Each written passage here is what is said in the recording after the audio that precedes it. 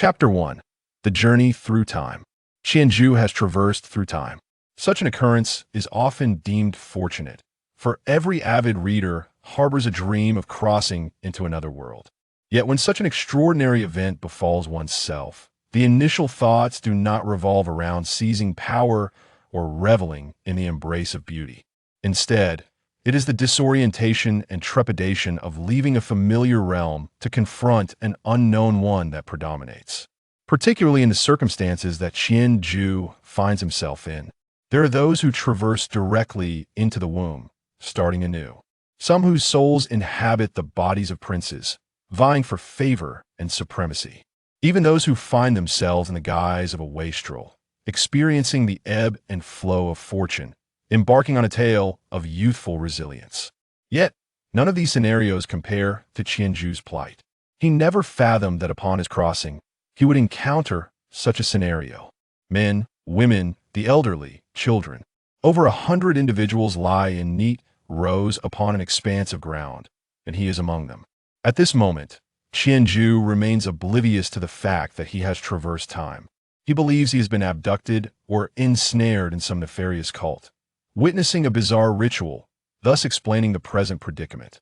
Consequently, he refrains from acting hastily, until he cautiously tilts his head to observe for a while, realizing that there are no guards present, and the group of prostrate individuals remain eerily silent, even their breathing undetectable. Only then does he begin to scrutinize the condition of those around him with growing suspicion. The lifeless, the individuals nearby, have succumbed to death. The bodies strewn across this vacant space are likely all deceased. He is now a mere child. It appears he has indeed traversed time. After a few moments of stunned silence, Qianzhu swiftly turns and dashes towards a nearby haystack, burying himself within its embrace. At this juncture, he begins to feel somewhat dazed, his body trembling involuntarily. Fortunately, the expressions of the deceased are not grotesque, rather, they appear serene, devoid of any crimson stains. This mitigates the shock that Qianzhu experiences. Yet, even so, it takes him a considerable time to regain his composure. After anxiously hiding within the haystack for what feels like an eternity, and upon ascertaining that no one else is around, he steadies his heart and bravely emerges from his concealment. Upon further inspection of the bodies, Qianzhu confirms that they are indeed lifeless, and aside from a small wound on their chests, there are no other visible injuries. Of course, it is also possible that he merely cannot discern the cause of death after all. He is not a police officer or a medical professional. Thus, he remains ignorant of the circumstances of their demise, and feeling the urge to flee, he scavenges some coins from the deceased before dragging a child's corpse back to his original spot, hastily escaping this eerie and terrifying locale. Fear, worry, elation. Qianzhu lies in a field, breathing deeply. Having fled from the realm filled with corpses, he has been sprinting through the mountains and fields, avoiding the main roads which are merely dirt paths forged by human hands, terrified of encountering those who may have slain the villagers, fearing they might discover him, the sole survivor.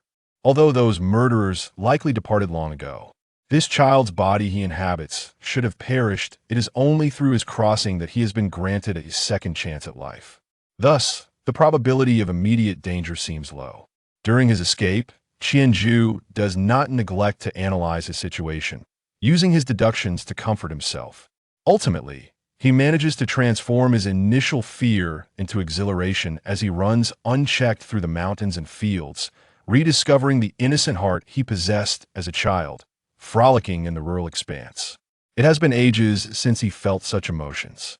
He has been reborn, though he is uncertain of the circumstances in this new world, despite arriving only to find the ground littered with corpses. Still, he must acknowledge that he has, at least, attained a new life. But what of his parents? Qianzhu's previously joyful disposition suddenly darkens.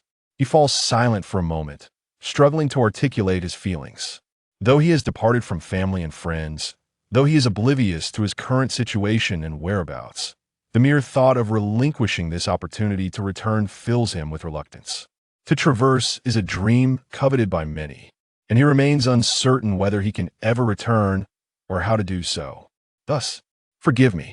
In his heart, Qianju offers a silent prayer for his loved ones, suppressing the guilt he harbors for leaving them behind, and begins to contemplate the challenges he now faces. He has crossed into a foreign realm. The reasons for this occurrence remain elusive, and at least for now, he sees no point in dwelling on them. However, one would expect that such a crossing would be accompanied by a golden opportunity, yet he has yet to encounter any system prompts or notifications. System. Qianju calls out, "Ding, your traversal system has been activated." He whispers to himself, hoping to hear such a voice echo in his mind. Yet, minutes pass, and Qianju still feels no abnormal sensations. Could it be that I am invoking it incorrectly? He ponders, suddenly beginning to pat down his own person. After some time, he tosses a pouch of coins to the ground and slaps his forehead. I've never carried any peculiar items on me. It appears I have no golden opportunity after all. Perhaps I simply have not met the activation criteria.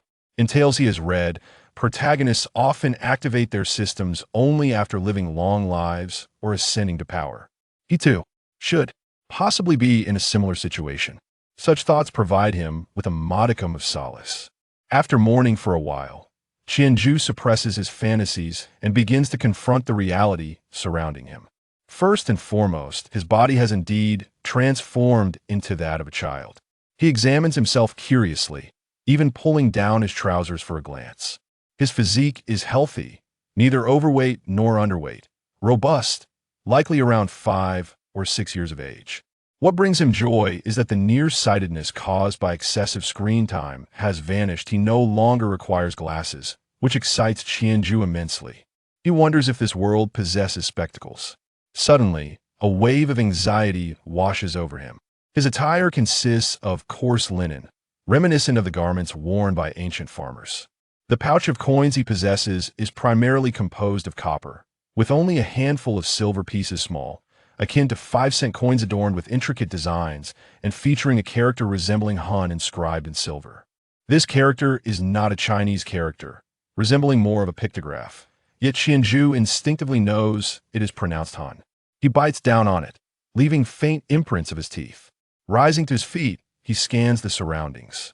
All he sees is lush greenery, devoid of the familiar silhouettes of electric towers and communication masts. Alas, it appears he has indeed journeyed to the past. This complicates matters. He hopes this world is not one rife with bloodshed, where violence reigns supreme and every step taken could lead to death. In the past, as a reader, he found delight in tales like The 8 Dragons, The Legend of the Condor Heroes, and Heavenly Sword and Dragon-Slaying Saber, relishing their carefree escapades. But now, as an ordinary person, to exist within such a realm. Qianju gulps. Glancing at the sun, which has begun its descent in the west, he spends several minutes rallying his courage before finally mustering the fortitude to venture forth and explore this new world. To be continued. Chapter 2, Douluo Continent. Qianju strides along the main road, uncertain of how long he's been traveling, yet still no sign of a town emerges. The soreness in his feet is insignificant. What matters most is that he must remain vigilant, observing his surroundings. Firstly, he fears encountering someone who might recognize him. What if they ask him questions he cannot answer? Secondly, he worries about the possibility of encountering horsemen or travelers. In such instances, he must be prepared to hide immediately should they be of notable status. And this world possesses peculiar customs requiring commoners to kneel. He would be utterly ignorant and could meet a tragic fate. Thus, Qianju finds his journey exhausting. However, he has no choice. Caution is paramount in a world where everything is uncertain. After what feels like an eternity, until his legs can scarcely carry him, Qianju finally begins to encounter people. One individual, dressed similarly to Qianju, appears to be a middle-aged man, toiling alone, carrying a load on his shoulder. Qianju dares not approach, opting instead to quietly trail behind, observing him stealthily. The man's skin is tanned, and the rhythm of his footsteps creates a rhythmic creaking sound as he carries his burden, muttering a chant of sorts. Seeing his ordinary appearance, reminiscent of the people from his former life in China, Qianju feels a sense of relief. He remains oblivious to his own appearance, and throughout his journey, he is yet to encounter any source of water, which has left him somewhat anxious. Now, however, it seems that regardless of whether he resembles his childhood self or the original form of his body in this world, there should be no cause for concern. With a slight increase in pace, Qianjue quietly overtakes a person burdened with a load and continues along the path, noticing that the sun is now nearing the horizon. As he proceeds, he begins to encounter more and more people, including small clusters engaged in conversation. They do not speak Mandarin, but rather another language that Qianjue cannot quite describe yet. Curiously, he finds that he understands them. The pronunciation is markedly different from Chinese, yet each sound resonates with meaning in Qianju's mind. He speculates that this might be attributed to the nature of his current body. He feels he has not merely traversed back to ancient times, but has instead entered a world from a certain narrative. As he silently follows these individuals and overhears snippets of their dialogue, he finally confirms which world he has arrived in. Douluo. Qianjue stands still, a sense of astonishment filling his heart. It is indeed this world. In his previous life, he had naturally read this novel and was well aware of what this world entailed. To put it simply, every individual is born with a martial spirit, and upon awakening their martial spirit at the age of 5 or 6, if it is deemed inferior, they resign themselves to a life as a commoner. If it is exceptional, they may endeavor to cultivate their soul power, much like our protagonist, who possesses dual martial spirits and gradually hones his skills, ultimately overthrowing the world's most formidable organization, the Spirit Hall, and ascending to divinity with his companions. This is Douluo, a world where appearances reign supreme. Moreover, the novel of Douluo comprises 4 installments, and prior to his transmigration, the 4th part, Ultimate Douluo, was still being serialized. Qianjue feels a wave of panic.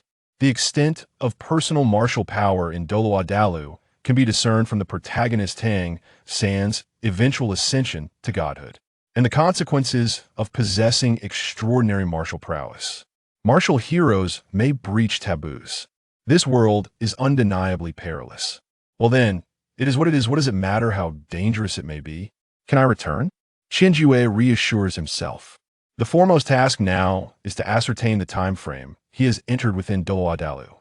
If it is before the onset of the narrative, then he should seek out Tang San, following the protagonist's path, which should, perhaps, likely mitigate the dangers.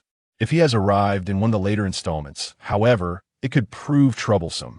Due to the lackluster nature of the subsequent parts, he is not even clear on the plot, so he can only hope that he has landed in the timeline of the first installment. To determine the current period, Qianjue knows he must observe his surroundings more closely. Suppressing his conjectures, he continues along the road. Before long, he arrives at the town's gates. The gates stand about 3 to 4 stories high, while it may appear lofty to the ordinary inhabitants of this world. To Qianjue, accustomed to the opulence of modernity, it seems rather modest, though he finds the name of the town familiar. Nodding City. He feels a sense of recognition. After pondering for a while, without arriving at a conclusion, he decides to set aside his thoughts and enters the city. The guards at the gate conduct their inspections with little rigor, primarily targeting adults. As a mere child, Qianjue is hardly acknowledged, allowing him to pass through effortlessly. Nodding City is far from bustling, at least such as Qianju's perspective. Yet, the streets resemble a scene from a film, bustling with various merchants and tradespeople, and a myriad of shops evokes a sense of novelty within him. However, despite the intrigue, Qianjue remains cautious. He refrains from speaking or touching anything, merely observing the wonders of the city. It is not until sunset, as darkness begins to envelop the land, that he purchases 2 flatbreads to quell his hunger and contemplates his lodging for the night. Staying in an inn is out of the question given his youth. The proprietor might not even acknowledge him, and although his funds are limited, his status as a child renders him exceedingly vulnerable. Venturing alone to an inn seems rather perilous in Qianju's eyes. Therefore, he reluctantly considers alternative accommodations. Qianjue is quite adaptable, capable of enjoying comforts as well as enduring hardships. He could manage a stay in a hotel or even spend the night in an internet CAF. Yet, the issue is that there are no internet cafes here. After searching for some time, he finally spots a cluster of wooden crates stacked in a corner of an alley the kind hastily assembled from planks of wood. Upon nudging one, he notices that the ground beneath it is noticeably cleaner than the surrounding area, indicating that the crate has not been moved in quite some time.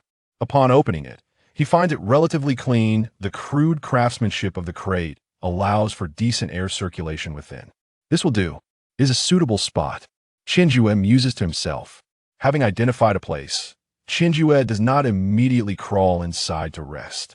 Though fatigued, he is reluctant to sleep, estimating that he will feel the same later at night. He is not yet so carefree that he could peacefully slumber on his first night in an unfamiliar world.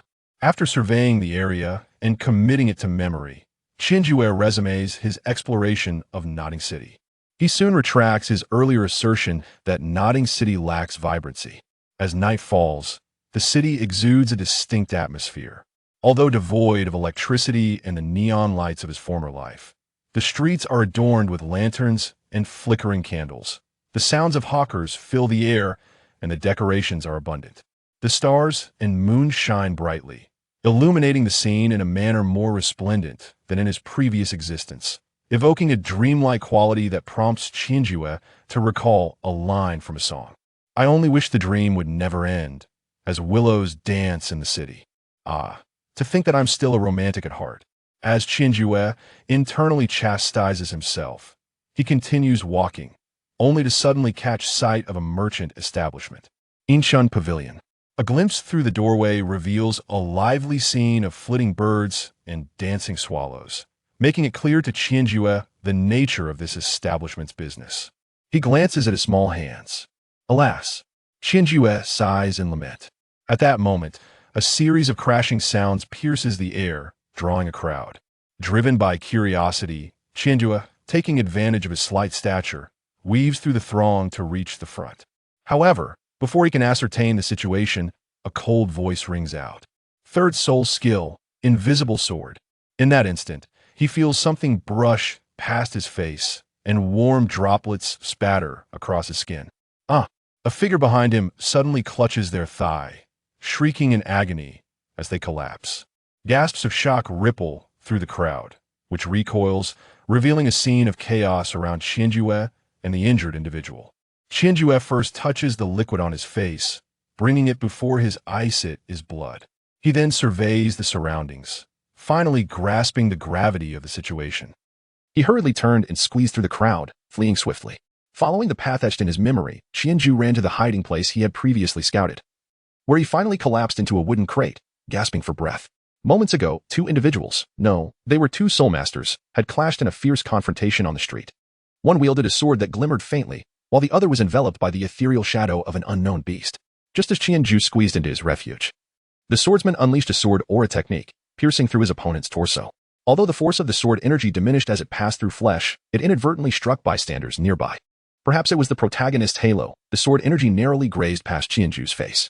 It was his first experience of having narrowly escaped death. Had the sword energy veered just a fraction more, Qianjue would have met a grim fate. Are you a fool? Knowing the nature of this world, how could you dare to meddle in such chaos?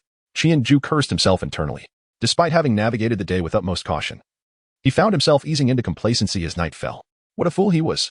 After scolding himself, he gradually began to regain his composure.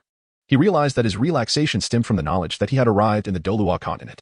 From what he had learned during the day, this world did not seem as dire as he had initially imagined. Familiar with the narrative, he felt confident that he could thrive in this realm. Thus, he began to let his guard down, no longer treading as carefully as before. Although Qianjue understood that individual strength in this world was exceedingly formidable, surpassing even that of the martial arts realm, he had not yet experienced it firsthand and lacked that awareness. Ultimately, this led to the current situation. Never mind. Let this serve as a reminder to himself. No matter what, he must not forget the inherent dangers of this world. Qianjue slapped his thigh in frustration. Given the circumstances, he had lost all desire to venture outside and instead nestled within a wooden crate, contemplating his next course of action.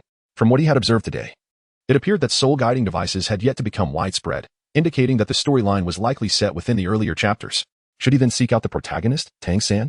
After all, he was the legitimate hero, enveloped in the glow of protagonist status. Aligning himself with Tang San would likely shield him from peril. Moreover, by accompanying Tang San, his own abilities would swiftly enhance, allowing him to relish the pleasures of this world without fear. Yes, he resolved, he should indeed seek out Tang San. Qianjue reaffirmed his previous thoughts. However, the pressing issue was that he had no knowledge of their whereabouts. Were they in the Holy Spirit village? He was uncertain whether the storyline of Douluo had commenced. If it had, he would not find himself in the Holy Spirit village. Thus, he would have to contemplate alternative strategies. Tomorrow, he resolved to gather information and ascertain the current timeline. After a moment of introspection, Qianzhu made a decision in his heart. For the time being, he nestled within the wooden crate, repeatedly sifting through the narrative of Douluo continent. Although many details initially eluded him, through relentless reflection, the overarching storyline began to crystallize. After countless iterations, fatigue overcame Qianzhu, leading him into a deep slumber. To be continued. Chapter 3. Holy Spirit Village Pancakes. Pancakes, 1 copper soul coin each. You wretched soul. Did you gamble away the entire night again? Are you truly intent on depleting our meager savings? Dear, take it easy. I swear I won't do it again. Swear? How many times have you claimed that before? When have you truly refrained? Oh dear, I vow this is the last time. Should there be a next, I shall be childless. Very well. You dare curse my son? Just wait until I deal with you today. Hey, have you heard? Last night, the entire village of Jinshui was slaughtered, and the scene was utterly tragic. What? Is that true? I still owe old Lu from Jinshui several silver soul coins. Does this mean I needn't repay him now? Are you even human? Why not give me back what you owe, and I shall burn it for him? The cacophony of voices gradually infiltrated Qianzhu's ears, growing louder and more numerous, rendering his mind unable to ignore the clamor. After a couple of involuntary blinks, he abruptly opened his eyes and sat up with a start. Thud. Ah. Qianzhu pressed his hand against his head, gritting his teeth as he contorted his face, enduring the excruciating pain for a few agonizing seconds. Amidst this torment, he recalled his current predicament. Clambering out of the wooden crate, Qianzhu stretched languidly, easing the stiffness from his body. The bones that had curled up throughout the night emitted a crisp sound as they rubbed together. Fortunately, his smaller stature allowed him to nestle comfortably within the confines of the box. Habitually, he reached up to touch the area between his nostrils and his hair. And upon noticing the absence of any grease, he began to regain his senses. Ah, the perks of having shrunk. No longer needing to wash my face or hair every day. After playfully mocking himself, Qianzhu took several deep breaths, the invigorating air clearing the fog from his mind. First, he would procure something to eat, and then he needed to ascertain the current time, whether the story had commenced, and contemplate his plans moving forward. Qianzhu returned to the wooden chest and retrieved the soul coins tightly bundled in his clothing with a money pouch. After a moment's contemplation, he extracted 5 copper soul coins and carefully stored the remaining coins before exiting the chest. Upon stepping onto the bustling street, his understanding of the world was once again transformed. The incessant flow of people was nothing remarkable. What truly captivated him were the occasional shimmering circles of white and yellow light beneath certain individuals. He even observed an elderly man selling breakfast, standing atop 2 soul rings, 1 white and 1 yellow, while skillfully using a rolling pin that emitted a faint luminescence to prepare pancakes. So this is what soul rings are. As Qianzhu discreetly observed the soul rings of those around him, he marveled silently in his heart. Although he had glimpsed the soul rings of the 2 duelists the previous night, he had been so startled at the time that he had no opportunity to examine them closely. Indeed, it was a wondrous world, devoid of the peak of fighting spirit, yet abundant with martial souls present in every household. What could his own martial soul be? Qianzhu suppressed the yearning within his heart and approached the old man's stall. Taking a seat. Well, young lad, would you like to eat? Sir, I would like 2 pancakes and a bowl of that soup. Qianzhu replied instinctively in the language of this world, pointing towards a pot of soup nearby. Ah, I see it's your first time dining here. Let me tell you, my pancakes and sauce soup are renowned throughout Notting City. If you haven't tasted my fare, you'll surely regret it for the rest of your life. The elderly man remarked as he placed 2 pancakes onto a plate, accompanied by a bowl of the sauce soup he had mentioned, which was garnished with a sprinkle of chopped green onions. Qianzhu took a bite of the pancake and sipped the soup. Ah, indeed delightful. The sauce resembles the shrimp soup from my previous life, and the scallion pancake, crafted with an unknown technique, is unexpectedly crispy and delectable. Truly exquisite, my friend. How is it that this pancake is so delightfully crisp? Isn't it marvelous? I don't mind sharing the secret. The dough for these pancakes is produced by my martial soul. Each time I need the dough, I employ my soul skill, utilizing a special technique. Thus, in this entire world, only my pancakes possess such crispness. You won't find anything like it elsewhere. Enough, enough. Old Wang, how many times have you recited this line? Spare us your self-praise and quickly fetch us some pancakes and a few more bowls of sauce soup. Nearby, 3 newcomers approached the stall, somewhat speechless at the old man's boasting. Hey, coming right up. Old Wang turned to retrieve the pancakes. In the interim, the 3 men seized the opportunity to converse. Have you heard? The entire population of Jinshui village was slaughtered yesterday. It was truly horrific. Yes, I've heard. It must have been those wicked soul masters again. Qianzhu listened intently, quickly deducing that the village they spoke of must be the one he fled from just yesterday. So, the village is called Jinshui village. He perked up his ears to listen more closely. I heard that the Spirit Hall has already launched an investigation, but I wonder what the outcome will be. What else could it be? I reckon they will most likely fail to apprehend the culprit. This isn't the first time such a tragedy has occurred. I've heard that this year alone, there have been 3 horrifying incidents of malevolent spirit masters slaughtering villages in our Fastnuo province. Given that our nodding city is in proximity to Xinglua, once these evil spirit masters take refuge there, we in Tiando have no means to pursue them further. The Spirit Hall does not seem to regard these matters with the seriousness they deserve. I fear this will end up being yet another unresolved case. Unresolved? That accounts for over 100 lives. Another burly man slammed the table in indignation, his voice brimming with righteous anger. The first man gestured for him to calm down, signaling that they should not be so agitated. What can we do? We are but mere laborers, not even spirit masters. And surviving is already a blessing. Who knows, perhaps next time. He halted mid-sentence, but everyone understood the implication. Indeed, in this world, if one is not a spirit master, one is but a mere insect. Only by becoming a spirit master can one hope to live a remarkable life in this realm. And here they were, merely toiling away, pitying others. By the way, Jinshui village, like Shahun village, once produced a soul saint, right? How could it succumb to a massacre by evil spirit masters? One of the men suddenly posed a question with a hint of confusion. Old Deng. You've only arrived in recent years and may not be aware. Jinshui village was quite prosperous over a decade ago. Especially since it had a soul saint emerge in the last few decades, unlike Shahun village, which has not seen one in over a century. About 10 years ago, that soul saint met an untimely death, and soon after, a group of vengeful individuals descended upon the village, annihilating all the inhabitants of his ancestral home. Consequently, many in Jinshui village feared for their lives and chose to relocate, leading to its decline. Otherwise, not only would it rival Shahun village, but it would likely have thrived even more than our own village. Upon hearing this, Qianju's eyes suddenly sparkled with excitement. Indeed, fortune had come effortlessly. It appeared that the sacred soul village was not too distant from here, and he could directly pay a visit. After all, he was at a loss as to how to inquire about the information he desired. Witnessing the situation firsthand at the sacred soul village would provide clarity on the current circumstances. With this thought in mind, Qianju eagerly finished the remaining broth in a few gulps, clutching the leftover scallion pancake as he called out to the busy Elder Wang. Excuse me, how much do I owe you? Elder Wang turned, glancing down at Qianju with a warm smile and replied, that would be 3 copper soul coins. Please wait a moment while I attend to them first. Qianju took out 3 copper soul coins from the 5 he had meticulously prepared and handed them to the old man Wang after he finished his tasks. Sir, may I inquire about the route? How does one reach the sacred soul village from here? Upon receiving the copper coins, the old man Wang was about to turn back to his work when he paused, surprised by Qianju's question. To the sacred soul village? Are you going alone? That place is quite far. What brings you there? Where are your elders? Oh, my father has gone ahead to fetch some liquor. We are on our way to find my second uncle. I heard him mention that he could not recall the way, so I thought I might ask for directions. Qianju recounted the explanation he had premeditated. I see. The sacred soul village is indeed a considerable distance. It takes quite a while to reach. And it's not something that can be easily explained. The old man, trusting Qianju's words, lifted his gaze slightly and squinted in contemplation. Suddenly, his eyes lit up, and he smiled down at Qianju. Ah, you can seek out Old Deng. He often travels to the city to restock. Today seems to be one of those days. You and your father could accompany him back. He should be at the general store near the market. All right, thank you, Grandpa. Goodbye. Pretending to be a child, Qianju bid farewell to the old man and set off towards the market, inquiring about directions along the way. As he strolled through the bustling market, observing the various shops and their distinctive signs, he realized there were numerous characters he could not recognize. It seemed essential to diligently study literacy. It would be quite amusing if his abilities improved, yet he remained illiterate. Lost in thought, Qianju eventually arrived at the market. The marketplace was even livelier than the streets, bustling with numerous stalls and vendors. Hey, sir, would you like to buy some purple infusion herb? It makes for a delightful brew and is said to enhance soul power. Children who consume it might awaken their martial souls with a full innate soul power. Sir, don't listen to his nonsense. The purple infusion herb merely boosts vitality. Come, take a look at my treasure. This old turtle was caught after I toiled all night. I estimate it to be nearly a century old, a truly nourishing delicacy. If you were to buy it and prepare it, you might even procure a 100-year soul ring. What do you say? Just 10 silver soul coins. Really? The middle-aged man, having been halted by the vendor's claims, showed interest. The turtle seller, sensing the opportunity, quickly affirmed. Of course it's true. Although turtles may not sound impressive, they possess high defense. Look at the shell. It's pristine.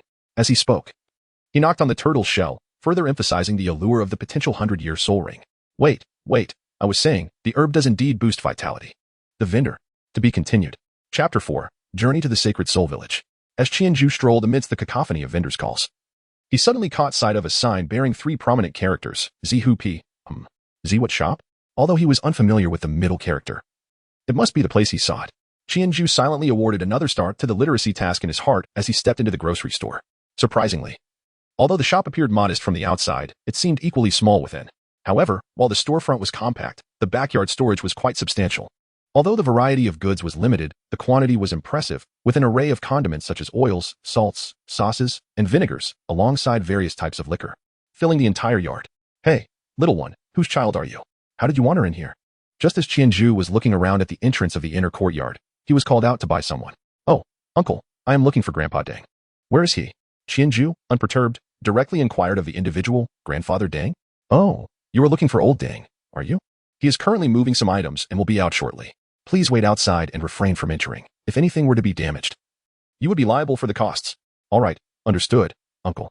I shall wait at the entrance." After Qianju responded affirmatively, he obediently positioned himself at the entrance. Do not wander off," the man called out once more before retreating to the storage area in the backyard. Shortly thereafter, a man, appearing to be in his 40s or 50s, emerged, bearing a heavy load. He cast a glance at Qianju without uttering a word and proceeded directly outside, where he set his burden down before turning back to address Qianju. "Child, did you come looking for me? What is it?" You are Uncle Deng, right?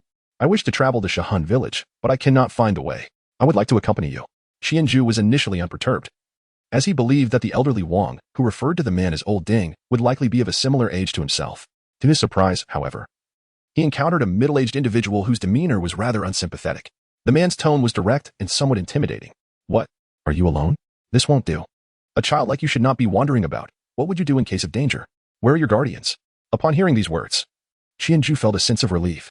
This indicated that despite the man's fearsome exterior, he possessed a fundamentally kind heart. Qianju wore a heartbroken expression, saying, "They have passed away. Before they left, they told me that my second uncle, Jack, resides in Shanghan village and urged me to seek refuge with him. I heard from Grandpa Wang, the pancake vendor, that you were also from Shahan village and that I could accompany you there, which is why I have come to find you." Qianju fabricated an identity for himself as the great-nephew of old Jack. He dared not directly express his intention to seek out Tang Hao, for he was uncertain of the time frame and whether Tang Hao still resided in the Holy Soul village. Moreover, he feared that if Tang Hao were to discover that he was specifically searching for him, it might raise suspicions, leading to an unfavorable outcome. "Are you old Jack's great-nephew?" "Yes, indeed. Could you escort me there? Rest assured, I am quite well behaved and will not wander off. You need only take me to the Holy Soul village. I can manage the rest on my own." Old Deng pondered for a considerable time before hesitantly agreeing. "I can take you there, but I must first deliver you to old Jack's residence to ensure that you are indeed seeking refuge with him." "Very well." Qianju readily agreed, regardless of the demands that might arise. After all, he was merely a child. As long as the person was not malevolent, he believed he would not face undue hardship. "Very well, then you shall accompany me. Let me make it clear, I shall not pause frequently to rest. If you cannot keep up, I will not wait for you. Rest assured, Uncle Deng, I will keep pace. When shall we depart?" Qianju felt a surge of excitement. "I have already procured the goods. I shall take my leave now."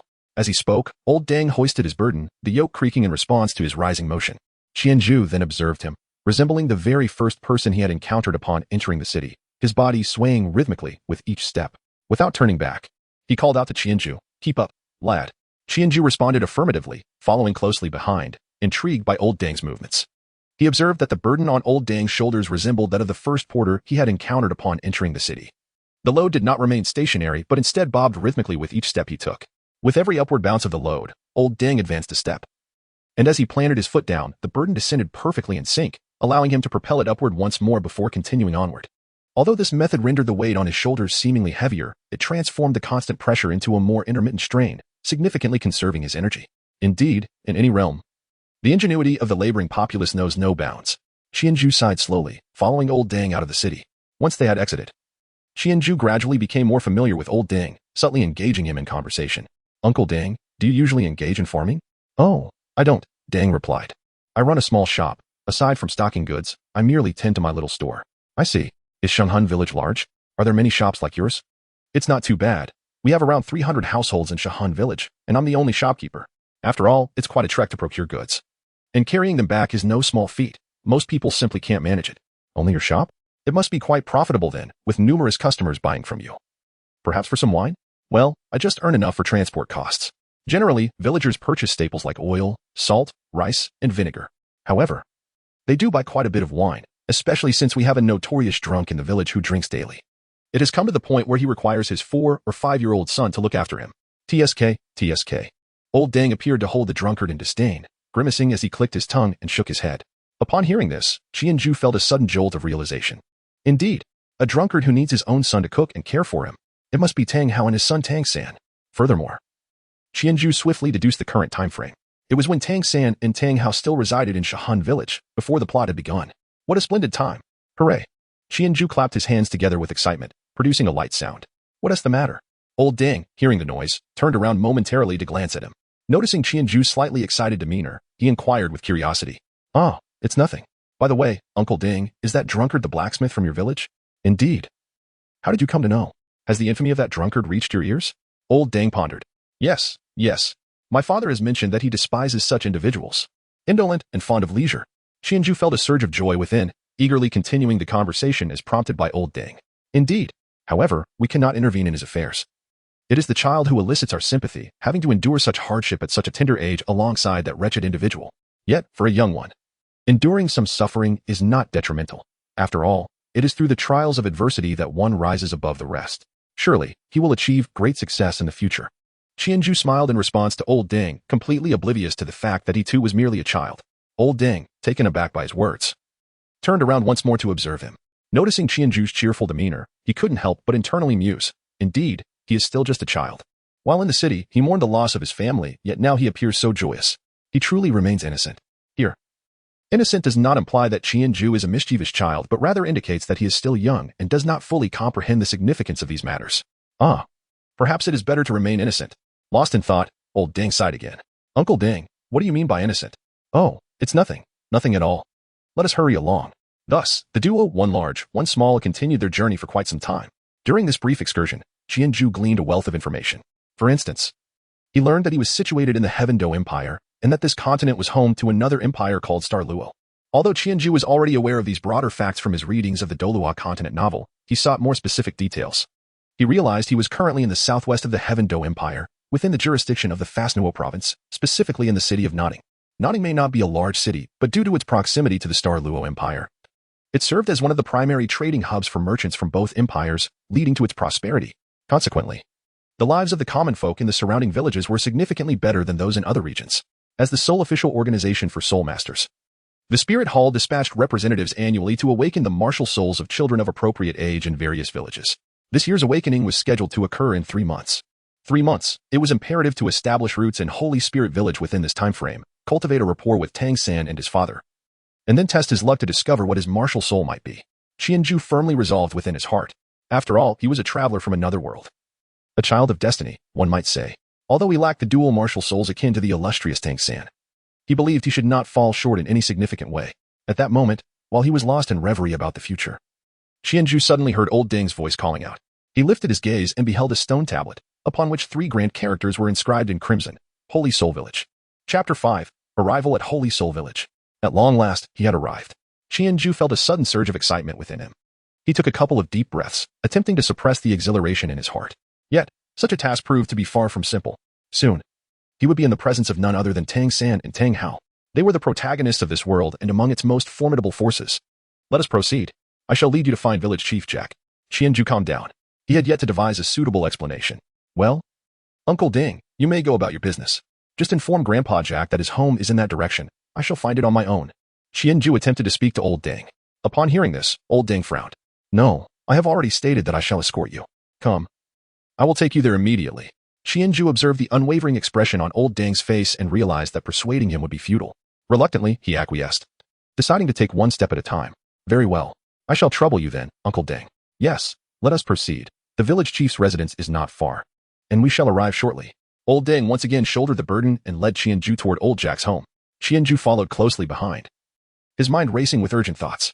He had contemplated fleeing, but he knew that such an act would undoubtedly spread throughout the village, rendering it impossible for him to remain in Sacred Soul Village. It appeared that what was inevitable would eventually come to pass, and he would have to rely on his own eloquence.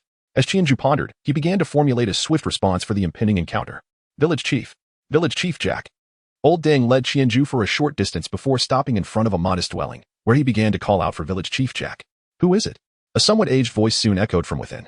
Who is it? And what do you want? Footsteps approached gradually, and with a creak, the door was slowly pushed open. Oh. Deng Sheng, what brings you here? The elderly man who opened the door smiled warmly upon seeing Old Deng. Before Old Deng could utter a word, Qianju suddenly knelt down. Grandpa Jack, I have finally found you. Suddenly, Qianju was overwhelmed with tears. Oh dear child, what troubles you? Rise. Old Jack. initially oblivious to Qianju's presence, was taken aback by this unexpected display of emotion. Where did this child come from, and why did he kneel upon their first meeting? Old Deng, intending to offer an explanation to old Jack, merely shook his head upon witnessing the scene and chose to remain silent, standing aside. Grandfather Jack. I hail from Jinshui village. Just a few days ago, our village was suddenly besieged by a group of attackers who mercilessly slaughtered everyone in sight. Woe is me. Qianju's voice trembled as he spoke, tears spilling forth. I witnessed my father and mother being brutally killed while trying to protect me. In their final moments, they urged me to seek out a kind-hearted elder named Jack in Shanghan village, renowned for his benevolence, assuring me that he would shelter me. As Qianju spoke, his sorrow deepened, as if he bore an immense grievance that spiraled out of control. What? The village of Jishui has been massacred? Old Jack was momentarily taken aback by Qianju's revelation, casting a fearful glance at Old Deng beside him. Old Deng, with a solemn demeanor, nodded slightly in acknowledgement. I also caught wind of this while in the city today. It is said that a malevolent soul master was responsible, and every villager has been slaughtered. Old Deng stated, his gaze lingering on the still weeping Qianju. I wondered why this child seemed so peculiar. Now I understand. Alas, he is indeed a pitiable child. Old Jack mused, suddenly recalling that the child had asked him for refuge moments ago. Well, the annihilation of Jinshui village is a grave matter. He must find the time to investigate further in the city to ascertain the true situation, especially since it lies within the jurisdiction of Notting City. Who knows what further developments may arise? As the village chief, it is his duty to seek clarity on the matter. However, those concerns are secondary. The pressing issue at hand is to address the plight of this child. He turned to glance at his own courtyard, noticing his little grandson peering curiously yet timidly through the door. This presents quite a conundrum. To take him in. While his own household already harbors a fair number of children, the prospect of taking in another child, especially without considering his spouse's opinion, not to mention that of his son and daughter-in-law, weighs heavily on his mind. Yet, to refuse him would be unkind. The former village chief of Jinshui was indeed an acquaintance, and this child has suffered greatly, witnessing his parents perish before his very eyes. Old Jack shook his head, his eyes brimming with compassion. He reached out to lift the still sobbing Qianju. My dear child, it is not that your grandfather is unwilling to take you in. Rather, our household is already quite full, and our means are limited. I truly wish to help, but I am constrained by circumstance. Upon hearing these words, Qianju felt a tightening in his heart, and the tears on his face momentarily ceased. He remained silent, gazing pitifully at Old Jack. Startled by this look, Old Jack quickly reassured him, Do not worry. I will inquire around the village to see which family might be willing to take you in. Rest assured, the villagers of Shanghan village are kind-hearted people, and surely someone will offer you shelter. The tension within Qianju gradually eased, and he silently mused. As long as I can settle in St. Sol village, I can stay in anyone's home. Oh, thank you, Grandpa Jack. It's nothing. Dear child, please, rise, Old Jack replied, gently pulling Qianju up and brushing the dust off his clothes. Observing the weeping Qianju, Deng Sheng suddenly recalled his own child from long ago. His expression gradually grew serious, and then he spoke with unexpected resolve. Why not allow him to stay with me? I shall take him in. Old Jack gazed at Old Deng, astonished. Deng Sheng, you. No, that's not feasible. You cannot care for a child alone. It is best to find him a family with a husband and wife, so he can receive the finest care. Trust me, village chief. I am certain I can provide for him. Grant me this opportunity, Old Deng implored, his demeanor earnest and solemn, his eyes filled with determination. After a moment of silence, Old Jack sighed slowly. You, sigh, if you have forgiven yourself, how can I deny you this chance? Ultimately, we must consider the child's wishes. He turned to Qianju. Child, do you wish to stay with Uncle Deng? He is a good man, albeit a solitary one. His household lacks a woman's nurturing touch. Yes, I wish to, Qianju exclaimed fervently. Qianju promptly agreed. Isn't it wonderful to be without a woman's oversight? Being a solitary man has its advantages. He could hardly suppress a smile at the thought. This way, no one would dictate his actions, granting him ample time to pursue his own interests. Very well. Come home with me. From now on, whenever I, Deng Xing, have a meal, you shall not go hungry. Old Deng, feeling a surge of excitement, hurried over to grasp Qianju's arm, only to be halted by Old Jack. Hey, why the rush? Let me make this clear. I shall frequently visit. Young lad, I don't even know your name yet. Old Jack suddenly recalled he had yet to inquire about Qianju's name. I'm Qianju, he replied. Qianju, a splendid name. It evokes the boundless universe and the duality of jade. Ah yes, I shall often come to see little Ju. So you must take good care of him. After praising Qianju's name, Old Jack turned back to Old Deng with earnest instructions. Rest assured, village chief Jack. This time, I shall diligently look after my child. Old Deng responded gravely. Very well, let us depart. I shall escort you home. My dear wife. I am off to Old Deng's. Do not wait for me for dinner. Old Jack continued to hold Qianju's hand as he announced his intention to accompany Old Deng back home, while calling out to the yard. Understood, came the reply from an elderly woman in the yard. All right, let us go, Old Deng said without further ado, swiftly moving towards his burdens. bending slightly to lift them onto his shoulders. "Let us be off," he called back, shouldering his load as he headed towards home. The slight stoop that had marked his posture from years of carrying burdens seemed to vanish, his back straightened, and his steps became noticeably lighter. To be continued. Chapter 6. Tang-san. Qianju was led by Old Jack, following Old Deng through the village for approximately 10 minutes before coming to a halt in front of a house. Old Deng set down his burden and opened the door. "Come in quickly. I shall show you to your living quarters." Ignoring the load at the entrance, Old Deng approached, took Qianju's hand, and pulled him inside. As Qianju entered the door, the first thing that caught his eye was an array of assorted goods piled haphazardly together, dominating the entire living room and leaving only a narrow passage of half a meter for passage. Along one side of the passage stood a large cabinet, above which was a locked window. Upon seeing this window, Qianju immediately recognized it as the sales outlet utilized by Old Deng, reminiscent of the small shops often found at school gates in his previous life. Qianju was led along the corridor and, after passing through a doorway, arrived at the small courtyard of the house. The courtyard was modest in size, approximately 40 to 50 square meters, resembling a scaled-down version of a traditional Beijing Sihiyuan. Old Deng guided Qianju directly to a room opposite, selecting a key from his keychain to unlock the door of the previously secured room. With a soft creak, the door swung open, and a small cloud of dust descended from the top of the doorframe. Old Deng waved his hand above Qianju's head to prevent the dust from settling on him. Once the door opened, the scene within unfolded before Qianju's eyes. How should one describe it? It was a quintessential child's room, featuring a small bed adorned with a thoughtful mosquito net, and the floor was strewn with an assortment of wooden toys, suggesting that a child had once lived here. However, the reasons for its abandonment and subsequent locking remained a mystery. "How about it, little Ju? You can stay here from now on," Old Deng said, casting an expectant glance at Qianju as he surveyed the room. Thank you, Uncle Deng." Qianju responded with a hint of joy, though inwardly he felt a sense of reflection. It had not been easy. Finally, he had a place to call home, marking his settlement in Shanghun village. Old Jack, observing Old Deng settling Qianju in with a look of excitement, sighed and patted Old Deng on the shoulder. "It's good that you've managed to come out. I have matters to attend to, so I shall take my leave. Village chief, please stay for dinner," Old Deng quickly urged as he noticed Old Jack's intention to depart. "Yes, Grandpa Jack, do stay and have dinner with us," Qianju chimed in. Qianju attempted to persuade him. "It won't do. I must consult the village chief of the neighboring village regarding some matters. Perhaps next time, I shall return in a couple of days to visit Xiaoju, and then we can dine together." However, Old Jack shook his head firmly, resolute in his departure.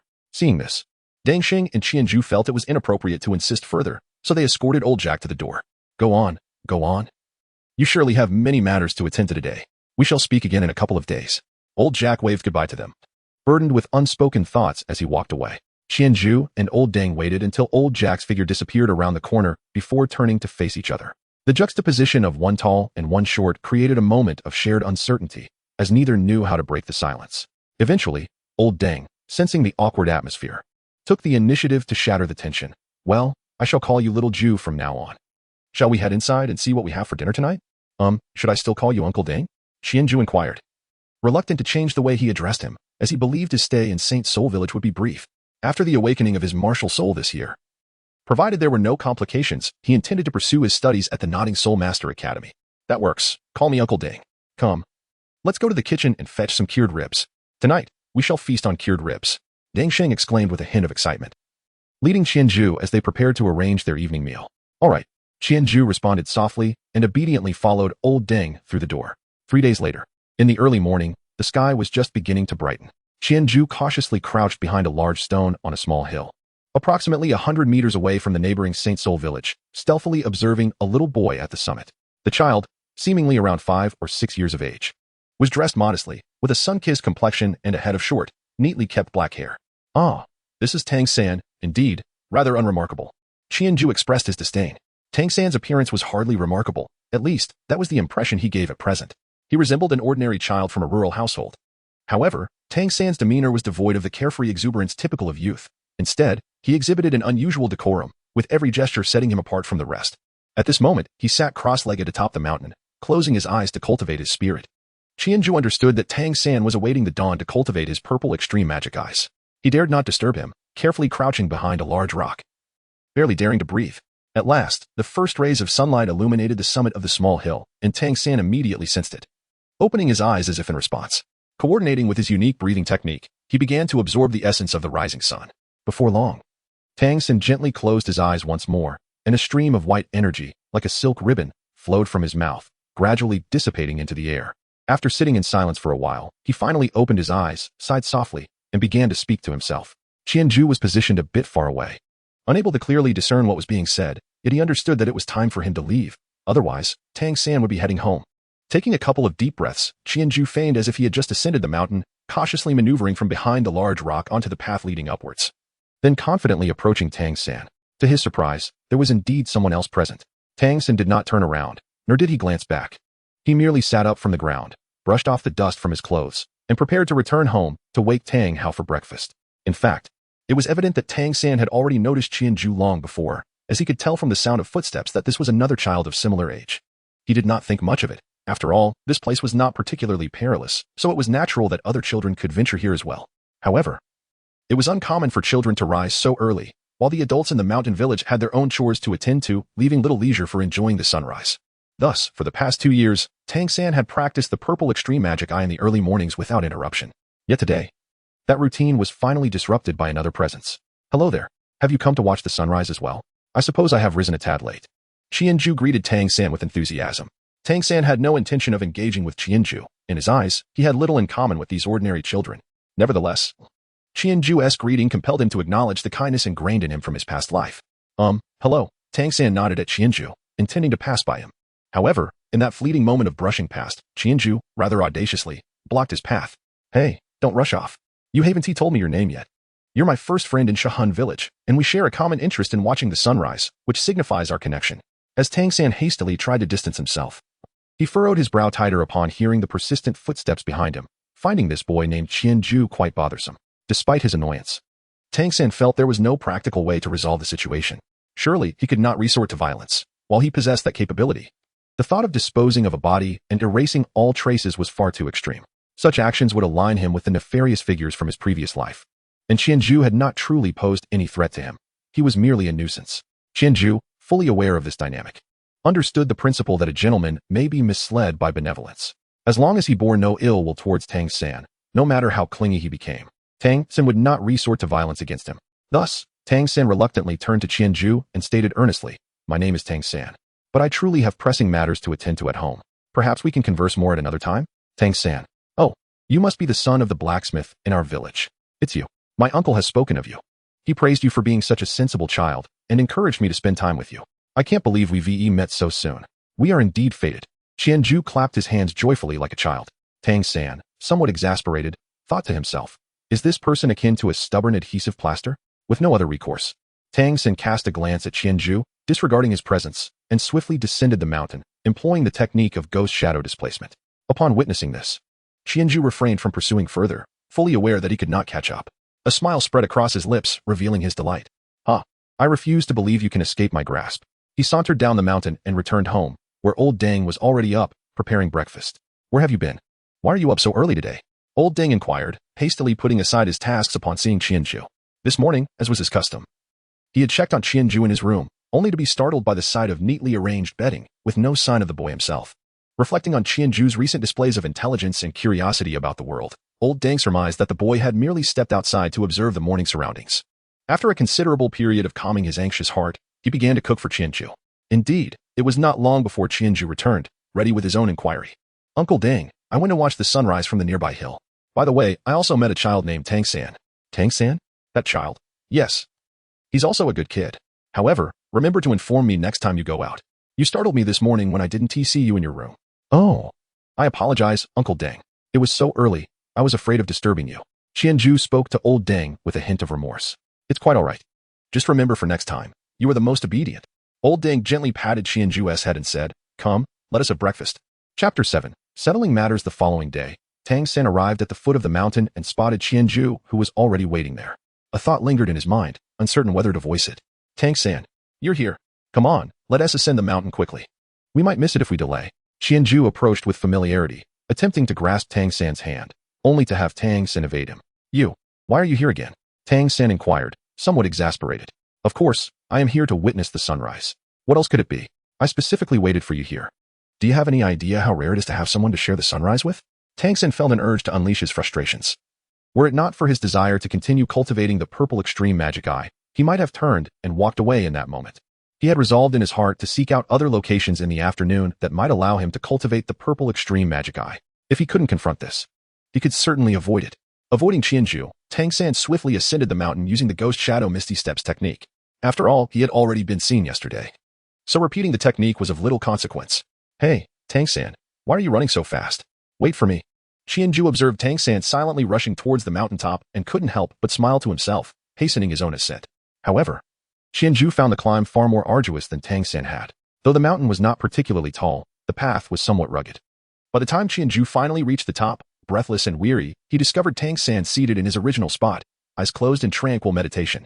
Qianzhu approached, panting heavily, and feigned a semblance of displeasure as he inquired, Tang San, why are you running so swiftly? You didn't even wait for me. This was the same yesterday. Do you no longer consider me a friend? Tang San opened his eyes and cast a fleeting glance in his direction. After taking a couple of deep breaths, he stifled the retort, I truly do not regard you as a friend. His upbringing restrained him from uttering such hurtful words. After all, they were merely children, and the intent behind Qianzhu's actions was innocent. He merely wished to befriend someone with shared interests. Very well, my apologies, Qianzhu. I should have waited for you earlier. Let bygones be bygones. I am not one to hold grudges. I shall forgive you. Qianzhu graciously waved his hand. I have a favor to ask of you. When the sun rises, could you refrain from speaking for a while and also avoid disturbing me? Tang San requested of Qianzhu. Qianzhu remained steadfast, leaving Tang San with no recourse but to hope that Qianzhu would refrain from disturbing him during his cultivation of the purple extreme demon eye. After all, there were no particularly extraordinary manifestations during the practice. At most, his eyes would emit a radiant purple light, as long as he positioned himself slightly away from the edge. Qianzhu should remain oblivious to his activities. Very well, I shall not intrude upon you then. Qianzhu agreed to come. He had never intended to disturb Tang San's cultivation. Although Tang San might find his constant presence bothersome, it was unlikely he would genuinely despise him. However, if he were to truly interrupt Tang San's training, it was probable that Tang San would no longer treat him with such kindness. Qianzhu found a spot not far from Tang San and, emulating his posture, settled down in a cross-legged position, awaiting the dawn in serene anticipation. He intended to see if he could, like Tang San, witness the ethereal purple aura heralding the birth of the sun. At last, the first rays of light graced their faces, prompting Tang San to open his eyes. Both gazed in awe at the slowly ascending sun. However, as the sun reached its zenith, Tang San remained completely absorbed in his gaze, while Qianzhu was overwhelmed with tears streaming down his cheeks. This was too much to bear. Qianzhu suddenly closed his eyes tightly, swiftly rubbing them with his hands. Although the rising sun was not blinding, it still emitted a certain radiance, and prolonged exposure to the air had rendered his eyes exceedingly dry. Despite his efforts to keep his eyes open, his body instinctively produced an abundance of tears to moisten his gaze. When he finally reopened his eyes, the sunrise was nearing its conclusion. After waiting for the last hint of the sun's silhouette to emerge, Tang San closed his eyes and exhaled deeply, blinking. He wiped the tears from his face with his clothing. Qianzhu stood up, stretching lazily to ease his stiff limbs as he awaited Tang San's conclusion. Before long, Tang San also finished his task and stood up. Qianzhu, I must return home. My family is preparing a meal, he said, taking the initiative to speak. All right. Let us descend the mountain together. I too am eager for breakfast, Qianzhu replied. Indeed, Tang San agreed without hesitation. He had anticipated Qianzhu's arrival that day, so he had added extra water to the porridge and reduced the fire on the stove significantly. He had not expected Qianzhu to be so resolute as to wait for him at the foot of the mountain. As they descended, Qianzhu seized the opportunity to converse with Tang San. Tang San, how old are you? I am 6 years old, came the reply. I am just over 5. Oh, that means I am older than you. Henceforth, I shall be your elder brother. Do not worry, I will look after you. Qianzhu patted Tang San on the chest. Tang San glanced at Qianzhu in silence, choosing not to respond. By the way, little San, why do you run so swiftly? You vanished like a wisp of smoke both yesterday morning when descending the mountain and today when ascending it. In a moment of casual conversation, Qianzhu inadvertently referred to Tang San as little San. He then directly inquired why Tang San was running so swiftly, displaying no trepidation regarding Tang San's potential suspicions. In truth, Qianzhu was aware that this was due to Tang San's ghost shadow perplexing steps, yet he felt compelled to ask. A child observing Tang San's conspicuously unusual behavior might indeed harbor doubts if he did not inquire.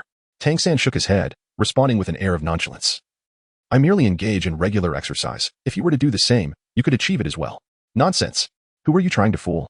It's evident that such remarkable ability cannot be attained through mere casual workouts.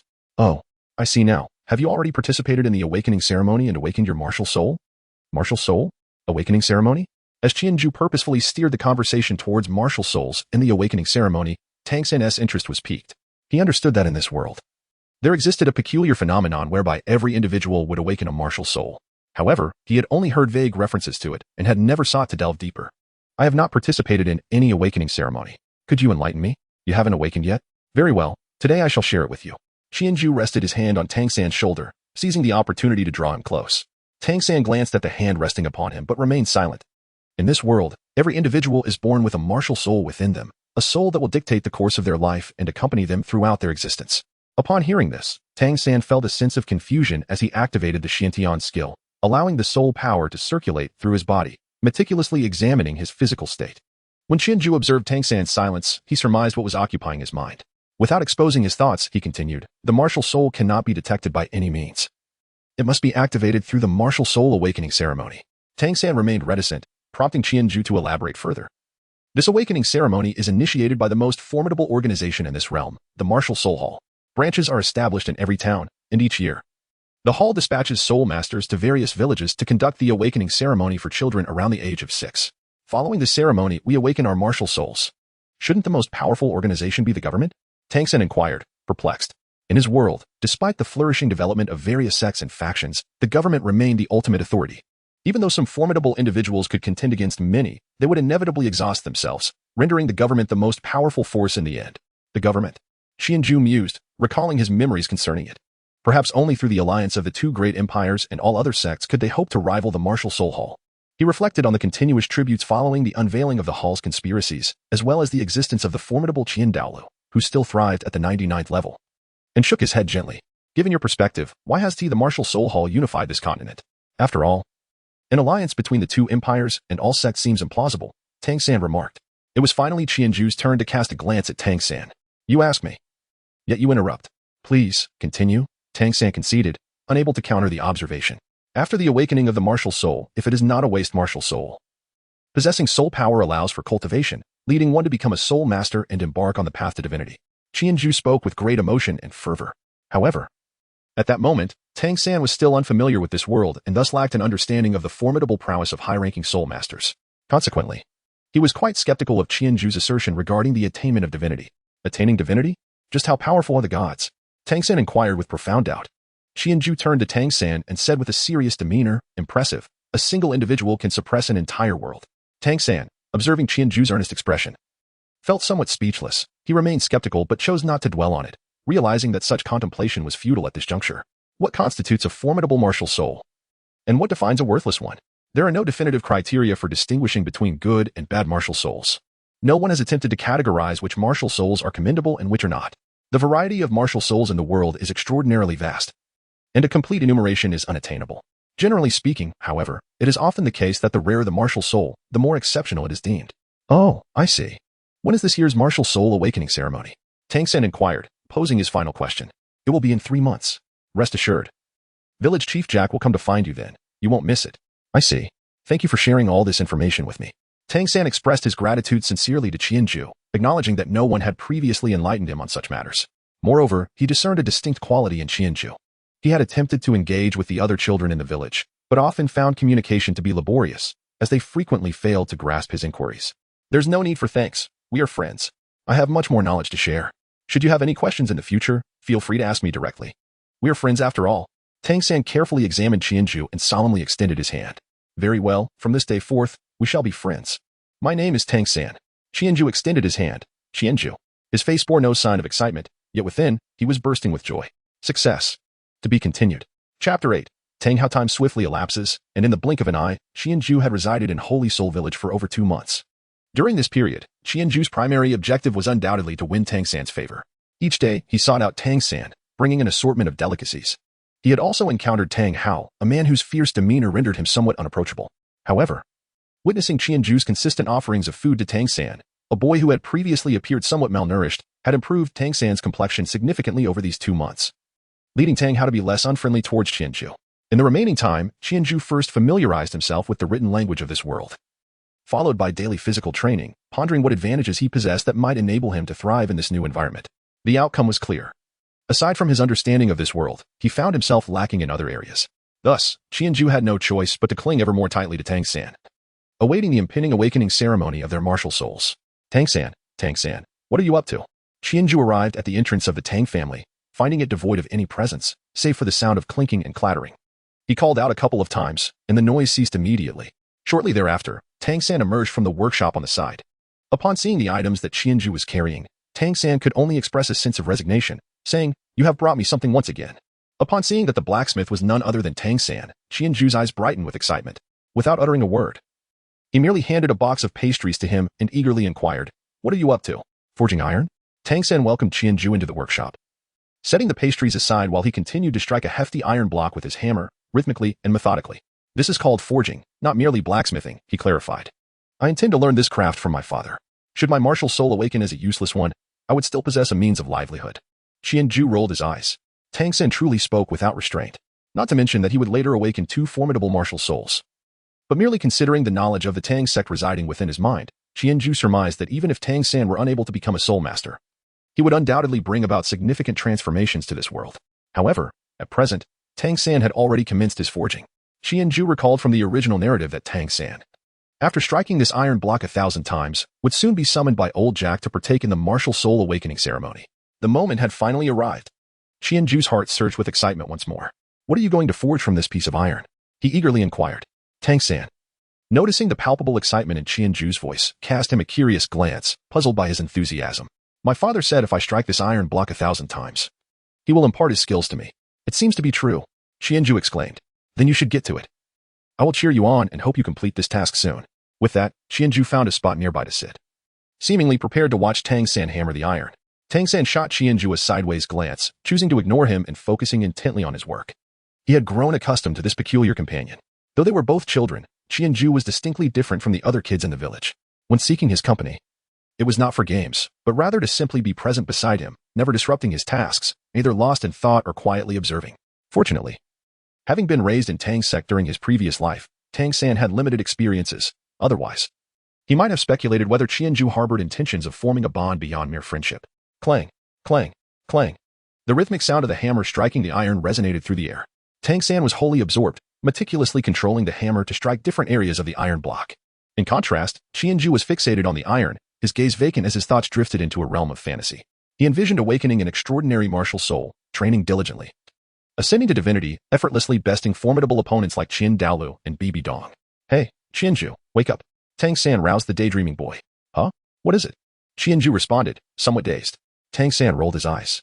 "It's almost dark. You should head home, or Uncle Deng will come looking for you." "Oh, right. I'll be on my way then. See you tomorrow." Qianju turned his head to observe the sky. Indeed, the sun was beginning to set. "Will you come again tomorrow?" "I will be forging all day. Don't you find it dull?" "That is true," Qianju pondered for a moment. "However, if I don't come, I have nothing else to occupy my time." "Never mind. I shall see you tomorrow. I'll take my leave now. Goodbye." Qianju waved his hand, embarking on the journey home. Alas, he hadn't realized that he had lost himself in daydreams for an entire day, alone on the road. Qianju muttered to himself. Unfortunately, none of those dreams were real. How could one ascend to divinity so effortlessly? Reflecting on the original tale of Tang San, he wondered how much suffering and countless trials he endured before ultimately becoming the sea god. He questioned whether he could achieve such greatness. Sigh. Perhaps it is best to leave it to fate, to first discover the nature of his martial soul before making any future plans. Stifling a yawn, Qianju quickened his pace and returned home. Days later, at Tang San's home. "Are you busy, Tang Hao?" As Tang San diligently worked on his 1,000th forging, an elderly voice resonated from outside. Tang San's eyes brightened. Yesterday, Qianju had mentioned that the martial soul awakening ceremony was likely imminent. The arrival of village chief Jack here must pertain to that matter. He hurried to greet him, bowing respectfully. "Grandpa Jack, greetings. What brings you here?" Before Jack could respond, Tang Hao stepped out. "Is there something you need, village chief?" His tone remained cold, as distant as always. However, Old Jack was accustomed to Tang Hao's demeanor and was unfazed by his aloofness. He continued, "Little San is nearly 6 years old, and he should participate in this year's awakening ceremony, which is just 3 days away."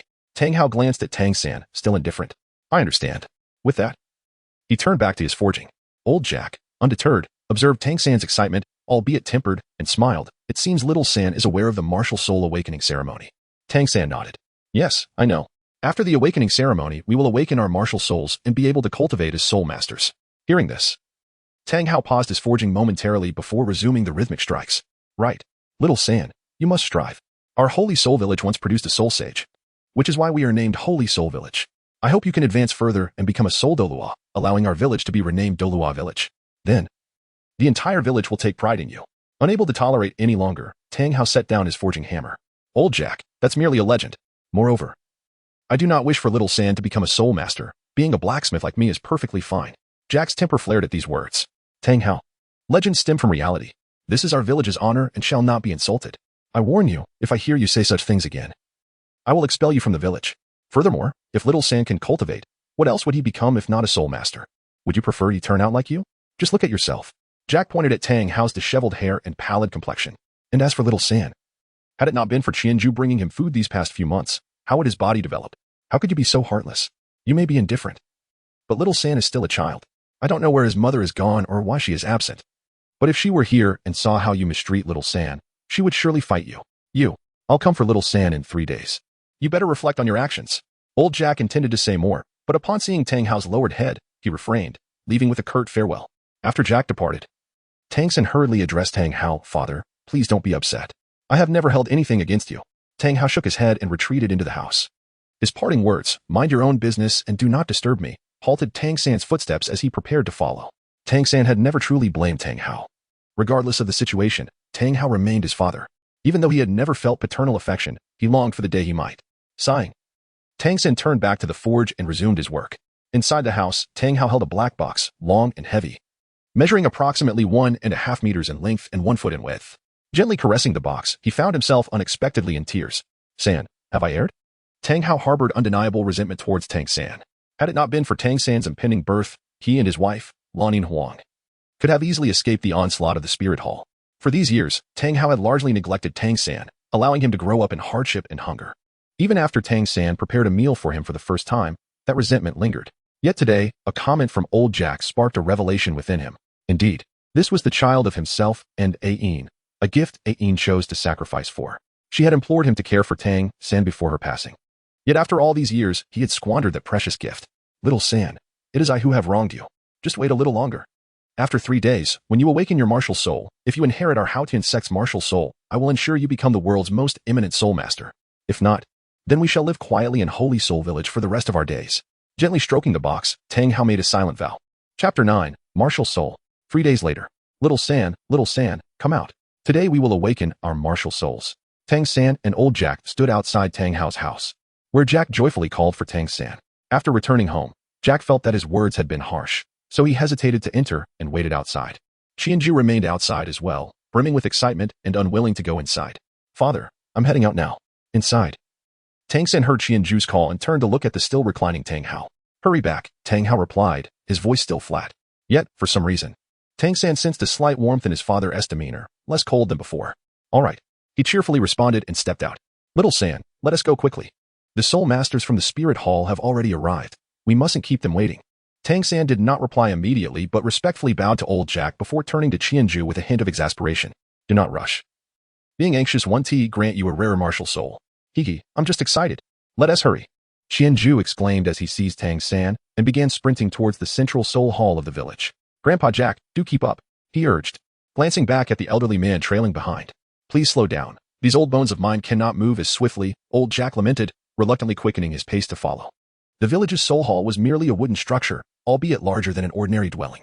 This village-level soul hall represented the most basic tier among all soul halls, where personnel from the soul hall did not station anyone and simply entrusted its management to the village. After all, the primary function of such a soul hall was merely to provide a venue for the soul awakening ceremonies. Upon Qianju and Tang San's arrival, they found the interior occupied by 8 individuals, 7 children and 1 adult. The 7 children were those from the village awaiting their soul awakening, while the adult was a soul master dispatched by the soul hall to conduct the awakening ceremony in Holy Soul Village this year. The individual appeared to be in his 20s, clad in a white uniform that accentuated his handsome features, with a black cloak cascading down his back. Adorning his chest was a soul character, intricately embroidered in a flamboyant manner, while a badge depicting 3 intercrossed long swords adorned his left chest, a standard attire for personnel directly affiliated with the soul hall.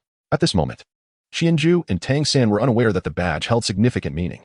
The number of swords represented the 3rd rank of soul masters, the Great Soul Master, while the long swords indicated that this official from the soul hall was a battle soul master.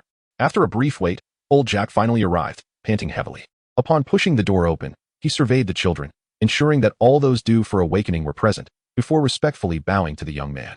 Esteemed soul master, I must trouble you this time. The young man slightly inclined his body in return, a hint of pride evident in his demeanor. He inquired, Are we certain everyone is here? Yes, All the children due for awakening this year are present, old Jack confirmed.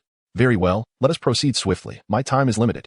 With the confirmation, the young man refrained from further delay, approaching a table where he unfurled his pack, extracting 6 dark, round stones and a gleaming blue crystal ball. He arranged the 6 black stones on the ground in a hexagonal formation and announced, "Children, do not fear. My name is Su Yutao, a 26th-level Great Soul Master from the Soul Hall. I will be the one to awaken your souls today. Regardless of what transpires, you need not worry. You will not be harmed. Do you understand?" Qianju, Tang San, and a group of children quickly responded in unison. "All right, I hope to encounter promising talents today. Wolf spirit, manifest." Su Yutao let out a low growl, and a faint azure light emanated from his brow, infusing his body. In an instant, his hair transformed from its original ebony hue to a silvery gray, which gradually spread to encompass his arms. Simultaneously, his fingernails hardened and elongated, protruding forward, while his muscles swelled, enhancing his stature. With the sudden appearance of white and yellow spirit rings beneath his feet, Su Yutao radiated an imposing presence. Except for Qianju and Tang San, the other children were taken aback by this spectacle, gasping and retreating in surprise. Su Yutao shook his head at the group of children, reassuring them, "There is no need for concern. This is merely the effect of my martial soul, the wolf spirit, manifesting. If anyone awakens a beast martial soul today, they will gain the same abilities." He then turned his gaze to Tang San and Qianju. "Very well. You two are courageous children. You may step forward first. Who will go first?" Qianju and Tang San exchanged glances, yet neither spoke. However, Qianju had already made up his mind to let Tang San go first. After all, Tang San's martial soul had been determined, so it would be prudent to allow him to proceed, to test his luck. Moments later, seeing that Qianju remained silent, Tang San stepped forward. "I'll go first." In truth, Tang San was not overly concerned about awakening an inferior martial soul. He possessed the Xian Tian Bao Lu and the profound techniques of the Tang sect. If he could not cultivate his martial soul, he would dedicate himself wholeheartedly to mastering the skills of his sect. This was a goal worthy of a lifetime of effort. "All right, step into the center and remain still. Close your eyes and simply feel," instructed Su Yutao, guiding Tang San to the center of the formation, which was arranged with 6 black stones. After advising him not to move, he swiftly infused 6 streams of soul power into the black stones. Instantly, a golden light radiated from the stones, enveloping Tang San in a cocoon of soft golden luminescence. Soon, golden specks began to emerge eagerly from the black stones, swirling around for a moment before entering Tang San's body. With his eyes closed, a look of bliss spread across Tang San's face, and the golden light within the cocoon grew increasingly abundant with the passage of time. Su Yutao felt a surge of excitement. The greater the number of golden specks, the stronger the martial soul being awakened. However, his exhilaration quickly turned to disappointment. As Tang San raised his hand, Su Yutao beheld not an extraordinary martial soul, but rather the most common plant in the world, blue silver grass. Su Yutao shook his head in dismay. What a pity. Such a powerful fluctuation resulted in a useless martial soul. It seems there's no need to test soul power anymore. Next, he patted Tang San on the shoulder, signaling him to step away from the formation, and beckoned to Qianju. Tang San, in a daze, wandered to the side, gazing at the blue-silver grass in his hand with a mixture of astonishment and contemplation regarding the unusual fluctuations of the Xian Tian Gong within him during the awakening. Although Su Yutao claimed that blue-silver grass could not be cultivated, he felt a twinge of disappointment but was not overly disheartened. He would simply focus on studying the techniques of the Tang sect from then on. Meanwhile, as Qianju noticed Su Yutao calling him, he hurried into the formation, obediently closing his eyes. Su Yutao, appreciating Qianju's straightforwardness, again infused 6 streams of light green energy into the formation. Under the golden radiance, Qianju experienced what Tang San had moments before. Warmth enveloped him, as though he were cocooned in a comforting world. An indescribable sensation that explained Tang San's earlier expression of enjoyment. As time passed, the warmth gradually seeped into his being, and Qianju felt 2 ethereal figures slowly materializing from his soul. The outlines of the figures became increasingly distinct, and at last, Qianju discerned what his martial soul was. To be continued. Chapter 10. Qianju. Before him stood a white entity wielding a bow and arrow, adorned with a black mask, alongside a wolf's head shrouded in mist, floating gracefully in the air, also masked in white. This was Qianju, the Eternal Huntress. Qianju, a legendary hero from his previous life in League of Legends. It was truly her. Qianju felt a wave of astonishment. Memories began to resurface in his mind. The final fleeting moment before he traversed into this world, on a stormy night when he played League of Legends, controlling his jungle champion, Qianju, in pursuit of his marked enemy. Suddenly, a bolt of lightning struck his building. The immense voltage surged through his computer, engulfing the screen in a blinding white light that consumed him whole. So this was how it was. Qianju. Qianju summoned memories of Qianju from the depths of his mind. Qianju embodies a pair of souls that symbolize death, divided into the spirit of the sheep and the wolf, independent yet inseparable. For those who accept their fate with equanimity, The longbow of the sheep spirit can swiftly send them away from the paradise of the living. Meanwhile, those who seek to evade destiny are relentlessly pursued by the wolf spirit, succumbing painfully to its fierce bite. Since the inception of the concept of death among the inhabitants of the League of Legends Runeterra, Qianju has been revered as the harbinger of death. In the lore of League of Legends, Qianju is among the few deities. However, even a deity that signifies death has become mundane under the balancing mechanisms of the game, relying solely on its unique hunting mark mechanism to garner the favor of a select few summoners. As he emerged from his reverie, the ritual had reached its final moments. The ethereal image of the sheep spirit within Qianju gradually merged with his corporeal form, culminating in a final flicker before the two silhouettes coalesced into one. Strangely, Qianju's physique did not undergo the assimilation phenomenon typical of other beastly martial souls. His body remained unchanged, save for the addition of a black mask adorning his face. This mask, entirely black and appearing to be crafted from ancient wood, featured two pointed protrusions resembling ears at its apex, with a curved symbol etched upon the center of the forehead, exuding an air of antiquity and mystery. Most astonishingly, through the mask's eye holes, Qianju's eyes were obscured, replaced by two swirling orbs of ghostly blue flame. Su Yutao gazed at the mask on Qianju's face, his heart brimming with astonishment. Although he had sensed the powerful aura emanating from the ritual's light, a tinge of doubt lingered due to the presence of Tang San, an anomaly whose awakening had resulted in a feeble martial soul. Thus, while Su Yutao had prepared himself somewhat, his expectations were not overly fervent. Yet, upon witnessing the mask and the two ghostly blue flames within its eye holes, he instantly recognized the truth. A supreme martial soul. It must be a supreme martial soul. Su Yuntao's limbs trembled, unsure where to place them, overwhelmed by excitement. This was not merely due to the rewards he would receive as a servant of the Spirit Hall upon reporting the awakening of a supreme martial soul, but also because such a mysterious entity had been birthed under his guidance. Beyond the profound sense of accomplishment, the benefits he would reap as the guide of this child would be immeasurable, should the child flourish in the future. Tang San also beheld the mask upon Qianju's face, and from Su Yuntao's uncharacteristic demeanor, he discerned that Qianju's awakened martial soul must be exceptionally formidable. Furthermore, he had never encountered a mask that could transform one's eyes into such radiant flames. Merely observing the mask, he could sense the ancient and enigmatic essence it possessed. Congratulations, my friend, Tang San murmured, a smile gracing his lips, audible only to himself. He felt a pang of envy. Should his own awakening prove to be nothing more than blue-silver grass, in a world where comparisons reign supreme? If he were to awaken a feeble martial soul while Qianju awakened such a powerful one, he feared he would experience envy for the first time. Yet, that was not the case. He knew he had awakened another martial soul. The hammer, just as he sensed Qianju's martial soul's might, felt equally potent in his grasp. Now, with both of them having awakened such formidable martial souls, how could he possibly feel discontent? At last, Su Yutao emerged from his astonishment and reveries of future possibilities.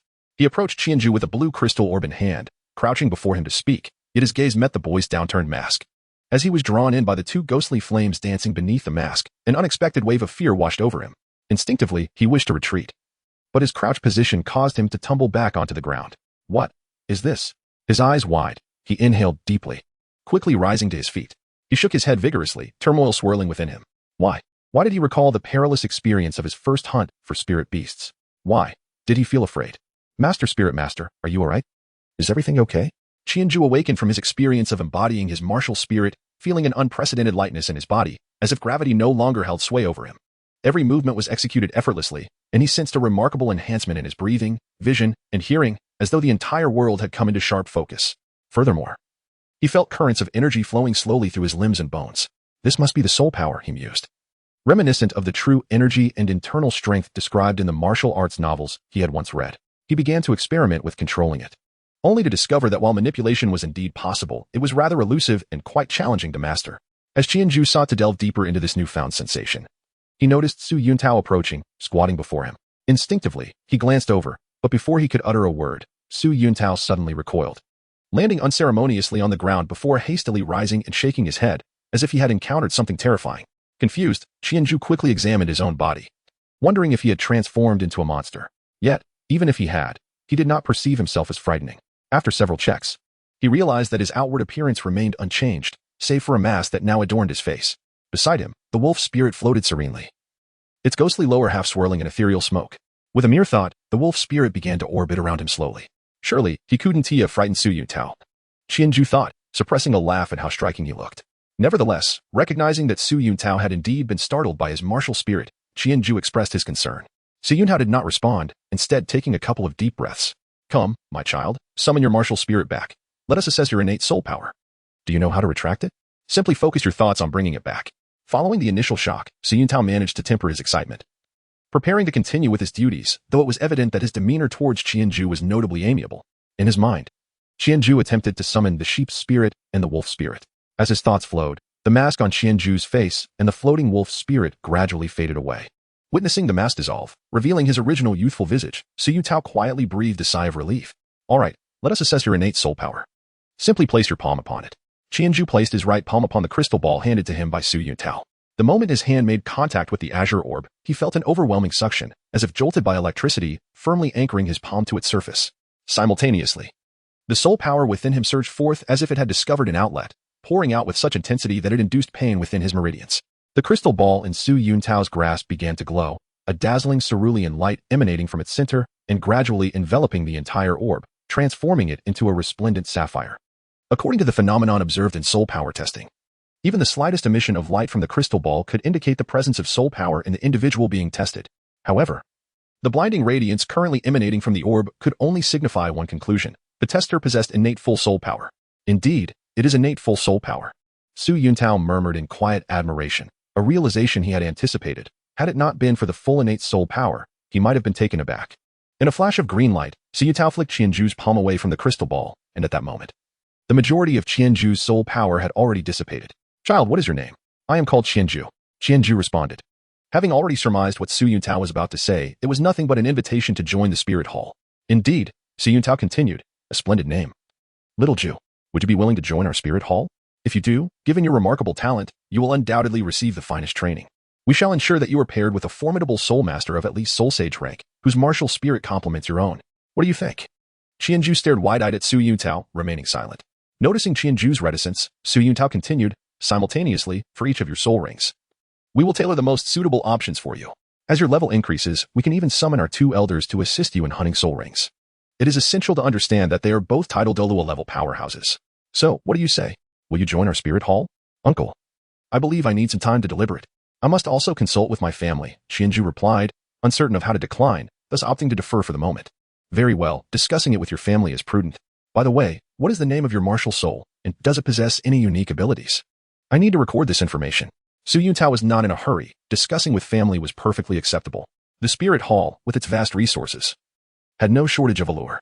The immediate priority was to complete the awakening ceremony task and promptly report this matter to the branch in Notting City. Well, my martial soul is called Qianju, and its function is combat. It significantly enhances my physical attributes. Qianju responded, yet the narrative remains unfinished. Chapter 11. The abilities of the Qianju martial soul. Each martial soul possesses its own distinctive characteristics. Take the Shrek 7 monsters. For instance, Dai Mubai's white tiger martial soul boasts a robust physique and formidable attack power. Xiaowu's soft-boned charm rabbit martial soul is agile and bears an alluring charm. Tang San's blue-silver grass martial soul is tenacious and highly adaptable. Complemented by the astonishing weight of the Haotian hammer, Ma Hongjuan's phoenix martial soul is imbued with a unique fiery effect. Zhu Zhuqing's nethercat martial soul is remarkably swift. Oscar and Ning Rongrong, both possessing support-type martial souls, are well known for providing numerous enhancements to their comrades. Upon awakening his Qianju martial soul, Qianju received information about its unique effects.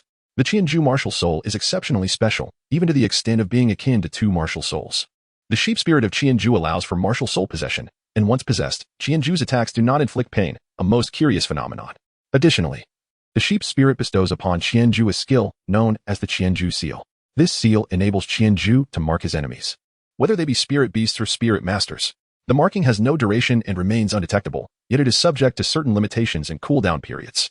For spirit masters, the Qianju seal cannot be used on individuals with a spirit power level lower than his own. Conversely, for spirit beasts, the seal cannot be applied to those with a lifespan shorter than Qianju's current spirit ring age. For instance, should Qianju possess a spirit power level of 35 and his 3rd spirit ring be 2,000 years old, the Qianju seal cannot be used on spirit masters below level 35 or on spirit beasts with a lifespan shorter than 2,000 years. Moreover, the Qianju seal can only mark once every 7 days. Upon defeating an enemy marked with this seal, Qianju gains a permanent enhancement equivalent to 5% of his current physical constitution. This enhancement is comprehensive, affecting Qianju's spirit power, physical attributes, neural response speed, vision, hearing, olfactory senses, and more. However, this enhancement appears to diminish over time. The more enemies marked with the Qianju seal are defeated, the more pronounced the attenuation becomes. The specifics of this decrease are a complex array of data that Qianju struggles to comprehend. but it essentially implies that he cannot perpetually maintain such enhancement at a single stage. Unlike the sheep spirit, the wolf spirit cannot possess Qianju but can engage in battle concurrently with him. Furthermore, the effects of the wolf spirit's attacks starkly contrast those of the sheep spirit. While the sheep spirit renders Qianju's attacks painless, those struck by the wolf spirit experience immense suffering, directly opposing the sheep spirit's effect. The wolf spirit's attributes correlate to 50% of Qianju's own attributes. Naturally, the wolf spirit's attacks, characterized by biting and pain amplification, yield results that surpass 50% of Qianju's attributes, and at times, its impact may even exceed that of Qianju himself. The wolf spirit grants Qianju a skill known as the Qianju concealment, which possesses a singular effect, invisibility. Indeed, this invisibility pertains not to Qianju himself, but rather to the Qianju martial soul. The living cannot perceive the presence of Qianju's martial soul. Thus, when Qianju awakened his martial soul, neither the possessed sheep spirit nor the floating wolf spirit were visible to anyone within the wooden house. They could only discern the mask formed on Qianju's face during the sheep spirit possession, leading them to mistakenly believe that Qianju's martial soul was merely that mask. In fact, should Qianju desire, he could render this mask invisible. However, Qianju found the mask rather appealing and stylish, serving as a smokescreen to conceal his martial soul, which he found quite satisfactory. Finally, the effects of the Qianju martial soul have been thoroughly introduced. Qianju. So, is this martial soul named as such, or do you wish to bestow your own name upon it? Su Yuntao questioned, puzzled. It is not Qianju. It is Qianju, Qianju clarified. Oh, so this martial soul is called Qianju masked then.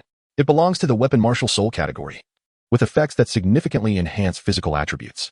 Su Yuntao swiftly recorded this information, presenting Qianju with a certificate documenting the name of his martial soul and innate spirit power, adorned with Su Yuntao's signature and the unique seal of the martial soul hall. Here, take this. It serves as your proof of martial soul awakening. Should you wish to attend a Spirit Master Academy, you will need it. Of course, if you choose to join our martial soul hall, you will not require it, as I will personally handle your registration. Qianju carefully took the certificate and stored it away. Very well. You may take a moment to rest over there and contemplate whether you wish to join our spirit hall, Su Yuntao said, patting Qianju on the shoulder, signaling him to step aside and take a break. As Qianju approached Tang San, the two exchanged smiles. Just as Su Yuntao was about to awaken the next child, Tang San suddenly stepped forward. Uncle, why haven't you tested my soul power? Su Yuntao, in a buoyant mood upon seeing Tang San, who had just awakened the blue-silver grass martial soul, patiently explained, I did not test your soul power because the blue-silver grass is among the most common plants, quite feeble and unlikely to possess any soul power. Even if it harbored a trace, it would not suffice for your cultivation, hence I did not conduct the test. Do you understand? I understand, but I still wish to test it. May I, uncle? Tang San comprehended Su Yuntao's meaning yet desired to ascertain his soul power. He wanted to discover if the inner strength of his Xiantian skill equated to the soul power of this world. If so, even if the blue-silver grass could not be cultivated, he could still practice the Xiantian skill and attempt to see if obtaining a soul ring would allow him to transcend his limitations. Well, very well. If you wish to test it, go ahead. Su Yuntao acquiesced to Tang San's request, pleased. He handed over the crystal ball and indicated for Tang San to place his palm upon it. As Tang San complied, the moment his hand made contact with the blue crystal ball, his body trembled violently, the immense attraction of the crystal ball startling him. Much like Qianju, Tang San felt his inner strength leaving his body, rushing swiftly towards the crystal ball. If the crystal ball's performance during Qianju's soul power test had been within Su Yuntao's expectations, the dazzling blue light now emanating from the crystal ball left him utterly astonished. What is happening? Isn't it a useless martial soul? How can it possess innate full soul power? Su Yutao murmured to himself, turning to look at Tang San, seemingly seeking an explanation. However, how could Tang San disclose that it was due to his cultivation of the Xiantian skill? Consequently, Su Yutao was bound to feel disheartened. Yet unlike the original narrative, the present-day Tang San was no naive novice. During the past 3 months, he had gleaned much from Qianju. He had come to realize that the inner strength cultivated through his Xiantian skill had transformed into soul power in this world. The reason he had been unable to break through the first layer of the Xiantian skill was that he had not obtained a soul ring, which had restricted his soul power level. Thus, Tang San refrained from posing further questions and simply expressed his gratitude to Su Yuntao before returning to Qianju's side. Observing Tang San's return, Su Yutao also came to a realization. Indeed, what does it matter if it possesses innate full soul power? No matter how much the blue-silver grass is cultivated, it remains a useless martial soul. Shaking his head, Su Yuntao called forth the next child to step forward.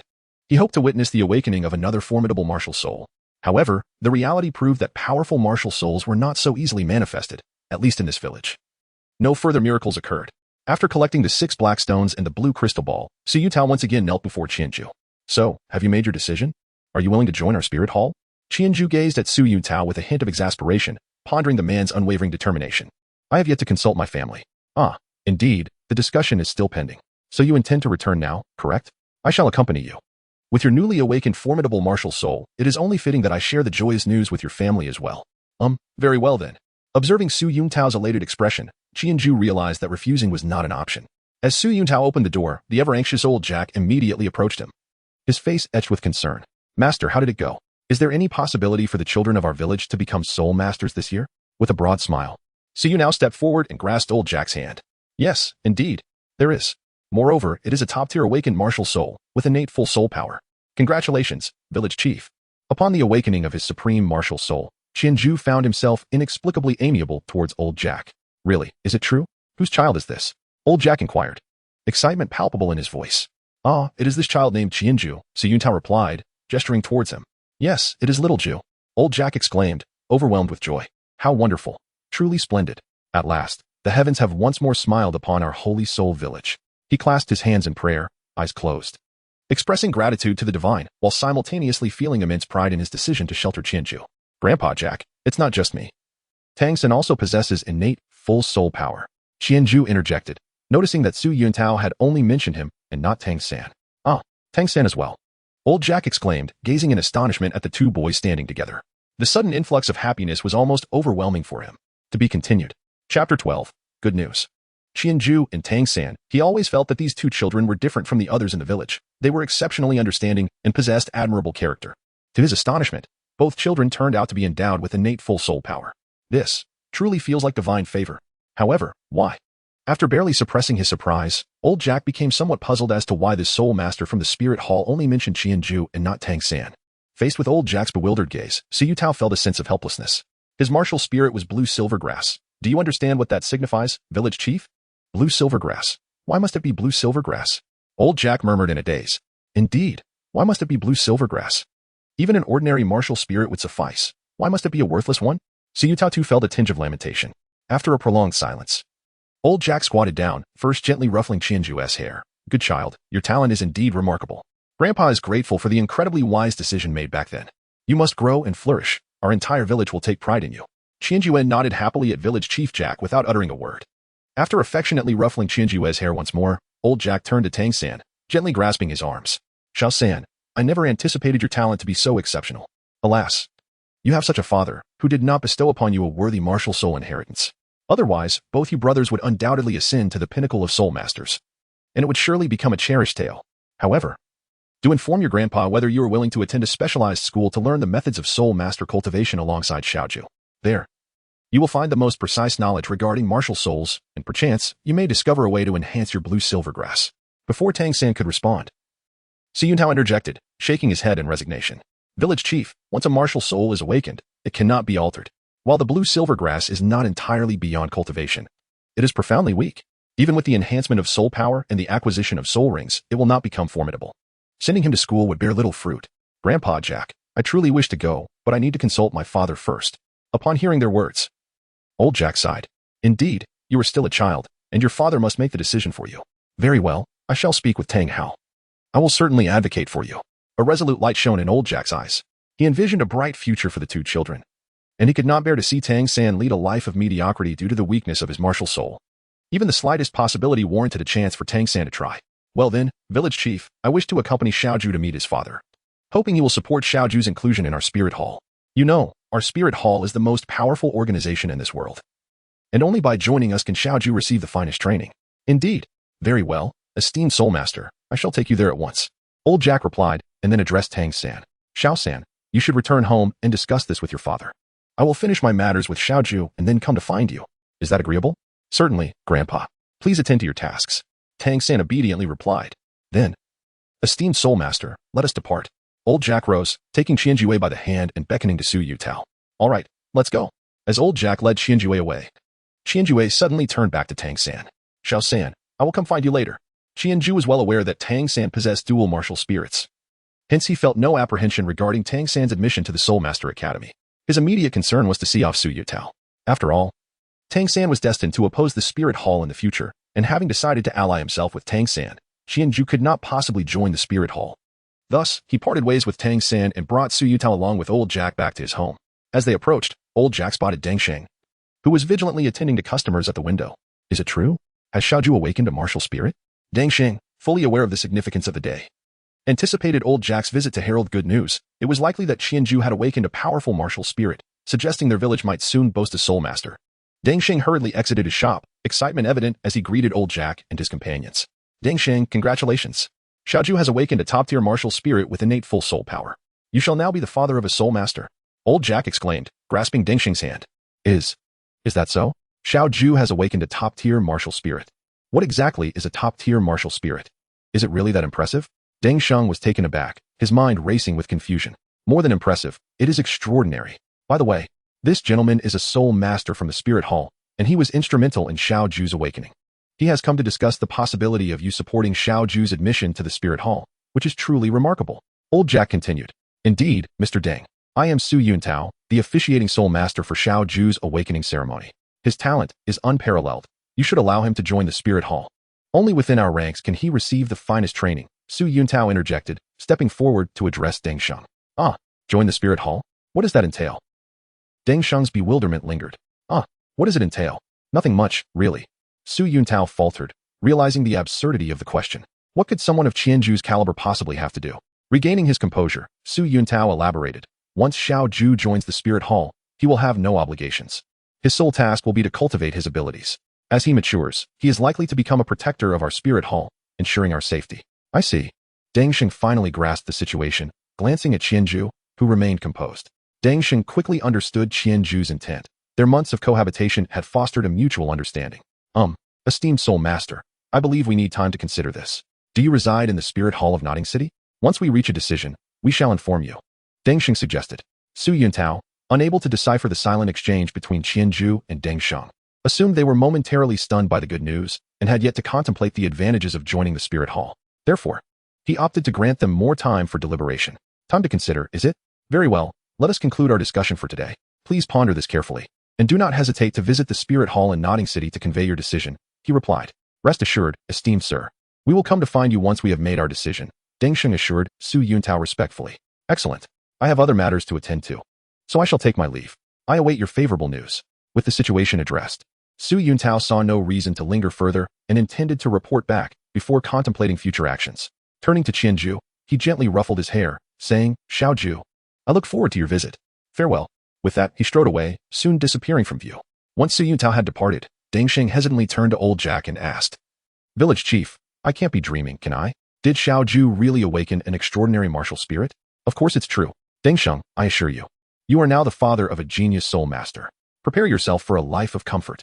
Our village will be known for producing exceptional soul masters, old Jack replied, rubbing his hands together in anticipation of the future. After a moment, he sighed deeply, patting Qianju's head. Xiaoju, strive to become a top-tier soul master. I hope to witness that day. Now, I must find Tang how to persuade him to allow Tang San to attend the Soul Master Academy. Our village has a spot for a work-study student. Oh, speaking of which, this concerns you as well. Deng Xing. The work-study position in our village has remained unclaimed for years, and unexpectedly, this year there are 2 candidates. You may not know, but Tang San is also endowed with innate full soul power. It seems fate has favored him, though his father's martial spirit legacy is lacking, resulting in his awakening of the inferior blue-silver grass martial spirit. Nevertheless, I refuse to let Tang San give up on his dream of becoming a soul master. I intend to offer him our village's work-study position, allowing him to study at the Soul Master Academy.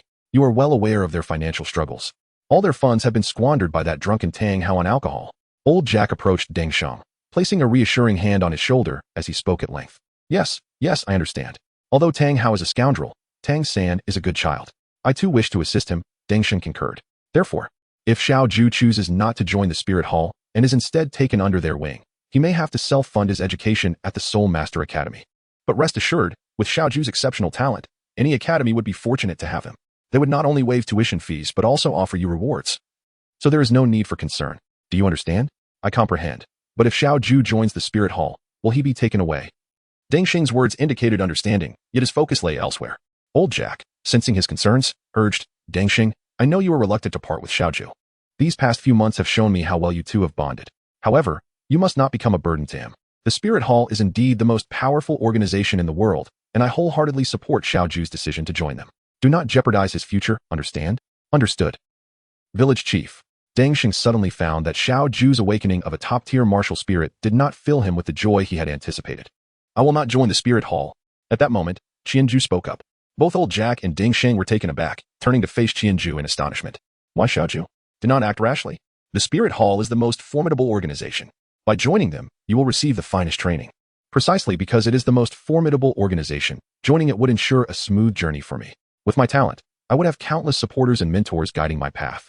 Yet I would merely grow as a flower in a greenhouse. I intend to study alongside Tang San at the Soul Master Academy in Notting City. Upon hearing Qianju's declaration, both Old Jack and Deng Sheng were rendered speechless. Could this truly be the utterance of a child? Can a child truly contemplate such a multitude of ideas? Do they even reflect upon their own environment of growth? The current gazes of Deng Sheng and Old Jack upon Qianju resemble those cast upon a peculiar creature. Very well, Grandpa Village Chief. Are you not on your way to seek out Tang San? I shall accompany you. Uncle Deng, please remain at home and await my return. We shall engage in a thorough discussion upon my arrival. Qianjue could hardly endure the gazes of the two individuals, prompting him to urge Old Jack to seek out Tang San. Well, all right then, the sooner you go, the sooner you return. Let us depart. Old Jack recalled that he was about to meet Tang Hao, which caused him a slight headache. Nevertheless, for the sake of Tang San's future, he resolutely set off with Qianjue towards Tang San's abode. To be continued. Chapter 13. Seeking the master. When Qianjue and Old Jack arrived at Tang San's home, they found him alone, wielding a hammer to forge a piece of iron ore. However, Tang San's forging posture was rather peculiar. With each strike upon the iron ore, it appeared as though he exerted all his might, delivering a heavy blow. Yet, the nature of force is reciprocal. As the hammer struck the ore, it was forcefully rebounded. At the moment of the rebound, Tang San began to rotate his body, seemingly attempting to complete a full circle with the hammer before striking the ore once more. It resembled a technique of leveraging force against force. However, while the concept was clear, the execution proved to be far from simple. Each time, the hammer either slipped from his grasp or threw him off balance, hindering his ability to complete the rotation. Even if fortune smiled upon him and he managed to rotate, the hammer would inevitably land beside him, failing to strike the iron ore. Upon witnessing Tang San's actions, Qianju immediately recognized that Tang San was practicing the profound techniques of the Haotian sect, specifically the chaotic wind hammer method. It appears that, akin to the original narrative, Tang Hao has discerned Tang San's remarkable talents and is poised to begin nurturing him. Indeed, Tang Hao, now aware of Tang San's dual martial souls, has undergone a transformation in his demeanor, particularly after receiving a stern reprimand from Old Jack. Hence, when Tang San mentioned that Old Jack had suggested he could attend the Notting Academy as a working student, Tang Hao, after a moment's contemplation, readily acquiesced. Consequently, Tang San found himself in a state of elation. He sensed a shift in Tang Hao's affections toward him following his awakening of martial souls, as his father no longer exhibited the same aloofness as before. Regardless of the reasons behind this change, Tang San felt he had stepped closer to experiencing paternal love. This unexpected development led Old Jack, upon arriving with Qianju, to believe that persuading Tang Hao to allow Tang San to attend the Notting Academy would require considerable effort. However, to his astonishment, Tang Hao promptly agreed, even inviting Old Jack to come and collect Tang San when the time came. This prompted Old Jack to exclaim with relief. At last, Tang Hao has turned over a new leaf. Satisfied, he departed, leaving Qianju behind. Observing Tang San's preparations to attend the Notting Soul Master Academy in 3 months, Qianju felt reassured. He grasped Tang San's arm and expressed, I too intend to go to the Notting Soul Master Academy, and soon we shall live together again. However, while you will depart in 3 months, I may venture there in just a couple of days. In a couple of days? But doesn't the academy commence in 3 months? What purpose does your early visit serve? Tang San inquired, perplexed. I need to seek out someone who can guide me. Otherwise, these 3 months will be in vain. Unlike you, who has your father to instruct you, little San, do not let your father's current despondency deceive you. He is undoubtedly a capable man. Tang San gazed at Qianju, his eyes brimming with gratitude. Qianju is the first to express such unwavering confidence in his father. Over the past few months, he has sensed that although Qianju tends to be somewhat aloof towards Tang Hao during his visits, he has never uttered a disparaging word about him. In fact, he occasionally reminds himself to bring food for his father, indicating a deep respect for him. Very well, let us meet again in 3 months.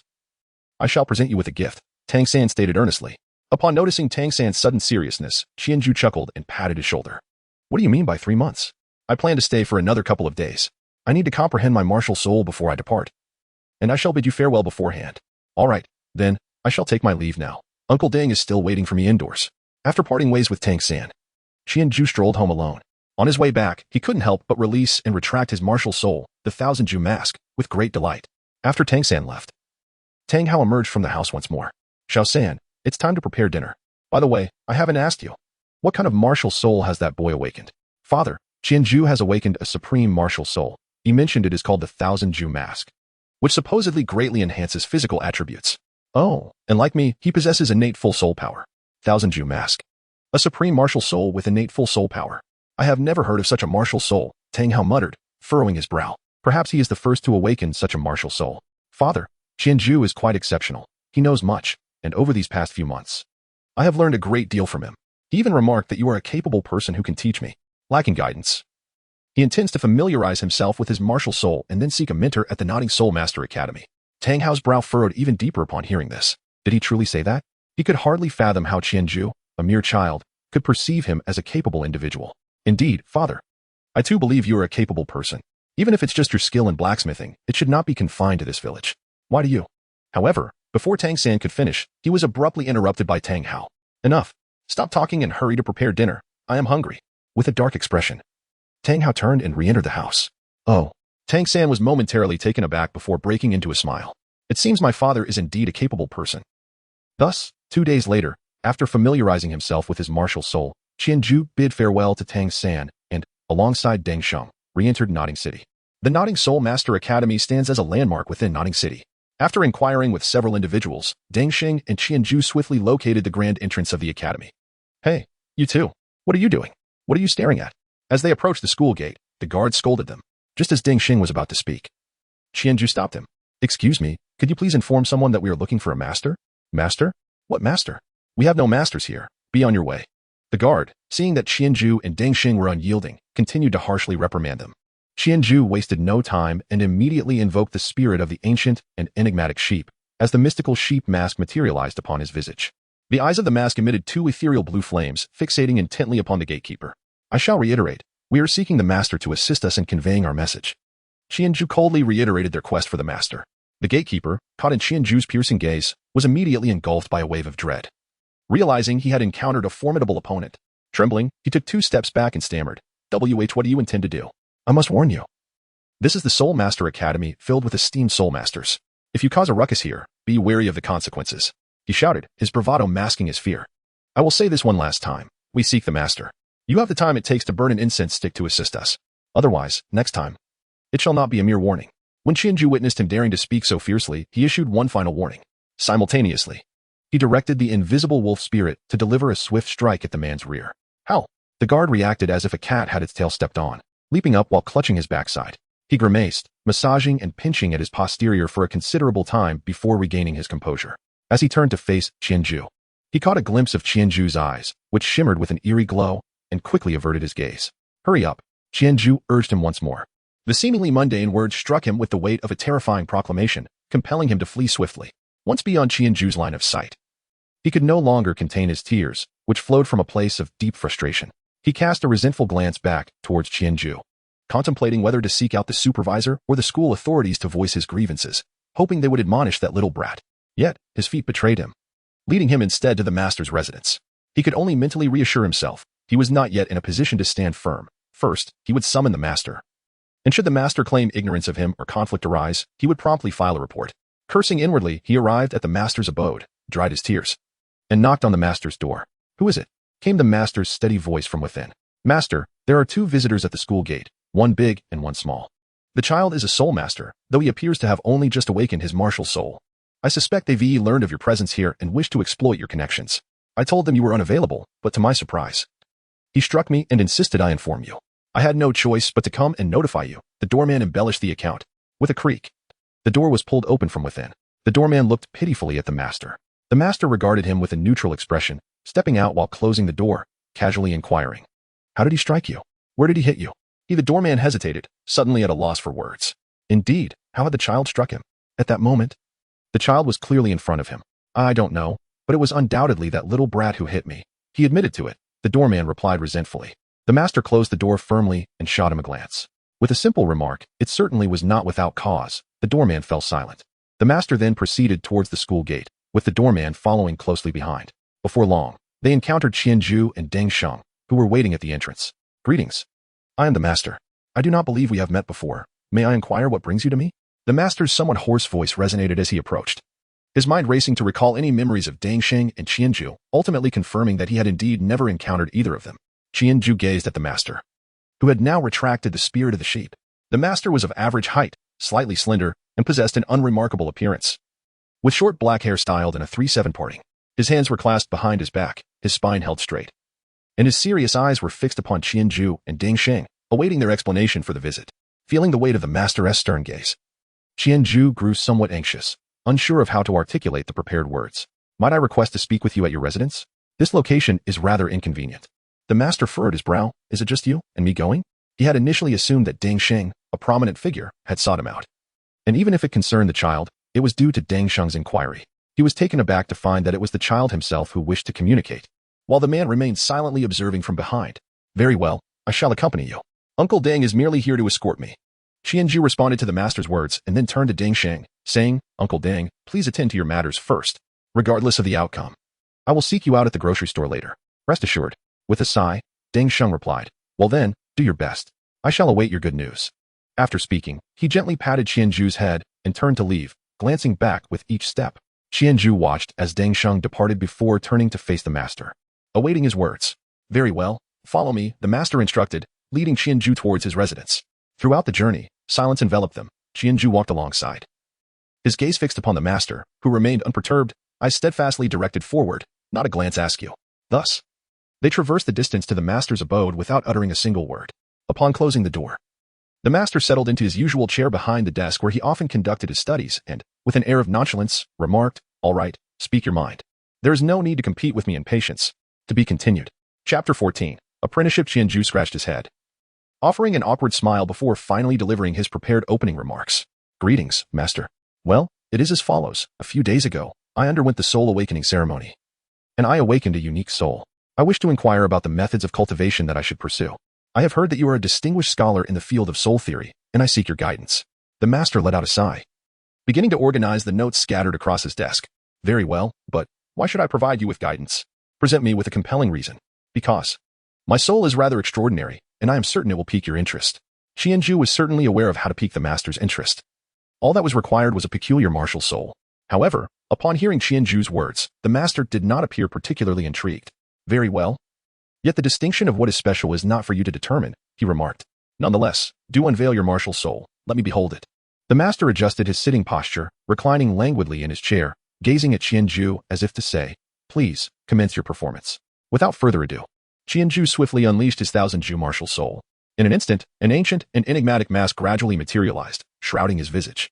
From the mask's eye sockets, 2 ethereal blue flames flickered and illuminated the master.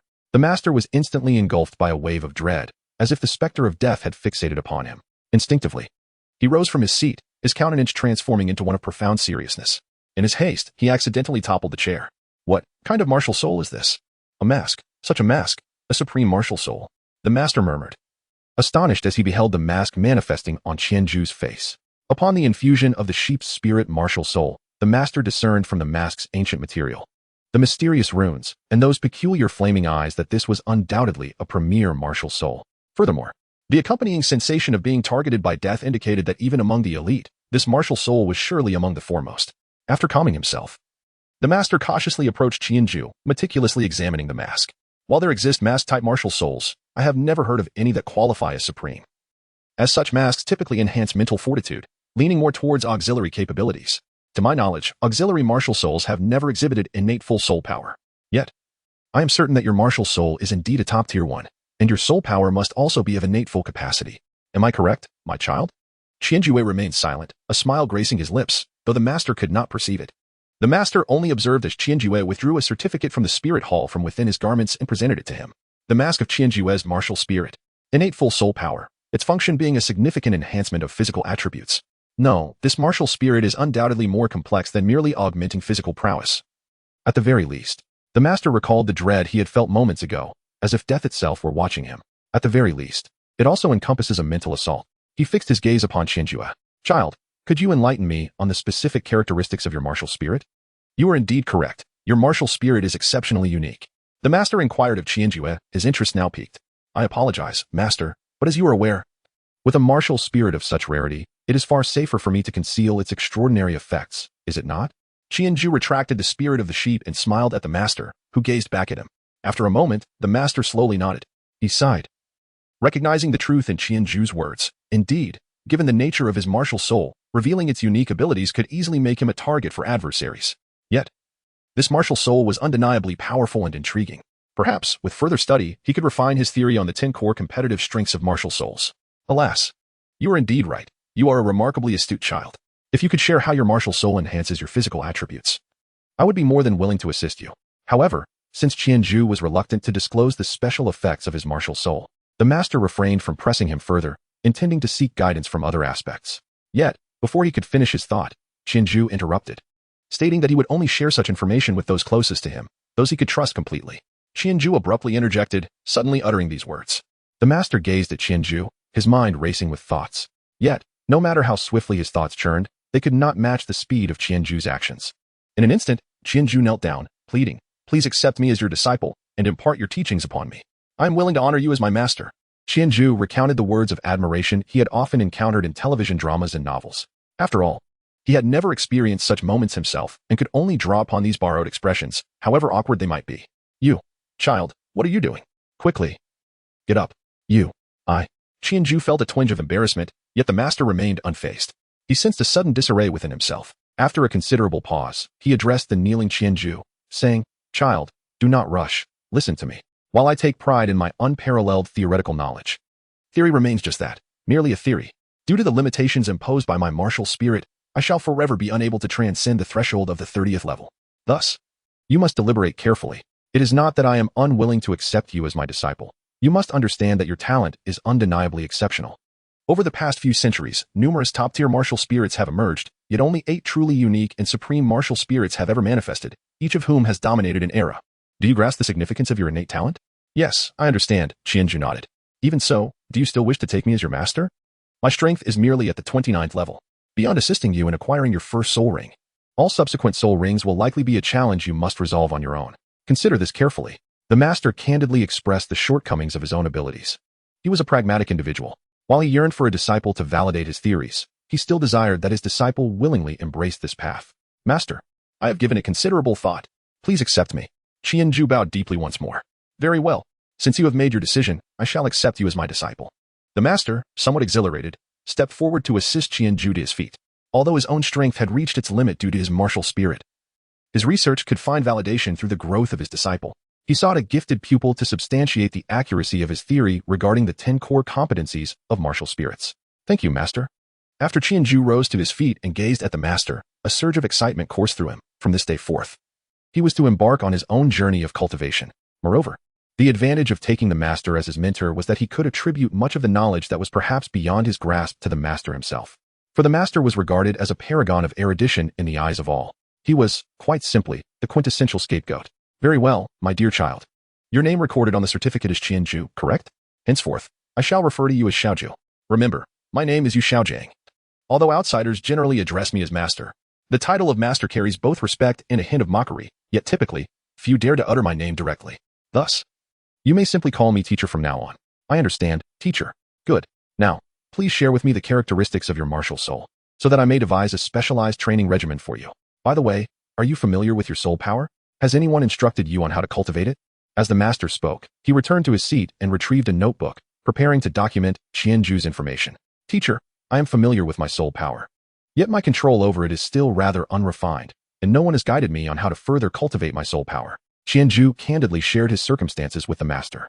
"Indeed, this is quite normal, for your awakening has only transpired for less than 2 days. Generally, the awakening ceremony of the Spirit Hall is conducted 2 to 3 months prior to the commencement of the Soul Master Academy admissions. The interval between your awakening of the martial spirit and the beginning of school serves as a period for you to familiarize yourselves with your martial spirits and to practice controlling your soul power. Once these initial steps are completed, the Academy's instructors will gradually impart the techniques for cultivating soul power. The cultivation of soul power offers no shortcuts. It demands relentless meditation and practice to accumulate strength. However, this process is also contingent upon innate talent. A powerful martial spirit draws more energy from the heavens and the earth during meditation, resulting in a more rapid accumulation of soul power. Oh, no wonder when we held the awakening ceremony, my closest companion awakened the blue silver grass. Despite possessing innate, full soul power, The officiating soul master declared that he would be unable to cultivate and become a soul master. Unbeknownst to him, Qianzhu subtly conveyed Tang San's condition to the master. Indeed, the master immediately detected an anomaly in Qianzhu's words. What? You say his awakened martial spirit is the blue silver grass, yet he possesses innate, full soul power? The master inquired, furrowing his brow. Yes, when Tang San tested his soul power, the brilliance of the crystal ball was no less than mine, Qianzhu affirmed. Is that so? It seems illogical. The master mused, lowering his head, stroking his forehead with his thumb and index finger. Unless. Suddenly, the master's eyes sparkled with realization. Unless what? Qianzhu instinctively continued the conversation. Unless your companion possesses twin martial spirits. Yes, twin martial spirits. The master exclaimed, suddenly looking at Qianzhu. If this is the case, your companion's talent may be on par with yours, or perhaps even superior. The master scrutinized Qianzhu, eager to discern his reaction. Although he had already taken him as a disciple, the master wished to assess Qianzhu's character, pondering how to correct any potential jealousy. Really, master, that would be splendid. We had both mourned for quite some time over his martial spirit being the blue silver grass. By the way, master, how about this? Why not accompany me back to the village later to meet Tang San? If suitable, you could also take him as your disciple, and we could live together again. Qianzhu subtly indicated to the master his desire to establish a firm bond between Tang San and himself as mentor and disciple. As long as the overarching narrative remained intact, his profound familiarity with the plot would not wane. Very well, I shall accompany you back to your village shortly. Provided he does not mind my capabilities, I shall audaciously take on another disciple. The master hesitated for a moment before swiftly arriving at a decision. The rarity of dual martial souls far surpasses even that of Qianzhu's singular and unparalleled martial soul. If he could take that child as a disciple. The master was certain that once these two children matured, they would undoubtedly become the most formidable individuals of their era. At that juncture, he would also be able to validate the correctness of his research. Rest assured, master, Tang San will undoubtedly recognize your worth. A teacher's prowess cannot be directly imparted to a student, only knowledge can be shared. This principle is clear to me. So it stands to reason that Tang San comprehends it as well. Have no worries, master, Tang San is even more astute than I am, and in due course, he will likely beseech you to accept him as your disciple. The master gazed at Qianzhu, his heart brimming with admiration. He accepted Qianzhu not solely for his innate talent. Exceptional as it may be, talent without intellect leads to stagnation. The moment Qianzhu declined to divulge the complete characteristics of his martial soul, the master recognized that he was akin to Yu Shaojiang, a person of great intellect. And it was imperative that Yu Shaojiang's disciple also possessed a keen mind. Little did he expect that yet another remarkably gifted child would emerge. What serendipity! Shaking his head, the master marveled at his good fortune. With a smile, he inquired of Qianzhu, in your village. It must be just the two of you who share a close bond, for the other children cannot quite keep up with you, can they? Indeed, master. The other children are simply too dull-witted. It is not that they are lacking. Rather, you both are exceptionally brilliant. You are geniuses. To be continued. Chapter 15. Unparalleled talent. Now, let us first address your situation. Please reveal the characteristics of your martial soul, so I may devise a cultivation plan for you. The master aimed to swiftly comprehend Qianzhu's martial soul, eager to formulate an appropriate training regimen. Suddenly, he felt an influx of responsibilities awaiting him. While the master sought to examine Qianzhu's martial soul, the latter did not immediately disclose its characteristics. Instead, with a smile, he approached and leaned on the table, saying, Master, why not allow me to witness your martial soul first? I have heard that your martial soul is a mutated beast type, capable of existing apart from your body like an artifact martial soul. The master furrowed his brow. Had it been anyone else, he would have presumed they were mocking him. However, given that it was Qianzhu who posed the question, it likely held a deeper significance. Very well, I shall show you my martial soul. As he spoke, the master clasped his hands before his chest and then swiftly spread them apart.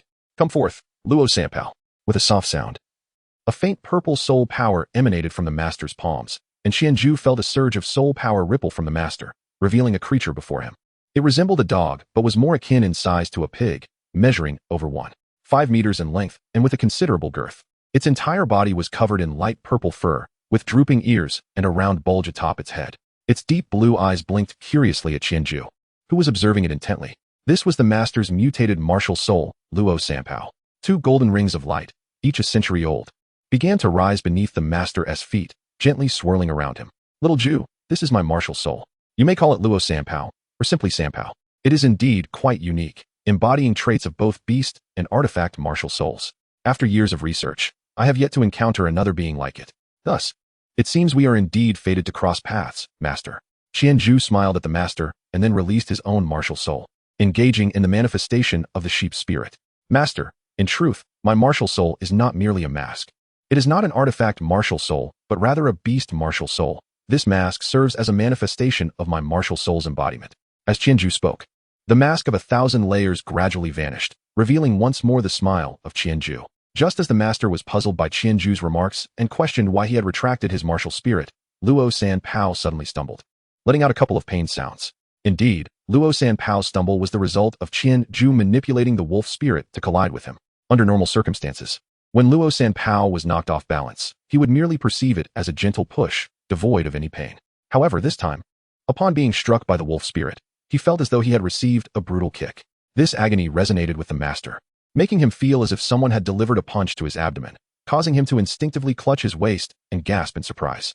Observing the master's reaction, Qianju approached him with an apologetic demeanor, saying, "I am truly sorry, master. It was not my intention. I am still not proficient with this martial spirit." The master, however, bore no resentment.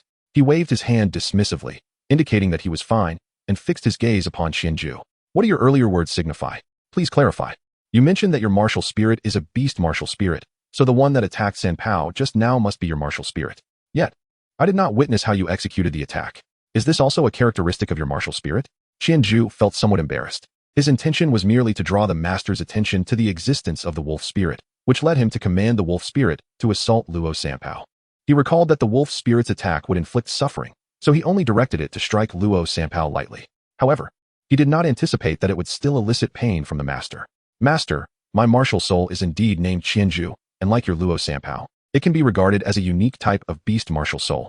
As Qianju spoke, he lifted the effect of the 1,000 Jews' concealment of the wolf spirit. Thus, the wolf spirit, which had been quietly floating nearby, and the ethereal form of the sheep spirit, which was possessed by Qianju, gradually revealed themselves before the master. This martial soul. The master was astounded beyond measure. He then realized that what he had previously perceived as a top-tier martial soul was merely an accessory to its true form. No, it could even be said to be only half of the martial soul's accessory. The wolf spirit, too, donned a mask of the same style, albeit in white. "Is this truly your martial soul?" The master took 2 steps forward, approaching Qianju, his eyes wide as he meticulously examined the ethereal form of the sheep spirit. Its elongated body was cloaked in white fur, with 2 long white ears drooping down, adorned with mysterious runes inscribed upon it. In its right hand, it held a peculiar longbow with black and white edges. The bow arms were short, and both sides of the bow grip, along with the bow pad and tips, bore sharp protrusions. Most intriguingly, this bow lacked a string. To the untrained eye, this bow seemed a mere figment of imagination. Yet, the master understood that any bow manifested through a martial soul would undoubtedly possess its own significance. After observing the sheep spirit, the master turned his gaze towards the wolf spirit. In comparison, the wolf spirit evoked a greater sense of dread. It bore an equally ancient and mysterious mask, with cold, piercing eyes and sharp fangs, its depths glowing with a haunting blue light. Coupled with its smoke-like form, it floated silently in the air. Just now, was it this that attacked me? But why did I not perceive its assault? Wait. Could it be that your martial soul can become invisible? The master, true to his title, deduced the effect of the wolf spirit merely from the earlier display of the martial soul and the recent attack. Indeed, master, the 1,000 Jew martial soul is divided into the sheep spirit and the wolf spirit. Invisibility is a characteristic bestowed upon me by the wolf spirit, known as the 1,000 Jews concealment, while the sheep spirit grants me the characteristic of the 1,000 Jews mark, which enables me to. At that moment, Qianju ceased to withhold information, revealing entirely the effects of the 1,000 Jews concealment, the 1,000 Jews mark, and the pain mitigation and amplification effects associated with the sheep and wolf spirits. After listening intently to Qianju's explanation, the master's expression turned serious. He closed his eyes, pondering quietly for a while before slowly opening them again, fixing his gaze upon Qianju for an extended moment before letting out a deep sigh. "Little Jew, you must have saved the world in your past life to receive such divine favor in this one. I retract my earlier statement. Although your companion is also exceptionally gifted, I must admit that his talent pales in comparison to yours. The 1,000 Jew martial soul. A martial soul of infinite growth. It is astonishing that such a martial soul exists in this world. Truly, this world is remarkably wondrous." The master exhaled deeply, expressing his admiration. "Little Jew, do you know? I have never encountered a martial soul that allows for such boundless growth. Furthermore, based solely on the information I currently possess, your martial soul encompasses at least 4 distinct characteristics: enhancement, invisibility, pain mitigation, and pain amplification. Each of these traits, if considered individually, could constitute a top-tier martial soul characteristic. Master, I understand enhancement and invisibility, and I can certainly feel their formidable power. However, the latter two should not be of much utility, right? To me, they seem merely embellishments. Qianju inquired with a hint of confusion. The master smiled at him and said, "It seems you have yet to truly experience the essence of your martial spirit. Wait here." After speaking, the master opened a door and departed. Moments later, he returned, carrying a rabbit. The master handed Qianju a dagger and instructed, "Now, go ahead and attempt to strike it." Qianju took the dagger in hand, fully aware of the master's intentions for the experiment. He plunged the blade into the thigh of the rabbit with a decisive thrust, drawing forth a stream of crimson blood that stained the creature's fur a vivid red. Yet, astonishingly, the rabbit appeared unaffected. It seemed merely nudged by the strike, taking 2 steps before halting to gaze around with its bright red eyes. Did you witness that? Even when wounded, it exhibited no sign of pain whatsoever. Consider, if your attack were to land upon an adversary, particularly in a region beyond their line of sight. What might the outcome be? Qianju's eyes brightened. He realized that his attack had seemingly failed to inflict harm upon his opponent. Indeed, should the battle persist, a multitude of unforeseen circumstances would likely arise. Furthermore, consider the possibility of your weapon being imbued with additional afflictions, such as poison. It is quite plausible that he may remain oblivious to the fact that he has been poisoned, leading to. The master chose not to elaborate further. Yet Qianju could vividly envision such a scenario. And what of the agony experienced by the wolf spirit? He inquired. You need only give it a try. Attack with your wolf spirit. Qianju skillfully commanded the wolf spirit, delivering a bite to the rabbit's other leg. This time, the rabbit did not remain indifferent. Instead, it emitted a piercing screech, followed by violent convulsions, ultimately collapsing and frothing at the mouth. Both the master and Qianju stared in astonishment as the rabbit gradually lost its responsiveness, filled with wonder. They could surmise that being injured by the wolf spirit would be excruciating, yet they had not anticipated such a dire reaction. The master approached and lifted the now unresponsive rabbit, examining its condition. It appeared to be merely unconscious and in shock, with no other symptoms or signs of poisoning. After assessing the situation, the master retrieved some bandages from a drawer in the room and carefully wrapped the injury on the rabbit's leg. He then explained to Qianju, who was watching attentively, that once the rabbit regained consciousness, they could observe whether it exhibited any further reactions due to the amplified pain inflicted by the wolf spirit. Do you now comprehend the formidable nature of your martial soul's various attributes? He inquired. Indeed, Qianju replied obediently. There are numerous applications for it, which you must explore and develop one by one. You should constantly contemplate how to utilize them. Understand? I understand, master. Excellent. Little Jew, your martial soul is a marvel. I am certain it is the most powerful martial soul of this era. This is your innate gift, an unparalleled talent. However, you must realize that no matter how powerful a martial soul may be, if its wielder lacks the heart of a true warrior, it will remain obscured. Therefore, from this moment forth, your primary task is to master your martial soul and then harness your soul power. Once you have accomplished these 2 tasks, I will teach you how to cultivate your soul power. Understood, master. Qianju was now wholly committed to adhering to the tasks assigned by his mentor. Now, when you arrived, you mentioned wanting to find your family, correct? I will accompany you, and then we shall return to your village to seek out the companion you mentioned. Very well. To be continued. Chapter 16. A second apprenticeship. Thus, after gathering a few belongings, the master set out with Qianju to locate Deng, who was still waiting at the grocery store. Upon informing Deng of his successful apprenticeship, Qianju witnessed the simple man break into a radiant smile, as if the burdens he carried had suddenly grown lighter. Meanwhile, the master, during their journey back to Shahan village, contemplated Qianju's martial spirit, occasionally posing inquiries regarding it. His brow furrowing at times, and his eyes sparkling with intrigue at others. By the time the trio returned to Shahan village, twilight had begun to descend. Heeding Qianju's counsel, the master suppressed his eagerness to seek out Tang-san and opted to stay at Qianju's residence instead. The following day, atop a small hill, Qianju exclaimed, "Look, master, I knew he would be here. We come here every morning to practice at sunrise." Tang-san claims that training during sunrise is far more beneficial. Qianju pointed at Tang-san, who was meditating on the giant stone, and smiled at the master. The master nodded, feeling quite pleased. This indicates that you are all children of considerable perseverance. Indeed, I concur, Qianju replied lightly, leading the master towards Tang-san, who had just finished his meditation and stood up. He turned to Qianju and asked, "Little Ju, you have arrived. May I inquire about this uncle?" "Hiki, little San. Did I not tell you? I went to the city in search of someone who could teach me, and here he is. Now, he is my mentor. I have informed him of your situation, and he expresses great interest in you." Upon hearing Qianju's words, Tang-san nodded and turned to the master. "Greetings, uncle. Do you have any guidance for me?" His demeanor was respectful. After all, if he was Qianju's teacher, he must be a formidable soul master. "Yes. I have heard that your martial soul is blue silvergrass. Do you believe you can cultivate it to become a high-level soul master?" The master wasted no time and got straight to the point. "Well, I think that while blue silvergrass is indeed quite weak, it possesses its own advantages, such as low soul power consumption and rapid proliferation. I believe I should be able to." Tang-san understood that the master was testing him and answered thoughtfully, hoping someone could address his uncertainties. "Quite confident, I see. Now, Do you know what type of soul beast your first soul ring should be attached to? Should it be a plant or an animal type? What characteristics should the attached soul beast possess? Ideally, what should be the optimal age for it? Furthermore, in which direction should your blue silver grass develop? Have you contemplated these questions?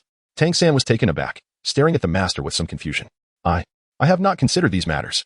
I lack the knowledge for it, but I will study it once I arrive at the academy. The master smiled slightly. The academy does not have individuals who understand these complexities.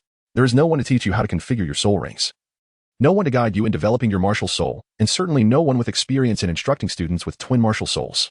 The master's confidence was apparent in his expression as he spoke. This was the path he chose after realizing he could not progress far in the realm of soul masters. And fortunately, he could now be considered a competent pioneer. Tang San's expression suddenly turned serious. His father had once stated that the fact he possessed twin martial souls must never be disclosed to outsiders, and unless absolutely necessary. He must not use the other martial soul. Now, even Qianju was unaware of his twin martial souls, so how could this teacher possibly know? He furrowed his brow. His left hand slightly raised. Hidden within his sleeve were several bone-piercing needles he forged for self-defense. At this moment, he was prepared for an unfavorable turn of events and ready to fight with his back against the wall. Little San, do not be anxious. I will not harm you. Seeing Tang San's tense demeanor, Qianju quickly spoke to reassure him. Qianju was aware of Tang San's hidden weapon abilities. The master was merely a 29th level soul master, and it was uncertain whether he could withstand Tang San's current capabilities. Upon hearing Qianju speak, Tang San cast a glance at him, feeling his tension ease slightly. He realized that his previous reaction might have been excessive. He still placed trust in Qianju's judgment. After all, this middle-aged man had been capable enough to become Qianju's mentor, indicating he was likely not a significant threat. Nevertheless, Tang San maintained a serious demeanor and asked the master in a low voice, "How did you know that I possess dual martial souls?" The master, unaware of Tang San's hidden weaponry, did not perceive any threat from him. With confidence, he replied, "Because Xiaozhu has informed me that although you awaken the blue silver grass, you possess innate full soul power, while others may not grasp the significance of this. If I did not understand, I would not be worthy of the title master. The blue silver grass is a notably weak martial soul, typically. Only 1 in 30 individuals who awaken it possesses any soul power, and even then, it is rarely above level 1. However, you possess innate full soul power. Based on my research, the magnitude of innate soul power correlates with the quality of the martial soul. Thus, it is evident that your blue silver grass cannot support your innate full soul power, confirming that you must possess another formidable martial soul, likely a top tier one, as only such a soul could confer innate full soul power." As the master spoke, he regarded Tang San with unwavering confidence, certain that his assessment was infallible. Tang San's expression gradually calmed, and he countered, "There are always exceptions. What if my blue silver grass is unique?" The master shook his head, stating, "Blue silver grass cannot be special. Uniqueness only arises from martial soul mutations." "What is a mutated martial soul?" Tang San inquired. The master patiently explained. To comprehend martial soul mutations, one must first understand the inheritance of martial souls. Martial souls are passed down through genetics. The martial souls of parents have a direct influence on their offspring, with the simplest scenario being that a child inherits the martial soul of either parent, known as familial inheritance. Another, less straightforward form is mutation inheritance. For instance, if both parents possess innate zero soul power, yet their child awakens a martial soul with soul power, that child's martial soul, while still resembling that of the parents, can be classified as a mutation, albeit a minor one. When the degree of mutation during inheritance becomes significant, various scenarios can emerge. For example, both parents may awaken powerful martial souls while the child awakens a useless one. Conversely, parents with useless martial souls may have a child who awakens a remarkably powerful martial soul, or the attributes of the martial souls may differ, such as parents with fire attributes and a child awakening a lightning attribute. There are numerous types of mutation inheritance, constituting a vast body of knowledge that cannot be succinctly summarized here. What you need to understand is that, based on this knowledge, I have determined that your blue silver grass is not a mutated variant, and that you undoubtedly possess another highly potent martial soul. Tang San nodded in acknowledgement. Suddenly, he stepped back, creating distance between himself and the master, then knelt on both knees, bowing respectfully 3 times. "Master, please accept me as your disciple. Teach me how to cultivate my blue silver grass martial soul, and guide me in the cultivation of my dual martial souls." The master smiled, clearly pleased, and bent down to assist Tang San to his feet. "Silly boy, can't you see that my purpose in coming here was to take you on as my disciple? Rise." "Thank you, master," Tang San exclaimed joyfully. The master looked at Tang San and Qianju, his smile broadening to the point where he struggled to hold back tears. Filled with indescribable joy, ever since he realized that his martial soul could not surpass the 30th level, he had devoted himself tirelessly to the study of martial souls. Yet, despite achieving the title of master, many mocked him for his lack of strength. This realization made him understand that no matter how profound his knowledge or understanding of martial souls, without power, he could not validate his existence. His strength had reached a standstill. What was to be done? He could only rely on others to prove his knowledge and choices. He needed to mentor a student whose strength would surpass all others. I hear from Xiao Ju that your name is Tang-san, correct? From now on, I shall call you Xiao-san. Now, let me see your martial soul, both of them. Yes, master, Tang-san replied respectfully. He concentrated his soul power in his right hand, and as blue light flickered, a small blue grass sprouted slowly. The master observed intently for a moment and nodded. Indeed, it is merely the ordinary blue-silver grass. Now, let me see your other martial soul. All right. Tang-san no longer concealed it. He raised his left hand, and dark energy surged forth, coalescing into a small hammer, a faint halo swirling around it. Upon seeing the hammer in Tang-san's hand, the master's eyes widened in astonishment, brimming with excitement. He fixated on the familiar hammer, murmuring, Tang-san, Tang-san, the surname Tang. Such a martial soul appearing here. So you are his son. No wonder you possess such talent. After a moment, the master regained his composure. All right, Xiao-san, retract your martial soul. Do not use it lightly in front of others. Also, without my permission, you must never attach a soul ring to this martial soul. This is of utmost importance. You must remember it. Indeed, master is a knowledgeable person, Tang-san thought, recalling how his father had given him similar advice. But master, why can't I add a soul ring? Tang-san voiced his curiosity. Now is not the time for such explanations. Just understand that refraining from using this martial soul and from attaching a soul ring is solely for your future benefit. You must remember this well. Understood, master, I will remember. Acknowledging the master's gravity, Tang-san committed this matter to memory. Good, just remember. Now, let us descend the mountain and visit your home to meet your father. After all, you have become my disciple, and I must converse with him. All right, master, let us go. Accompanied by the master and Qianju, Tang-san returned to the blacksmith shop. Father, are you awake? I need to talk to you. He called out to Tang Hao, who was inside. After a while, Tang Hao, still groggy, pulled back the curtain and emerged. What is it? Is breakfast ready? Where is it? He asked, uttering the same question he asked every morning. Though he had decided to train Tang-san, the habits formed over the years were difficult to change. Father, I have taken on a teacher, and he wishes to speak with you. Tang-san relayed the master's identity and purpose. What? You've taken a teacher? Who permitted this? Why didn't you discuss it with me first? Tang Hao's brows furrowed upon hearing this, and he turned to look at the master who had accompanied Tang-san. However, his brows soon furrowed even deeper. You two may leave first. I have something to discuss with him. After a moment of silence, Tang Hao gestured towards Tang-san and Qianju, who were standing nearby. Qianju shrugged, indifferent to the situation. Regardless, he was fully aware of all that he needed to know, and even some things he shouldn't. After Tang-san and Qianju departed, Tang Hao was the first to pose a question. How did you come to find this place?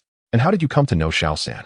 As he spoke, Tang Hao's demeanor gradually assumed an air of authority, his muscles tensing visibly. Clearly, if the master could not provide a satisfactory answer, Tang Hao might resort to violence, and the wrath of a titled Douluo was something no one would wish to endure. It is worth noting that Tang Hao and the master were of a similar age, both hailing from the same era. Naturally, Tang Hao was acquainted with the master, and the master recognized Tang Hao as well.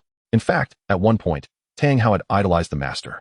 Thus, when faced with the imposing presence of a titled Douluo, the master did not cower but instead respectfully bowed. I have met with the crown of Haoyan. Tang Hao waved his hand, maintaining a serious gaze upon the master, awaiting his response. In response to the crown of Haoyan, I was unaware of your seclusion here. My visit is solely due to information I received from my student, who mentioned a child awakening a martial soul of blue-silver grass, yet possessing innate full soul power. As you are aware, since I could no longer enhance my martial soul, I devoted my energies to the study of martial souls. My research led me to deduce that this child must possess twin martial souls, hence my arrival here.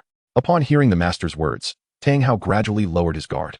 Is your student that boy? He inquired with a cold scoff, somewhat reproaching Qianju for disclosing Tang-san's circumstances. My student now also includes your son. The master replied with a smile. Tang Hao regarded the master with an unyielding gaze, and after a moment of contemplation, he coldly retorted, You are barely qualified. In truth, Tang Hao believed that the master was not merely qualified, he was the optimal choice. During the initial stages of a soul master's development, what is required is not a teacher of immense strength, but rather one with profound knowledge and a deep understanding of martial soul research. Such a mentor can assist in determining the future trajectory of one's martial soul, fostering teamwork, combat awareness, and more. In these respects, Tang Hao conceded that the master would undoubtedly excel beyond his own capabilities. Very well, Tang Hao said, stepping into the bedroom to retrieve an object, which he then tossed to the master. The master quickly caught it, and upon closer inspection, he realized it was a martial soul hall token. engraved with 6 symbols, signifying it was a decree of the highest order from the martial soul hall. The master looked towards Tang Hao, who continued, "You may borrow this for now. In 3 months, when the Soul Master Academy commences, I shall send him there. Help him select a few good soul rings. Remember, no matter what, he will always be my son, Tang Hao. Since he has chosen this path, I shall ensure he walks it well. Now, you may leave." The master silently accepted the token but did not depart immediately. He gazed at Tang Hao, unable to suppress a long-buried question. "Why did you?" However, before the master's inquiry could be completed, he was brusquely interrupted by Tang Hao. "Enough. Do not ask what you should not. Leave." With that, Tang Hao turned and re-entered the room, leaving the master momentarily stunned. He sighed softly and departed. Outside, Qianzhu and Tang Sen were conversing beneath the shade of a tree. As the master approached, Tang Sen could not contain his curiosity. "How did it go, teacher? Did my father trouble you?" The master patted Tang Sen on the head. "Why would he trouble me? Although my strength may be lacking, in terms of knowledge, no one should underestimate me, not even if that person is your father." The master spoke with a confident smile. Initially, he was uncertain whether Tang Hao would entrust Tang San to him, but now that it was confirmed, it signified Tang Hao's recognition of him. The approval from both an idol and a title Douluo filled the master with pride. "That's wonderful, teacher. Thank you." Tang Sen expressed his heartfelt gratitude. "Good boy. In 3 months, when the academy opens, your father will bring you to me. During this time, your father should teach you some things. Make sure to learn well from him, understood?" "Yes, teacher." "What about me? Should I start training with you right now?" Qianzhu inquired from the side. "No need. You may return in 3 months, he replied. "During these 3 months, you shall diligently practice the method I imparted to you yesterday, perfecting your soul power control. Additionally, you must familiarize yourself with and develop your martial spirit. Your father frequently ventures into the city, does he not? Each time he does, you should come to the academy to meet me, for I wish to assess your progress. Furthermore, Xiao-san, should you encounter any issues, feel free to consult with Xiao-ju, who can convey your queries to me if you are unable to find the time. This shall be your task for the next 3 months. Do you comprehend?" "Understood, teacher." Qianzhu and Tang Sen replied in unison. "Very well. During these months, I shall also dedicate myself to studying the future development of your martial spirits. Let us all strive together. Now, I shall take my leave." With that, the master spoke succinctly, turning to depart towards the outskirts of the village. As Qianzhu and Tang San watched master depart until his figure vanished from sight, they turned to one another and exchanged a smile. "From now on, I shall be your senior brother," Qian proclaimed. "Let me hear you call me senior brother." "Yes, senior brother Qian, greetings. I look forward to your guidance in the future." Qianzhu initially spoke in jest, yet Tang Sen responded with utmost seriousness, even bowing respectfully to Qianzhu. "Oh, come now, that's enough. I was merely joking. As we have become brothers in arms, we should be closer and not behave in such a manner." Qianzhu hurriedly helped Tang San to his feet. "How about you call me Brother Zhu from now on?" Qianzhu suddenly smiled at Tang San and said, "After all, I am older than you, so you won't be at a disadvantage. What do you think?" "All right, Brother Zhu," Tang San replied, unfazed. After all, Qianzhu was indeed his senior and older than him, so addressing him as brother was only fitting. "Hey, from now on, I will protect you. If anyone dares to bully you, just let me know." Qianzhu joyfully patted Tang San on the shoulder. "All right, you should hurry back and have your meal. Be cautious that your father doesn't scold you again. I must return to practice mastering my soul power." "Oh right, I haven't eaten today." Tang San, reminded by Qianzhu, quickly bid farewell and dashed back inside. To be continued. Chapter 17. The Soul Hunting Forest. 3 months later, Tang San and Qianzhu returned to the entrance of the Nodding Soul Master Academy, traveling lightly.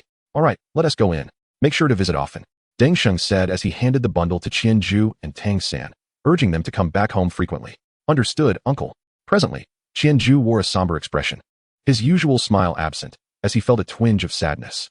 After all, they had been together for over half a year, and the sudden prospect of parting was indeed distressing. "Uncle Deng, could I trouble you to check on my father occasionally? Perhaps bring him some food?" Tang Sin continued. "I have learned my father's craft and will find work at a blacksmith shop in the city. In my spare time, I will earn some money and return to support you." "Very well. Good child, I will take care of your father. If he resumes his old drinking habits, I won't sell him any more alcohol." Deng Sheng chuckled, ruffling Tang San's hair affectionately. Qianzhu handed the bundle to Tang San and stepped forward to embrace Deng Sheng, expressing his gratitude. "Thank you, Uncle Deng." Qianzhu is genuinely grateful to Deng Sheng. Were it not for his shelter, his deep care, and the absence of strict constraints, he would have undoubtedly lacked the time to seek out Tang San, thus altering the current circumstances. "All right, Xiao-ju, go on in. It's not as if you want to see me again. Just make sure to visit your uncle more often when you have the chance," Deng Sheng reassured while patting Qianzhu's shoulder. "Yes, uncle, I'm going in now." "You should head back," Qianzhu replied, releasing his embrace, retrieving his bundle, and giving a wave to Deng Sheng. "Off you go," Deng Sheng nodded. smiling as he watched Qianzhu and Tang Sen enter the academy. However, once he turned away, his eyes were already glistening with tears. In the early morning, while most were still ensconced in slumber, 3 figures, a teacher and 2 students, had already exited the academy's gates. Master, where are we headed to find soul beasts? Qianzhu inquired of the master. Indeed, it was the master along with Qianzhu and Tang San, the trio of mentors and disciples. We are bound for the soul hunting forest, located 400 miles northeast of Notting City. It is a place where the Empire raises soul beasts. I hope you will be able to find suitable soul rings there. Raised? Can soul beasts truly be raised? Tang San asked eagerly, yearning for knowledge. The master nodded and explained, high-level soul beasts cannot be domesticated, but lower-level ones can. To put it simply, soul beasts are wild creatures imbued with soul power. Just as we soul masters require a martial soul awakening, soul beasts must also undergo a form of awakening during their early life. However, this awakening is spontaneous and occurs naturally. If, after awakening, a soul beast fails to cultivate soul power, it remains a mere beast, subject to the constraints of its lifespan. Conversely, if it does cultivate soul power, it transforms from a beast into a soul beast, liberating itself from the limitations of mortality. Even the most ordinary soul beasts, without external interference, could potentially cultivate into high-ranking 10,000-year soul beasts. If that is the case, Master, should there not be soul beasts everywhere? In villages, for instance, where chickens, ducks, cattle, and sheep are raised. Even if the awakening rate of these common species is exceedingly low, with such a vast population, many soul beasts should emerge. Yet, it seems they only exist within the soul hunting forest. Tang San, familiar with the concept of 10,000-year soul beasts, found himself perplexed as to why soul beasts were exclusively found within the confines of the soul hunting forest. That is an excellent question. This is due to the fact that, during the initial decades of their cultivation, soul beasts cannot interact with humans. Prolonged exposure to human presence gradually diminishes their soul power, eventually leading to its complete disappearance. Therefore, even in places like the soul hunting forest, where the Empire and the Spirit Hall domesticate lower-level soul beasts, these creatures are typically several decades old. Furthermore, entry to the soul hunting forest is not granted freely. One must apply for a token from the Spirit Hall. Only upon obtaining this token can one enter, which also serves to prevent the soul beasts at the edges of the forest from reverting to their wild state due to prolonged human contact. As the master elucidated the intricacies of soul beasts, he simultaneously replenished their supplies of water and provisions at a nearby market. They hired a carriage to transport them towards the soul hunting forest. 400 miles is no trifling distance. They estimated their arrival would be by the following day. Inside the carriage, the master sat across from Qianzhu and Tang San. I suppose you are both quite curious about where I've stowed away the supplies I just purchased. In your waist belt. Where else could it be? Qianzhu reacted swiftly, responding immediately, yet upon uttering his words, a pang of regret washed over him. Indeed, the master wore a look of perplexity, poised to inquire further, when Qianzhu hastily continued, every time you place an item, you lightly brush it against your belt. Although you have been discreet, I have noticed after several instances. Tang San, standing nearby, also nodded, clearly having observed the same detail. A flicker of satisfaction crossed the master's rigid countenance. Excellent, your observations are astute. Indeed, our belongings are concealed within this belt. As he spoke, the master removed the belt and gave it a gentle stroke, revealing another belt in his hand. This belt is a soul guide device, acquired during my youthful adventures. The 24 jade stones embedded within each possess a cubic meter of storage space for items. He then produced a black stone pendant from his grasp. Its irregular shape and glass-like texture exhibiting a subtle glow akin to flowing sand within. This stone was also discovered during my explorations. It aids in calming the mind and slightly accelerates one's cultivation speed. When I first obtained it, a companion entrusted it to me, hoping I could transcend the threshold of level 30 with its assistance. Alas, the master concluded, offering both items to them. Now, they are yours. Choose one each. Qianzhu and Tang Sen exchanged glances, momentarily unable to make a decision. Both understood that the value of the belt far surpassed that of the black stone. I shall take the black stone, and you can have the belt, little San, he proposed. Qianzhu spoke as he took the black stone into his hands. Ju go. Tang Sen hesitated to continue. Take it. I am aware of your numerous trinkets. This belt will undoubtedly serve you better in your possession. Moreover, as you know, I have not devoted myself to cultivation as diligently as you have. With this treasure, I shall not fall behind in levels. Qianzhu spoke as he patted Tang San's shoulder, shaking the stone he held in his hand. However, before Tang San could express his thoughts, he was immediately interrupted by Qianzhu. All right, enough of this fussiness. You can hold on to the belt. Must I carry everything? Besides, did you not also present me with a gift? As Qianzhu spoke, he raised his right hand, allowing his sleeve to slide down and reveal the intricately crafted silent wrist crossbow hidden within. Observing the debate between the two, the master nodded subtly to himself, a gentle smile gracing his lips. In truth, While storage soul guides are rare, the master and his companions had acquired several during their adventures across the continent, thanks to their unparalleled trio soul fusion technique. However, none were as exceptional as this particular belt. The master refrained from producing two at once, wishing to see if these two children would demonstrate humility and selflessness. Furthermore, presenting two items simultaneously would necessitate a distribution based on seniority, which would hinder his assessment of them. Enough of the struggle. I possess another bracelet, he announced. Although it does not offer as much space as the belt, it can still accommodate around 7 to 8 cubic meters, sufficient for daily necessities. I shall give it to you, Xiaozhu. Oh, that would be splendid. Thank you, master. Qianzhu exclaimed, elated by the sudden gift of another storage soul guide. After all, a storage space was something he greatly desired. He had hesitated to accept the belt, fearing the impact it might have on Tang San, but a smaller item was indeed the most favorable outcome. Upon witnessing Qianzhu's acquisition of the storage bracelet, Tang San no longer hesitated and gratefully accepted it, expressing his thanks to the master with utmost respect. Now that you have each received your items, it is time to bestow upon them names, the master said, smiling as he observed the absence of contention between the two. As they examined their respective treasures, Tang San pondered for a moment before naming his 24 Bridges on a Moonlit Night, a name imbued with memories from his past life. Meanwhile, Qianzhu, captivated by the flickering lights within the black stone, promptly named it Flowing Shadow Stone. As for the bracelet, he did not even bother with a name, simply referring to it as the storage bracelet. Once both had satisfied their curiosity and donned their items, the master instructed Tang San and Qianzhu to practice retrieving objects. Additionally, Qianzhu took on the task of meditating to experience the effects of the Flowing Shadow Stone. Thus, an entire day quietly slipped away amidst these two endeavors. At last, the moment had arrived. Qianzhu stretched lazily as he emerged from the carriage. The vehicle was devoid of any shock absorption system, and were it not for their current possession of soul power, his petite frame would undoubtedly have been jostled about mercilessly. However, they were soon captivated by the bustling scene before them. Outside the vast soul-hunting forest, an array of houses and shops lined the streets, teeming with a throng of people, the air alive with animated chatter, a truly vibrant spectacle. This lively atmosphere starkly contrasted with their prior imaginings of the soul-hunting forest. Yet, Qianzhu understood, such bustling activity was driven by the pursuit of profit, akin to the bustling scenes outside major tourist attractions in his previous life. Noticing their astonishment, the master began to elucidate the reasons behind this lively scene, explaining the methods of hunting soul beasts, acquiring soul rings, and the essential components of a distinguished soul master team. As he spoke, they gradually made their way deeper into the market, distancing themselves from the clamor. They encountered formidable iron fences standing tall and the sternly assembled troops on guard. Halt! To enter the soul-hunting forest, you must first present your hand token. As the trio approached, they were intercepted by vigilant guards who had been observing them intently.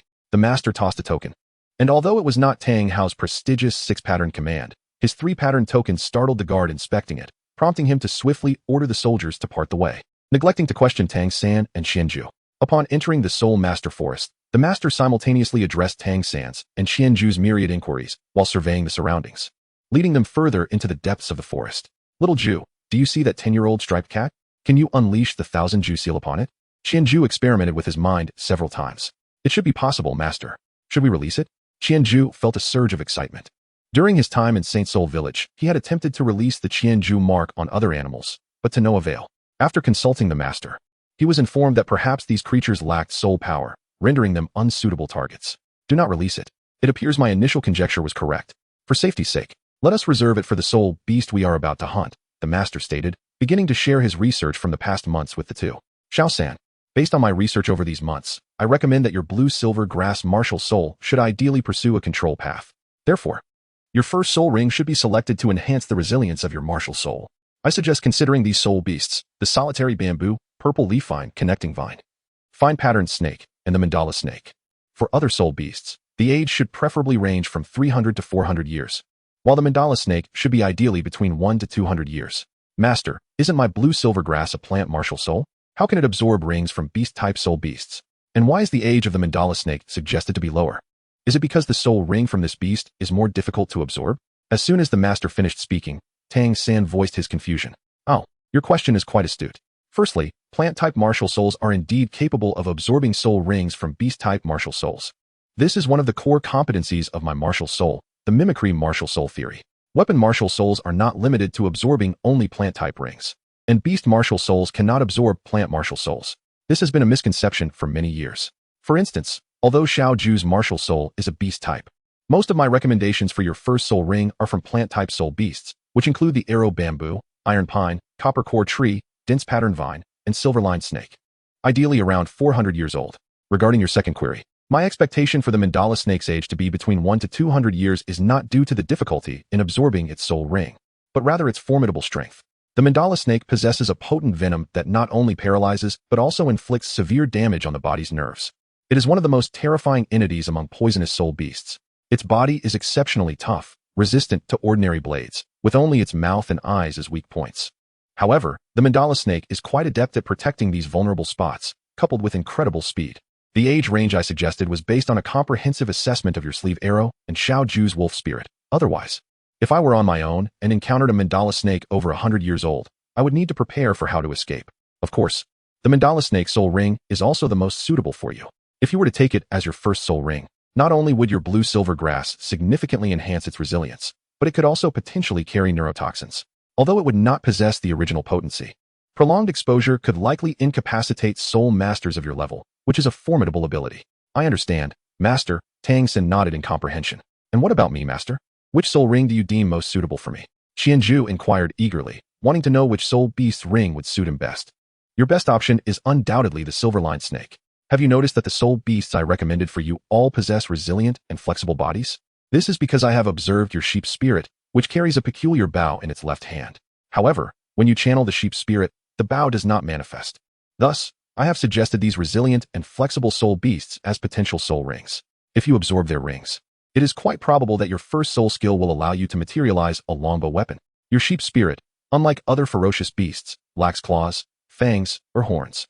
Thus, its bow may serve to compensate for this deficiency. Among these soul beasts, the silver-lined snake stands out as the best. It exhibits the highest degree of bodily resilience among the options I have presented, albeit the soul beast is relatively rare. It inhabits areas near silver mines and prefers to conceal itself in small burrows, making it quite elusive. Let us hope we have sufficient fortune on this occasion. Tang San and Qianzhu gazed at the master with admiration. Indeed, my choice was not in vain. Strength cannot be imparted to students. Only knowledge can be shared. To know such a master is my fortune, Tang San reflected. Qianzhu, too, was astounded, though he might claim to be the most knowledgeable about this world. The master had delved deeper into the study of martial souls than anyone else. Even Qianzhu had not anticipated these revelations, proving that expertise truly lies in specialization. To be continued. Chapter 18. The ambush. All right, let us commence our endeavor. The sooner we finish, the sooner we can return. Although the soul-hunting forest is designated as a breeding area for soul beasts, it remains perilously dangerous, and we must not let our guard down. With that, the master summoned his martial soul, the Luo Sanpao. Upon its appearance, it exuded an air of excitement, emitting cheerful sounds as it nuzzled against the master's feet. Although it was not their first encounter with Luo Sanpao, Tang San and Qianzhu were still enchanted by its lively gaze, marveling at the existence of an intelligent martial soul. Master, I believe your previous assertion regarding your martial soul mutating in an unfavorable direction is mistaken. It seems to me that your martial soul is evolving towards a higher state, albeit not yet complete. If successful, your martial soul would undoubtedly be the most powerful in this world, Qianzhu remarked, gazing at Luo Sanpao. Ha. Indeed, what a pity. One can only say, such is the way of the world. The master crouched down to pet Luo Sanpao. His demeanor showed little change in emotion. Qianzhu could sense it, but how could he not? It had been many years, and the master had come to terms with it, now viewing Luo Sanpao as a companion. Enough talk. Let us proceed deeper into the forest, the master declared, rising to his feet and guiding Luo Sanpao ahead. The three of them walked onward, the keen sense of smell of Sanpao enabling it to track the presence and strength of soul beasts, all while consuming minimal soul power, allowing the master to keep it summoned for an extended period. As they ventured deeper, Tang San, with his sharp eyes, suddenly pointed at a tree entwined with vines. Master, is that not a purple leaf vine? The master exclaimed in surprise, hastily approaching Tang San and Qianzhu. Upon closer inspection, he quickly concluded, indeed, it is a purple leaf vine, but it is merely 10 years old, which is too low. Let us continue our search. All right. Tang San and Qianzhu, undeterred, resumed their quest in the forest. However, as the search progressed, evening approached. They had not been devoid of encounters with the desired soul beasts. However, most they found were of merely 10 years, and they had yet to come across a single 100-year-old soul beast. As the sun began to set, the master was compelled to suspend their mission for the day. The sun is nearly set. Once night falls, visibility will diminish, and nocturnal creatures will emerge to hunt, posing potential dangers. Therefore, we should establish camp for the night. With that, the master surveyed the terrain, selecting a low-lying area. He retrieved a tent from his wrist-mounted soul guide and began to set it up. Xiao-san, please scatter these items around. The master tossed a bottle to Tang-san, who opened it, and, with a mere whiff, was able to discern the purpose of the powder inside. Excellent, Tang-san exclaimed, proceeding to evenly scatter the contents around their vicinity. Meanwhile, Qianju assisted the master in kindling a fire and warming the provisions they had purchased. Once they had satisfied their hunger, the master engaged the two in a review of the day's teachings. Both of them, being of mature minds, absorbed the information swiftly, allowing the master to complete the review with relative ease. This left him somewhat resigned, pondering whether he would soon find himself in a position where he had nothing more to impart. As the discussion continued, Luo Sanpao, who had been resting nearby, suddenly raised his head in alertness, directing his gaze towards a particular spot and emitting a warning sound. The master and the others quickly turned their attention to where Luo Sanpao was focusing, and they beheld a dozen or more ghostly green lights flickering in the dark. Drawing closer to them, "Master, it's the nether wolves." Tang-san, utilizing the vision granted by his purple extreme demon eye, was the first to identify their assailants. "You two stay here and do not move. It appears to be a pack of 10-year-old nether wolves. I will drive them away." As the master spoke, he retrieved 3 masks from his soul-guiding device and tossed them to Tang-san and Qianju. Just as he was about to advance, Qianju called out to him, "Master, allow me to try first. They are all wolves. Perhaps my wolf spirit may have a special effect on them, and it will also save you some soul power." Hearing Qianju's suggestion, the master hesitated for a moment before agreeing. He stepped back to give Qianju space, while simultaneously instructing Luo Sanpao to stand guard nearby, his focus unwavering as he monitored the unfolding situation, ready to offer support at a moment's notice. Qianju announced his arrival but remained motionless, silently unleashing the Qianju martial spirit. This time, he did not conceal the wolf spirit, yet he completely shrouded the sheep's spirit from view. Thus, it appeared as though the wolf spirit had materialized out of thin air, gliding gracefully to the forefront of the wolf pack. The pack, initially fixated with predatory intent on Qianju and his companions, was momentarily taken aback by the sudden and ethereal appearance of the wolf spirit, causing them to retreat a few steps while emitting low, warning growls. As they discerned the wolf spirit hovering above, the countenance of most wolves softened from their previously fierce demeanor, save for one, which grew increasingly menacing. This particular wolf advanced a couple of steps, issuing a challenging roar directed at the wolf spirit. It was the alpha of the pack. Qianju, controlling the wolf spirit, disregarded the provocation of the alpha wolf, instead focusing intently with eyes like ghostly flames. Under the watchful gaze of death, the alpha wolf gradually lost its patience. With a furious roar, it sprang forward, lunging at the wolf spirit. Just as the alpha wolf leaped into the air, unable to adjust its trajectory, Qianju maneuvered the wolf spirit sideways by half a meter, evading the attack while delivering a bite to its flank. The phrase copperhead, iron bones, tofu waste encapsulated the characteristics of a wolf's anatomy from Qianju's past life. The waist was a notably vulnerable area. Howling in agony, the alpha wolf landed and emitted a painful wail, frantically retreating as if the wolf spirit were the most terrifying creature imaginable. The further it retreated, the more desperate its escape, ultimately fleeing into the depths of the forest.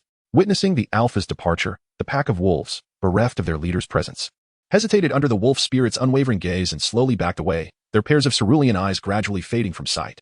"Well done," the master praised upon observing Qianju's successful repulsion of the wolf pack. Qianju scratched his head, feeling a bit bashful. The master regarded him thoughtfully for a moment before nodding, remarking, "Your Qianju's concealment grants your martial spirit remarkable stealth. I could hardly perceive your spirit's release just now. I wonder if this effect will persist after acquiring a soul ring. Let's cross that bridge when we come to it. It's uncertain at present," Qianju replied nonchalantly, embodying a temperament that embraced the present rather than fretting over the uncertainties of the future. "Indeed," the master agreed, moving on. "Let us retire for the night. It is getting late. I will have Luo Sanpao keep watch. He will alert us should anything arise." HM. Tang-san was about to affirm when he suddenly caught a faint sweet aroma mixed with the scent of tea at the tip of his nose. He sniffed carefully and instinctively blurted out, "Everyone be cautious. There's poison." Simultaneously, Luo Sanpao's chattering resumed, this time even more frantic than when the ghostly wolf pack had approached. The group instinctively gathered closer, remaining vigilant of their surroundings, while the master reactivated all his soul rings, encasing Luo Sanpao in their protective glow. Observing Luo Sanpao's agitation, the master whispered, "This night is unusually tumultuous. Be on guard. For what approaches is not to be trifled with." Tang-san and Qianju nodded silently, summoning their martial spirits while meticulously scanning their surroundings. Amidst the silence, a faint rustling sound gradually became audible, prompting the group to discern its direction and look closer. Emerging from the thicket was a snake, 3 to 4 meters long, with a dark green triangular head and ruby-like eyes, its elongated body eliciting a sense of dread. The master widened his eyes and intoned gravely, It is a mandragorous snake. Nearly 400 years old. Xiaoju prepared to flee. With a thunderous command, Luo Sanpao was directed to launch an attack. The yellow aura shimmered as Luo Sanpao inhaled deeply, leaping into action. A booming sound erupted as a yellow protective shield, accompanied by a cloud of yellow mist, burst forth from Luo Sanpao's rear, swiftly striking the mandragorous snake, which was propelled into the air as if tossed like a burlap sack. However, despite being thrown, the snake's ruby eyes remained menacingly fixed on the trio through the haze, indicating that the attack had not significantly affected it. You two run first, the master urged anxiously, preparing to unleash Luo Sanpao's second soul technique. Yet, before he could do so, the mandragorous snake suddenly opened its mouth wide, emitting a ferocious roar, its descending body abruptly halting, blood seeping from its vital point.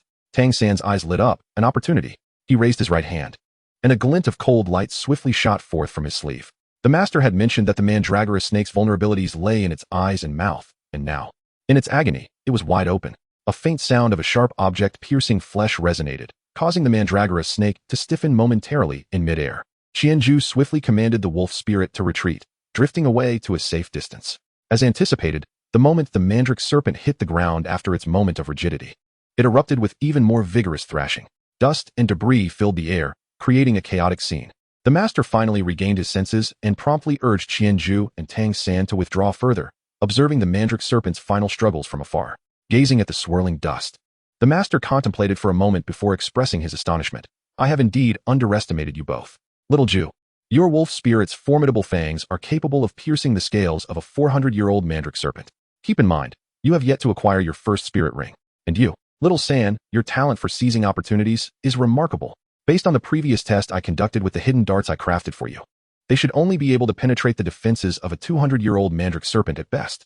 Yet today, you managed to find the opportunity to shoot the dart directly into its mouth. Such timing and precision. Little San, you are a born control-type spirit master. And Little Ju, you will undoubtedly become the most powerful battle spirit master in the future. Qianju and Tang San exchanged a glance, both satisfied with their collaboration for the evening. How wonderful. They had not anticipated such delightful surprises. The master, gazing at the slowly ascending yellow spirit ring in the distance, clenched his fist with excitement. In the peculiar world of Douluo, when a human slays a spirit beast, a portion of the beast's soul and spirit power coalesces to form a spirit ring, which can then be absorbed by a spirit master. However, if a spirit beast slays another spirit beast, no spirit ring is created. Instead, all the energy remains within the slain beast's corpse, and other spirit beasts that consume it can enhance their cultivation age. Thus, a 100,000-year spirit beast may not necessarily have existed for a full 100,000 years. Xiao-san, it is your turn. This mandala snake is the most suitable spirit ring for you, and the lethal blow was delivered by you. Quickly absorb its spirit ring. The master patted Tang San's shoulder, urging him to proceed. Without hesitation, Tang San approached the carcass of the mandala snake, took a couple of deep breaths to steady himself, and summoned the blue-silver grass from his right hand, lightly releasing his spirit power to connect with the mandala snake's spirit ring. Indeed, the moment Tang San's spirit power made contact with the ring, the century-old mandala snake's spirit ring trembled, then gradually floated toward him. The master intently commanded, sit cross-legged and focus on your martial spirit. Tang San promptly seated himself, concentrating on the martial spirit in his right hand. As the mandala snake's spirit ring drew near, he felt an inexplicable pressure materializing upon him, as if what was approaching was not a spirit ring, but a colossal mountain. Just as the mandala snake's spirit ring hovered above Tang San's blue-silver grass martial spirit, it abruptly shrank in size, and then fell directly into the palm of his hand.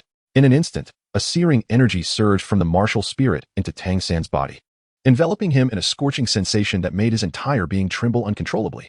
Remember, at all times, maintain your clarity and keenly sense each impact of the spirit ring's power on your body. The master's reminder resonated in Tang San's ears. In the next moment, his consciousness was wholly immersed in that boiling ocean. To be continued. Chapter 19, The Silver-Lined Snake. 2 days later, Qianju trudged through the forest, his weary legs following the master.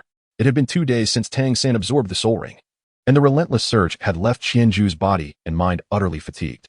2 days prior, after Tang San completed the absorption, the transformation of the blue-silver grass martial spirit and its first soul skill, bind, had greatly pleased the master.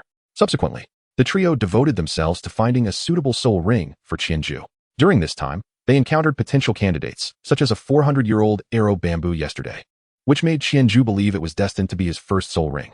However, after some contemplation, the master decided against it, merely marking it on the map before leading the two onward. Not far ahead lay a stone forest, where they hoped to find traces of the silver-lined snake. Having already obtained the most suitable soul ring for Tang San, the master wished to secure the best for Qianzhu as well, hence his decision to forego the arrow bamboo. Nonetheless, the bamboo was indeed a commendable option. They still had about 3 days' worth of provisions. And if they failed to find anything suitable within that time, they could always return to the bamboo. As the trio traversed the final patch of forest before the stone forest, they stumbled upon a copper core tree over 300 years old, further solidifying the master's resolve to seek out the silver-lined snake. With a backup plan in place, they felt emboldened to pursue their quest. Master, it seems quite challenging to find it this way. Is there any method to trace the silver-lined snake's whereabouts to locate its den? Qianzhu inquired. The master pondered for a moment before replying. The movement traces of the silver-lined snake are not dissimilar to those of ordinary snakes. However, its droppings are distinctive. True to its name, they appear silver. Thus, you must be vigilant for any silver substances. Additionally, the silver-lined snake typically does not burrow. It prefers to reside in small openings and crevices, so pay particular attention to those areas. Understood. Both Tang San and Qianzhu nodded in agreement. Although they now knew what to look for, they could only search together, with each taking a direction to observe. After all, they were in the hunting soul forest, a realm teeming with soul beasts, and given their low levels, their safety relied on their unity. At long last, after several hours of tireless effort, they discovered a small cave adorned with a few silver grains. The entrance was not large, about the size of a basketball, and peering inside revealed a dark and winding interior. This is it, the master declared, picking up the grains and gently squeezing them into a flattened shape. These are recent. Likely no more than a day old. There is indeed a silver-lined snake here, but its age remains uncertain. What should we do, master? Should we wait here for it to emerge? We have no idea if it is currently inside. Qianzhu expressed his impatience. Let San Pao emit a scent to determine its presence. If it is inside, it will not withstand the aroma. If it is absent, we can simply wait for its return. Generally, it should be here. As the silver-lined snake is nocturnal, the master instructed, summoning Luo San Pao to the cave entrance, positioning it appropriately while activating his first soul ring. Spread out a bit. Let loose, Luo San Pao. A pale yellow gas erupted from Luo San Pao, flooding into the cave and dispersing rapidly due to the force. The master retreated beside Qianzhu and Tang San, the three crouching behind a pile of rocks. Their focus fixed on the cave's entrance, which began to emit a faint yellow smoke. Hiss before long, a distant hissing sound emanated from within the cave, growing closer as if something were about to emerge. The trio's hearts raced with anticipation. Was it the silver-lined snake? Would it be suitable? Or would they need to continue their search? Whoosh! A silver flash darted from the cave entrance, swiftly gliding into the distance. However, it had barely gotten far when, thud, a large white radish landed directly in its path, forcing it to slow down and prepare to change direction. San Pao, the master called out sharply, unwilling to miss this opportunity. Boom. Ready and waiting, Luo San Pao unleashed its first soul skill, catching the silver-lined snake off guard. Like the mandala snake, it was thrown into the air. Once airborne, the outcome was evident. The silver-lined snake fell prey to the eagerly waiting wolf spirit. However, the silver-lined snake's defenses were even more formidable than the mandala snake's. Qianzhu felt as if the wolf spirit had bitten into a soft metal, its sharp fangs failing to penetrate. Despite this, the agony of being clamped by the wolf spirit caused the silver-lined snake to writhe uncontrollably in the air. The master, along with Qianzhu and Tang San, cautiously approached, observing intently before breaking into a smile. Little Zhu, you are fortunate. This is a silver-lined snake over 300 years old. Look at its tail. It bears more than 3 rings of shedding marks. Each mark corresponds to 100 years of growth, making it a perfect fit for you. As he spoke, the master produced a short sword from his hand ring. The sword's scabbard was a clear blue, embedded with 7 sapphires. The hilt bore a piece of milky white jade, the blade measuring 1 foot and 2 inches long. Though it remained sheathed, a chilling aura emanated from it even in the master's grasp. With this, you may be able to breach its defenses. The master handed the short sword to Qianzhu, who approached the silver-lined snake with caution, observing the creature twisting wildly in the air. Causing the wolf spirit to sway, Qianzhu swallowed hard. After marking the silver-lined snake with the 1,000 Zhu seal, he began to aim at the writhing serpent. He understood the urgency of concluding this encounter swiftly. Despite the apparent ease of the current situation, it was a result of their flawless collaboration and the wolf spirit's unique attributes. The silver-lined snake, now disoriented by the wolf spirit's torment, was temporarily stripped of its instincts. Once it regained its composure, it would retaliate against the wolf spirit, and any injury to the latter could provoke a backlash on Qianzhu's soul power. Clang! The short sword clashed with the silver-lined snake, producing a sound akin to metal striking metal. Qianzhu's powerful strike cleaved a sizable gash into the serpent, releasing a trickle of light red blood.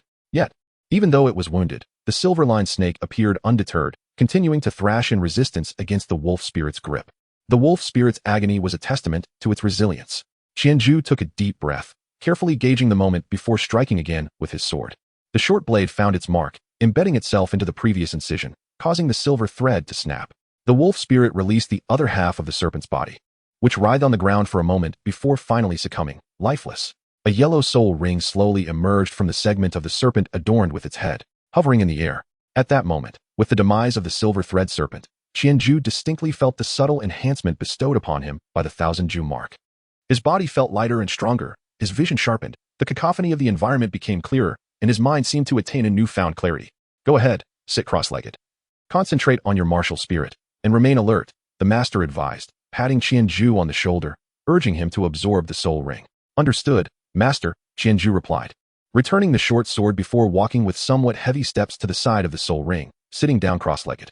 The soul ring floated gently towards him, resting atop his head, gradually expanding and enveloping his form. To be continued. Chapter 20. Perfect Martial Spirit in the Evening. Qianzhu awoke from a warm slumber in the ocean of his dreams.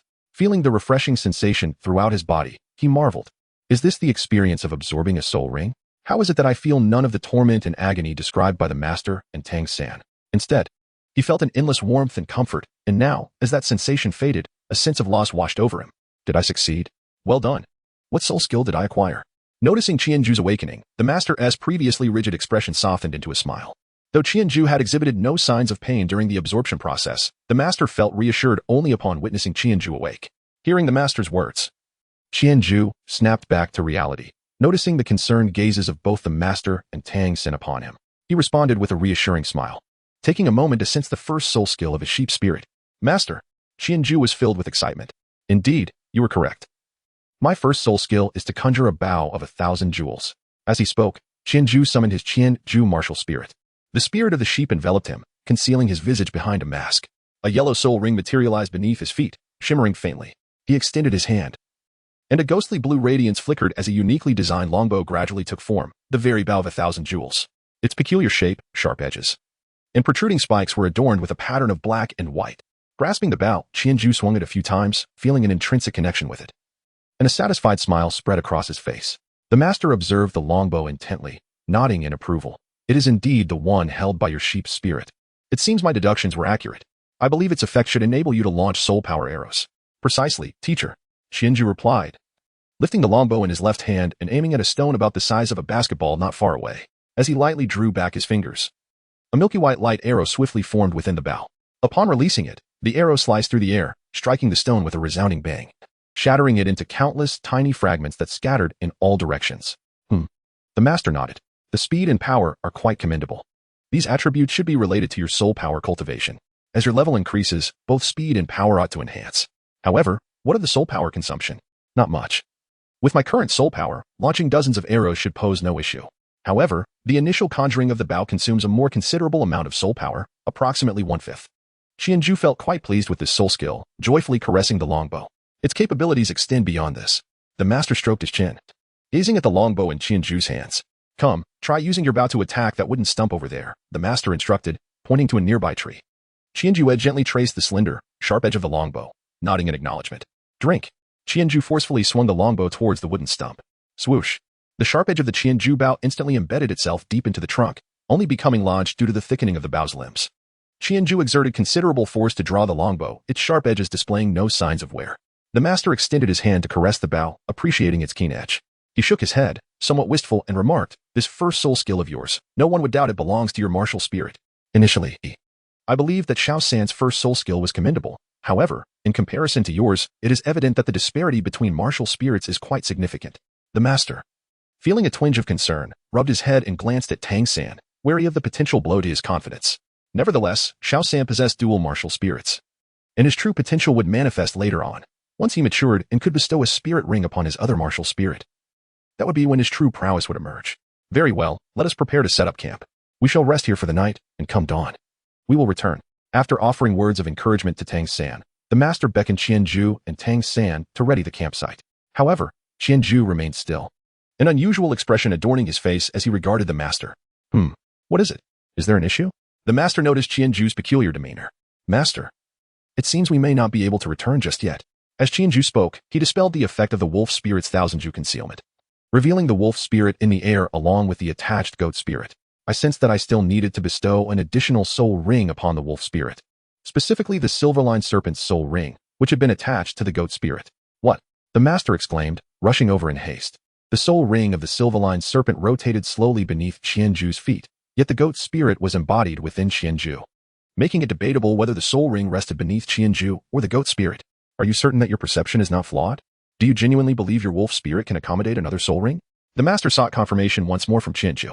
Master, I truly feel the necessity of adding another soul ring to the wolf spirit. Otherwise, my soul power level will remain stagnant.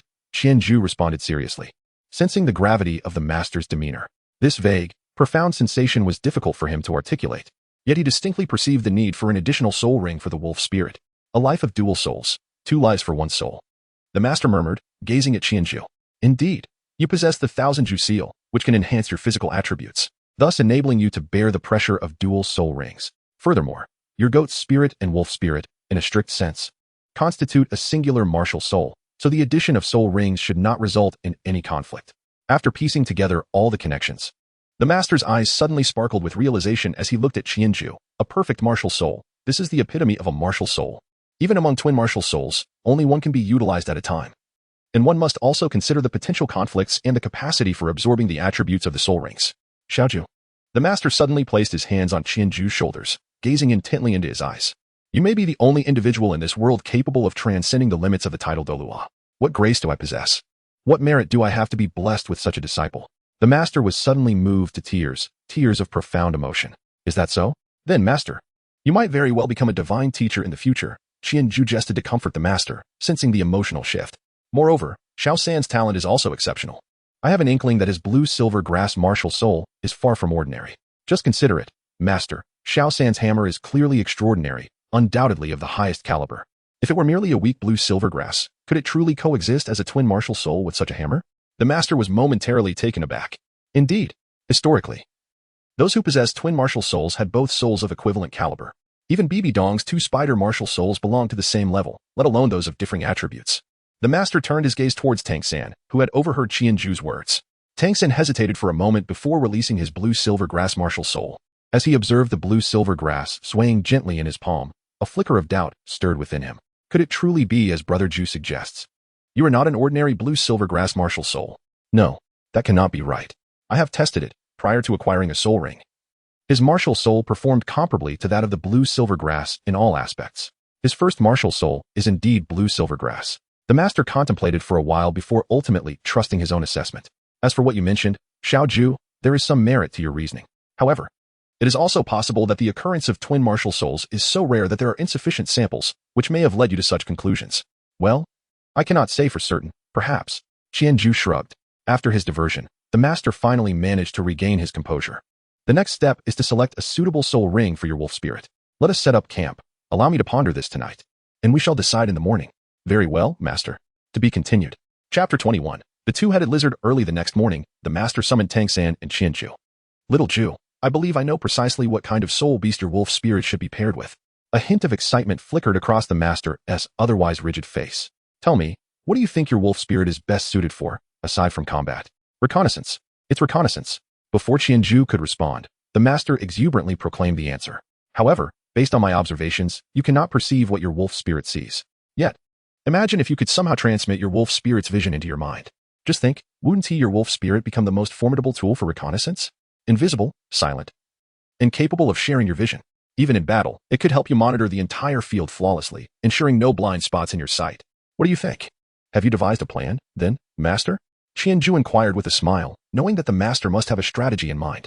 There exists a soul beast known as the two-headed lizard. As its name implies, it possesses 2 heads. Experimental evidence suggests that. Although its 2 heads do not possess independent thoughts, their senses, sight, taste, hearing are interconnected. Does this not resemble the capabilities you currently require? I believe the soul beast would be perfect for your wolf spirit. And do you recall the copper core tree we saw yesterday? This soul beast has a particular affinity for the core of the copper core tree. Therefore, if we return to the location where we discovered the copper core tree, we are likely to find traces of the two-headed lizard. Thus, our objective today is clear, correct, master? Qianju responded, convinced by the master's analysis that this soul beast was indeed suitable for him. Precisely. Let us eat, and then we shall proceed without delay. As he spoke, the master retrieved provisions from his wristband and distributed them to the 2 of them, perhaps motivated by their newfound goal. Qianju and his companions swiftly traversed the distance they had covered over half a day the previous day, Arriving at the copper core tree. Plant-type soul beasts typically lack offensive capabilities in their early stages. They either rely on toxins for protection or possess robust defenses to mitigate damage. The copper core tree exemplifies the latter, its resilience and toughness providing substantial protection against assaults from soul beasts and soul masters. However, although plant-type soul beasts may initially lack offensive means and can only endure attacks passively, once they reach 10,000 years of age and gain the ability to move freely, their formidable defenses and vitality render them superior to most animal-type soul beasts of the same age, save for a few exceptional soul beasts. The copper core tree was substantial. With lush foliage, the group circled the tree several times, yet they could not spot a trace of the two-headed lizard. Qianzhu looked to the master for assistance. The master stroked his chin, pondering for a moment before once again retrieving the short sword. After a flurry of activity, he finally managed to painstakingly carve a hole through the trunk, reaching the core of the tree. The exterior and texture of the copper core resembled that of copper, yet it emanated a peculiar fragrance absent in ordinary copper. Qianzhu inhaled deeply, and indeed, a scent reminiscent of gasoline from his past life permeated the air. While we, as soul masters, might find this odor quite unpleasant, it serves as an irresistible allure for the two-headed lizard. We concealed ourselves, knowing that if a two-headed lizard were present, it would surely make its appearance soon. After the master spoke, he led Qianzhu and Tang San into a thicket for cover. As anticipated by the master, a rustling noise soon emanated from the direction of the copper core tree. Cautiously, the group peeked out and glimpsed a stout lizard, about a meter in length, partially obscured among the tree's canopy. Judging by the length of its tail, it seems to be of a similar age. Let us capture it. Qianzhu, instruct your wolf spirit to remain at the side. Tang San, you will first use your wrist crossbow to target its eyes or armpit. The latter is its weak point. Can you manage that? Also, be cautious. Do not let it bite you, for the bite force of a two-headed lizard is formidable, as evidenced by its diet of copper core. Understood. Both boys responded in hushed tones. The two-headed lizard cautiously approached the pit the master had indicated, testing the ground carefully. Tang San immediately began to aim. His eyes glimmered with a purplish light, and as he raised his right hand, a dark projectile swiftly shot forth, silent as the night. Just as the two-headed lizard was about to indulge in its anticipated delicacy, it felt a sudden chill beneath its armpit, followed by a sharp pain radiating through its body. Instinctively, it turned to escape up the tree. However, after just a couple of steps, it sensed another impending threat. Before it could react, it felt a forceful blow against its side. In its perception, the object was covered in spikes, undoubtedly laced with some form of neurotoxin. The place where it was struck was overwhelmed with excruciating pain, compelling it to roll on the ground in an attempt to alleviate its suffering. Whoosh! Another two projectiles struck it, creating two gaping wounds the size of fists. Yet, astonishingly, after being hit, the two-headed lizard ceased its rolling. It flipped over, its two heads fixing their gaze upon Qianzhu and the others. With a deafening roar, it charged towards them with alarming speed, its body swaying grotesquely as it ran. Rumbling thunder cannon! Under the master's command, a sphere of yellow energy surged forth with a resounding blast towards the two-headed lizard, perhaps due to its numerous eyes. The creature quickly reacted, twisting its body to leap into the air. The blast struck the ground, sending shockwaves that lifted the two-headed lizard off its feet. However, the force of the blast did not inflict significant harm. In mid-air, the creature regained its balance and, with furious glances, began to fly towards Qianzhu and his companions, utilizing the force of the blast to propel itself forward. This demonstrated the two-headed lizard's formidable combat instincts, adept at leveraging its opponent's attacks to further its own objectives. Unfortunately for it, however, it remained oblivious to the presence of an invisible wolf spirit lurking nearby. A brief, hoarse sound erupted from its two mouths as it crashed to the ground, bewildered. Who am I? Where am I? What has transpired? Why does it hurt so much? The two-headed lizard now found itself questioning its very existence. Blue silvergrass, entangle. A tendril of blue silvergrass swiftly darted across the ground, ensnaring the two-headed lizard tightly, leaving it to flail helplessly in a daze. Qianzhu swiftly approached. Having just leaped a considerable distance, he was not far from Qianzhu, who reached his side in merely 3 seconds. Whoosh! A sharp sound sliced through the air, followed by the thud of two objects hitting the ground. With the Qianzhu bow, he deftly severed the two heads of the two-headed lizard, accompanied by some strands of blue silvergrass. Blood gushed from the lizard's severed necks, and after a few convulsive twitches, its headless body fell still. A soul ring, deeper in hue than the silver-lined snake from the previous day, began to rise slowly. Hovering above the corpse of the two-headed lizard, the master stepped forward, lifting the body of the lizard, and the smile that had graced his face suddenly froze. Shaking his head, the master sighed. What a pity. This soul ring cannot be utilized. But master, did you not say the age should be appropriate? Qianzhu stood to the side, somewhat bewildered. The double-headed lizard they had painstakingly hunted was, to his dismay, unusable. My earlier assessment had been merely a superficial one. The precise age determination of the double-headed lizard hinges on the angles of the stripes on its abdomen. Each angle signifies centuries of existence. The master gestured towards a black stripe on the lizard's azure belly, explaining, observe this double-headed lizard. The 5th angle has begun to form, indicating its age approaches 500 years. In my studies, the absorption age of the first soul ring is 423 years. Exceeding this age significantly increases the risk of failure in absorption and the consequences of failure. The master said, casting a serious glance at Tang San and Qianjue. I shall not allow such a fate to befall you. Let us search for another. There should be more double-headed lizards in this vicinity. Or I will consider other suitable soul beasts. To be continued. Chapter 22. The first soul skill of the wolf spirit. The master spoke as he prepared to manage the scene. Qianjue silently observed the master as he retrieved his tools, preparing to handle the corporeal form of the two-headed lizard. Suddenly, as if a thought had struck him, he inquired of the master, Teacher, is the absorption of soul rings always accompanied by suffering? The master, momentarily taken aback from his preparations, replied, Indeed. Absorbing a soul ring entails claiming the power of the soul beast for oneself, and within the soul ring lies the lingering resentment of the beast you have slain. Tell me, would you permit your slayer to effortlessly and smoothly seize all that you possess? Thus, this process is undoubtedly arduous. What prompts such a question? Qianjue furrowed his brows and turned to Tang San. How did you feel during your absorption that day? Well, at first, I felt as though I were immersed in scorching lava, relying solely on my willpower to endure. It was only after gradually acclimatizing that things began to improve. But why did I feel such warmth during my absorption yesterday? There was not a hint of pain. In fact, I found myself somewhat nostalgic for that sensation. Qianjue scratched his head, momentarily at a loss for words. Upon hearing this, the master hurriedly approached him. How could this be? Come. Share with me the sensations you experienced when you absorbed your first spirit ring yesterday. I felt as if I were immersed in a warm ocean, enveloped in a comforting warmth throughout my body. Moreover, the flow of my soul power was swifter than usual, and I did not sense any discomfort at all. Qianjue recounted his experience of absorbing the soul ring from the previous day to the master in meticulous detail. Upon hearing the account, the master furrowed his brow in contemplation, murmuring, This shouldn't be. Even with the alleviation of pain afforded by the sheep spirit, such a soul beast should not exhibit a complete lack of resentment. How could it face death so calmly, devoid of any grievances? As the master pondered aloud, Qianjue's eyes suddenly brightened. He clapped his hands together and exclaimed, Indeed, it was precisely this acceptance of death that allowed me to absorb it so effortlessly. But why was there such a lack of resentment? The master, engrossed in his thoughts, remained oblivious to Qianjue's unusual reaction. Qianjue had no choice but to awaken the master. This may be related to the nature of Qianjue. Qianjue is the embodiment of death. For those who calmly accept their fate, the longbow of the sheep spirit can swiftly escort them to the realm of the deceased. Conversely, for those who attempt to escape their destiny, the wolf spirit will pursue them, causing them to fall painfully beneath its powerful bite.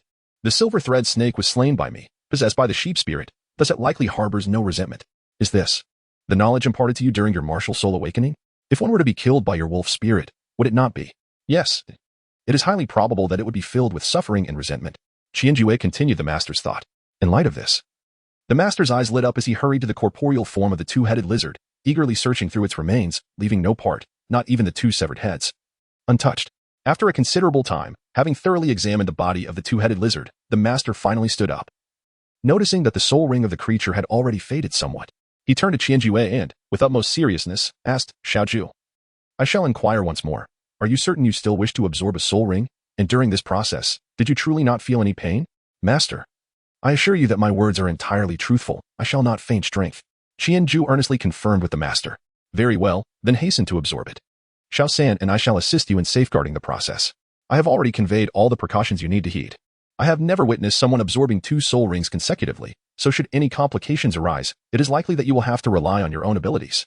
Rest assured. Master. Without further ado, Qianjue approached the lifeless body of the two-headed lizard and settled into a meditative posture. Soon, the soul ring of the two-headed lizard began to gently descend, resting upon Qianjue's crown. The master and Tang San observed intently, pondering the potential for unforeseen developments. Indeed, it was not long before a figure gradually materialized beside Qianjue, the wolf spirit. As the soul ring hovered in the air, it seemed to have found its purpose, swiftly directing itself towards the wolf spirit. Awakening once more in a cocoon of warmth, Qianjue beheld the concerned expressions of Master and Tang San, a smile breaking across his face. Upon witnessing Qianjue's revival, both Master and Tang San exhaled in relief. Have we succeeded? The Master inquired, a flicker of anticipation in his voice. Certainly, Master, Qianjue replied, his excitement palpable as he rose to his feet and effortlessly unleashed his martial soul. The sheep spirit enveloped him, while the wolf spirit floated nearby. Qianjue dispelled the effect of Qianjue's concealment, revealing the ethereal forms of the sheep spirit and the wolf spirit before the master and Tang San.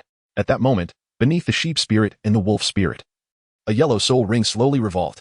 Qianjue closed his eyes, immersing himself in the sensation of the first soul skill of the wolf spirit. How is it? What is the soul skill? Master inquired with a sense of urgency. Qianjue opened his eyes and said, Teacher, you are truly remarkable. Your predictions were indeed correct. The first soul skill bestowed upon the wolf spirit by the two-headed lizard is the ability of mutual perception. This skill can be activated or deactivated at will. When activated, I can receive all of the wolf spirit's sensory experiences, including sight, hearing, smell, and even touch. As Qianju spoke, he activated this skill. In an instant, the wolf spirit's eyes radiated with brilliance, and the flames within the mast's eye sockets appeared to come alive. Qianju commanded the wolf spirit to move gracefully through the air, transitioning from simple lateral and vertical motions to weaving effortlessly among the trees.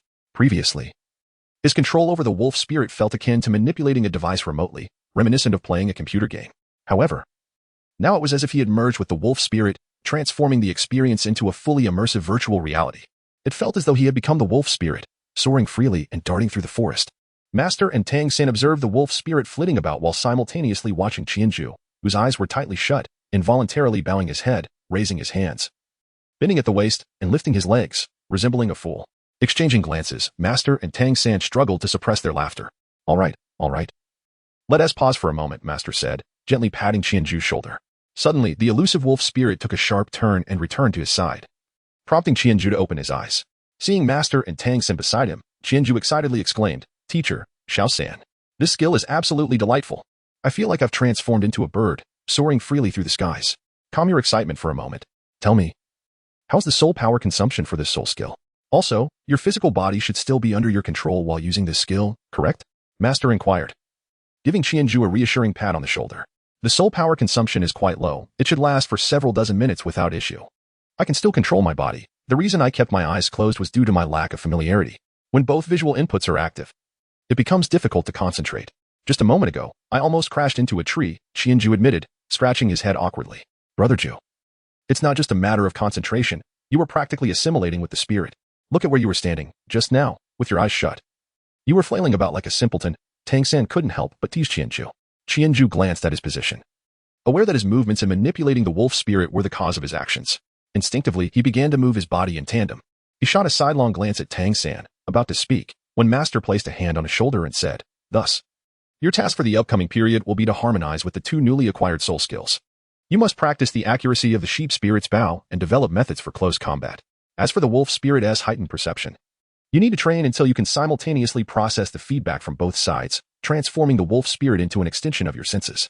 Do you understand? Understood, Master. Qianju gazed at the Master, responding with an air of duty. Very well. Prepare to set forth. The Master commanded, invigorated and ready for the journey home. He was exceedingly pleased with their expedition to the soul-hunting forest. Not only did both Tang San and Qianju discover suitable soul rings, but the soul abilities acquired by the two children were also remarkably harmonious. Furthermore, they unraveled the secrets of Qianju's martial soul. With this newfound knowledge, they could devise a more effective strategy for the development of their martial souls. To be continued. Chapter 23, Shawo. After another taxing day of travel, the Master and his companions returned to the Nodding Soul Master Academy. As Tang San and Qianju had arrived early, there were still 2 days remaining before the commencement of the Academy's term. In 2 days, the Academy will officially open. Use this time to rest well. Xiao San, when you have the chance, visit the Martial Soul Hall in Nodding City to test your soul power. You are now a Soul Master and are entitled to a monthly subsidy of 1 gold soul coin. Xiaoju, you need not go. Having absorbed 2 soul rings, I estimate your soul power to be around the 13th rank. Your rapid advancement is remarkable, especially considering it has only been a little over 3 months since you awakened your martial soul. If you were to test at the Martial Soul Hall, given your talent, they might not allow you to leave and could even insist on your joining the hall. Therefore, from today onwards, you must keep your soul power level confidential. Do you understand? Understood, Master, Qianju replied obediently. Good. You need not worry. You will sense each increment in your soul power as you progress. Once your soul power reaches the 20th rank, this awareness will intensify. Moreover, your current soul power level is primarily a result of absorbing soul rings. While there are no adverse effects, it may feel somewhat unsteady. You must engage in diligent practice to consolidate and fully transform this into your soul power. Additionally, I have made arrangements with the Academy. Xiao San, you will continue as a work-study student, officially enrolled in the Academy. Work-study students are exempt from tuition fees, though there will be some paid cleaning duties. Combined with your subsidy as a soul master, you should manage well financially. As for Xiaoju, due to the exceptional nature of his martial soul, being an innate full soul power coupled with the highest tier of martial soul, he qualifies as a special admission student. The Academy will waive all his fees, including tuition, accommodation, and meals. From now on, you will attend classes in the morning, manage your own time in the afternoon, and in the evening, study under my guidance. During the night, apply the soul power cultivation methods I have developed, using practice to replace rest. Do you comprehend? The master meticulously outlined the future arrangements for Qianju and Tang San. Thus, in the ensuing 2 days, the master immersed himself in research. While Tang San visited the martial soul hall to ascertain his soul power, officially becoming a soul master. He collected his monthly subsidy and showcased his skills at the local blacksmith shop, successfully securing a part-time position and embarking on his forging journey. Whereas Qianju? During the day, he practices archery on the hillside behind the school, and at night, he roams the campus, commanding his wolf spirit. Currently, the wolf spirit is capable of moving within a radius of approximately 50 meters around him. In just one evening, Qianju has explored the entirety of the faculty housing area within the academy. Qianju was fortunate enough to witness several pairs of faculty members indulging in their nocturnal escapades, a sight that provided him with ample visual delight. Regrettably, he remained a mere novice, filled with desire yet lacking the power to act. Thus, 2 days swiftly passed, and the moment arrived for Qianju and Tang San to enroll in the Nodding Soul Master Academy, thanks to the master's prior arrangements. A multitude of teachers gathered to observe as the master accompanied Qianju and Tang San for registration. Naturally, the primary focus of their attention was Qianju, who possessed innate full soul power and a supreme martial soul, a prodigious talent that emerged only once in many years. Even when such talents did manifest, they typically belonged to the Spirit Hall or various esteemed sections. The Nodding Soul Master Academy had never before admitted a student of such extraordinary aptitude. Even if Qianju were merely to study the foundational knowledge here, he would still become a product of their esteemed academy. When he eventually ascends to the status of a top-tier soul master, it would elevate their institution's reputation as one that nurtured a top-tier soul master, potentially allowing them to apply for recognition as a mid-level academy in the future. Little Jew, take this badge, the director of the Academic Affairs Office. A bald man in his 60s named Su warmly handed Qianju the emblem. By presenting this badge, you can dine for free on the first floor of the academy's cafeteria. Furthermore, throughout your studies, your tuition and accommodation fees. Director Su enthusiastically introduced the various benefits bestowed upon Qianju. Now, let me show you to your dormitory. We have arranged a private room solely for you, ensuring that no one will disturb your cultivation. As Director Su was about to lead Qianju away, he suddenly noticed Tang San standing nearby. Oh, you must be Tang San, the working student from Holy Soul Village, Director Su recalled, realizing that the master had intended to enroll 2 students. However, he had been entirely captivated by Qianju's talent and had paid little attention to Tang San upon hearing that his martial soul was the blue silver grass. He extended his hand towards Tang San, who promptly presented the certificate from the Spirit Hall. Director Su glanced at it, noting the martial soul listed as blue silver grass, and casually set it aside. He then picked up one of the numerous packages stacked nearby and handed it to Tang San. Follow us. Your dormitory is in that direction, he instructed, leading the way with Qianju in tow. Qianju lagged a step behind, turning to Tang San silently and expressing, "This is the disparity." Tang San, witnessing Qianju's antics, could only roll his eyes in resignation. The trio proceeded to the dormitory building of Nodding Academy, which comprised a single structure where both students and faculty resided, situated at a distance from the master's family quarters. Qianju had visited once before. The master possessed a small room on the top floor of the dormitory, primarily utilized for storing books and other items. The first floor of the dormitory housed a total of 6 rooms, 3 large and 3 small. The larger ones, measuring over 300 square meters, were furnished with numerous beds for the students, while the smaller rooms served as accommodations for the teachers, each managed by a faculty member. Director Su guided Tang San to the largest dormitory on the far right of the first floor, indicating the interior as he spoke. Go on in. This will be your dormitory. Remember to adhere to the school's regulations, and if you encounter any issues, feel free to consult the supervising teacher nearby, who will also arrange work-study positions for you. Off you go. Thank you, teacher. Tang San bowed to Director Su before stepping into the dormitory. Seizing the moment, Qianju peeked inside but saw no sign of someone resembling Xiaowu. He gestured a silent farewell to Tang San before being led upstairs by Director Su. Nodding Academy's student dormitories comprised 7 rooms in total. The 3 on the first floor included the work-study students' accommodation on the far right, while the remaining 2 were designated for first and second-year students. As Director Su continued to lead the way, he kindly elaborated on the layout of the dormitory building. The second and third floors each featured 2 large dormitories and 2 smaller ones, designated for students in the 3rd and 4th years, as well as the 5th and 6th years, offering a more spacious environment than the first floor. However, you will not reside among them. The school has prepared a dedicated teacher's dormitory for you on the 4th floor, ensuring you can practice undisturbed, and should you have any questions regarding your trainings, you may consult the teacher residing nearby. As Director Su shared these details, he escorted Qianju to the 4th floor. Though over 60 years old, Director Su ascended the stairs effortlessly, betraying no signs of fatigue, indicative of his status as a soul master. He led Qianju to the central dormitory, opening the door to reveal a tidy room of approximately 50 square meters, equipped with various daily necessities, far superior to the inferior goods provided to Tang San. What do you think? Quite nice, isn't it? Director Su inquired with a smile as he accompanied Qianju inside. Indeed, thank you, Director Su.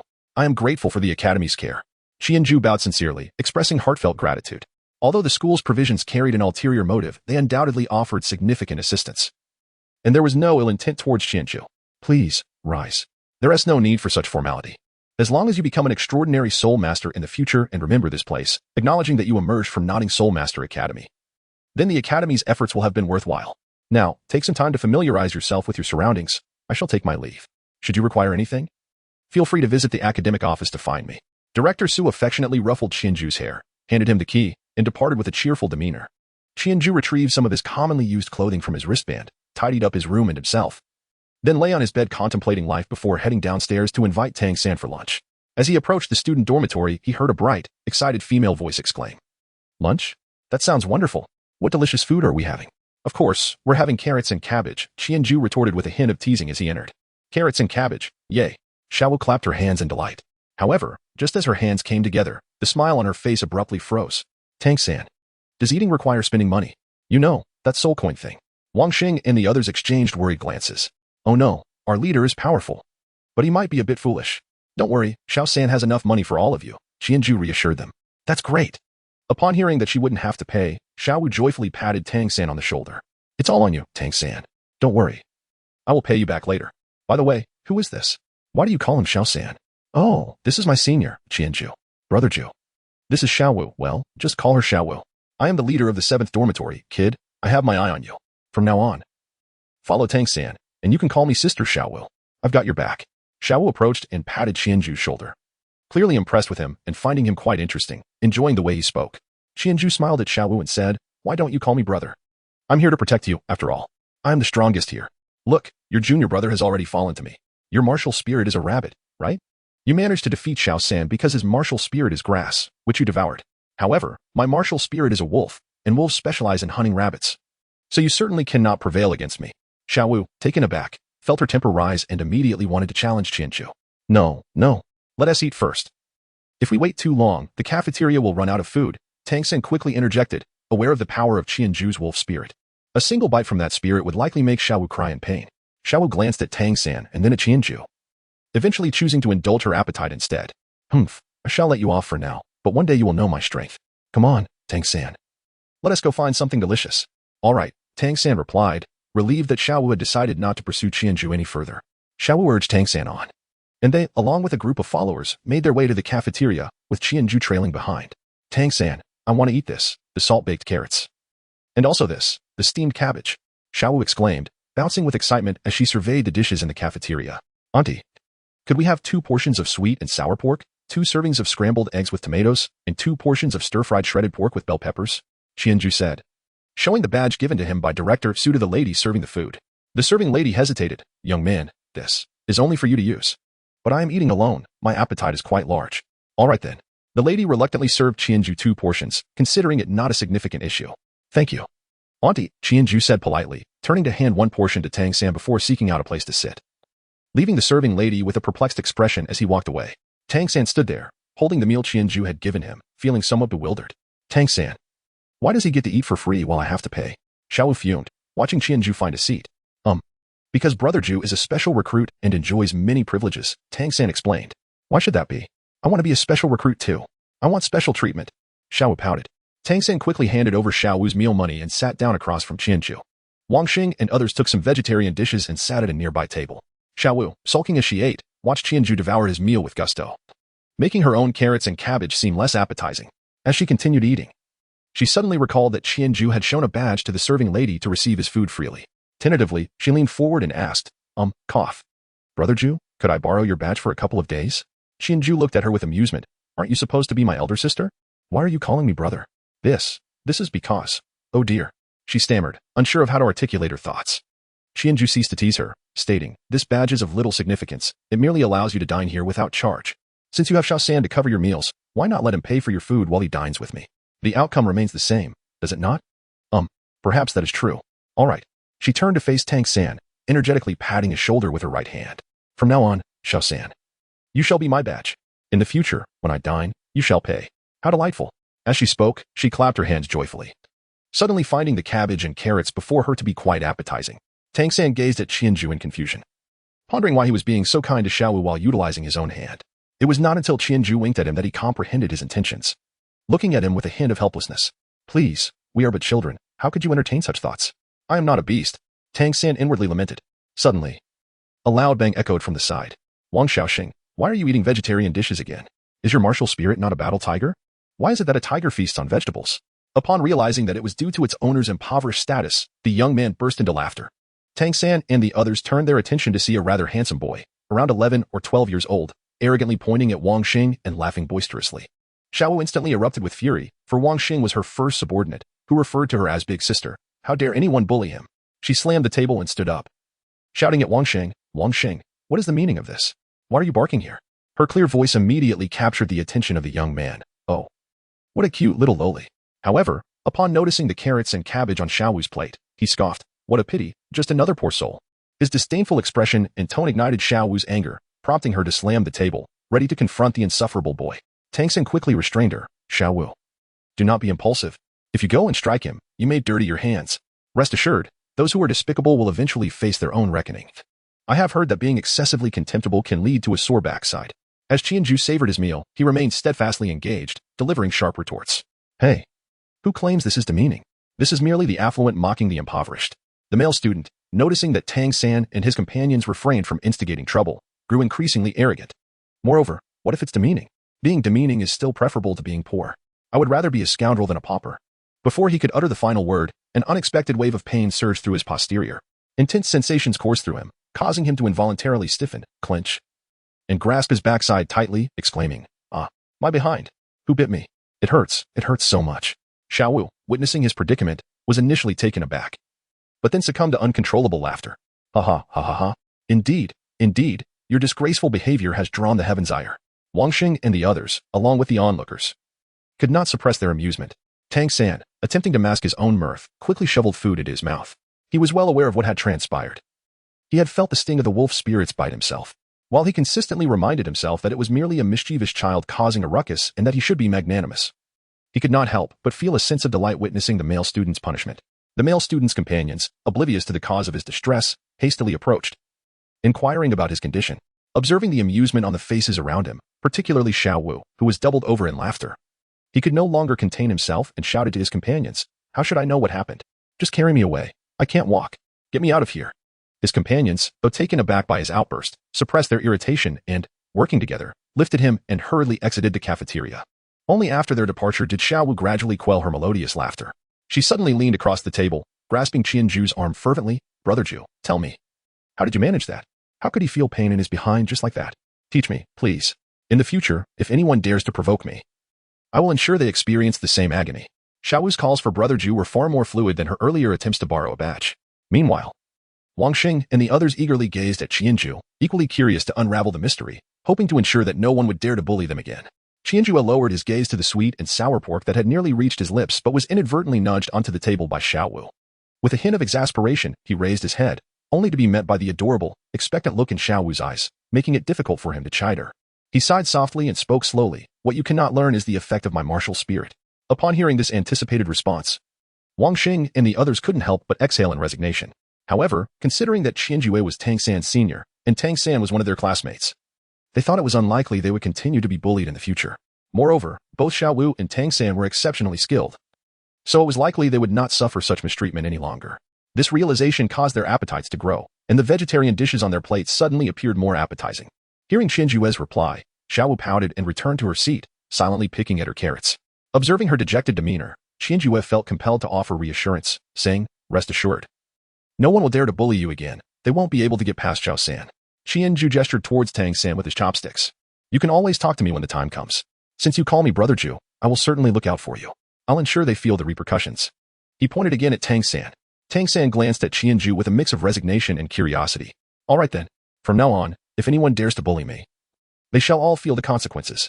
Upon hearing Qianju's assurance, Xiaowu squinted her eyes in excitement, aiming her finger at several directions, playfully gesturing.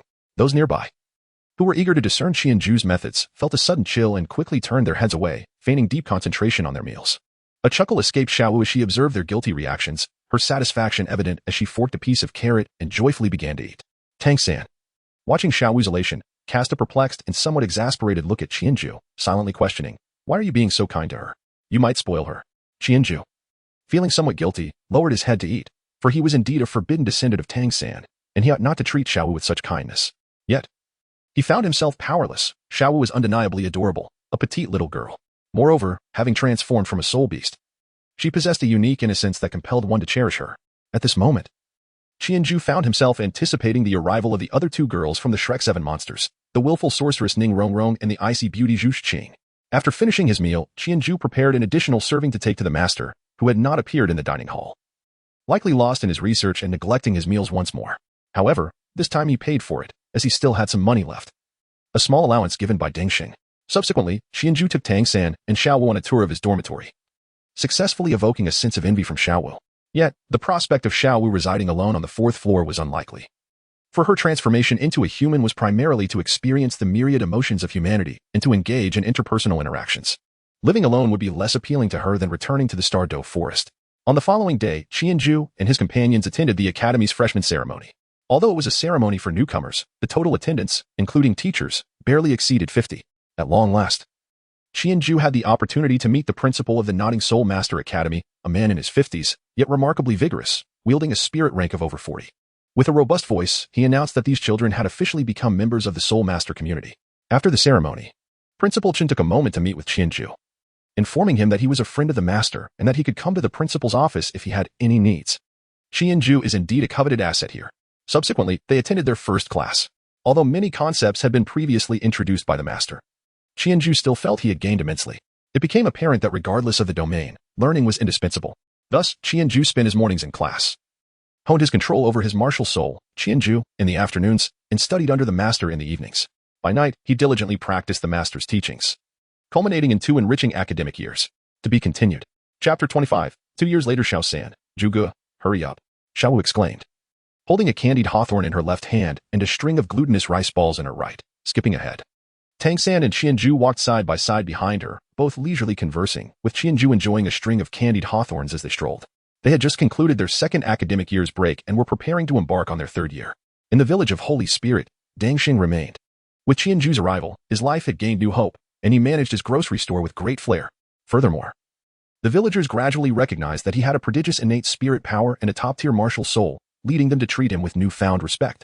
A year prior, during their last visit home, Tang Hao had already left a letter announcing his departure. Though Tang San felt sorrowful, the companionship of Xiaowu and the encouragement from Qianju made him understand that Tang Hao had merely left to pursue unfinished business and would not be gone forever, thus alleviating his sadness. 2 years had passed, and Qianju and Tang San had become inseparable friends. At this juncture, Tang San had reached the 18th level of spirit power, while Qianju had surpassed him, achieving the 20th level 2 months prior. It appeared that they were on par. Tang San had ascended from the 11th to the 18th level over 2 years, while Qianju had progressed from around the 13th to the 20th level. However, it must be noted that Tang San practiced the Xian Tian Gong, which significantly enhanced his training efficiency compared to most spirit masters. In contrast, Qianju had been utilizing the training methods devised by the master. Although he had not immediately hunted spirit beasts upon the refreshing of the Qianju imprint, due to the considerable distance from Nodding Academy to the soul hunting forest, he had still ventured out over 20 times in the past 2 years. As a result, his spirit power had grown to be more than double that of other spirit masters at the same level, even surpassing Tang San's. In the early stages of becoming a spirit master, specifically prior to reaching the 30th level, the total spirit power among spirit masters did not vary greatly. This is because the cultivation of spirit power in this world relied solely on meditation, with little research into alternative methods. The magnitude of one's spirit power, aside from innate martial soul talent, was largely determined by the spirit rings attached to the martial soul. Before the 30th level, spirit rings were limited to 10-year and 100-year varieties, making the increase in spirit power from these rings less pronounced. However, upon reaching the 30th level, one could access 1,000-year and 10,000-year spirit rings, resulting in a significant disparity. During this period, the enhancement provided by a 1,000-year spirit ring compared to a 10,000-year one, while not as exaggerated as a tenfold increase, was nonetheless substantial. Only a genius like the master would conceive of researching new methods of cultivating spirit power to accelerate both the speed and totality of spirit power growth. Unfortunately, despite the master's innovative methods being more efficient than traditional meditation, they remained rudimentary compared to Tang San as Xiantian Gongs, which encapsulated the wisdom of countless ancestors from the Tang sect in a past life. However, the Xiantian Gong could only be cultivated by Tang San alone. If he were to pursue it, he would have to forsake all his existing spirit power and start anew. In contrast, the master's newly devised training methods could be employed directly to achieve improvement, thanks to the master's guidance in the provision of the Shadow Stone. Qianju was able to keep pace with Tang San. It is noteworthy that during the 2 years of hunting for spirit imprints, Qianju successfully discovered a soul bone from the corpse of a 500-year-old spirit tail fox.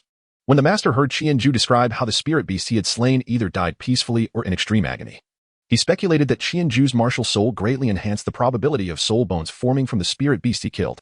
Thus, when Qianju and the master uncovered the soul bone, both were elated, not merely for acquiring a bone, but because soul bones generally do not arise from spirit beasts of such age. Typically, they only manifest under conditions of great suffering or voluntary demise. The fact that a 500-year-old spirit tail fox could yield a soul bone confirmed the master's hypothesis. Currently, the left leg bone lay quietly within Qianju's wristband.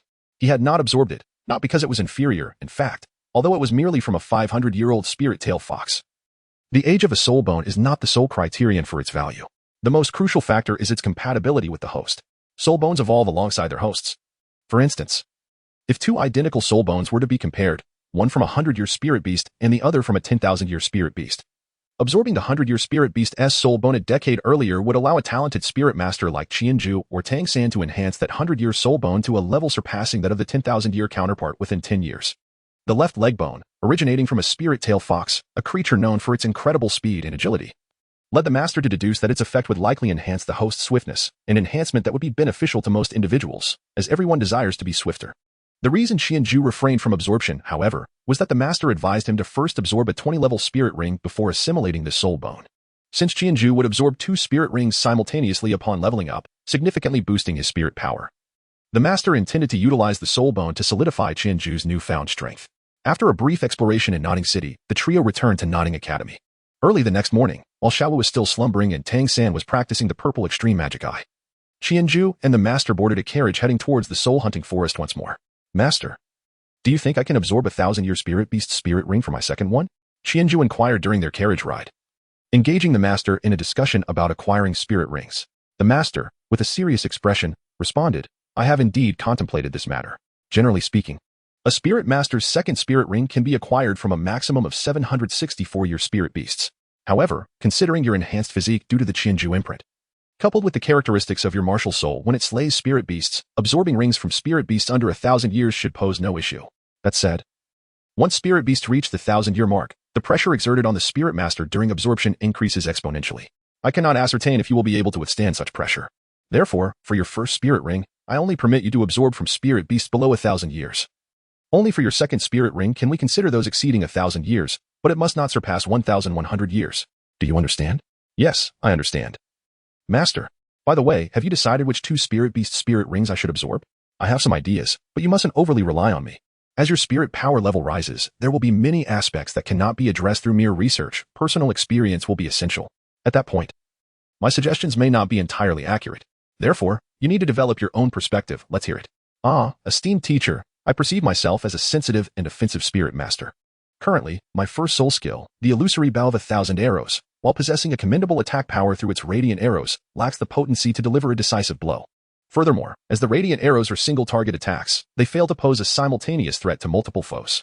Thus, upon reflection, I believe I require a soul skill akin to a scattering area attack or a charge strike, one that can deliver a conclusive impact. The master nodded, neither affirming nor denying my thoughts. And what of your wolf spirit? Much like your esteemed Luo-san pal, the wolf spirit can exist independently of me, and its inherent invisibility renders it a natural assassin. Therefore, regarding its soul skills, it is imperative to ensure sufficient stealth, devoid of any light or shadow effects and grand gestures. I propose to consider applying toxins to the wolf spirit's fangs, preferably of the kind that has a prolonged onset, rendering the poison undetectable in the initial stages. Given the wolf spirit's ability to amplify pain, as long as the signs of toxicity are not overly apparent, it should evade detection. Much like tigers and lions, a single bite can inflict excruciating agony, leaving none to suspect that their fangs may also be venomous. After Qianju expressed his thoughts, he gazed expectantly at the master.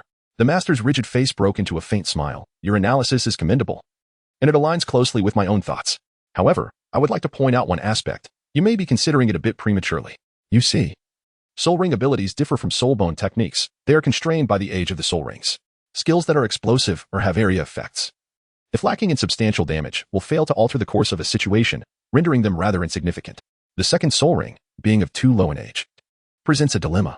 While adding an explosive or area effect soul skill at this stage may offer some advantages initially, by the time you reach levels 60 or 70, its potency will diminish. Therefore, it is advisable to reserve explosive skills for your third, or, preferably, your fourth soul skill. Subsequently, when you reach the fifth soul ring, you may opt to incorporate an area attack skill. As for what I should select for my second and third rings, Master? Qianjue inquired. The Master regarded Qianjue thoughtfully. And after a moment, he gravely responded, Little Ju, your talent is unparalleled in the world, thus I envision your path as that of a solitary peak. You, alone, shall stand as a towering summit, overshadowing all others. Every soul master must strive to surpass you, becoming an insurmountable mountain in their eyes. Therefore, it is imperative that your abilities are all-encompassing. You will face challenges alone, without teammates, for none shall be worthy of that role. You must master every domain. You are destined to be a versatile soul master. Qianju gazed in astonishment at the master, never having anticipated that the master's expectations of him were so lofty. To be continued. Chapter 26, Planning. What about Tang San? His talent is formidable as well, Qianju remarked to the master. Tang San possesses considerable talent, yet he does not possess your uniqueness. Moreover, his martial soul is merely blue-silver grass. To be candid, your innate gifts surpass those of Tang San. However, when talent is set aside, he exhibits greater excellence than you in terms of situational judgment, focus in his endeavors, and commitment to learning. I once believed that talent did not equate to everything, and I still hold that belief. Yet I must concede that talent indeed represents the most fundamental disparity among individuals. Those with superior talent may not necessarily achieve greatness, but those lacking such gifts will undoubtedly have to exert tenfold or even 100-fold more effort to attain success. As the master spoke, he could not help but lament. Qianju did not contest this. He was well aware that Tang San was superior to him, even in his previous life. Tang San had created the legendary Buddha's Fury Tang Lotus, a feat not seen in 2 centuries. In contrast, Qianju had merely lived as an ordinary university student. The master was correct. He was merely a child favored by fate, one that not only traversed realms but was also bestowed with unparalleled talent. However, Qianju did not allow himself to be unduly self-deprecating. Upon arriving in this world, no one dictated how he ought to be. He need not conquer the world or topple the spirit hall. His cultivation was not for anyone else, but rather to grow stronger and live freely, beyond the constraints of others. Together with Tang San, he had initially pursued the master for the sake of survival and strength. Yet now, this journey had transformed into an exploration of this world, experiencing the magnificent path of growth shared by the Shrek 7 monsters. Perhaps one day they would become the Shrek 8 monsters. Of course, my assertion that Tang San excels beyond you pertains solely to your comparison. You both belong to a realm far elevated above other children. Unbeknownst to the master, who observed Qianju's silence and presumed he was disheartened, he quickly offered words of comfort. Qianju gazed at his master, observing his comforting demeanor, and felt a hint of amusement. Master, rest assured, I am not so easily disheartened. You are correct. Tang San is indeed formidable. Furthermore, I maintain my belief that Tang San's blue-silver grass is not merely ordinary. Such a common manifestation could never qualify to merge with the Haotian hammer as a twin martial soul. Tang San's innate talent far surpasses what you perceive, and my future accomplishments may not necessarily rival his. The master looked at Qianju, somewhat speechless, perplexed by the immense confidence he held in Tang San. All his prior remarks were intended to temper Qianju's ego, exaggerating the disparity in talent between him and Tang San to refine his character. Qianju's talent is undoubtedly the most formidable in the annals of Douluo continent. Having acknowledged the disparity in strength, it is imperative that you exert yourself diligently. Allow me to impart my guidance regarding your second and third soul rings. As I previously mentioned, my aspiration is for you to evolve into a versatile soul master. Therefore, for your second soul skill linked to the sheep spirit, it would be prudent to select a soul ring that provides a sustaining ability. This will ensure that you are adequately supported during encounters with multiple adversaries or in protracted battles. For your third soul skill, I recommend considering a control-oriented soul skill, while the fourth and fifth soul rings should be designated for explosive and area of effect capabilities. As for the subsequent soul rings, we shall deliberate on them based on your evolving strength, as I cannot guarantee that the soul skills you acquire will align perfectly with your expectations. Concerning your wolf spirit, your analysis is astute. Its greatest asset lies in its stealth. Thus, any soul skills we choose to augment it with must not compromise this defining characteristic. I find your suggestion of incorporating toxins into the wolf spirit to be highly appropriate.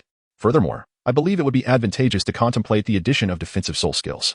First, it will sustain damage and subsequently relay this to you, necessitating our consideration of its defensive capabilities. Second, the damage it transmits to you operates through a soul power backlash mechanism, meaning that the harm you endure will not be fatal. By enhancing its defense, you will have the option to utilize the wolf spirit as a shield against insurmountable attacks. As for the fourth and fifth soul rings, we shall assess the feasibility of our concepts and make adjustments accordingly. Qianju pondered the master's counsel thoroughly, realizing that it was indeed far superior to his own considerations. His thoughts had lacked comprehensiveness.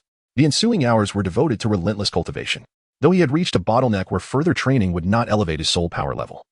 According to the master's research, his soul power would still incrementally increase, albeit not in a manner immediately perceptible. As time elapsed and the journey proved arduous, Qianju found himself once more in the familiar soul-hunting forest. He followed his usual routine of resting at the inn, securing a room, dining, refreshing himself, and then closing his eyes for respite. No further training was to be undertaken. Sharpening the blade does not impede the woodcutter. While training might substitute for sleep, it inevitably leads to mental fatigue. Even at the academy, they allocate one night each week for proper sleep. The soul-hunting forest is fraught with peril, and even Qianju has sustained injuries on multiple occasions. Although none were severe, they imparted invaluable lessons, instilling in him the understanding that vigilance must never wane. Meanwhile, the master remained awake, diligently sketching at the table. The flickering candlelight cast his silhouette onto the windowsill, establishing a connection between the room and the profound darkness outside. Suddenly, a piercing eagle's cry echoed from beyond the window. Qianju opened his eyes and gazed at the master, who was still fervently writing. He sensed that the atmosphere tonight was somewhat peculiar, as if something significant were about to unfold. Unable to rest any longer, and seeing that the master had no intention of speaking, he approached the window and cautiously peered outside. His mind racing with images from ancient films he had seen in his past life, depicting chivalrous heroes ambushed at inns. Outside the window, there was nothing but the stillness of darkness. Qianju carefully closed the window and silently summoned his martial soul, preparing to find a corner from which he could survey the entire room, allowing him to react promptly if necessary. However, just as he had traversed halfway, he suddenly heard the master exclaim, "Enough, Flander, if you have arrived, do show yourself swiftly and do not frighten the child." Qianju hurriedly turned to look at the master, who remained engrossed in his work. He glanced again toward the window and the door, both still firmly shut. Just as he was about to inspect other areas, a fleeting glimpse caught his eye. On the windowsill, amidst the master's shadow, an additional dark silhouette had appeared. The window, which had been securely closed just moments ago, now stood quietly ajar without his knowledge. Though it may seem lengthy to recount, the events transpired in the blink of an eye. As Qianju was about to alert the master, a sudden spark of realization flashed through his mind. Fland. Was it not the esteemed headmaster of Shrek Academy? A dear friend of the master, once a vital part of the legendary Golden Triangle. What a false alarm. Upon recognizing that the visitor posed no threat, Qianju finally relaxed his guard, his previously tense body gradually easing as he obediently took a seat beside the master. The narrative of Douluo continent was one Qianju had revisited countless times. He should have reacted immediately upon hearing Fland's name. Yet the heavy atmosphere had rendered his responses sluggish. So this is the aura of a rank 70 soul sage. Seeing Qianju at ease, the dark figure leaped silently from the windowsill. Only when it emerged from the master's shadow did the somber ambience dissipate. The figure bore a sly expression. Adorned with a pair of rigid crystal glasses, shrouded in a dark robe, none other than the four-eyed cat eagle, Fland. "Xiao Gang, after all these years, you finally reached out to me," Fland said as he settled across from the master, his voice hoarse and slightly trembling. "Is this your proof, you stubborn fellow? Yet this young man's reaction is quite commendable. Have you spoken to him about me?" The master paused his work, putting away his materials, and lifted his rigid countenance. With a deep sigh, he gazed at his long-lost friend and, rather than responding directly, expressed with a hint of nostalgia, "Fland, how have you fared over the years?" "Well, good. It appears your temperament has softened somewhat over time," Fland remarked, surprised that the master, who was not typically one to indulge in sentimentality, had chosen to reminisce rather than discuss matters outright. "Hey, Xiaoju, please go fetch us a pot of tea," the master said with a smile. Suddenly addressing Qianju. "Ah, yes, of course, teacher. Please call me if you require anything else," Qianju replied, understanding the underlying meaning of the master's request. He chose not to intrude further and, after procuring a pot of tea from the proprietor, settled in a quiet spot in the corridor to practice his cultivation. His earlier concerns regarding the hunt for the soul ring had vanished. With Fland's arrival, they would surely traverse the soul-hunting forest with confidence come morning. To be continued. Chapter 27, Fland. After Qianju departed, the master approached the window alone, gazing into the enveloping darkness. After a moment of silence, he spoke softly, "Flander, you know, for decades, I have lamented the heavens, bemoaning their injustice. Yet now, I no longer harbor such grievances. Instead, I sincerely express my gratitude for the weapon spirit I possess, which has allowed me to devote all my energies to its study. Flander, do you realize that had my weapon spirit not mutated and remained the blue lightning tyrant dragon, I might have become a formidable soul master, yet I would have never qualified to be their teacher." Turning to face Flander, a fervent expression illuminated his face. In moments of excitement, he even hurriedly grasped Flander's hand. Flander, taken aback by the master's uncharacteristic display of emotion, pressed him down onto a chair. "Calm yourself, Xiao Gang. What is the situation with your student?" The master inhaled deeply, striving to regain his composure. He had suppressed his feelings for far too long. Over the past 2 years, as he spent more time with Qianju and Tangsan, he increasingly recognized their exceptional qualities. Not only did they possess innate weapon spirit talents, but he was also astounded by their mature dispositions. Neither of them ever shirked from their training. They never required his reminders, a stark contrast to his own childhood, where he too had indulged in idleness and playfulness. Moreover, during their combat training, Tang San's mastery of the situation and meticulous observation of battle details left the master in awe. Even with his own strength at level 29, he found himself losing more often than winning against Tang San. As for Qianzhu, although he lacked Tang San's terrifying combat talent, the potency of his weapon spirit compensated for everything. Against Tang San, he still had a fighting chance. However, against Qianzhu, he had never emerged victorious. In the master's eyes, Qianzhu's greatest strength lay in his exceptional mindset. Despite possessing the world's most powerful weapon spirit, he displayed no arrogance. 2 years had passed, and only he and Tang San were aware of the true nature of Qianzhu's weapon spirit. Even his father remained oblivious. His calm demeanor and steadiness left a profound impression on the master, solidifying his belief that Qianzhu would undoubtedly ascend to the pinnacle of soul masters. Having calmed his thoughts, the master looked at Flander with a serious expression. What I am about to share with you must remain between us. Very well. I assure you by the name of our golden iron triangle that I will keep your words secret, Flander replied, sensing the gravity of the master's seriousness. He extended his soul power, ensuring that their conversation would not be overheard by anyone else.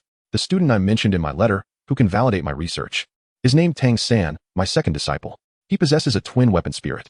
Twin weapon spirit. Flander echoed in astonishment. Indeed, a twin weapon spirit. One of which is the Haotian hammer, and his father is Tang Hao. The Haotian Douluo? Flander exclaimed, his surprise escalating. Then why did he not raise the child in the Haotian sect but entrusted him to you? I cannot say. Regardless, he has entrusted his son to me. Even this token, the master said, producing the token Tang Hao had given him, revealing it to Flander. It is indeed the highest elder's token of the spirit hall. He placed such trust in you. Flander marveled, contemplating the immense trust Tang Hao must have had in the master given his own strength. His other weapon spirit is blue silver grass, the master continued, but his next statement furrowed Flander's brow. However, Flander, do not underestimate Tang San. His potential far exceeds what one might expect. Even the most ordinary blue silver grass in his hands would perform comparably to some advanced weapon spirits.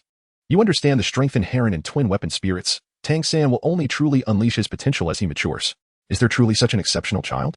Flander questioned, bewildered. If blue silver grass could exhibit the capabilities of advanced weapon spirits, then the Haotian hammer would be formidable indeed. The master shook his head. I shall not dwell on this further. He does not currently require your assistance. For the next few years, he will remain at the academy under my tutelage. After he graduates from the Junior Soul Master Academy, I will have him join your Shrek Academy, and you will see for yourself. And what of the child you mentioned earlier, your first disciple? I found him quite impressive for sensing my arrival in advance. This leads to another matter I wish to discuss with you. Flander, given Tang San's talent, he may eventually surpass the Super Daw level to become a peerless Daw. But Qianzhu's talent surpasses even that of Tang San. Surpass even that? Flander stared wide-eyed. Could it be two top-tier weapon spirits? When did twin weapon spirits become so common? The master shook his head. He does not possess a twin weapon spirit, but rather a more perfect dual weapon spirit. The master's eyes gleamed with admiration as he gazed at Flander. Qianzhu's weapon spirit is named Qianzhu, divided into two aspects, the sheep spirit and the wolf spirit, each possessing unique abilities. The sheep spirit carries the Qianzhu seal, which can. The master elaborated on the capabilities of Qianzhu's weapon spirit, explaining that once Qianzhu acquired his second soul ring, he would begin to enhance his physical prowess using the Qianzhu seal. The master felt his own strength would no longer suffice to assist him, thus Qianzhu would predominantly rely on Flander for guidance thereafter. Understanding Flander's character well after years of friendship, the master felt assured in entrusting Qianzhu to him. Most importantly, the Qianzhu weapon spirit allowed for the addition of a soul ring with each major advancement in level. Qianzhu's combat talent, intellect, and temperament were not significantly inferior to those of Tang San. Flander, do you comprehend what this signifies? Flander stood in stunned silence, utterly captivated by the master's description. Such a weapon spirit exists in the world. Does it imply that beyond peerless Douluo, one could attain divinity? Indeed, Flander. Should Qianzhu reach his full potential, we may very well be on the path to guiding a deity. Flander stared fixedly at the master, repeatedly reflecting on his words. After a moment, he finally regained his composure, offering a wry smile.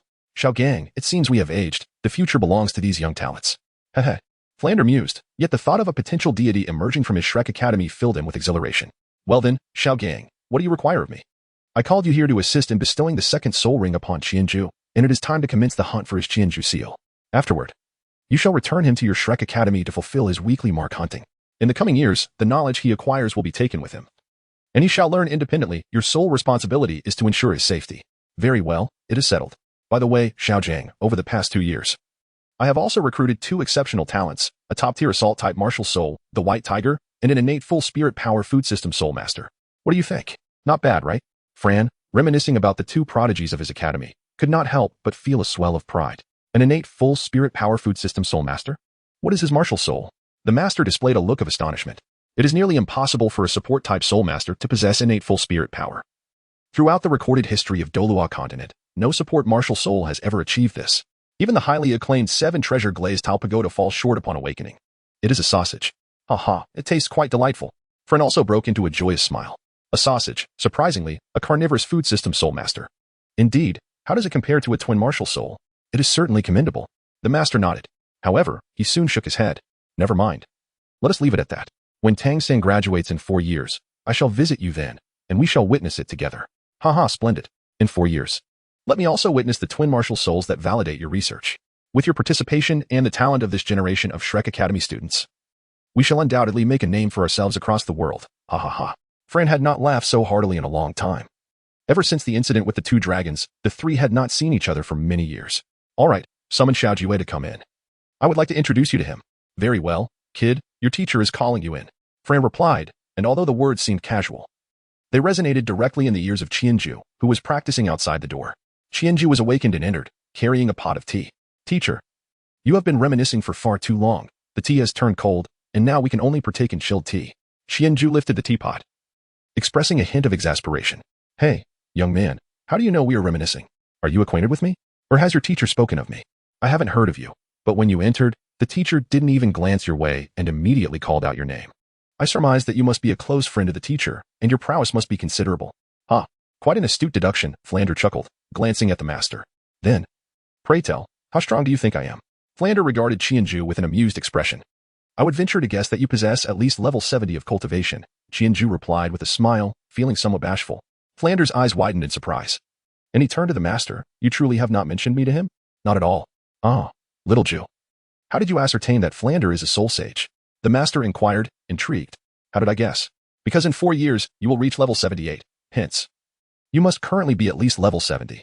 In the depths of his heart, Qianju pondered silently, yet he found himself unable to articulate this reasoning, ultimately resorting to claiming it as mere speculation. Very well, since you have already surmised, I shall refrain from further elaboration. This is Flander, an old friend of mine for many years, a soul sage of level 76.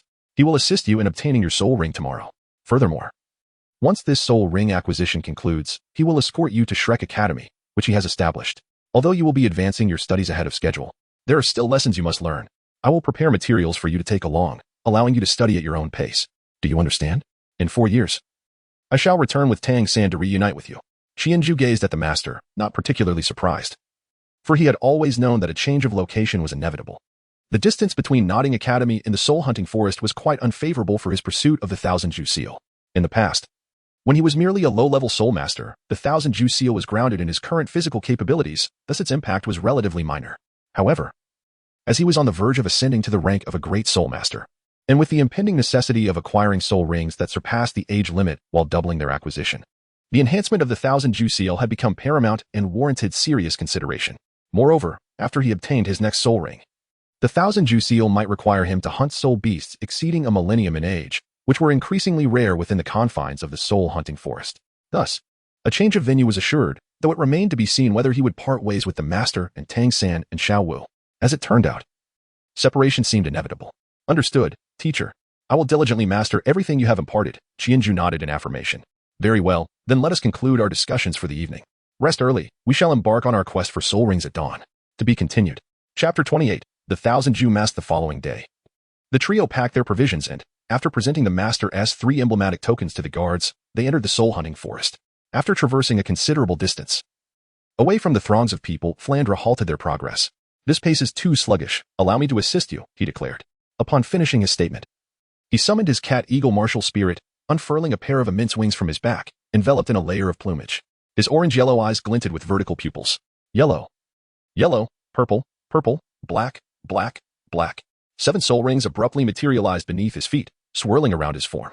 This was the first time Qianju beheld a black 10,000-year soul ring, even without Flandre deliberately exuding the aura of a soul sage. The oppressive presence of the 10,000-year soul ring quickened Qianju's breaths.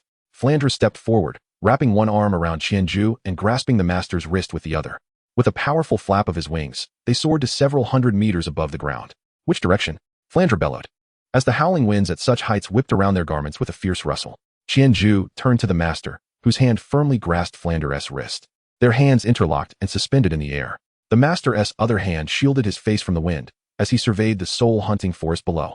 Over there, by the river, just reached that meandering area shaped like AJ, the master instructed, pointing towards the serpentine flow of the river. All right, hold on tight, Flander called out, flapping his wings vigorously as he soared towards that direction. The fierce winds whipped against Qianju's face, rendering his eyes nearly shut, while the master leaned back, slightly tilted by the gusts. However, the master appeared unfazed, maintaining his grip on Flander with one hand, while the other remained raised to block the wind. The once golden triangle of iron, having collaborated countless times in the past, was unlikely to encounter any unforeseen challenges. Qianju pondered, no longer troubled by thoughts of the master. With a single thought, he unleashed the 1,000-Ju martial soul, allowing the spirit of the sheep to possess him, and the 1,000-Ju mask materialized upon his visage. Indeed, though he felt no sensation of wearing a mask, the howling winds still rushed past his ears, yet the winds no longer touched his face, and his eyes could perceive the world as they normally would. He chuckled softly. Qianju was filled with joy as he discovered a remarkable function of the 1,000-Ju martial soul. Perhaps he had overlooked it previously. But the mask of the sheep spirit proved to be truly practical. Suppressing his excitement, Qianju reveled in the exquisite beauty of soaring through the skies. Gazing down at the enchanting scenery of the soul-hunting forest, he even felt an urge to shout aloud. This sensation of flying at such heights was entirely different from the sensory experience he derived from his wolf spirit. After all, the wolf spirit only reached a mere few dozen meters, and its speed was incomparably slower than that of Flander. After approximately half an hour, Flander gradually descended, covering what would typically take a day's journey in just 30 minutes. Upon landing, the master shook his arm, which had been pulled along, and casually tousled his windblown hair. Let us proceed on foot for the remainder of the journey. Otherwise, if they sense Flander's soul saint aura, we shall be unable to locate them, he stated, discerning the direction before leading them towards their destination. Master, I just realized while airborne that my mask indeed possesses the functions of a true mask. As long as I wear it, my face remains untouched by the wind, Qianju exclaimed.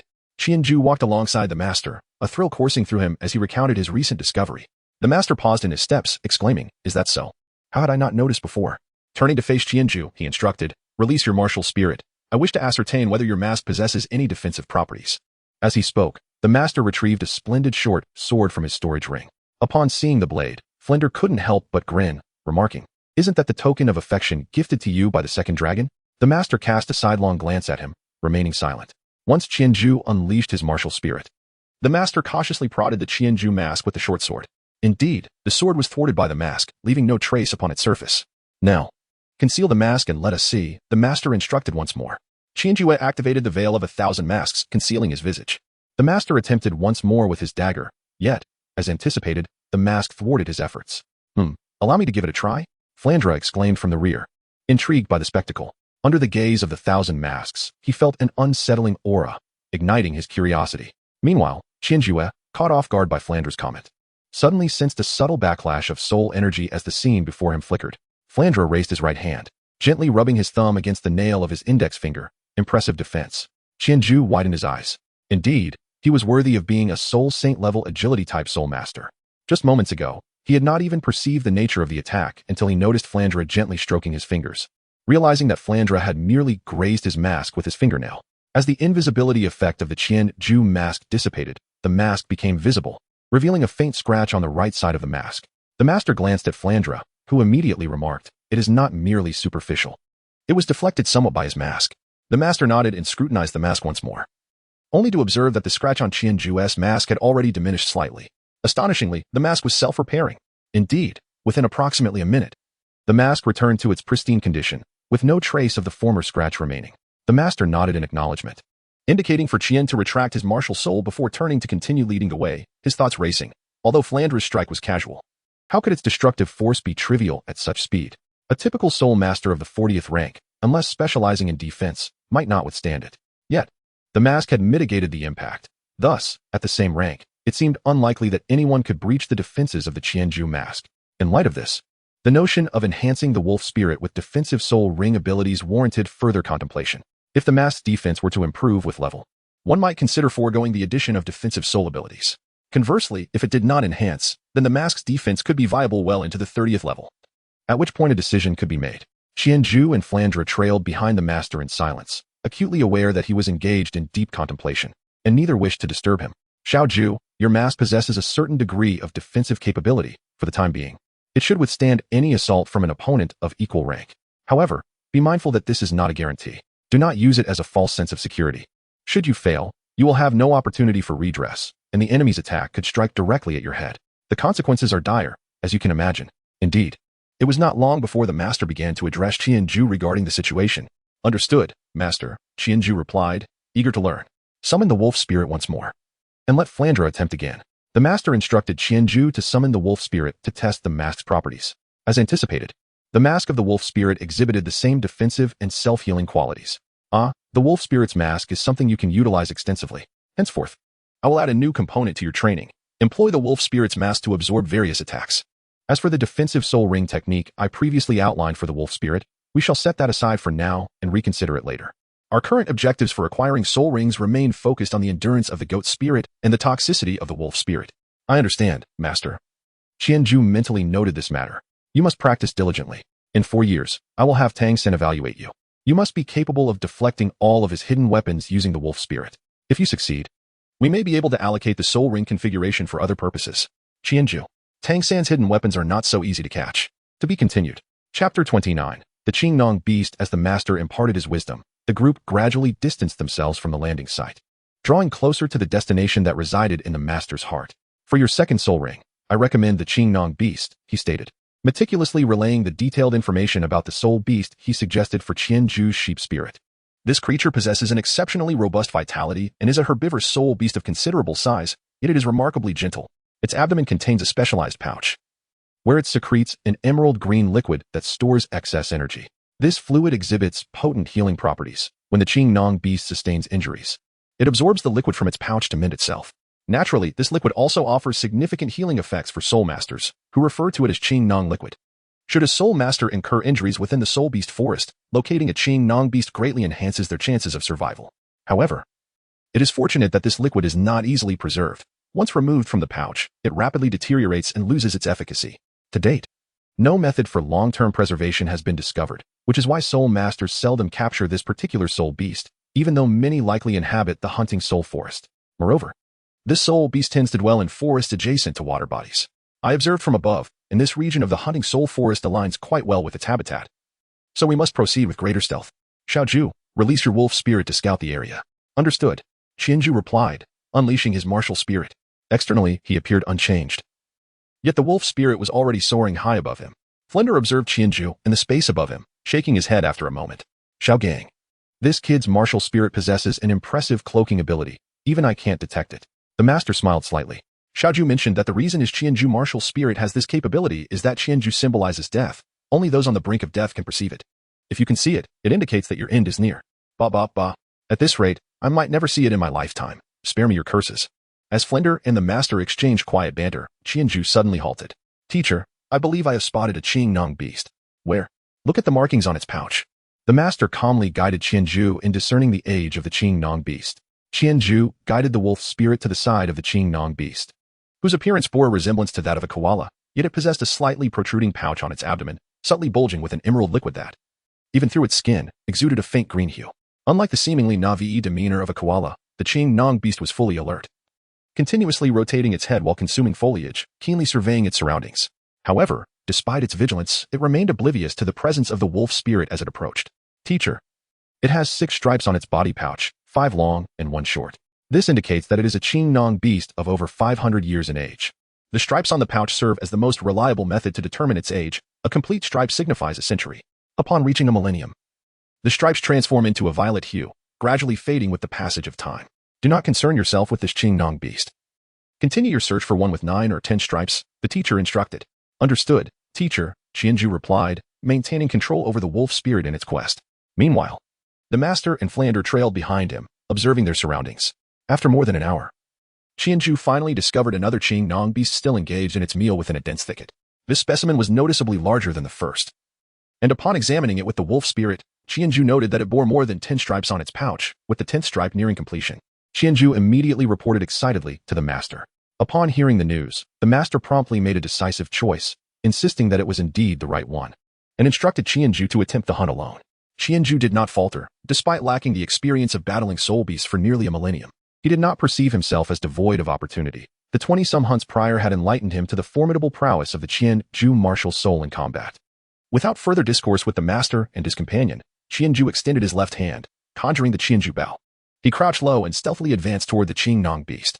Flander unleashed his martial soul, suppressing his aura, and trailed behind the master at a measured pace. He refrained from contesting the master's strategy, though he harbored doubts regarding Qianju's prospects of victory. It is essential to recognize that a soul master at a mere dozen levels can typically contend only with soul beasts under 300 years of age.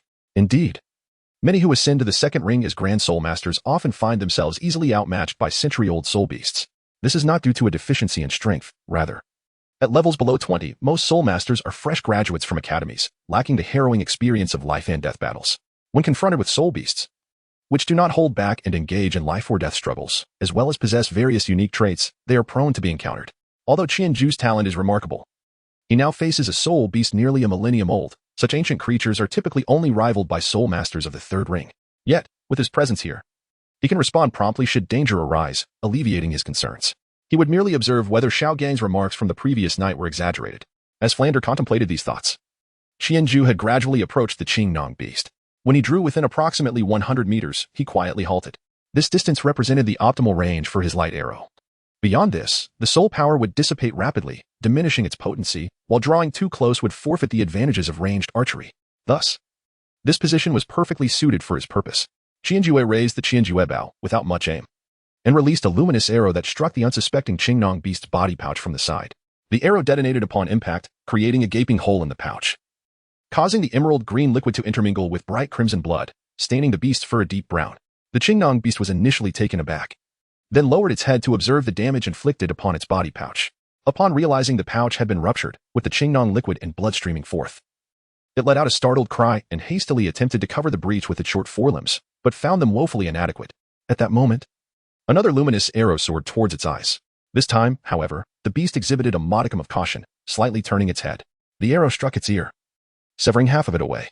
For a brief instant, it was dazed, staring at the leaking Qingnong liquid and the mangled pouch. Its eyes began to redden, and its small, furious gaze darted towards Qianjue. Just then, a flash of white light surged forth once more. Enraged, the Qingnong beast lowered its head and braced itself with its sturdy forehead against the oncoming attack, then swiftly scurried forward on its short legs towards Qianjue. As it charged, Qianjue attempted to shoot 2 more arrows, but the beast twisted its body, deflecting them onto its forehead. Despite being struck by 3 luminous arrows, it bore no visible wounds. With a resounding crash, the Qingnong beast collided with a large tree behind where Qianjue had just stood, indenting the trunk significantly and causing countless branches and leaves to rain down. Qianjue, having anticipated the impact, had already leapt to another tree nearby just 2 seconds prior. The Qingnong beast raised its head, its furious eyes locked onto Qianjue's position. In the next instant, it rapidly rushed towards the base of Qianjue's tree and began to climb with remarkable agility. Yet, Qianjue remained unfazed, perched upon a branch. He loosed another luminous arrow at the rapidly ascending beast, seemingly aiming to hinder its advance. However, such an overt attack posed little threat to the Qingnong beast. It merely paused momentarily before evading the arrow, its vengeful eyes once again fixating on Qianjue. With a swift motion, it clawed at the trunk and leapt toward Qianjue with ferocious intent. Qianju remained poised upon the branch, his masked visage betraying no emotion. He made no attempt to evade. Instead, he raised the Qianju bow once more, pulling back his right hand as a radiant arrow coalesced in his grasp. It appeared he was resolutely prepared to confront the Qingnong beast in a direct clash. Time seemed to decelerate as the silhouette of the Qingnong beast drew closer to Qianju, on the verge of colliding with the human who had disrupted its corporeal form. Even this typically gentle creature displayed a flicker of ruthlessness in its small, beady eyes. Should it land a blow, the fragile human frame would surely meet with fatality. Although the human still clutched a bow and arrow, the beast had already experienced the threat it posed. Unless the arrow struck directly at its eyes, it believed itself immune to peril from the human's vitality. Closer, ever closer. The Qingnong beast raised its claws in anticipation. Suddenly, however, it felt a jarring impact upon its body. Before it could lower its gaze to assess the situation, an agonizing sensation erupted from its abdomen, the intensity rendering its mind momentarily blank. No, the primal instinct for survival jolted it back to awareness. It remembered that it was still engaged in battle. Yet, as it opened its eyes, blinding radiance became the final sight it would ever behold. With a resounding thud, the lifeless form of the Qingnong beast plummeted from the sky, crashing to the ground devoid of any signs of life. The radiant arrow had pierced through its eye socket, obliterating its brain, and despite its renowned vitality, there was no hope for survival. Qianjue stood upon the branch, savoring the enhancement bestowed by the seal of Qianjue. This comprehensive elevation of both body and soul filled him with an unparalleled sense of exhilaration. As the battle concluded, Master and Flandre approached, prompting Qianjue to leap down from the tree. Excellent, the master praised. Even by his own high standards, he found Qianjue's performance in this skirmish commendable. From the strategic maneuver of luring foes into the trees to the precise timing of his fatal strike, everything was executed flawlessly. Qianju removed the mask, revealing a joyful smile. "All right, absorb it. We shall offer our protection." Qianju responded affirmatively, settling into a cross-legged position and beginning to repeat the action he had not performed in 2 years. To be continued. Chapter 30. Soul Techniques and Soul Bones. A warm sensation permeated the majority of this soul ring absorption process, only to be interrupted in the final phase as the energy from the blue bag beast's soul ring was gradually assimilated by Qianju. He began to feel a slight pain in his meridians. This discomfort was not akin to the pain experienced by Tang San and his companions, which stemmed from the residual souls of the soul beast resisting absorption. Rather, it was a consequence of the overwhelming influx of external soul power, a physical response from his body warning him that he could no longer continue absorbing. Fortunately, having reached the final stage, Qianju persevered and managed to endure it. Upon awakening, he found his forehead glistening with a light sheen of sweat. Seeing Qianju regain consciousness, the master, who had been waiting anxiously nearby, let out a long sigh of relief. Although Qianju was not undertaking this challenge for the first time, the previous instance only involved a leap of several decades, whereas this time he had surpassed 2 centuries. Despite various research theories affirming the safety of this endeavor, the true outcome could only be determined through actual experience. "How was it? Did you feel significant pressure during the absorption?" "A little." Qianju candidly described his sensations during the process of absorbing the soul ring to the 2 masters. He then expressed his concerns. "Master, is it possible for me to absorb a millennium soul ring? Given that I am already experiencing reactions from this one, which is not even a millennium old, I worry that the qualitative transformation associated with a millennium soul ring might be too much for me to endure."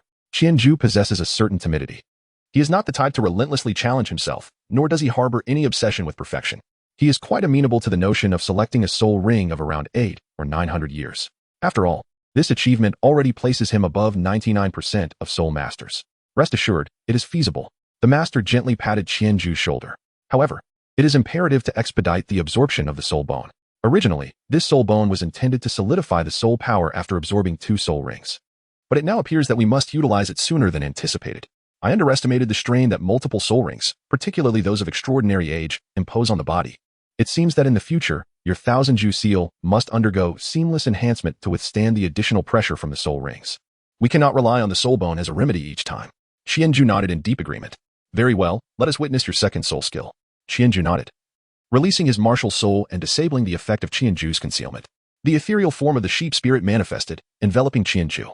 An ancient and enigmatic mask obscured his visage, while 2 eerie blue flames flickered within the mask's eye sockets, gazing intently at the master and Flender. Below the sheep spirit, 2 yellow soul rings spun languidly. Suspended nearby, the wolf spirit hovered silently, its masked eyes obscuring its intentions, accompanied by a yellow soul ring radiating brilliance beneath it. "Is this the Qianju martial soul you spoke of?" Flender gazed in astonishment at the sheep and wolf spirits. Although the master had provided a detailed description the previous day, witnessing the extraordinary manifestation of the Qianju martial soul, their mysterious forms and dual soul rings, allowed him to truly appreciate the potency of this martial soul. "Indeed, this is the Qianju martial soul, a miraculous entity," Flender murmured, captivated. "Master, this soul ring is undoubtedly of a sustaining nature." At that moment, Qianju suddenly spoke up, excitement evident in his voice as he addressed the master. "Ah, do tell." The master responded, his anticipation palpable.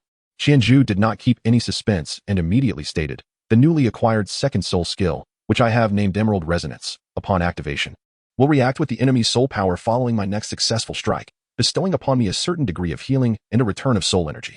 As Qianju spoke, he summoned the bow of 1000-Ju. With his right hand poised as if to draw, a radiant arrow materialized instantly. However, this arrow was unlike those of the past. It shimmered with a verdant hue instead of the usual milky white. The arrow of Qianju initially lacked a target. However, after a moment's contemplation, he directed it towards Flandra. Flandra was momentarily taken aback, but then smiled and beckoned him with a gesture. Whoosh! Following a brief sound of the arrow slicing through the air, Flandra effortlessly caught it, which then detonated. Frank squeezed his hands. "A portion of my soul power has been expended. For an average Great Spirit Master, this would likely amount to roughly 1/10 of their total soul power. This soul skill consumed about 1/20th of my soul power, and upon impact, nearly half of the returned soul power was lost. As for healing, since I sustained no significant injuries, the sensation was not profound. Merely a feeling of lightness in my body. It appears the soul skill is quite commendable. The consumption is low, and it can deplete the opponent's soul power. I surmise that the recovery won't be substantial, but it shouldn't be feeble either, making it a remarkably potent soul skill. Well, We can assess the specific healing effects when the opportunity arises. Just let me know. Now, let's proceed to absorb that soul bone. The master pondered the capabilities of this soul skill for a while before setting it aside, preparing for Qianju to absorb the soul bone. Very well, teacher. Qianju responded with a sound and retrieved the left leg bone obtained from the spirit tail fox. This fragment appeared unremarkable, measuring merely about 5 centimeters in length. Perhaps best described as petite and exquisite. Flander, standing nearby, shook his head while exclaiming in astonishment, I remember my first soul bone. I only acquired it when I was over level 50. This young lad's martial soul is truly extraordinary. Holding the soul bone, Qianju gently guided his soul power, causing the bone to tremble slightly, as if awakened. It began to emit a soft azure glow. As Qianju continued to infuse his soul power into the bone, the radiance intensified, eventually transforming into a deeper shade of blue. This luminous essence, like wisps of smoke, detached from the soul bone, flowing through Qianju's fingers and cascading onto his left leg, as if irresistibly drawn to it. A refreshing and soothing sensation enveloped him, contrasting with the warmth experienced during the absorption of spirit rings, yet equally delightful. He instinctively closed his eyes to fully savor the experience. As time passed, the glow emanating from the soul bone gradually diminished until the last flicker faded away. The delicate left leg bone silently shattered, transforming into a fine ash that danced away on the breeze. With this, Qianju reopened his eyes. Rising to his feet, he stomped his leg, reveling in the newfound strength coursing through his left limb, which prompted an involuntary smile of joy. Eagerly, he turned to glance at the master, wishing to share his elation. The master, smiling, nodded in acknowledgement. So, has this soul bone granted you any skills? Indeed, master. This left leg bone possesses a skill that allows me to adjust my weight. As Qianju spoke, he activated the skill of his left leg bone, and he immediately felt a lightness enveloping his body. After jumping a few times and experiencing a height of leap greater than usual, he intensified the output of his soul power. Upon reaching the peak of his ascent, he took a moment to reflect and discovered that his weight had diminished to approximately 30% of its normal state. Qianju excitedly relayed this information to the master, who nodded in acknowledgement. Indeed, it is a commendable skill. While it may appear deceptively simple, its impact should not be underestimated. The most straightforward benefit is the enhancement of your agility. What about the consumption of soul power? Does activation require an additional expenditure of soul power? And is there a time interval between activation and deactivation? Qianju assessed the consumption of his soul power and experimented with several points suggested by his master. He responded, the expenditure of soul power increases with the reduction of weight. If I maintain a minimum weight adjustment of 30%, my soul power could last approximately half an hour. The switch does not require any soul power and has no cooldown time. Upon hearing this, the master's smile broadened. This skill of yours is indeed commendable. However, there is one caveat. While this ability enhances your agility in combat, it simultaneously diminishes your destructive capacity. Therefore, your training regimen must incorporate an additional task. You must learn to toggle this skill at will during battle. When you can effortlessly control your weight to the desired level with a mere thought, this course will be deemed complete. Understood, master. Qianju nodded in agreement. Very well. Let us conclude today's session here and prepare to set up camp. We shall rest here tonight. Set up camp? Qianju felt a bit bewildered, contemplating an inquiry. When his peripheral vision caught sight of the sun nearing its descent, the process of absorbing a soul bone is not as swift as that of a soul ring. Spending merely half a day on this endeavor is remarkably efficient. The master, perceiving Qianju's confusion, offered a gentle reminder. Well then, to be continued. Chapter 31. The joining on the following day. After a night of rest, the master and his companions prepared to embark on their journey once more, this time in pursuit of a soul beast known as the ink phosphor scorpion. This creature thrives in marshy terrains and has a penchant for devouring water-chi serpents. Its body is adorned with scales of deep black, providing exceptional defense. Most importantly, the venom of the ink phosphor scorpion aligns perfectly with the toxic properties we seek. A soul master struck by the scorpion's tail initially exhibits no discernible reaction. However, if timely medical attention is not administered within 10 minutes, they will gradually lose their motor abilities and may ultimately succumb to asphyxiation due to respiratory failure. Thus, I believe this toxin would be quite suitable for your wolf spirit. What are your thoughts? So, our next destination is the marshes of the soul-hunting forest? Qianju harbored no objections regarding the master's choice. In fact, the ink phosphor scorpion was one of the soul beasts he aspired to possess as his second soul ring, given its neurotoxic effects that mimic petrification and rigidity, often proving more effective than blood toxins in numerous scenarios. By the way, once we reach the marshlands, please remember to look for the Bailing flower during our exploration. This plant, entirely green with triangular petals, has a symbiotic yet antagonistic relationship with the ink phosphor scorpion. When its roots are ground into a paste and applied to areas affected by the scorpion's sting, it significantly mitigates the effects of its venom. We should seek it out, just in case. Understood, teacher. Qianju responded promptly, then silently recited the information several times to commit it to memory. This knowledge was new to him, and one could never tell when it might prove useful. The swamp was not far from the location where Qianju and his companions had hunted the Qing Nong beast the previous day, as it marked the end of a tributary of the river. After being carried a distance by Flandre, Qianju and the master walked for approximately another half hour before arriving at the swamp within the soul hunting forest. The swamp was relatively small, as it was merely a section of the Empire's cultivated soul beast forest. Much of the terrain had been artificially crafted by the Empire to accommodate various species of soul beasts. After traversing a muddy path, the trio cautiously entered the swamp. The master, wielding a long stick, led the way, carefully probing the ground with each step to ensure it was solid before proceeding. Flandre followed behind, somewhat indifferent. And despite their efforts, they had not covered much distance. In such a swamp, it was imperative to ascertain the viability of the path ahead before stepping forward. One must not rely solely on visual judgment. The surface layer might appear deceptively firm, concealing soft, treacherous mud beneath, particularly in grassy areas. Of course, possessing a soul bone with agility skills provided a significant advantage in this terrain, allowing one to navigate areas that would otherwise be too burdensome for an average individual. Thus, should they encounter a formidable adversary amid such surroundings, it would be prudent to lure them into this terrain for an advantageous confrontation. I've noted that, master, Qianju acknowledged. Flandre, please be mindful of any traces of burrowing holes around. The body of the Mo-Lin scorpion is substantial, and its path, particularly in this soft mud, will leave numerous small holes created by its tiny stingers. These holes recover swiftly, so if we can locate such signs, we can quickly pinpoint our target. As the master imparted his wisdom on navigating and battling in this terrain, he also urged Flandre to assist in the search for traces of the Mo-Lin scorpion. Flandre, with a languid gaze, soon spotted several traces as described by the master. I've found a few, however, they are somewhat distant. It may take you over half an hour to reach them. I suggest, why not tell me how to determine the age of the Mo-Lin scorpion, and I could simply capture one myself. After all, even if we're training this kid, it wouldn't hurt to expedite the process. He'll need to learn to hunt alongside me in the future. Flandre shared his observations with the master, who looked at him in surprise before glancing at Qianju. Qianju merely shrugged. He held no objection, as regardless of whether he captured the scorpion himself or waited for Flandre's assistance, he would ultimately be the one absorbing the soul ring. After a moment of contemplation, the master suddenly shook his head with an epiphany, smiling, I've been too fixated on this, expecting you to become an independent soul master capable of handling everything on your own. However, you don't need to shoulder such burdens at this stage. What purpose would we teachers serve otherwise?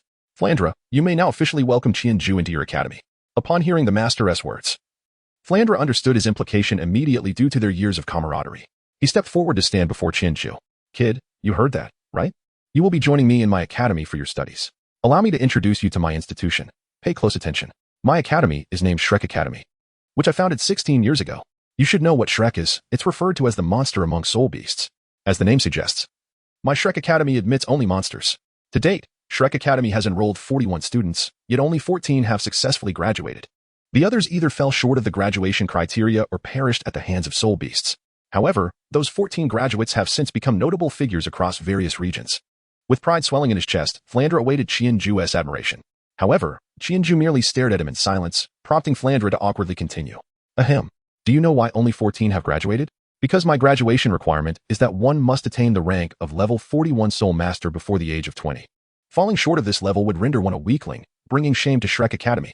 After finishing his speech, Flandre noticed Qianju still lacked any sign of praise, prompting him to continue earnestly.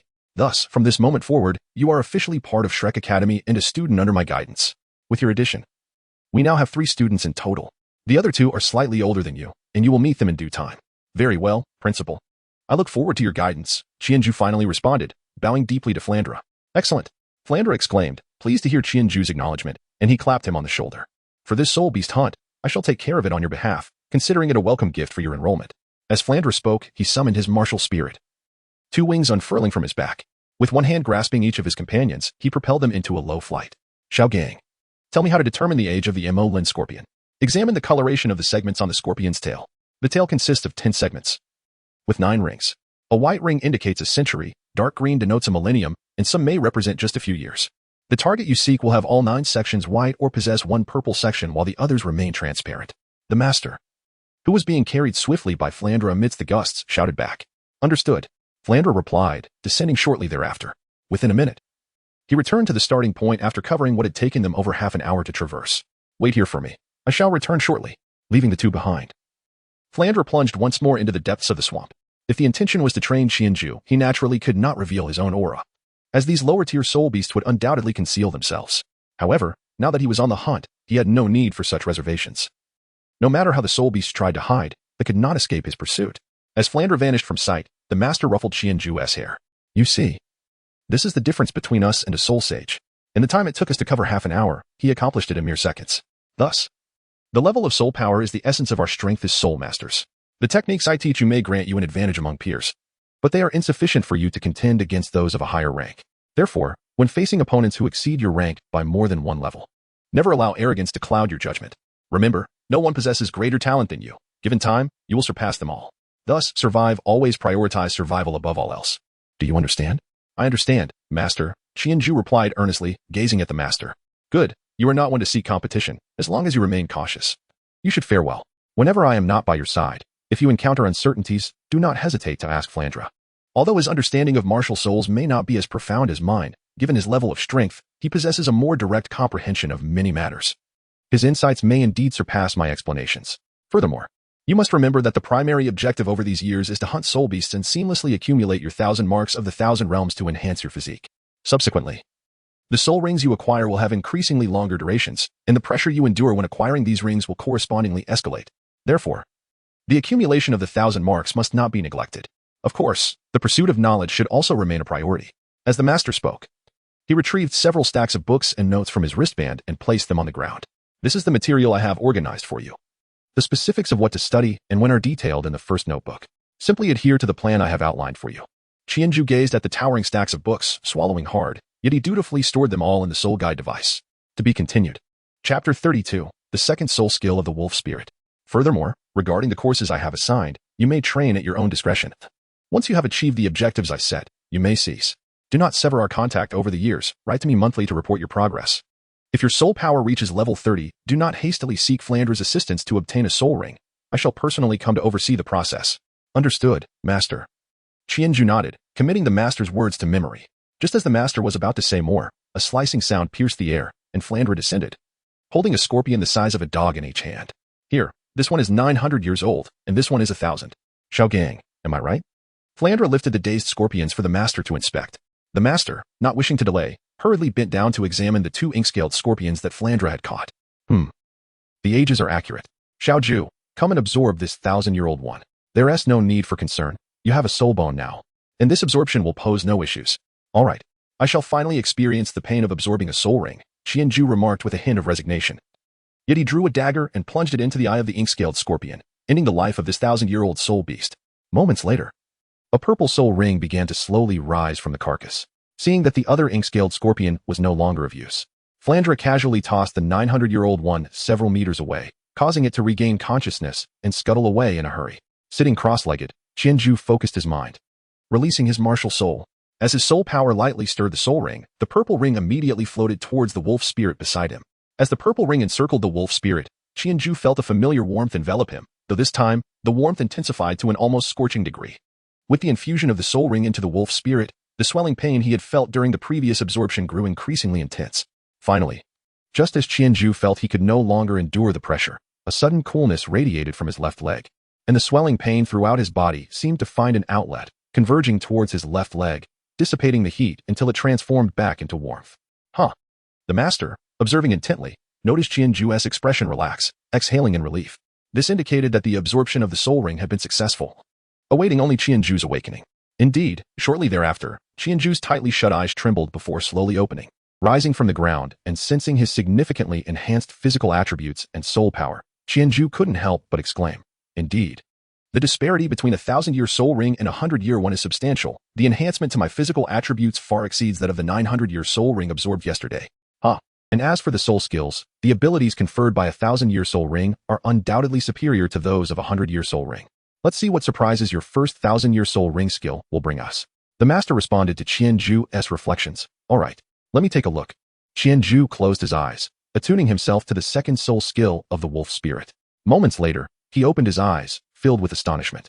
Master, this second soul skill is rather straightforward yet forceful, and it differs somewhat from our expectations.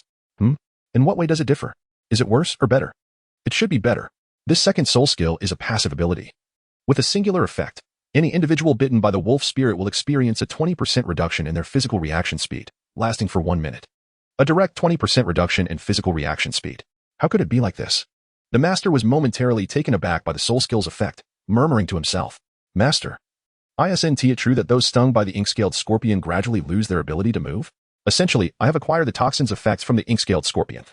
Reducing the opponent's reaction speed by 20% is quite impressive, Qianju replied, puzzled by the master's bewilderment. Not just impressive, but extraordinarily so. If I am not mistaken, the effect of reducing physical reaction speed may have significant priority. Flandra, why don't you give it a try? The master stroked his chin. Appearing contemplative. Why not? What I have to fear? Xiaozhu, come, let me test your wolf spirit. Flandra boldly extended an arm. Sure. Qianju responded with a smile, envisioning Flandra's imminent discomfort. Releasing his martial soul. The wolf spirit swiftly moved to Flandra's side under Qianju's command and bit his outstretched arm. However, the anticipated outcome did not materialize. The one in pain was not Flandra, but Qianju himself. Cough, cough. The backlash of soul power from the wolf spirit caused him to cough involuntarily. Oh, I forgot to retract my protective soul power. Flandra chuckled at Qianju's discomposed state. Coughing with his body hunched over, Qianju, exasperated by Flandra's jest, raised a middle finger in response. Come now. This time I promise to retract my soul power. The wolf spirit floated back, this time applying only a light bite. Drawing a small amount of blood from Flandra's hand. Wow, Xiaogang, does it hurt that much? Flandra grimaced, clutching the wound. How much could it possibly hurt? You have no willpower. Hurry and see how much effect remains from Xiaoju's soul skill, Flandra retorted, gesturing a middle finger towards the master in a manner that, while he didn't fully understand the gesture's meaning, effectively conveyed his feelings. As the pain gradually subsided, Flandra assessed his physical condition, exclaiming in surprise, Hey! This soul skill is quite formidable. Despite the significant level difference, it still has about 5% effect on me. 5% more? Indeed, this is a considerable improvement. The master murmured to himself. Master, have you made any discoveries? Qianju noticed the master's unusual demeanor since earlier. The master glanced at Qianju and Flandra, sighed, and spoke somewhat dejectedly. It's fine to share with you. Xiaoju's soul skill effect has exceeded my expectations. The ability to reduce physical reaction speed is clearly a compressed version of the ink-scaled scorpion's toxin ability, though it diminishes the potency of the toxin. It eliminates the duration of its effect, transforming it from a gradual onset to an immediate one. Moreover, it is evident that the priority of this toxin has significantly increased. If the absorption had solely derived from the ink-scaled scorpion's toxin ability, it could potentially render a person immobile to the point of suffocation. Given Xiaoju's current soul power, the toxin effect would be remarkable against a soul king of level 50. However, the effect of Xiaoju's soul skill is already evident against someone like Flandra, a soul sage. Furthermore, as Xiaoju's soul power increases, if it were to draw entirely from the ink-scaled scorpion's toxin ability, the effect would likely diminish over time. However, if my conjecture is correct, this ability's effectiveness is related to Xiaoju's soul power level. If Xiaoju reaches the rank of soul sage, I believe that the reduction effect on Flandra will also reach 20%. Is that not splendid? This skill is extraordinarily powerful. What are you still hesitating about? Shouldn't this be a cause for celebration? Flandra was perplexed by the master's demeanor. It should indeed be a joyful matter. Yet, have you noticed that the 4 soul rings Xiaoju has obtained thus far possess remarkable abilities? I sense that this transcends mere research. It is likely due to the potency of Xiaoju's martial soul that such soul skills have manifested. When we hunt for soul rings, we do not merely consider their age, we must also select suitable soul beasts. This is because each soul beast possesses distinct characteristics, and the soul skills we acquire are largely related to these traits. However, observe Xiaoju's latest soul skill. Although its effects are still connected to the poison of the ink scorpion, it has been modified to better suit Qianju's wolf spirit. As if Xiaoju's martial soul looks down upon the ink scorpion's toxins. The master shook his head, squinting slightly, considering examples I previously knew. The soul skills formed from absorbing soul rings of similar ages from the same type of martial souls, such as the Xiantai staff and the Panlong staff, are entirely different. I had always believed this was due to the uniqueness of each soul beast, and that the formation of soul skills was an uncertain outcome. Yet, it appears that the soul skills formed by the Panlong staff are indeed more formidable. This could very well be because the Panlong staff martial soul is inherently more powerful than the Xiantai staff martial soul. The master clapped his hands together, visibly excited. This allows us to hypothesize that the formation of soul skills, the type and age of the soul beasts, are indeed significant factors. But the absorber's own martial soul also plays a role we do not yet understand. If I could unravel the mechanism behind this influence of martial souls, my theory on the 10 core competitive advantages of martial souls would expand to 11. To be continued. Chapter 33. Return and expansion to 11 would be splendid. Would it not? This gives you another goal. What, then, are you still troubled by? Flandra remained puzzled as to why the master appeared somewhat despondent moments ago. Upon hearing Flandra's inquiry, the master's earlier excitement dimmed. However, this further underscores the importance of talent. Even if you exert great effort to obtain a soul ring of the same age as others, if your martial soul is inferior, they will inevitably outshine you. If this research proves to be true and is disseminated, many individuals with subpar martial soul awakenings might abandon their lifelong pursuits. Alas, talent? The master sighed deeply. Seeing the master in such a state, Flandre understood he was once again grappling with thoughts of his own martial soul. What of your other student? The one named Tang San? Did you not say that even with a worthless martial soul like Blue Silvergrass, he could unleash powers far surpassing ordinary martial souls? How do you explain that? Tang San. The master hesitated, momentarily at a loss for a rebuttal. Moreover, are there not numerous examples of the weak triumphing over the strong? Throughout the years, how many exceptionally talented individuals have been surpassed and perished in conflict by those of average talent? Xiao Gang, it seems you are fixated on a narrow perspective. The master paused, taken aback by Flandre's words. After a brief silence, he chuckled softly. Indeed, you make a valid point. I have been overly fixated. Let us set this aside. Xiaoju, shall we name your wolf spirit's second soul skill? Qianju, who had been quietly listening, immediately interjected. Soul severance. Teacher, what do you think of this name? Soul severance. The master repeated, shaking his head, puzzled by where Qianju had derived such an unusual name. Never mind. I cannot comprehend your thought process, but if you like it, then soul severance it shall be. Very well, our acquisition of soul rings has been remarkably successful. Let us tidy up and return to the academy. Flandre, please take us back directly. It will be swifter that way. Upon hearing the master's request, Flandre shot him a glance. You certainly know how to delegate. Nevertheless, despite the teasing, Flandre promptly summoned his cat-eagle martial soul. All right, quickly retrieve your belongings. As Qianju looked on in confusion, he observed the master take out a piece of equipment from his wristband. It resembled the safety harnesses used in bungee jumping from his previous life. Noticing Qianju's curiosity, the master explained, my level is too low, and my soul power is insufficient to sustain being carried by Flandre for an extended duration. Thus, I created this apparatus. Once secured, I need only use my soul power to shield against the fierce winds, freeing me from the burden of supporting my arms with soul power. The master elaborated as he clumsily donned the equipment. Once fully dressed, he resembled a Zongzi, his entire body ensnared by the wide bands. Upon seeing him in such a state, Qianju could not help but chuckle. Teacher, I think you would be better off asking Xiao San to design something for you. You know he has quite the expertise in such matters. It would surely surpass what you have now. All right, I shall consider it. The master replied with a stoic expression, handing the main strap to Flandre. After accepting the strap, Flandre wrapped it around his right hand twice and, with his left arm, scooped Qianju into his embrace. All right, let us depart. With a call, Flandre took a couple of running steps, his wings unfurling as he soared swiftly into the sky with the master in tow. Thus, for the next 2 hours, Qianju traversed the heights, enjoying the breathtaking landscape below. Thankfully, he possessed the Qianju mask, which shielded him from the howling winds at such altitudes. Otherwise, he too would have had to expend soul power to resist the gales like the master. Finally, after enduring 2 hours of tumultuous winds, Flandre descended with the master and Qianju at the Nodding Academy. Upon their arrival, the master led Flandre back to his residence, presumably to relay some instructions. Qianju returned to his dormitory, gathering his belongings into his soul guide before heading to the back mountain of the school to find Tang San and Xiao Wu. They usually practiced there during their afternoons without classes. Indeed, when Qianju arrived at the back mountain, he found Tang San and Xiao Wu engaged in sparring. Upon noticing Qianju, they halted their training, greeting him with excitement. Brother Ju. Though their tones differed, both conveyed immense enthusiasm. How was it? Did you acquire powerful soul skills this time? Tang San approached, smiling as he inquired. Yes, indeed. Quickly let us witness it. You are now a great soul master, while Xiao Wu and I have yet to break through to level 20. How about you both give it a try? But first, just to clarify, Xiao San, you are not allowed to use your hidden weapons. All right. Xiao San has always prevented me from competing with you. I am eager to see just how formidable you are. Xiao San, keep up. Before Tang San could respond, Xiao Wu had already agreed, charging towards Qianju while releasing her martial soul. Qianju did not dare to be careless. He had no desire to test Xiao Wu's. Thus, he promptly unleashed his martial spirit, manifesting the first soul skill of the sheep spirit, the Qianju Bao, which coalesced in his left hand in an instant. However, owing to Xiao Wu's preemptive strike, by the time the Qianju Bao took form, she had already dashed to Qianju's side. With a swift twist of her neck, her blade lunged towards Qianju's throat. If he were facing a true adversary, Qianju would undoubtedly meet the assault with the Qianju Bao, and the razor-sharp edge would surely prove too much for Xiao Wu's braid to withstand. Nevertheless, he could not bear to destroy her braid, lest she harbor a deep-seated resentment towards him. Thus, he hastily evaded her grasp. Yet, as he moved aside, a tendril of blue-silver grass swiftly ensnared him. Fortunately, Qianju had been endowed with the enhancements of 4 soul rings. Just as the blue-silver grass was about to make contact, he pivoted and twisted, narrowly evading the grasp.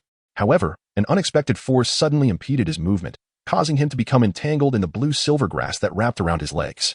Soon after, several thick strands surged from beneath him, binding him securely. This was none other than the technique from Tang San's Xiantian treasure record, the control crane seizing dragon. coupled with his first soul skill, Entangle. Seeing Qianju ensnared by Tang San, Xiao Wu swiftly closed the distance, seizing the opportunity to strike.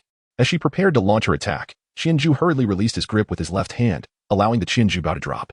Yet, just as it neared the ground, the bow appeared to possess a will of its own, rising rapidly and slicing through the air to force Xiao Wu back from her impending strike. In a flurry, the blue-silver grass that bound Qianju snapped and fell to the ground like discarded ropes. With a deft motion, he reclaimed the Qianju bow, leaped lightly, and spun in midair, releasing two swift arrows towards the still stationary Xiao Wu and Tang San. Tang San hastily employed the Ghost Shadow Misty Steps, pulling the dazed Xiao Wu aside to evade the radiant arrows. As Xiao Wu regained her senses, she exclaimed in disbelief, "What on earth? Brother Zhu, does your bow have a life of its own?" As Qianju alighted upon a tree, the expression concealed behind his mask was inscrutable, and he offered no words in response. With a swift motion, he unleashed two arrows, continuing his assault on Xiao Wu. The radiant arrows of the Qianju bow constituted Qianju's primary offensive capability, and he had dedicated the past 2 years to honing this particular skill.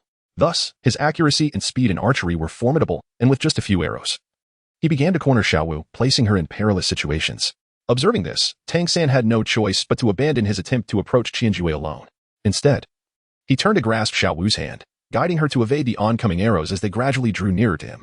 Fortunately, Tang San's technique, Ghost Shadow Perplexing Steps, rendered it difficult for Qianju to anticipate their trajectory. Otherwise, their combined presence would likely result in them being struck by arrows even more swiftly. Nevertheless, Tang San and Xiao Wu were not entirely devoid of means to resist. As they closed the distance, just as Qianju released another arrow, Tang San suddenly exerted his strength and deftly propelled Xiao Wu forward with the finesse of a hidden weapon. In midair, Xiao Wu narrowly brushed past Qianju's luminous arrow and surged towards him.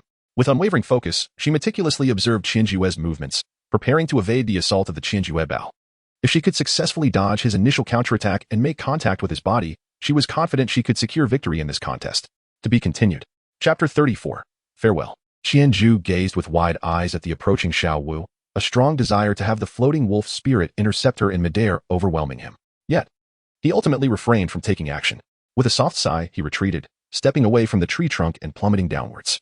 However, as Qianju descended, he glanced below to find a suitable landing spot, only to unexpectedly lock eyes with Tang San, who stood beneath the tree wielding the Haotian hammer.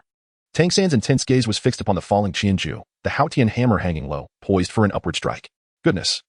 This cunning Tang San actually used Xiao Wu as bait. In a moment of realization, Qianju discerned Tang San's intentions moments ago. Tang San had tossed Xiao Wu towards him, harboring no hope that she would truly reach him. He was acutely aware that the wolf spirit was lurking nearby, and yet he dared to throw Xiao Wu into the fray, fully confident that he would not allow her to suffer. This left him vulnerable, as Tang San seized the opportunity to ambush him while he was preoccupied with Xiao Wu. How cunning! After mentally berating Tang San, Qianju observed him lying in wait and swiftly maneuvered to the side. With a graceful leap, he halted midair, then propelled himself with a kick against the wolf spirit, deftly soaring over Tang San and landing a short distance behind him, evading the trap. However, this time, Qianju did not increase the distance. Instead, he beckoned Tang San with a subtle gesture, inviting him to attack. He wished to gauge the extent of his close combat capabilities against Tang San. In terms of combat skills, Qianju could not match Tang San. The techniques passed down from the Tang sect were honed through rigorous training, while Qianju's own skills had been developed through self-reflection and battles with soul beasts over the past 2 years. In terms of raw power, Tang San's formidable Haotian hammer, coupled with his regular training, endowed him with strength that surpassed that of his peers, even with the 4 soul rings enhancing him.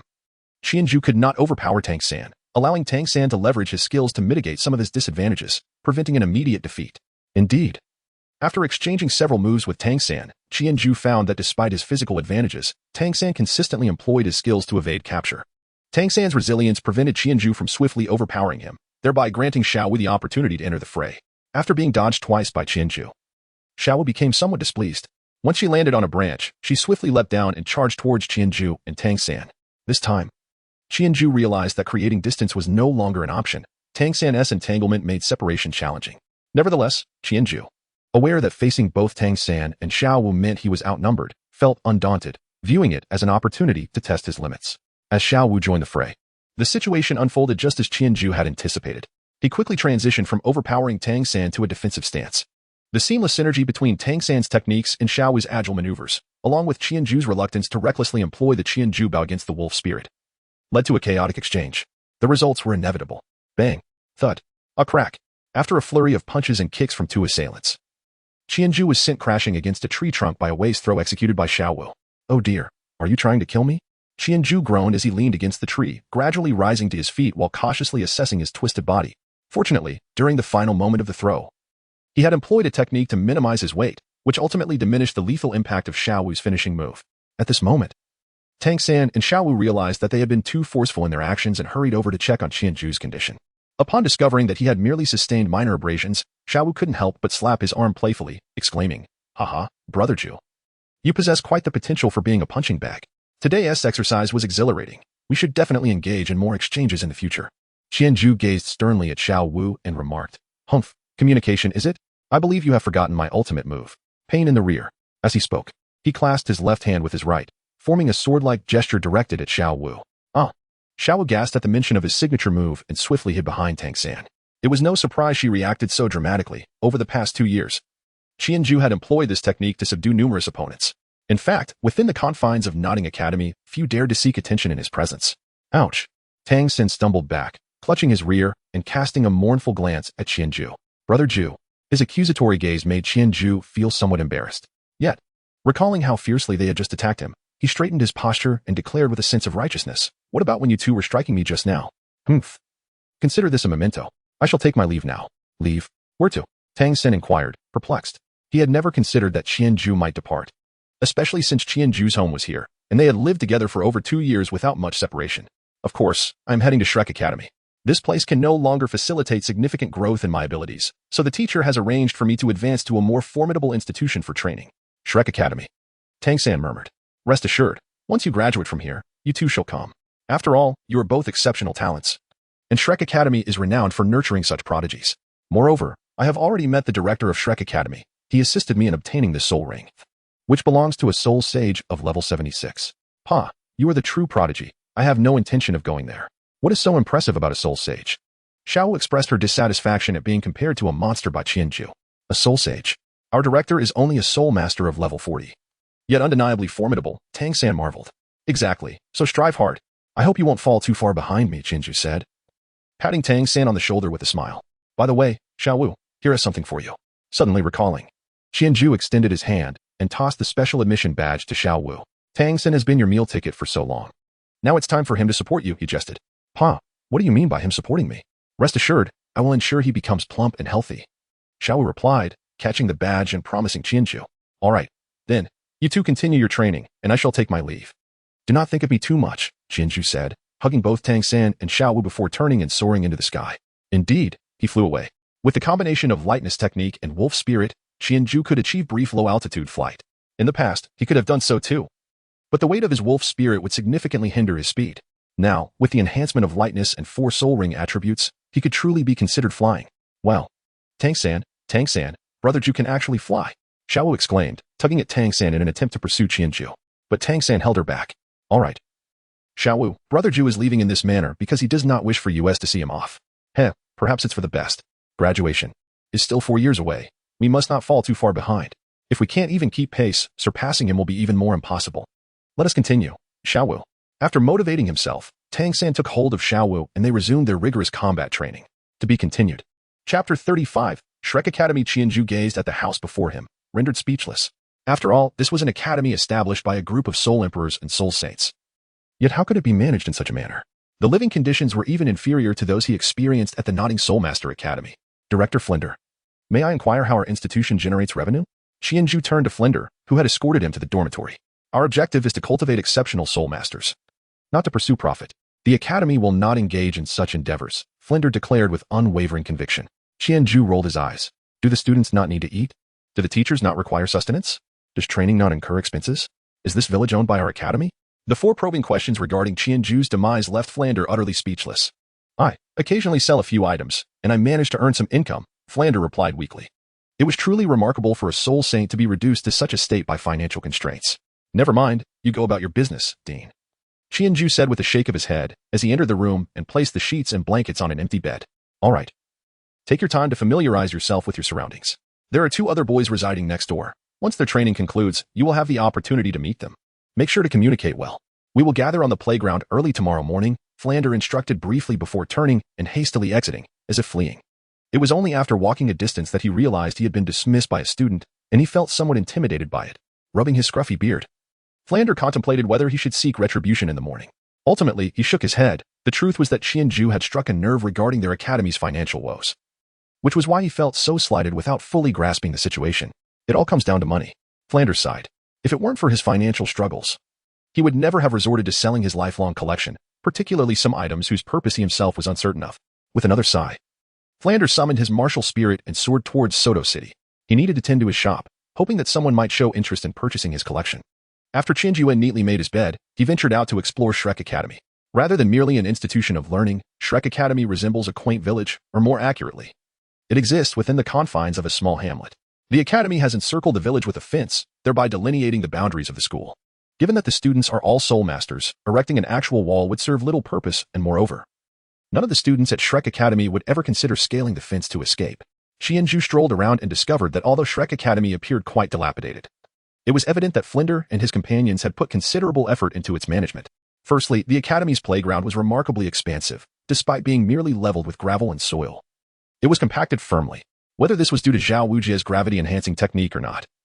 Qianju tested it and found that the luminous arrows shot from his Qianju bow could only create a minuscule hole in the ground. In addition to the playground and dormitories, the academy also boasted a dining hall, classrooms, and faculty residences, though modest in size. The number of inhabitants at the academy was not large, which lent a semblance of completeness to its facilities. After his exploration, Qianju found himself at a loss for activities and returned to his dormitory to await the arrival of the other two students.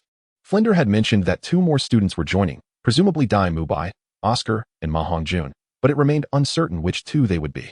Qianju, filled with anticipation, practiced his skills while he waited. Time passed swiftly during his training, and before long, he heard the voices of two individuals outside. He promptly ceased his practice, tidied up, and opened the door to step outside. The sound of the door opening naturally drew the attention of the two individuals outside. They turned to see Qianju, who was younger than themselves, and immediately realized that a new companion had arrived.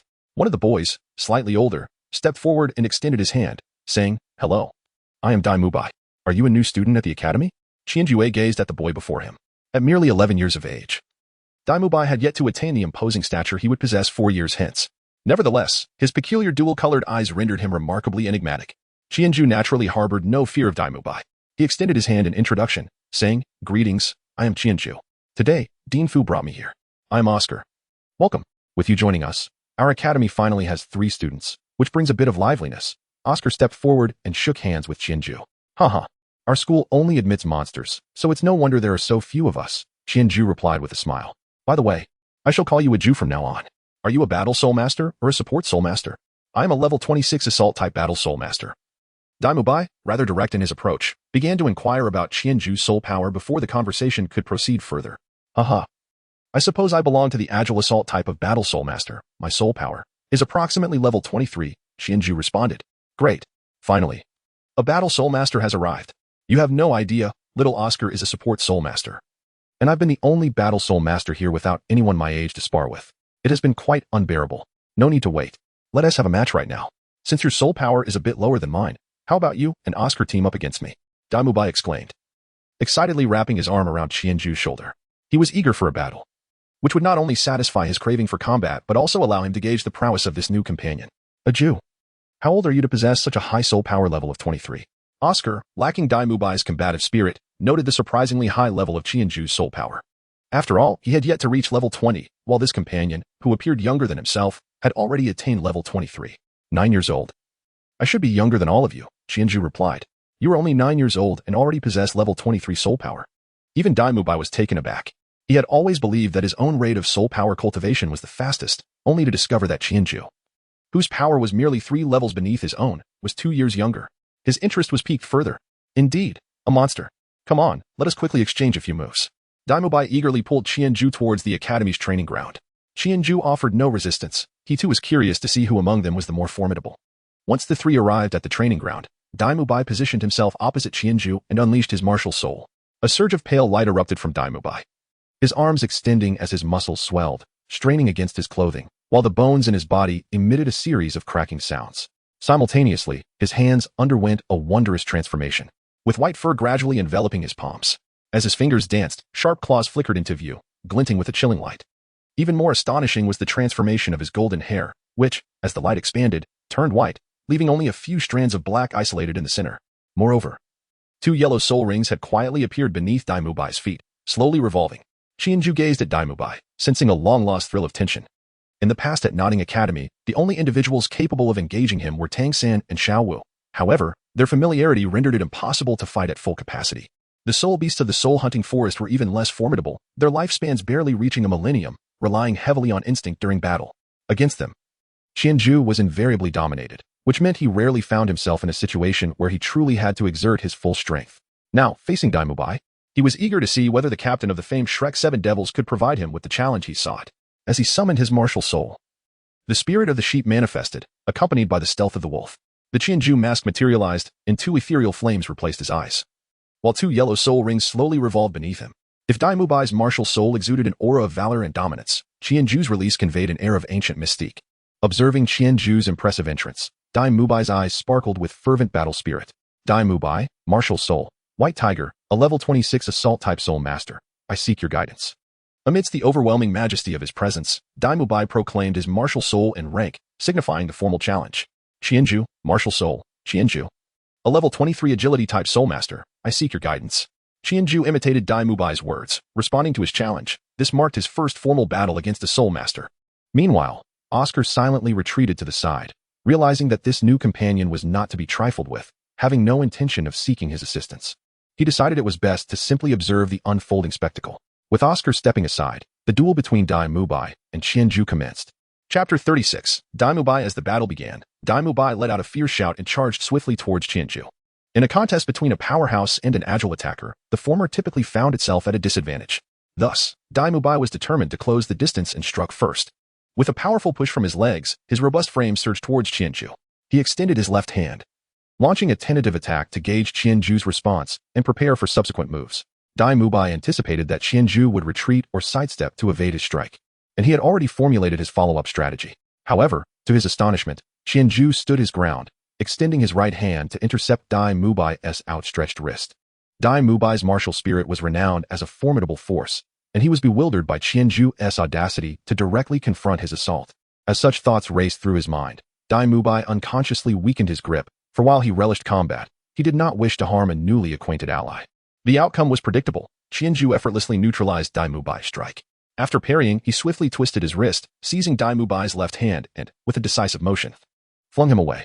Oscar, watching from a distance, gaped in disbelief. He had never imagined that Dai Mubai would be thrown aside so easily in a duel with a peer. Such occurrences had only been witnessed in Dai Mubai's sparring sessions with the two deans. Come on, Dai Mubai, you need to show some real skills. This probing attack won't suffice, Oscar thought. Dai Mubai, momentarily dazed, managed to stabilize himself mid-air before landing gracefully, suffering no injuries. Confused and slightly enraged, he questioned, "Aren't you an agile attacker? How can your strength surpass mine?" He began to doubt the authenticity of Qianju's earlier claims regarding his abilities. Indeed, Qianju, with the enhancements from his 4 soul rings, including a Millennium Soul Ring, had physically surpassed most 30-level soul elders. At this moment, Dai Mubai was merely at level 26. Lacking even a 30-level Millennium Soul Ring, in terms of raw strength, he was likely not much stronger than Tang San, yet he was significantly outmatched by Qianju. Who says agile attackers lack strength? My development is well-rounded, Qianju replied with a smile, raising his left hand. As light coalesced, the Qianju bow materialized in his grasp. After performing an elegant flourish with the bow, he cautioned, "Be careful, Dai Mubai." Regardless of whether Dai Mubai heard him, Qianju pulled back the bowstring and unleashed 2 luminous arrows towards him.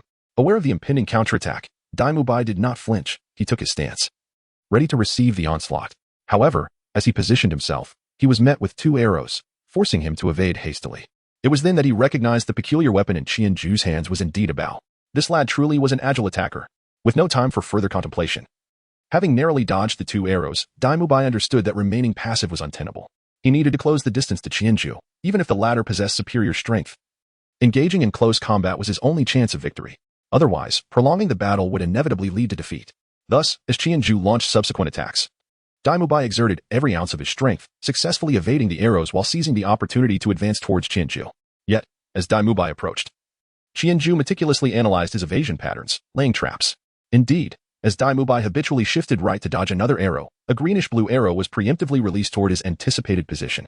By the time he noticed the arrow, it was too late to evade.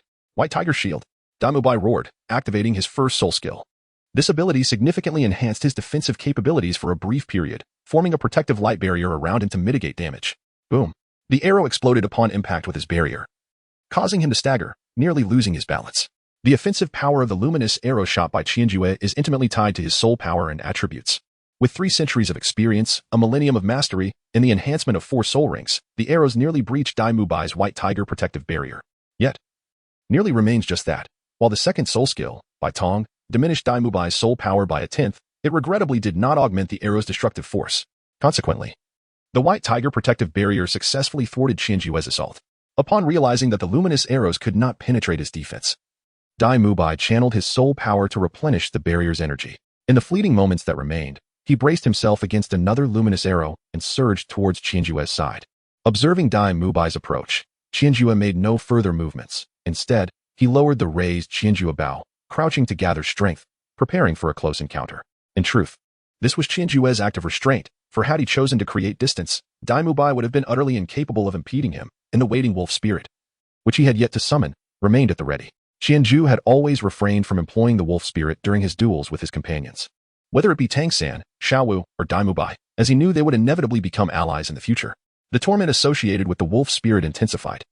Although Qianju had never personally experienced it, he could envision the excruciating pain it could inflict, having witnessed its decisive impact during countless hunts of soul beasts. Yet, even without resorting to the wolf spirit, Qianju's advantages remained overwhelmingly significant. His Qianju martial soul, while not capable of delivering the explosive enhancements that Tang San would later achieve, bestowed him an immense edge over soul masters of equal rank. The advantage of possessing dual rings was not merely a matter of doubling attributes. It encompassed the absorption of ancient energies, the infusion of millennium soul rings, and the enhancements conferred by soul bones.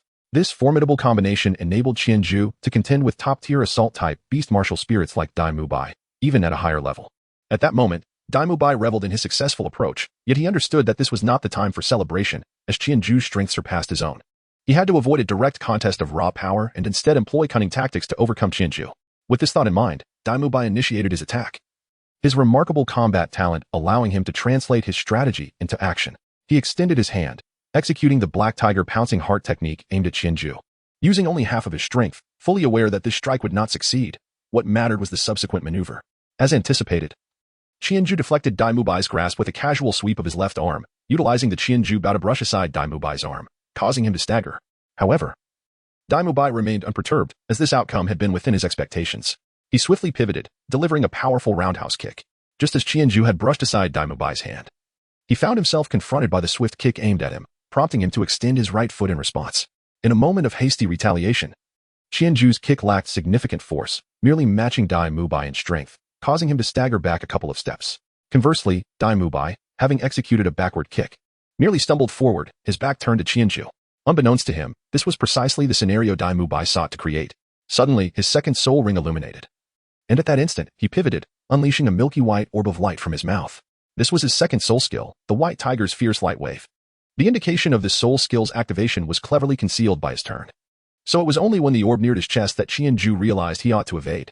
However, the situation Dai Mubai meticulously orchestrated was not so easily escaped. The speed of the White Tiger's Fierce Light Wave was swift, leaving Qianju with no option to dodge. Dai Mubai had even reduced the output of his soul power in advance, ensuring that even if Qianju were struck by the skill, he would not suffer grave harm. Oscar stood nearby, ready with his healing sausage, knowing that Qianju would recover in a couple of days. Bang! The orb exploded against Qianju's chest. A brilliant light bursting forth, compelling both Dai Mubai and Oscar to instinctively close their eyes and turn away for a brief moment. The radiance came swiftly and dissipated just as quickly, lasting only 2 or 3 seconds before beginning to fade. I have a giant sausage. In that instant, Oscar loudly recited his soul incantation, activating his first soul skill, summoning a steaming sausage into his grasp. Once the light had dulled enough to be less blinding, he sprinted towards the two. What was Dai Mubai thinking, daring to unleash his second soul skill at such close range? What if something went awry? With a sense of trepidation, Oscar ran towards them, but after just a few steps, he halted, stunned. Dai Mubai had lost. As the light fully dispersed, Oscar beheld a surprising scene. Qianju stood bent over beside Dai Mubai, coughing incessantly, with one hand brandishing his bow menacingly against Dai Mubai's neck. Dai Mubai appeared bewildered, unable to comprehend how Qianju had evaded his White Tiger's Fierce Light Wave, for aside from his coughing, Qianju seemed to be in remarkably good condition, entirely unlike someone who had just borne the brunt of his second soul skill. Regaining his composure, Oscar approached the two, relieved to see they were both unscathed. A Jew. Are you injured? I have healing sausages. Would you like one? Oscar inquired cautiously. At this moment, Qianju was still channeling his martial soul. Oscar could not discern Qianju's expression, only the eerie luminescence emanating from the eyes of his mask, which inexplicably filled him with a sense of unease. Naturally, one must. Qianju retracted his martial soul, causing the Qianju Bao he held to vanish. He pounded his chest, finally managing to suppress the surge of breath within him. In the final moment, there was no escape. He had no choice but to summon the wolf spirit that had been lingering at his side, using its mask to shield his chest. However, Dai Mubai's white tiger radiant wave was not a converging type of attack. It resembled Qianju's light arrow, characterized by its explosive nature in a small radius. Upon colliding with the wolf spirit, the white tiger radiant wave detonated, scattering its formidable power and inflicting significant injury upon the wolf spirit. This triggered an immediate backlash of soul power within Qianju, resulting in his earlier bout of incessant coughing. After the explosion of the white tiger radiant wave, Qianju, equipped with the Qianju mask, found that the blinding light had no effect on him due to the filtering of the flame-like ice. Seizing the opportunity as Dai Mubai turned to evade the blinding light, Qianju successfully positioned himself beside him, placing the Qianju Bao across his neck and claiming victory in their duel. Retracting his martial soul, Qianju accepted a sausage from Oscar and took a bite. To his surprise, it was quite delectable. As the sausage slid down his throat, he felt the backlash of soul power within him gradually subside. After finishing a few bites, he took a deep breath, sensing his vitality returning. Impressive, Qianju, Dai Mubai remarked, patting his shoulder with a sense of admiration. This was the first time he had been defeated by someone younger than himself. Even his elder brother had only managed to suppress him due to age. And in terms of talent, he believed he could hold his own against the younger man. Indeed, Dai Mubai's soul power exceeds yours by 3 levels. Yet he still fell to you. Oscar chimed in with a grin. Is your martial soul that mask? Shouldn't a mask-type martial soul be more inclined towards enhancing mental capabilities? How is it that your strength surpasses mine? Dai Mubai inquired, puzzled. It is not merely a mask. My martial soul is a beast martial soul, known as Qianju, which bears a resemblance to my name, Qianju explained, summoning the sheep spirit and dispelling the concealment of the Qianju. Immediately, Dai Mubai and Oscar beheld the ethereal silhouette of the sheep spirit surrounding Qianju. Qianju martial soul, sheep, Dai Mubai murmured, rifling through his mind but finding no recollection of such a martial soul. Nonetheless, he recognized that it must be a beast martial soul more powerful than his white tiger martial soul. Qianju had claimed to be an agile attack-type soul master, yet his strength already seemed to surpass Dai Mubai's. Furthermore, his speed, evident from the final strike, was undoubtedly swifter, and his defensive capabilities appeared formidable as well. Having only experienced a soul power backlash after enduring a white tiger radiant wave directly, it seems I must strive even harder. With a newfound determination, Dai Mubai resolved to set goals for himself, dismissing thoughts of his defeat. He lifted his gaze to Qianju and Oscar, saying, let us return, tidy ourselves up, and head to Soto City for a meal. Consider it a welcome feast for Qianju. Sounds great. The trio agreed and made their way back to the dormitory. Meanwhile, not far from a nearby dwelling, a tall figure withdrew his gaze. It was the formidable Zhao Wuji. Before leaving, Flender had relayed a message, informing him that he had brought back a child and instructed him to keep an eye on him. Upon sensing the sounds of combat emanating from the training ground after Dai Mubai's return, he had stealthily approached to oversee the situation, only to witness Qianju triumphing over Dai Mubai. Remarkable. The kid Flender brought back can certainly hold his own. Even Dai Mubai is no match for him. It appears our academy is gaining yet another prodigy. Zhao Wuji mused, shaking his head as he turned to head back to his quarters. If Notting City resembled a town from a past life, then Soto City could undoubtedly be regarded as a bustling metropolis. Its vibrancy rivaled that of some of the cities from Qianju's previous life. The Shrek Academy was situated not far from Soto City. And as Qianju accompanied Dai Mubai and Oscar, they engaged in lively conversation, reaching Soto City in just over 20 minutes. When Qianju arrived, he was brought over by Flandra, and thus had only glimpsed the general expanse of Soto City from the sky. Now, having entered Soto City, he was instantly enchanted by the vibrant scene illuminated by countless lights in the night market, with tall buildings and elegantly dressed guests bustling about. Qianju glanced around excitedly, overwhelmed by the various specialties and trinkets of Soto City lining the streets. Observing his curious demeanor, Dai Mubai smiled broadly and suggested, let us first dine, and afterward we shall explore. The night market of Soto City will not begin to wind down until the early hours of the morning, so we have ample time. With that, Dai Mubai led Qianju into a restaurant. Although Dai Mubai was merely 11 years old and still bore a youthful appearance, he was already nearing a height of 1.70 meters, commanding respect from those around them. Following Dai Mubai's instructions, the waiter escorted them to a private dining room. Dai Mubai picked up the menu and ordered a serving of dompa pork before handing the menu to Qianju, saying, today, the treat is on me. Please take a look and order whatever you desire. Do not hesitate to indulge. Qianju was not at all reserved. He picked up the menu and selected 2 dishes that piqued his appetite. After all, they would be together for many years to come, and he could always find an opportunity to reciprocate later. All 3 were soul masters, and their appetites could not be measured by ordinary standards. Moreover, Dai Mubai and Oscar had trained all day, leaving their stomachs empty. Consequently, the trio ordered a total of 6 dishes and indulged in a hearty feast. To be continued. Chapter 38. The Soul Arena. After satisfying their hunger, the three wandered through Soto City. Although they were all men, it was Qianju's first time in Soto City, and he found many aspects to be quite novel. Dai Mubai and Oscar accompanied him, acting as guides to introduce him to the local customs and culture. As they strolled, they arrived at a magnificent structure that resembled a sports arena from a past life, yet it was far more grandiose. The sounds of countless cheers and roars echoed from within the building. Early in the morning, Qianju beheld this magnificent structure, astonished that within the city of Soto, such an impressive edifice existed. Apart from its architectural style, it bore an uncanny resemblance to the skyscrapers of his past life. This was the Soto Great Soul Arena, a venue exclusive to major cities like Soto. As the name suggests, the arena served as a battleground for soul masters.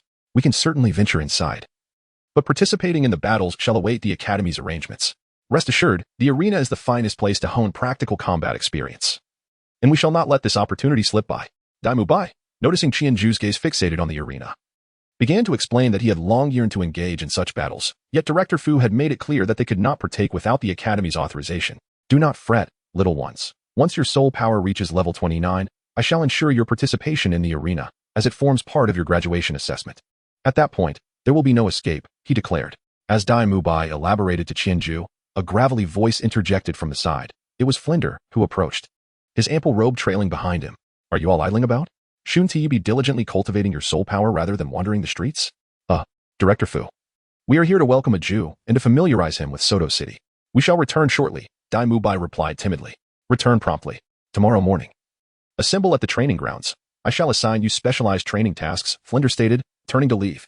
Dai Mubai exchanged a glance with Oscar, both wearing expressions of resignation. However, Qianju suddenly stepped forward, calling out to Flinder. Director Fu. Qianju tugged at his robe, signaling that he wished to speak. What is it, young man? Flinder looked down at Qianju, who stood barely over 1.5 meters tall, requiring Flinder to lower his gaze. Director. How do you assess my strength at the Great Soul Master level? Qianju inquired mysteriously. Presumably quite formidable. Flinder replied, his brow furrowed in uncertainty. He had witnessed Qianju's prowess only once, during the hunt for the blue-bag beast, and was unaware of the duel with Dai Mubai that afternoon, as he had been occupied at the shop in Soto City. However, based on that single encounter and Qianju's usual demeanor, Flinder deduced that his combat intelligence and experience were commendable, coupled with Qianju's unparalleled martial spirit and the unique attributes provided by his 4 soul rings. It seemed unlikely that anyone at the same level could best him. Wait, invincible at the same rank. Flinder's eyes widened as a thought struck him. Director, is our academy not in need of funds? Surely there are external betting pools associated with the Soul Arena? If you allow me to participate, I guarantee you a bountiful return, Qianju proposed, calculating the feasibility of such an arrangement in Flinder's mind. Currently, Flinder refrained from letting Dai Mubai and Qianju engage in battles due to their youth. The soul masters in the arena were seasoned veterans, and he feared they might suffer losses. Moreover, he wished to ensure they had a positive initial experience. Hence his stipulation to wait until their soul power reached level 29 before entering the arena. Given the innate talent of the Shrek Academy students, if they achieved maximum level at their rank, they would likely emerge victorious. Yet, with Qianju's near invincibility at the same rank, the concern of discouragement dissipated, leaving only the possibility of facing underhanded tactics from opponents. I may allow you to give it a try, Flinder replied, his expression turning serious. However, I have conditions. Until I grant you permission, you must not participate in the arena independently. Each time, I must be present. Mubai, you too, Flinder added, ensuring his presence would mitigate any potential mishaps. Understood, Director, Qianju readily agreed, recognizing Flinder's concern for their safety. Very well, let us proceed. Today, you shall witness the arena that countless soul masters eagerly flocked to. Upon entering the Great Soul Arena, the first sight to greet them was a massive stone tablet inscribed with a multitude of names. These names belonged to those who had perished in the arena. The Soul Arena was no sanctuary. Alongside glory came peril. From its inception to the present, while many had risen to prominence, tenfold as many had returned defeated.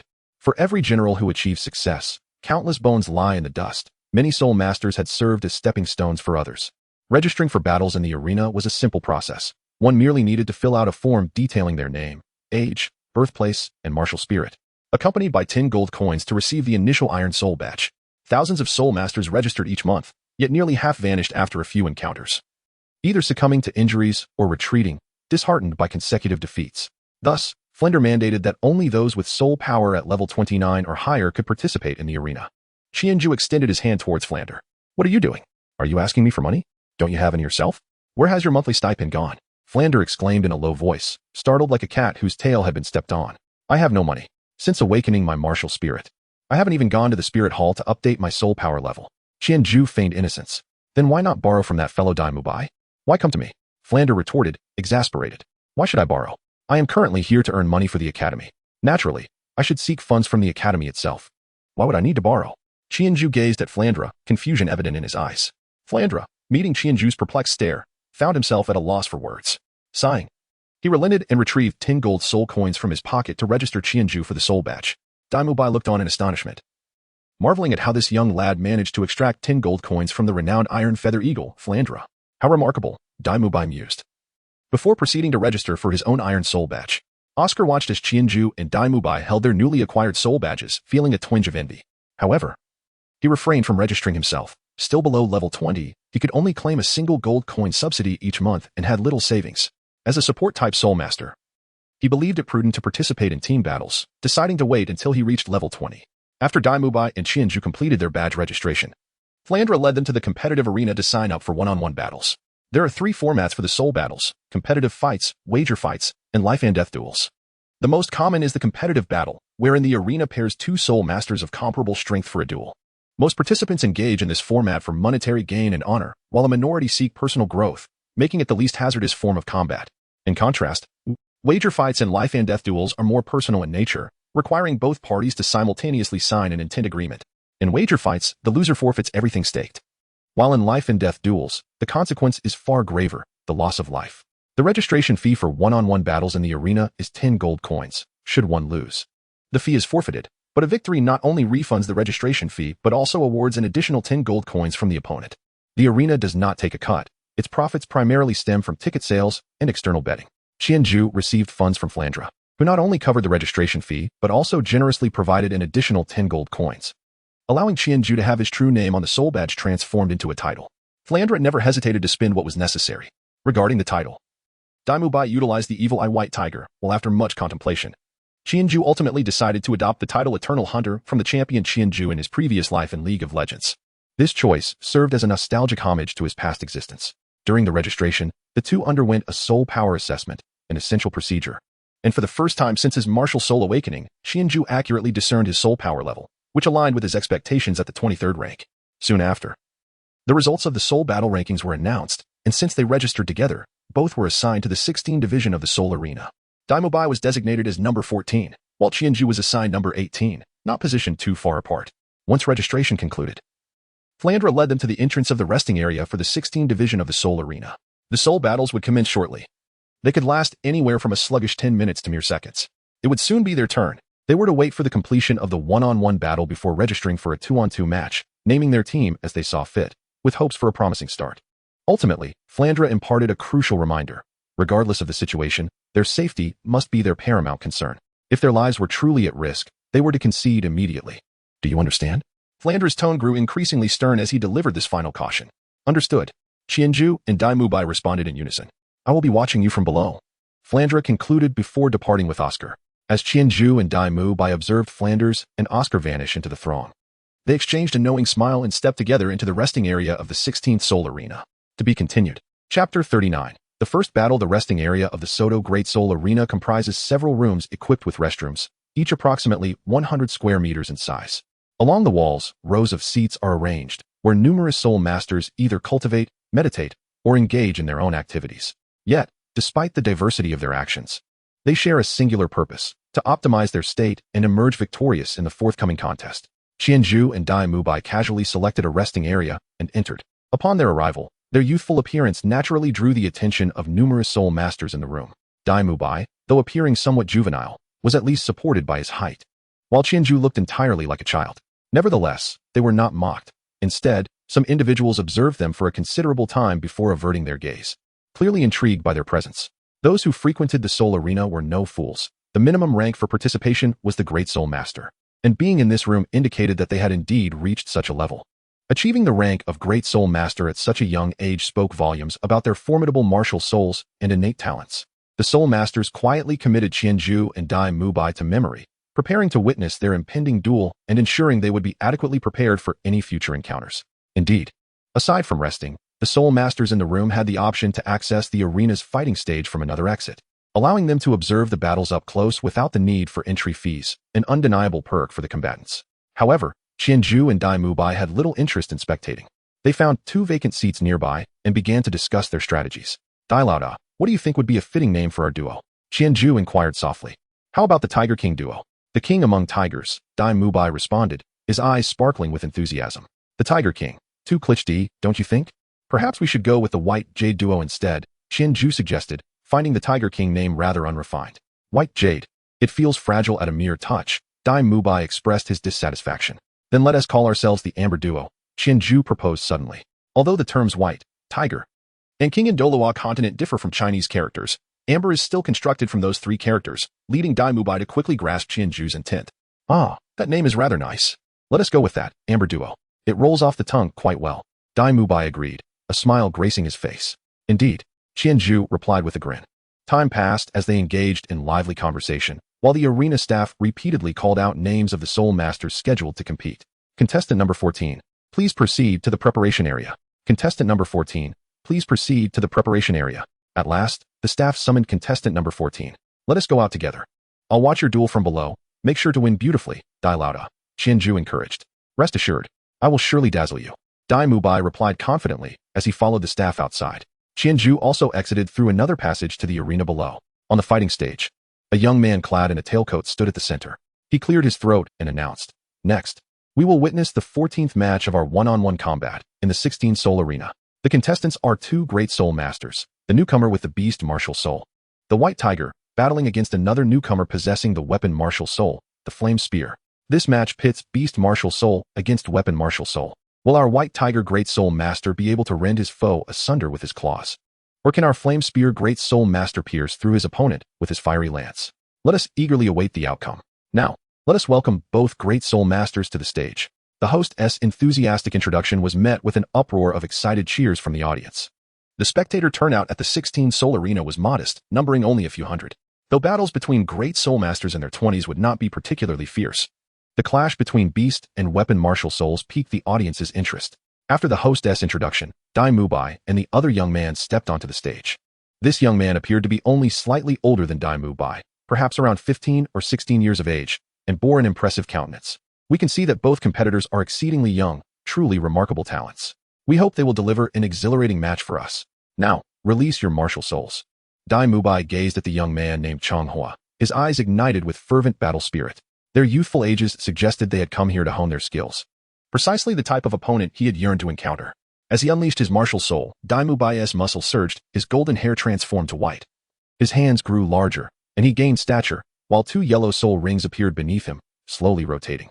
His imposing transformation instantly elicited gasps of astonishment from the onlookers. I hope you can provide me with some challenge, Dai Mubai murmured, his gaze fixed intently on the young man opposite him. Perhaps the pressure will be too much for you to bear, Changhua retorted defiantly, revealing 2 yellow soul rings at his feet. He summoned a flame that elongated and morphed into a long spear in his grasp. The spear was 7 feet long, a vivid crimson hue, with a tip that jutted out like a flame, radiating an intense heat merely by sight. After executing a flourish with the spear, Changhua aimed it at Dai Mubai. The 2 ceased their exchanges, fully concentrated on each other, searching for weaknesses and contemplating their strategies. Ding! The bell signaling the commencement of the match rang out, and the 2 charged towards one another. Both were melee-oriented combat soul masters, and close combat was inevitable. As they closed the distance, the audience, too, felt the tension, falling silent in anticipation of the impending clash. Swish! At last, they reached striking distance, and leveraging the reach of his spear, Changhua thrust it towards Dai Mubai's chest with remarkable speed, the air vibrating with the force of his strike. However, despite the swiftness of the attack, it failed to land on the prepared Dai Mubai, who deftly sidestepped, causing the spear to narrowly graze past him, the heat distorting the air before his eyes. With determination, Dai Mubai retaliated, lowering his stance and twisting his body, delivering a powerful punch towards Changhua's chest, accompanied by a sharp rush of air. Bang! Changhua steadied the spear against his chest, blocking Dai Mubai's fierce strike. Nevertheless, while the spear absorbed the blow, it could not negate the tremendous force behind it. The impact caused Changhua to stagger back, losing his balance until he braced the spear against the ground to halt his retreat. Dai Mubai refrained from pursuing further. He observed his fist, now singed and blackened, evidence of his hair being scorched in the brief contact. The exceedingly high temperature of the flame's spear was evident. Qianghua rubbed his chest, noticing Dai Mubai inspecting his fist, and muttered under his breath, incredible strength. Once again, Qianghua unleashed a fiery barrage, augmenting the power of his soul with an intensified output. The entire length of his flame spear radiated a more brilliant glow, the fiery patterns along its body seemingly swaying with life. This was his martial spirit, the flame spear, a weapon deeply entwined with the essence of fire. The flame spear's martial spirit was particularly extraordinary. Its temperature would rise in tandem with the soul master's strength. When he first awakened this martial spirit, the spear's temperature exceeded 100 degrees Celsius, making him the most formidable member of his family in nearly a century. At that time, Qianghua was even unable to touch his own martial spirit until his family guided him to acquire the Fire Essence Horse's spirit ring, granting him his first soul skill, thereby allowing him to wield his martial spirit effectively. To be continued. Chapter 40. The arrival of Qianjue Qianghua and Dai Mubai exchanged wary glances, each harboring a sense of caution towards the other. They needed to avoid prolonged contact with one another's martial spirits. Dai Mubai observed the increasingly fiery flame spear in Qianghua's grasp, contemplating his next move. Meanwhile, Qianghua felt a lingering pain in his chest. Realizing he could no longer afford to engage Dai Mubai head-on, he had to rely on strategy to outmaneuver him. After a brief standoff, the two charged at each other once more, this time exercising utmost caution and adhering strictly to their previously devised strategies. However, overall, the disadvantage lay with Dai Mubai. No matter how careful he was, he still had to clash with Qianghua's spear. As a physical attack-type soulmaster, he lacked the agility to evade every strike from Qianghua. Yet, Dai Mubai remained composed, biding his time and waiting for an opportunity. He believed that if his opponent failed to subdue him swiftly, Qianghua would grow impatient and resort to using soul skills, potentially turning the tide of battle and providing him with a chance to counterattack. Indeed, after a prolonged assault without subduing Dai Mubai, Qianghua could no longer contain his impatience. Following another failed attempt, he unleashed his second soul skill, Inferno Ascension, with a flourish. Qianghua swung the flame spear, unleashing torrents of flames that surged forth toward Dai Mubai. Bring it on, White Tiger Shield, Dai Mubai roared, charging toward Qianghua amidst the fiery onslaught. The dazzling golden brilliance of the White Tiger Shield shimmered fiercely, holding steadfast against the searing flames. Qianghua, momentarily taken aback by this development, found himself in disbelief. His second soul skill had two primary effects, the scorching impact of the flames and the obscuring of visibility. Under the blanket of flames, without a defensive soul skill, one could only rely on soul power to shield themselves, but this would necessitate closing their eyes, rendering them unable to see. Alternatively, retreating from the area of effect would provide Qianghua with an opportunity to strike. However, he had not anticipated that Dai Mubai possessed such a comprehensive defensive soul skill. Just as Dai Mubai's unarmed approach countered the flame spear, Qianghua's second soul skill was also thwarted by Dai Mubai's first soul skill, the White Tiger Shield. In that fleeting moment of distraction, a radiant wave of light suddenly pierced through the flames, hurtling toward him. By the time he reacted, it was too late to evade. He could only raise the flame spear once more to shield his chest. Bang! The White Tiger radiant wave, being Dai Mubai's second soul skill, was not easily withstood, even by Qianghua. He dared not absorb the impact directly, opting instead to utilize his wolf spirit for protection. Indeed, the white light exploded upon contact with Qianghua's chest, forcefully propelling him into the air. Dai Mubai swiftly followed up with a powerful palm strike, sending Qianghua crashing down from the arena. Ding! The victorious bell chimed, prompting the host to ascend the stage, raising Dai Mubai's hand in recognition of his triumph. After tumbling off the stage, Qianghua clutched his chest, coughing for what felt like an eternity before regaining his breath. His clothing lay tattered, revealing bruises across his chest, his hair disheveled, and his left foot twisted painfully upon landing. Yet he paid little mind to his injuries, knowing that Dai Mubai had shown restraint. Rising to his feet, he offered a slight bow to Dai Mubai before limping away. Dai Mubai, too, did not linger on the stage. After the host acknowledged his victory, he spotted Qianjue in the audience, signaling with a raised fist to indicate his success before descending from the platform. In truth, Dai Mubai was not in prime condition either.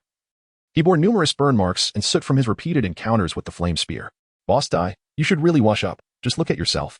Qianjue chuckled as Dai Mubai approached. Dai Mubai rolled his eyes. Don't underestimate Qianghua. His martial spirit is formidable. It just so happened that my second soul skill countered his. Had it not been for that, I might have been in trouble today. After all, his martial spirit poses a significant threat to someone like me, who relies on unarmed combat. All right, hurry and clean up. You wouldn't want to miss your turn, Qianjue urged with a grin.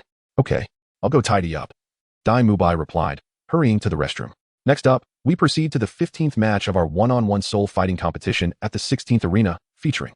The subsequent 3 matches showcased soul masters above level 30, each displaying captivating duels and intriguing soul skills. Qianjue watched intently from the sidelines, engrossed, until the host finally called out his number.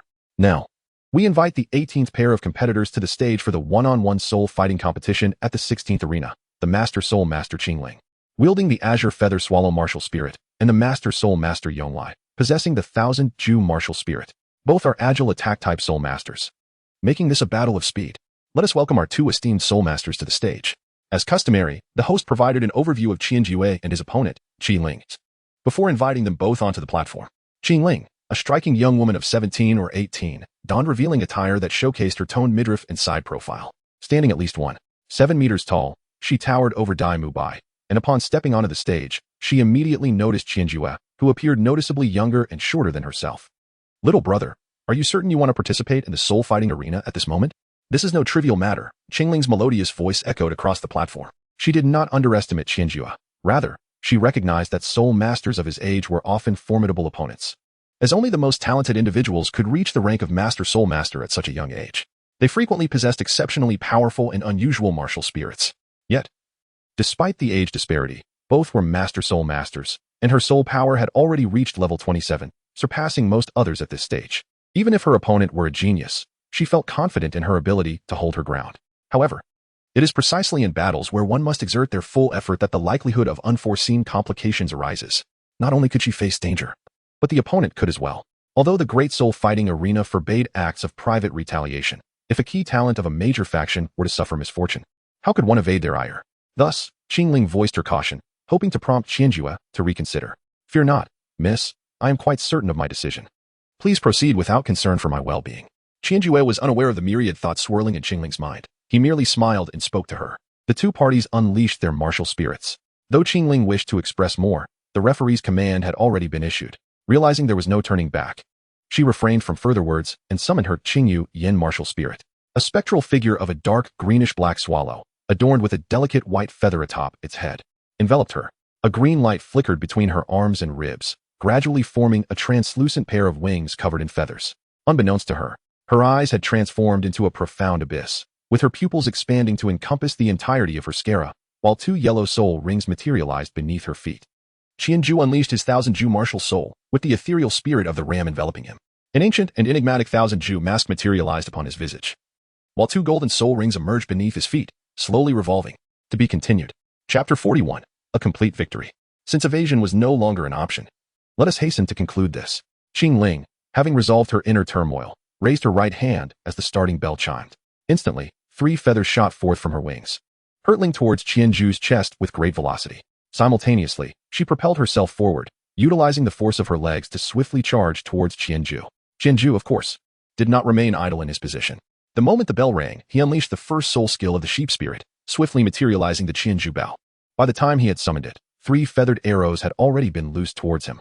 However, they posed no real threat. With a mere flick of his hand, he deflected the 3 arrows effortlessly. What truly astonished him was that, after he had casually brushed aside the incoming projectiles, the soul master named Qingling had already closed the distance to just a few meters before him. The speed at which she approached took him by surprise. Qingling's remarkable velocity was undoubtedly attributed to her martial spirit. Not only was her martial spirit an agile soul beast, which significantly enhanced her speed upon possession, but also her unique sprinting technique, which she had painstakingly developed, played a substantial role.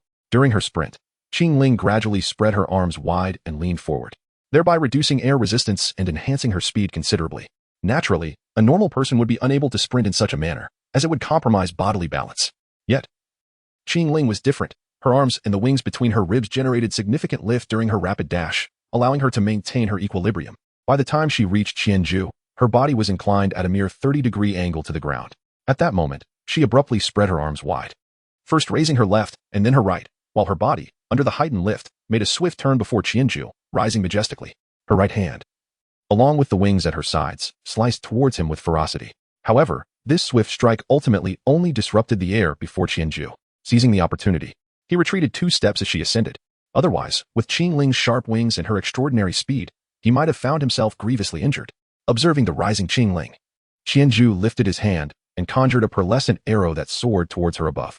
Realizing that her initial strike had failed and that Qianju had manifested a bow-like weapon, Qingling understood the peril she faced. She was about to become a living target. Consequently, she immediately twisted her waist, activating her first soul ring, and as she pivoted, she swung her arms in succession. A flurry of feathers erupted forth, aimed at the incoming light arrow and the figure of Qianju below. Yet, upon witnessing the feathers that Qingling unleashed, Qianju showed no inclination to evade. Instead, he raised his bow once more, calculated his aim, and shot directly beneath her. Bang! The first luminous arrow of Qianju collided midair with a feather shot from Qingling's first soul skill, resulting in a spectacular explosion that scattered the remaining feathers. Meanwhile, Qianju's second arrow pierced through the vacant space between Qingling's feathers, aimed directly at her as she began her descent. Had Qingling not made any further movements, that arrow would have struck her squarely in the chest. A series of metallic chimes resonated as the feathers from Qingling's first soul skill encircled Qianju. Yet none managed to land a hit. In the air, Qingling bent her body, spreading her arms once more, evading the second luminous arrow while swiftly diving towards Qianju's side again. What a foolish woman, returning for more. If I could evade once, I could certainly do so again. Observing the approaching Qingling, Qianju felt a sense of exasperation and shook his head. He once more leaned back to the side, dodging the sweep of her wings, and with a swift motion, he struck her backside with his bow, sending her tumbling to the ground. Fortunately, the arena of the soul fighting stage was constructed of solid stone. Otherwise, Qingling's feather from her first soul skill might have embedded itself in the ground, causing her considerable distress. So, dear lady, do you concede? Qianju turned around to look at Qingling, who had quickly spun to face him after falling. With a hint of disinterest, he bent down to inquire. Under the watchful gaze of the ethereal light emanating from Qianju's mask, Qingling felt a sudden pang of fear. She swiftly pushed off the ground with her legs, backing away a few steps before standing up with determination. Upon hearing Qianju's question, she momentarily forgot to ponder why her rear didn't hurt, instead reflecting on Qianju's suggestion.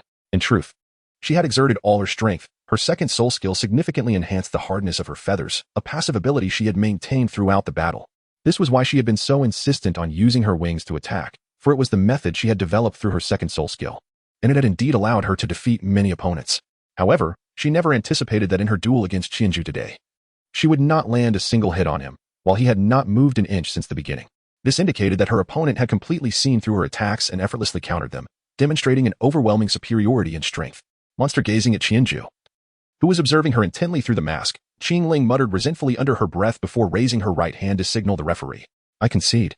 Very well. This match concludes with our master Qingling conceding, and the victor is our eternal hunter twin master. The referee leapt onto the stage, announcing loudly while moving beside Qianju to raise his right hand in triumph. What an exhilarating match. It is evident that our eternal hunter twin master possesses formidable strength, achieving a flawless victory. Let us anticipate his next duel. Meanwhile, Master Qingling's record has now adjusted to 16 wins and 12 losses. Please proceed to register your scores after descending the stage. Next, we invite the 19th contender of the 16 Soul Arena. Boss Dai, this lady is quite a bit behind your gun-wielding opponent. I hadn't even exerted myself yet, Qianju remarked to Dai Mubai as he stepped down from the stage. Dai Mubai rolled his eyes and gave him a light shove. Clearly, it's you who is excessively formidable. Moreover, you show no mercy, such a beautiful lady, and you unceremoniously send her crashing to the ground. Qianju was at a loss for words. He had already shown considerable leniency. Otherwise, when Qingling rushed towards him for the first time, he could have easily taken her down with a single arrow. Let us hasten to register for the 2-on-2 strategy contest. Dai Mubai disregarded Qianju's silence, knowing he had not expended much energy, and thus he urged him onward to the registration area. As they exited the 16 Soul Arena, they encountered their waiting companions, Flander and Oscar. Impressive, a Jew. That was effortless, Oscar exclaimed upon seeing Qianju, stepping forward to deliver a playful punch. Having watched from the sidelines, he had felt a twinge of anxiety during Qingling's 2 attacks but was taken aback by how effortlessly Qianju had dealt with them, leading to a newfound respect for his combat prowess. What gives? Only praising him and not me? Did I not perform well? Dai Mubai interjected, wrapping an arm around Oscar's neck in a mock interrogation. Of course. Dai, your performance was splendid too, Oscar flattered, though as soon as he was released, he added cheekily, especially when you were roasted. Haha. Qianju couldn't help but chuckle at Oscar's antics. You rascal. Dai Mubai also broke into laughter, playfully punching Oscar in the chest. The atmosphere among the three was filled with joy. To be continued. Chapter 42. The 2-on-2 strategy contest. All right, let us pause the merriment. After a while of playful banter, Flander called for their attention. What is this? Do you think you performed exceptionally well? As soon as Flander spoke, the three fell silent, especially Dai Mubai, who was fixed under Flander's scrutinizing gaze. Why the silence? Do you think your victory was effortless? You are aware that this win was precarious, are you not? Had it not been for that second soul technique, gunfire, being countered by your first soul technique, would you have triumphed? Well, my martial soul was countered by his as well. Dai Mubai muttered under his breath, his voice barely audible.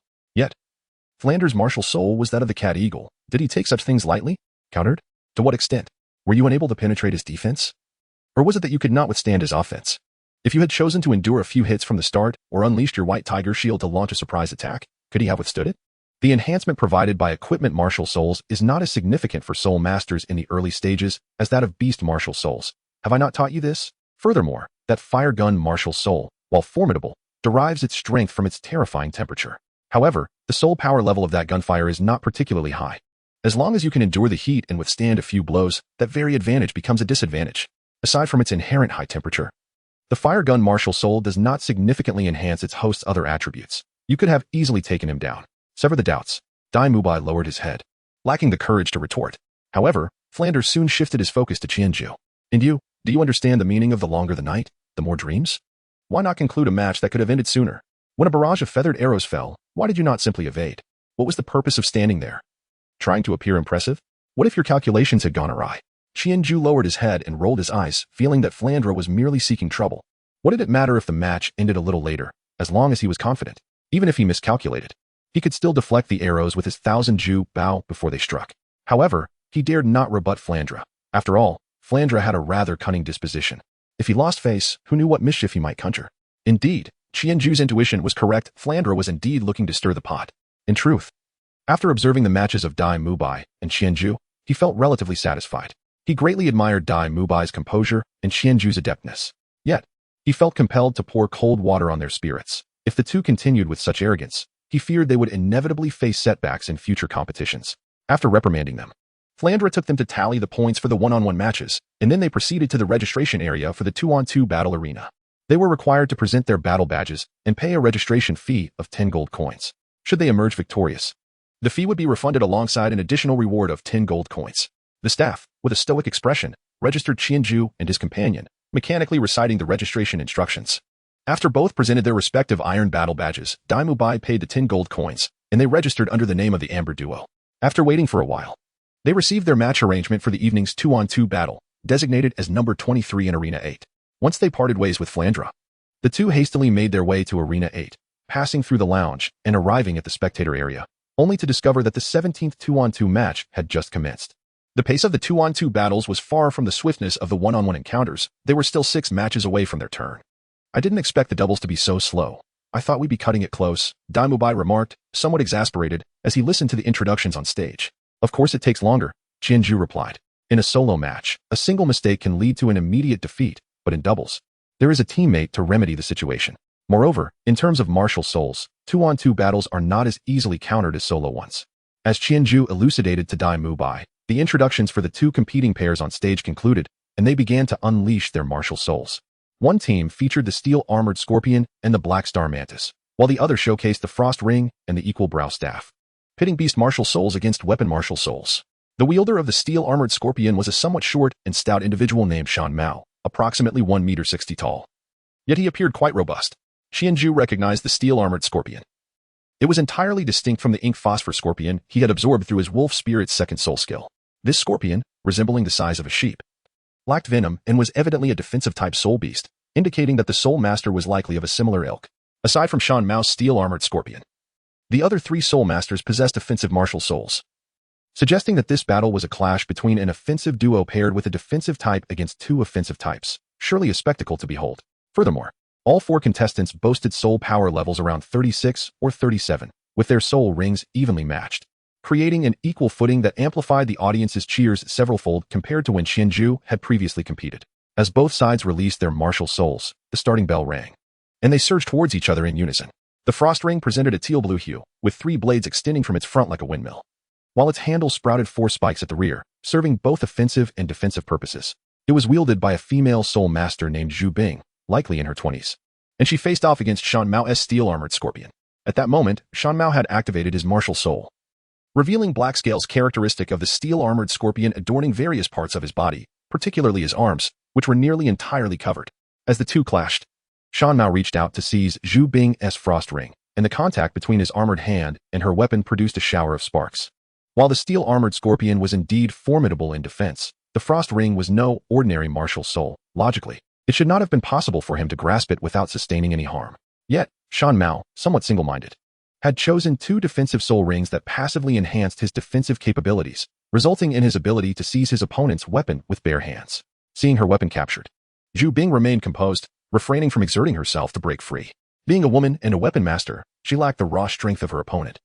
So she promptly activated her second soul skill, Snowfall. A wave of frigid air surged from the frost ring, enveloping the steel-armored scorpion master. The ice quickly began to creep up Shan Mao's arm and spread toward his body. Realizing his miscalculation, he hastily withdrew, attempting to escape Zhu Bing's attack range. However, retreat was not so easily achieved. With a cold huff, Zhu Bing pursued him. As a defensive soul master, Shan Mao's speed was inevitably inferior to hers. And now that he was afflicted by her snowfall, his agility had diminished significantly. It was the perfect opportunity for Zhu Bing to strike a fallen opponent. And she was not about to let it slip through her fingers. After taking a couple of steps back, Shan Mao felt his body stiffening. Aware that it was a consequence of the opponent's soul skill, glancing around, he noticed that his ally, the equal brow staff soul master, was too far away to provide support. Struggling to fend off Zhu Bing's onslaught with his arms, Shan Mao roared, activating his third soul skill, Immovable King. He clasped his fists together, golden lights swirling around his body, rendering him immobile. In the audience, Flandra rolled his eyes at the display. Shan Mao's teammate, sensing his distress, hurriedly advanced, brandishing the spikes generated from his Black Star Mantis martial soul to fend off the enemy and provide support.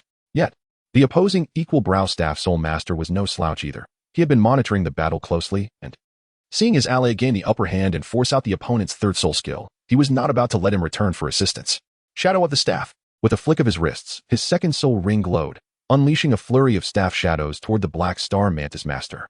After taking several hits, the Black Star Mantis master was compelled to turn and defend himself, becoming ensnared in the fray.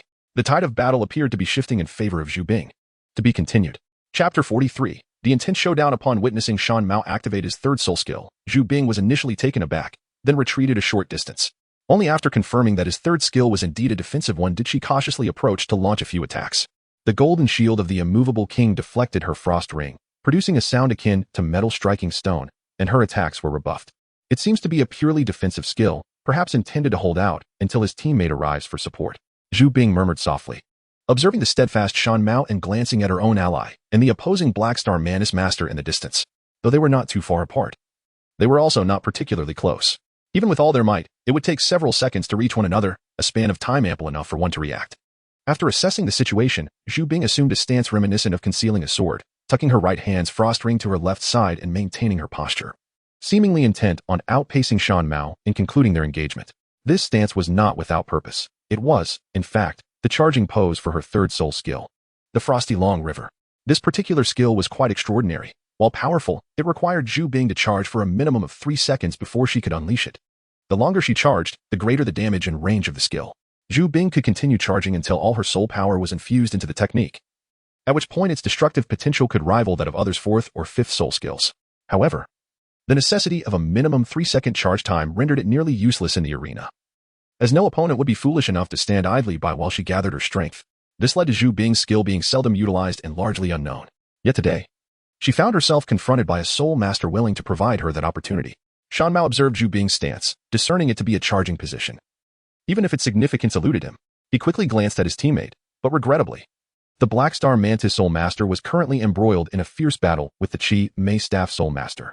It was not until 7 or 8 seconds later that he finally turned his attention this way. Upon exchanging a glance, they recognized the perfect moment had arrived. The Black Star Mantis Soul Master's third soul ring ignited instantly, the power of the soul energy coursing into his legs and spine. 2 gossamer wings burst forth from his back, and with a powerful push from his bent legs, he propelled himself into the air, leaving a slight indentation in the ground. The Black Star Mantis Soul Master soared several meters high, tracing a parabolic arc toward Zhu Bing and Shan Mao, the delicate wings guiding him precisely to land behind Zhu Bing. A Bing! The Chi Mei Staff Soul Master cried out in alarm, his mind racing with details. From their numerous encounters with the Black Star Mantis Soul Master, he recalled every maneuver, every adjustment of position. They had unwittingly played into their opponent's strategy. Oh, the wrath of the king. Just as the Chi Mei Staff Soul Master uttered his exclamation, Shan Mao, who had remained motionless until then, suddenly erupted into action. His hands, previously clasped in a defensive posture, shot skyward, and the golden aura surrounding him burst forth in radiant splendor. This was the full manifestation of his third soul skill, the Wrath of the King, unleashing a wide area strike following his defensive charge. The roar of his teammates and the scattering golden luminescence converged upon Zhu Bing almost simultaneously. In that fleeting moment, Zhu Bing found herself unable to react. There was no time to evade, no opportunity to comprehend her teammates' frantic warnings. All she could do was release the frost ring she had been concealing, unleashing her charged third soul skill. A vast tempest of icy blue soul power, interlaced with frost, surged forth as Zhu Bing was cast into the air by the golden light, enveloping Shan Mao in its wake. With a cough, Zhu Bing expelled a mouthful of blood.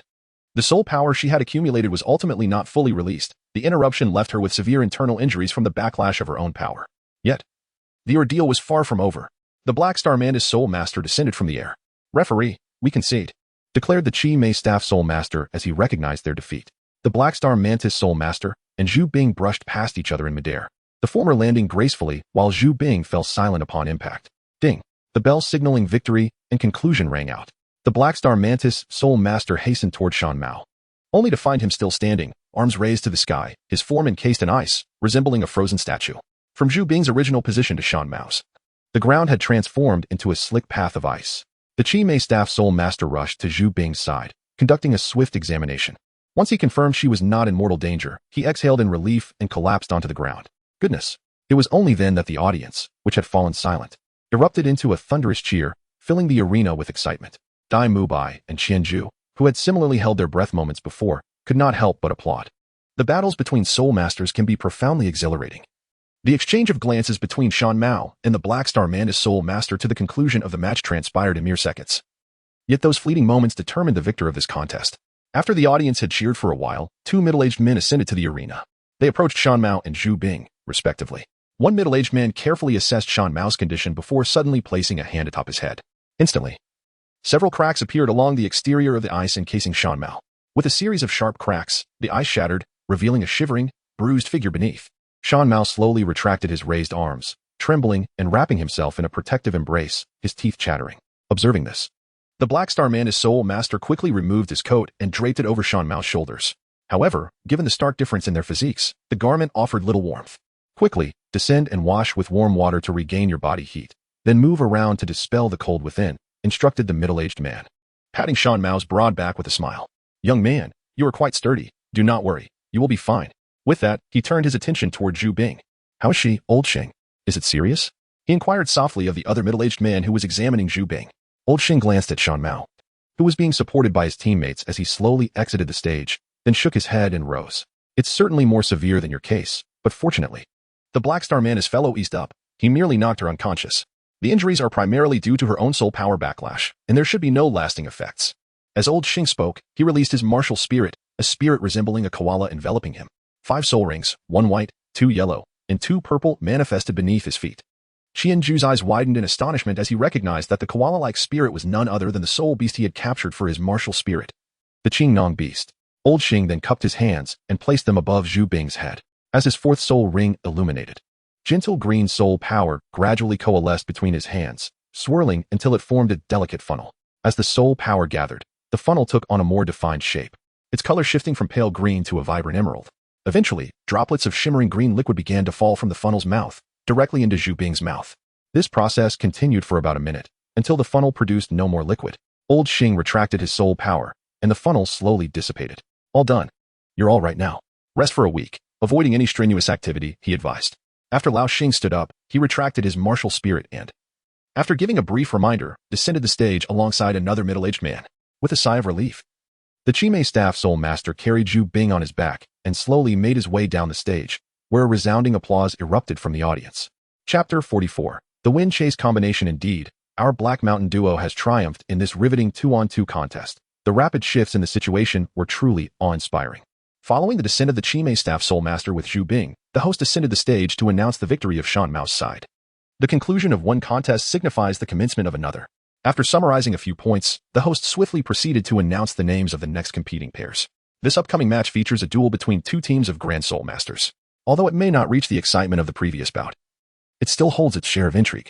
Dai Mubai and Qianzhu observed the victorious and defeated Soul Masters leaving the stage, and gradually, it was their turn.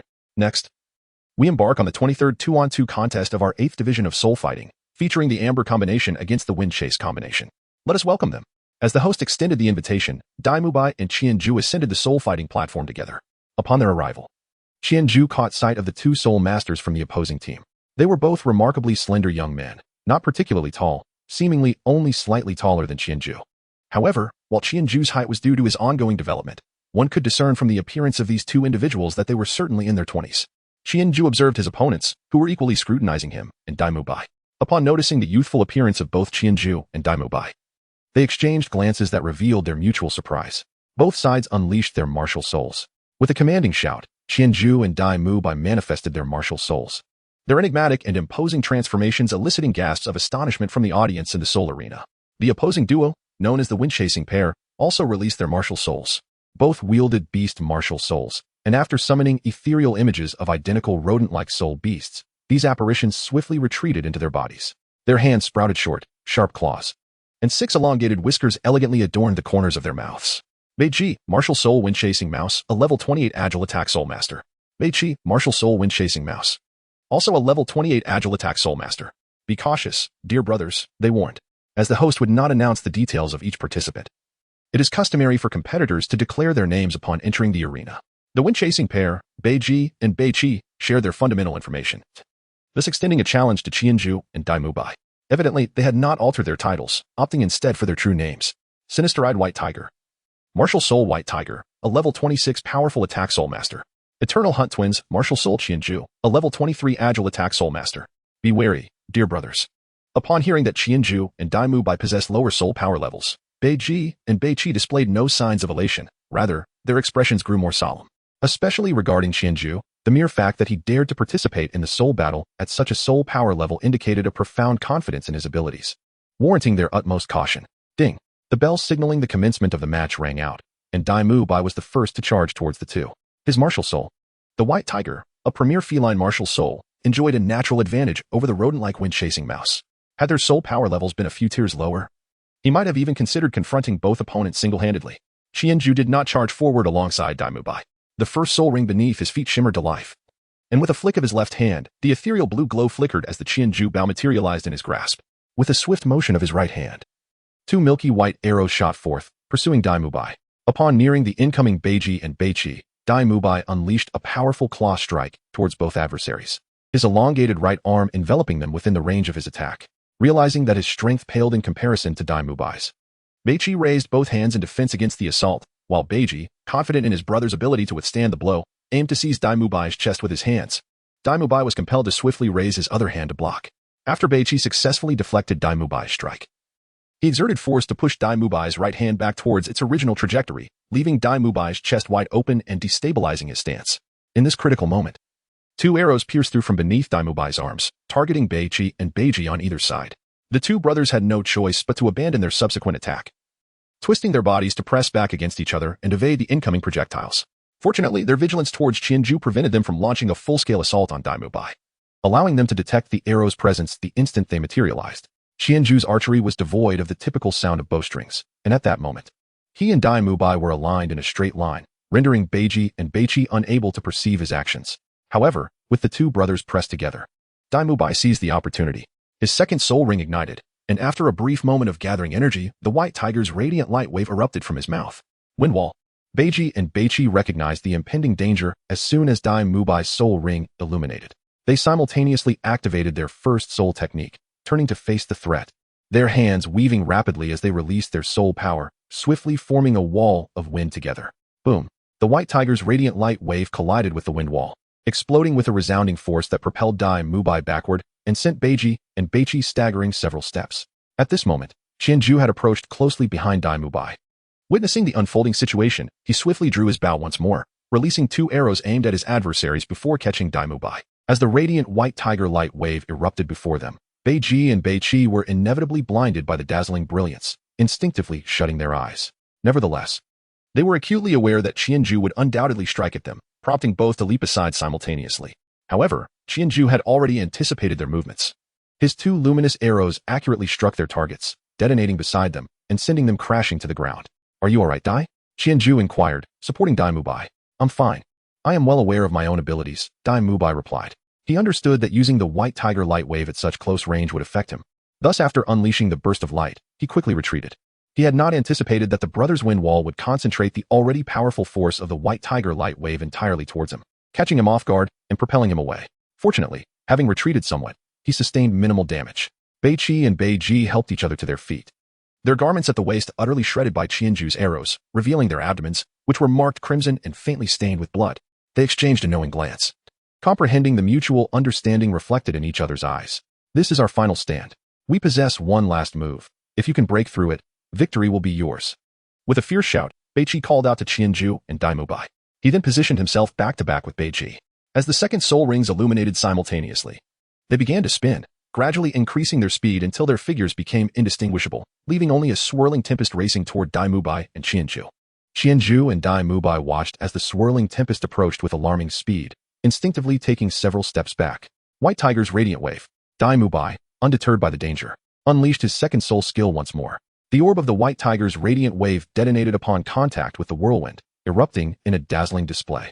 However, although the White Tiger's radiant wave exploded, momentarily halting the tempest and causing it to sway erratically, the force of the explosion was soon dissipated and fragmented by the whirlwind. After a brief pause of several seconds, the tempest surged forward once again, intent on attacking Qianju and Dai Mubai. Qianju raised his hand, and a verdant arrow of light shot forth. Although it inflicted no significant damage and failed to halt the whirlwind, merely causing it to sway slightly, the returning soul energy indicated to Qianju that his shot was not in vain. Were he alone, he could simply employ Bitong a few times to deplete the soul energy of Beiji and Beiqi, compelling both to come to a stop. However, it appeared there might be an even simpler solution. Qianju suddenly spoke. Dai Laoda, extend your hand towards me. Huh? Dai Mubai, preoccupied with contemplating solutions to the current predicament, felt a twinge of confusion upon hearing Qianju's words, yet he complied and offered his hand. Qianju grasped Dai Mubai with his left hand, while his right hand raised in a gesture, lifting both of them off the ground and into the air. Well, Dai Mubai exclaimed, looking up at Qianju, who mirrored his posture as if being pulled by an unseen force. However, from his vantage point above Qianju, he could see nothing. The spectators in the stands were equally astonished. At the 20 to 30 level stage, few soul masters possess the ability to fly. Even those capable of momentarily ascending, like Qingling, were a rarity. Yet, Qianju appeared anything but a flying soul master, especially given his stance, which clearly suggested he was holding onto something invisible, igniting a profound curiosity among the onlookers. The whirlwind generated by Beiqi and Beiji descended beneath Qianju and Dai Mubai, gradually slowing down and revealing the two figures. They exchanged glances, both recognizing the helplessness reflected in each other's eyes. Referee, we concede. To be continued. Chapter 45. The Shadow's Disappearance at the Entrance of the Soul Arena. Qianju returned the registration fee for the one-on-one soul duel to Flinder and handed over the prize money he had won, retaining only the 5 gold soul coins earned from his duo battle with Dai Mubai. Observing Flinder meticulously stow away the coins, Qianju inquired with a smile. So, Director Flinder, how much did you wager on our victory tonight? After Qianju and Dai Mubai triumphed, the group reconvened, recorded their points, and exited the arena. A single form of soul duel could only be participated in once per day, and having completed both the one-on-one and duo battles that night, there was little purpose in lingering further. Flinder rolled his eyes. Do you think anyone can set the odds at the Soto Great Soul Arena? Who would place a bet on a 23rd level Iron Soul Master like you? If you wish to have your own odds, first win 10 consecutive matches to upgrade your Iron Soul badge to a Copper Soul badge. Qianju fell silent, realizing he had overlooked this detail, mistakenly believing there were odds set for every match. Flinder, too, was somewhat taken aback, as he had not considered this until he attempted to place a bet, only to be informed by the staff that a Copper Soul badge was required to set the odds. He had argued with them for some time, but ultimately to no avail. All right, everyone, hurry back and rest. We meet at the playground at 6 tomorrow morning. With that, Flinder walked away. Once he departed, the atmosphere among Qianju, Dai Mubai, and Oscar lightened once more. Oscar cheerfully suggested, shall we grab a midnight snack before heading back? It's not too late yet. Indeed, it was barely past 9, and only 2 hours had passed since they arrived at the Soul Arena. Sure, let's go, it's on me. I got 5 gold soul coins today, without spending a dime. Qianju replied, eager to sample some street food in Soto City, curious to discover any local specialties. All right, let's go. I know a place that serves excellent grilled meat. Dai Mubai eagerly pulled Qianju and Oscar toward a location etched in his memory, feeling quite pleased with his unexpected windfall of 20 gold soul coins that night. 2 hours later, the trio emerged from the city gates of Soto, their camaraderie evident as they walked shoulder to shoulder. During their midnight snack, the flavors became increasingly delectable and their conversation lively, culminating in the shared indulgence of a bit of sake. Their bond had grown remarkably close. Of course, the three were far from intoxicated, merely enjoying a light buzz, for they were well aware that they needed to attend Flinder's morning training session. They all understood his character. Should they be late or miss it due to such frivolities, the repercussions would linger for the entire year. A Jew, your martial spirit is absolutely incredible. It's undoubtedly the most formidable martial spirit I have ever witnessed. The Haotian hammer and the blue lightning tyrant dragon pale in comparison to yours, Oscar marveled. expressing his astonishment at Qianju's martial spirit. During their snack, Qianju had revealed some aspects of his martial spirit to Oscar and Dai Mubai, knowing that they would be together for the coming years. And it was only a matter of time before they discovered its secrets. Indeed, I have never heard of a martial spirit that can be divided into two separate uses. It's simply. Dai Mubai's words trailed off as he fixated on something in the distance, his gaze intent. Qianju and Oscar lifted their gazes towards the source of his attention, where, not far from the path, two silhouettes embraced amidst the trees. A faint wisp of smoke swirling between them, lingering yet elusive. Although somewhat peculiar, it appeared merely to be a couple in an affectionate moment. Qianju turned his head to glance back at the distant Soto City. It was not far from Soto City. There should not be any issues. No, there is a problem. Before Qianju could finish his words, Dai Mubai sprinted towards the two figures, releasing his martial spirit mid-stride. The two yellow soul rings casting a soft glow in the darkness, trailing behind him as he dashed forward. Daigo, Oscar called out. But Dai Mubai's footsteps showed no sign of hesitation, continuing swiftly towards the shadowy forms. Exchanging a worried glance, Oscar and Qianju hurriedly followed suit. The two shadows seemed startled, noticing the approaching figures. One of them shifted slightly before promptly retreating deeper into the forest. By the time Qianju and Oscar arrived, they found Dai Mubai cradling a youthful maiden in his arms. Good heavens, there is indeed a problem. Daigo, what has happened to her? Qianju asked anxiously upon seeing the stillness of the girl. She is, beyond saving, Dai Mubai replied softly as he gently laid the maiden down and stood. His gaze intense as he looked at Qianju and Oscar, as if grappling with an internal struggle. Qianju felt an inexplicable sense of bewilderment as he was scrutinized. He crouched down, pondering whether he should examine the girl once more. After all, what if Dai Mubai had overlooked something? However, as the girl was indeed lifeless, devoid of breath and heartbeat as Dai Mubai had described, Qianju found no apparent wounds on her body despite his thorough search. Instead, he was met with an unsettling sense of familiarity. Seeing Qianju persistently inspecting the girl, Dai Mubai spoke in a hushed tone, "Stop searching. She likely has only one wound at her heart." The mention of heart sent a jolt through Qianju. He hastily pulled down the collar of the girl's garment and, to his dismay, discovered a fresh, delicate wound at the location of her heart. Staring at the crimson mark, his memories drifted back to when he first arrived in this world. At that moment, Dai Mubai steeled his resolve. With a determined gaze, he addressed Qianju and Oscar. "Aju, Xiao Ao, you must return immediately to find Principal Fu or Principal Zhao and ask them to come here. I need to pursue that figure." As Dai Mubai finished speaking, he turned to chase after the shadow that had just fled. However, in an instant, Qianju seized his wrist, halting him. "Dai Lada, do you know something? This was the work of a soul master, wasn't it?" Dai Mubai turned to Qianju, uncertain of how to elucidate the situation. "It's a long story. Yes, this is undoubtedly the work of a soul master. Just let me pursue him for now. I promise to explain everything when I return." "No." Qianju tightened his grip. "If it is indeed a soul master, what good will it do for you to chase after him? You are merely a great soul master at this point. You might be killed to silence you. We must first return to find Principal Fu and the others, then devise our next course of action. Once we have Principal Fu with us, our safety will be assured." Dai Mubai gazed at Qianju, then glanced back towards the direction the shadow had vanished. More than a minute had already passed. Further delay would mean losing the trail entirely. Soul masters are not always powerful. They could be ordinary people who have merely learned of some malevolent ritual.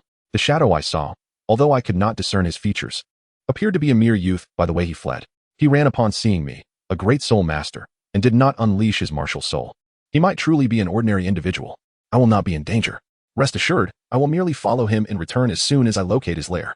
That's still too perilous. Qianju refused to relinquish his hold. This sequence of events was not part of the original narrative. Who could predict what might transpire if Dai Mubai pursued him? If something were to happen, the Shrek's Seven Devils would be incomplete. And who could say how it would affect the unfolding story? Dai Mubai fixed his gaze on Qianju and, after a few moments, reiterated, "This is my decision. You cannot and should not obstruct me.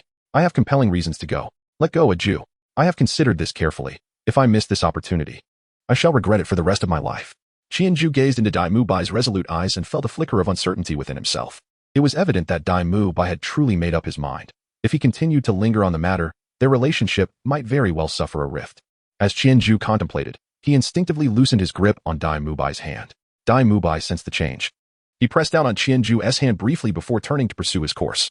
"Wait a moment," Qianju called out, but this time, Dai Mubai did not turn back. He merely halted, tilting his head in anticipation of Qianju's words.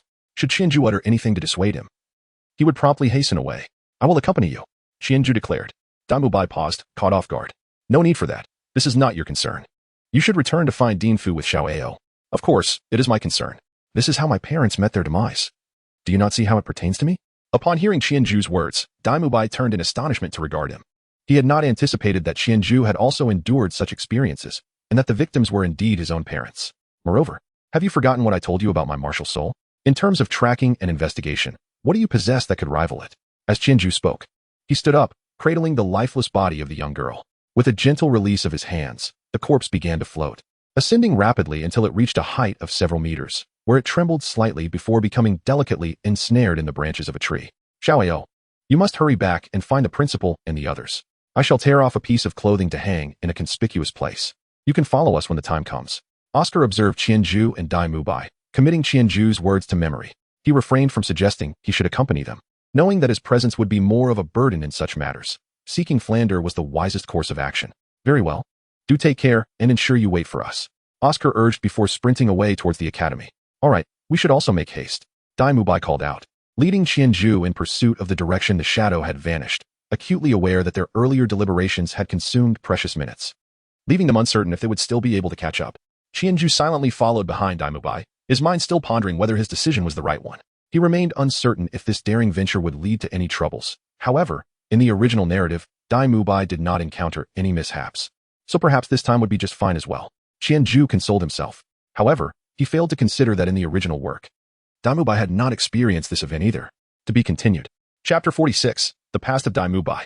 Qianju and Dai Mubai traversed through the pitch-black forest, carefully searching for traces of the shadow that had passed, guided by the sporadic moonlight filtering through the leaves. The more they searched, the more Qianju became convinced that the individual in question was indeed, as Dai Mubai had suggested, likely not a soul master, or perhaps merely an amateur. This was evident from the chaotic manner in which he fled, leaving behind a trail that even novices like Qianju and Dai Mubai could easily discern. Qianju extracted an old garment from his storage ring, tearing off a piece at intervals to hang it atop the canopy of the trees, ensuring that Flander would easily spot it upon arrival. The two followed the trail and swiftly traversed the small grove, emerging onto a narrow path. Qianju sent the wolf spirit soaring into the sky, and after a brief pursuit along the path, the wolf spirit detected a solitary figure. Beyond this individual, the wolf spirit found no other presence within several hundred meters, confirming to Qianju that this person was indeed the shadow they sought. Found him, Qianju exclaimed, urging Dai Mubai to accelerate towards their target. They slowed their pace upon reaching a distance of just over 100 meters from the shadow. In this position, the shadow remained oblivious to Qianju's presence, while the wolf spirit could precisely track its target. The shadow, seemingly aware that no one was pursuing, also moderated his speed. However, he continued to navigate through fields and thickets, moving cautiously from one path to another, yet such maneuvers proved futile against the aerial vantage of the wolf spirit. All right, Boss Dai, we can slow down now. He is locked onto by my wolf spirit, and he won't escape. Let us follow him from a distance, Qianju stated. Dai Mubai nodded in agreement. Yes, we shall trail him and ascertain the location of his lair. Once Principal Flander and the others arrive, we will ensnare them all, Dai Mubai declared, filled with fervor. Qianju gazed at Dai Mubai with great curiosity, pondering why Dai Mubai was so invested in pursuing this malevolent soul master. When Qianju had traversed into this world, although the entire village had fallen victim to the wicked soul master, his initial feelings were dominated by fear rather than any desire for vengeance. After all, he was still quite young. He thought it would be better to confront such matters once he had matured. Dai Mubai, would you be inclined to share your unwavering determination to track him down? Dai Mubai glanced at Qianju, then lowered his gaze in silence for a moment before finally speaking. Anju, you may not be aware, but I am actually from the Luo Empire, and more importantly, I am a prince of the royal family. Upon hearing this, Qianju exhibited no signs of astonishment, which momentarily took Dai Mubai aback. He then chuckled and shook his head. Well, that makes sense. With your prodigious talents, what significance does status hold for you? It's not that I am not surprised, but rather that my teacher once informed me that the White Tiger martial soul is a legacy of the royal lineage of the Luo Empire. Thus, I deduced your identity during our battle this afternoon. Qianju remained speechless. Having read the original story, he was well aware of Dai Mubai's lineage. Therefore, when Dai Mubai revealed his identity, Qianju was not taken aback, but he could not express this truth and instead deflected the credit to the master, who was far away in Nodding City. I see. It seems we only became acquainted this afternoon, yet it feels as though we have known each other for ages. Indeed, Qianju reflected on this sentiment. He understood the reason. He had always been aware of Dai Mubai, and upon their introduction, he interacted with him as if they were old friends, which contributed to Dai Mubai's impression. Well, let me continue. Do you know why I was able to discern that the shadow was problematic at first glance? It was because I encountered a similar ordeal when I was a child, at the age of 9. I am not the direct heir of our royal family. I have an elder brother who is 6 years my senior. In terms of wisdom and talent, he is not significantly inferior to me, so he has always been groomed as the successor. as the second son, despite my innate dual pupils garnering more attention and designating me as my brother's rival. My father remained indifferent to my existence. I have never experienced paternal affection from him. He merely positioned me as a competitor to inspire my brother. As Daimubai spoke, he lifted his gaze to the moonlit sky, his eyes filled with melancholy. In the royal family, familial bonds were notably absent, a truth I had long since come to accept. Yet, there was a maid who instilled in me a lingering hope for familial love. An ordinary woman. She cared for me meticulously since my childhood. Her warmth and affection provided me with a glimpse of the rare comfort that familial love offers, and I regarded her as an elder sister. However, on a fateful day when I was 9, she vanished while leaving the palace to procure my favorite food. By the time we discovered her body a day later, she appeared serene in death, much like the girl you observed earlier. One of our royal family's attendants claimed that she had perished due to the loss of her soul, a victim of the malevolent soul master. We ultimately failed to apprehend the culprit, and the matter faded into obscurity.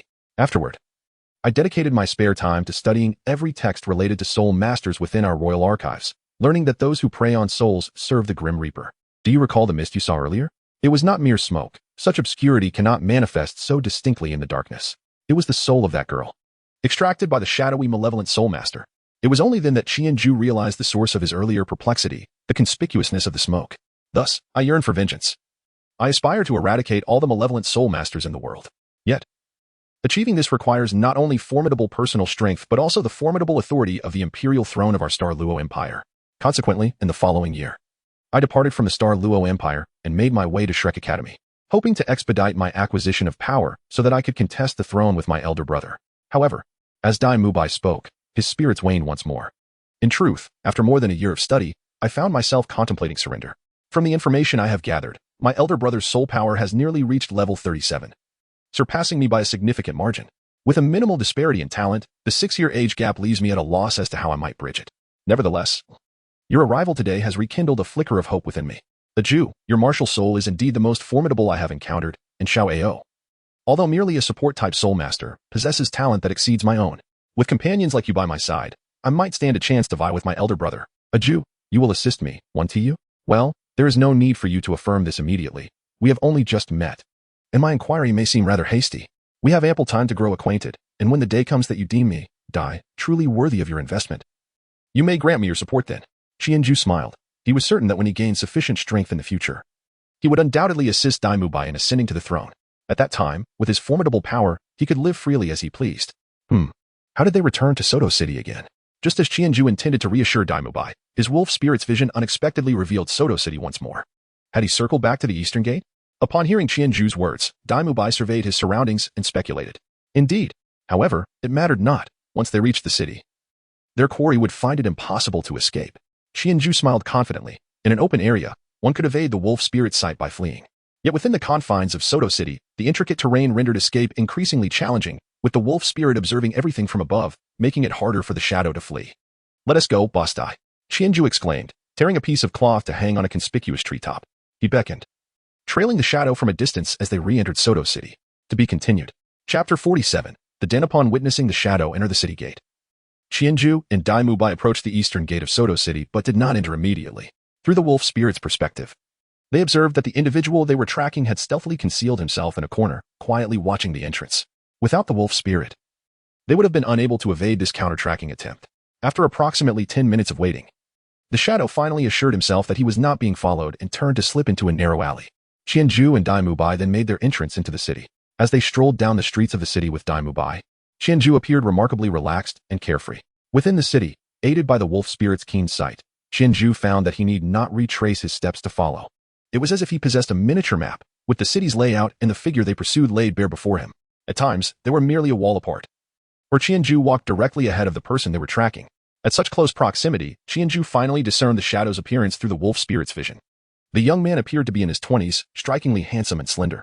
At first glance, he resembled a refined gentleman, devoid of any indication of being a malevolent spirit master. Had it not been for the wolf spirit's watchful gaze, Qianju might have entertained doubts about having mistaken the wrong person. After a winding journey through the city lasting over 10 minutes, the young man finally arrived at the side door of a modest estate, opened it, and slipped inside. Qianju surveyed the estate from above with the wolf spirit, noting that the ground spanned merely a few thousand square meters, rather modest in size. The wolf spirit could nearly encompass half of the estate, which sparked some ideas in Qianju's mind. He led Dai Mubai to the outer wall of the estate and, after issuing a few instructions, closed his eyes and focused intently on maneuvering the wolf spirit to closely follow the young man. Upon entering the estate, the young man proceeded purposefully into a room. At the instant he opened the door, Qianzhu directed the wolf spirit to swiftly slip inside ahead of him. The room was a square study, with a large writing desk directly in front of the entrance. Beyond the desk, a massive landscape painting adorned the wall. Flanking the study were two display cabinets showcasing an array of exquisite artifacts on one side and a bookshelf laden with various tomes on the other, creating a rather sophisticated ambience. However, upon observing the arrangement, Qianzhu discerned that the room undoubtedly concealed a secret chamber, either hidden behind the cabinets on either side or concealed behind the landscape painting, a rather cliché setup. Qianzhu controlled the wolf spirit to hover closely above the young man's head, ensuring he could enter the secret passage alongside him. Indeed, as the young man turned a wash basin on the writing desk, the wall adorned with landscape paintings behind it emitted a faint rumbling sound and lifted, revealing a dimly glowing passage descending downward. The young man stepped into the passage and activated a switch inside, causing the wall to descend once more. The wolf spirit followed the young man as they navigated the winding passage, and Qianzhu could distinctly sense that it was leading underground, suggesting that the space below was likely considerable. As the young man ventured deeper, the illumination within the passage grew increasingly bright. Meanwhile, Qianzhu continued to shift his position outside the estate walls, yet he did not dare to step inside. He would not take risks. Having arrived at this juncture and confirmed the lair of the evil spirit master was sufficient. At most, he would use the wolf spirit for further reconnaissance. Regardless of what awaited below, he would never again take Daimubai into danger. They would simply wait for Flander and Zhao Wuji's arrival. The wolf spirit followed the young man to the bottom of the passage, gradually hearing cries and anguished moans echoing through the air. A sense of dread enveloped Qianzhu. It seemed likely that some captives were held below, and the fate of those seized by the evil spirit master was all too predictable. Indeed, as the young man turned a corner, the wolf spirit beheld a fork in the path. At one of the branches, several menacing male servants surrounded a table, shaking dice and gambling. Upon noticing the young man approaching, they promptly halted their game and respectfully addressed him, "Young master." The young man waved his hand dismissively and continued toward the other path. Through the wolf spirit, Qianzhu discerned that the moans and cries emanated from the branch where the servants were gathered, prompting him to guide the wolf spirit to investigate. Upon entering the path, he discovered a row of prison cells, each containing 3 to 4 individuals of various ages and genders. While the occupants of the cells at the forefront were still groaning and weeping, the others bore expressions of utter despair, as if they had relinquished all hope of escape. Qianzhu had no time to linger and swiftly commanded the wolf spirit to return to the entrance where the young man had entered. It was best to follow the young man first. Perhaps he could glean more information. Once the wolf spirit returned to trail the young man, he found that the young man had arrived at a chamber designed like a training room, where a middle-aged man was seated in meditation. "Father, father," the young man called softly as he sat before the middle-aged man. The latter slowly opened his eyes, his authoritative gaze fixing on his son with displeasure. "You've been out again these past few days. I see you're itching for trouble." The young man sighed. "Father, Leah is my girlfriend. I couldn't just ignore her when she sought me out, bah." "Girlfriend, you say?" "Heroic spirit falters in love. Once you become powerful, what type of woman could you not have? Why must you concern yourself with love at this moment?" The middle-aged man reprimanded, his disappointment evident. "Father, it's not that I lack ambition, it's just that fate has dealt its hand." The young man bowed his head in resignation, feeling the weight of his father's frustration. "Fate, you say? So what if your martial soul cannot be cultivated? Have I not found a way for you to grow stronger? You've experienced the secret arts of the holy city. They can indeed empower the common man. Once we make sufficient contributions, we can apply to the holy city for a martial soul replacement, and you will truly become a soul master."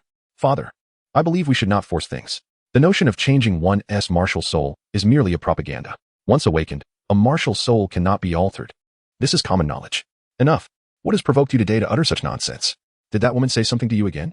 I swear, if you continue to dwell in your so-called love, I shall eliminate her tomorrow." The middle-aged man's eyes burned with anger and disappointment as he regarded his son. "Father, there is no need for that. She is already dead. Just moments ago, I killed her myself. I came to speak with you about this." The middle-aged man was taken aback. His son had often professed his love for that girl. Yet now he spoke of her demise. "Truly, you are my son. This is the way. Love is but an illusion. What matters is your strength," he encouraged, patting the young man's shoulder. However, the young man disregarded his father's praise, looking at him with despair. "Father, I killed her because she had uncovered some of our affairs. You know, once the involvement with the evil Soul Master organization is exposed, we would be hunted down by the Martial Soul Hall, leaving us with no escape. Leah is the type who cannot keep secrets. I had no choice but to do it.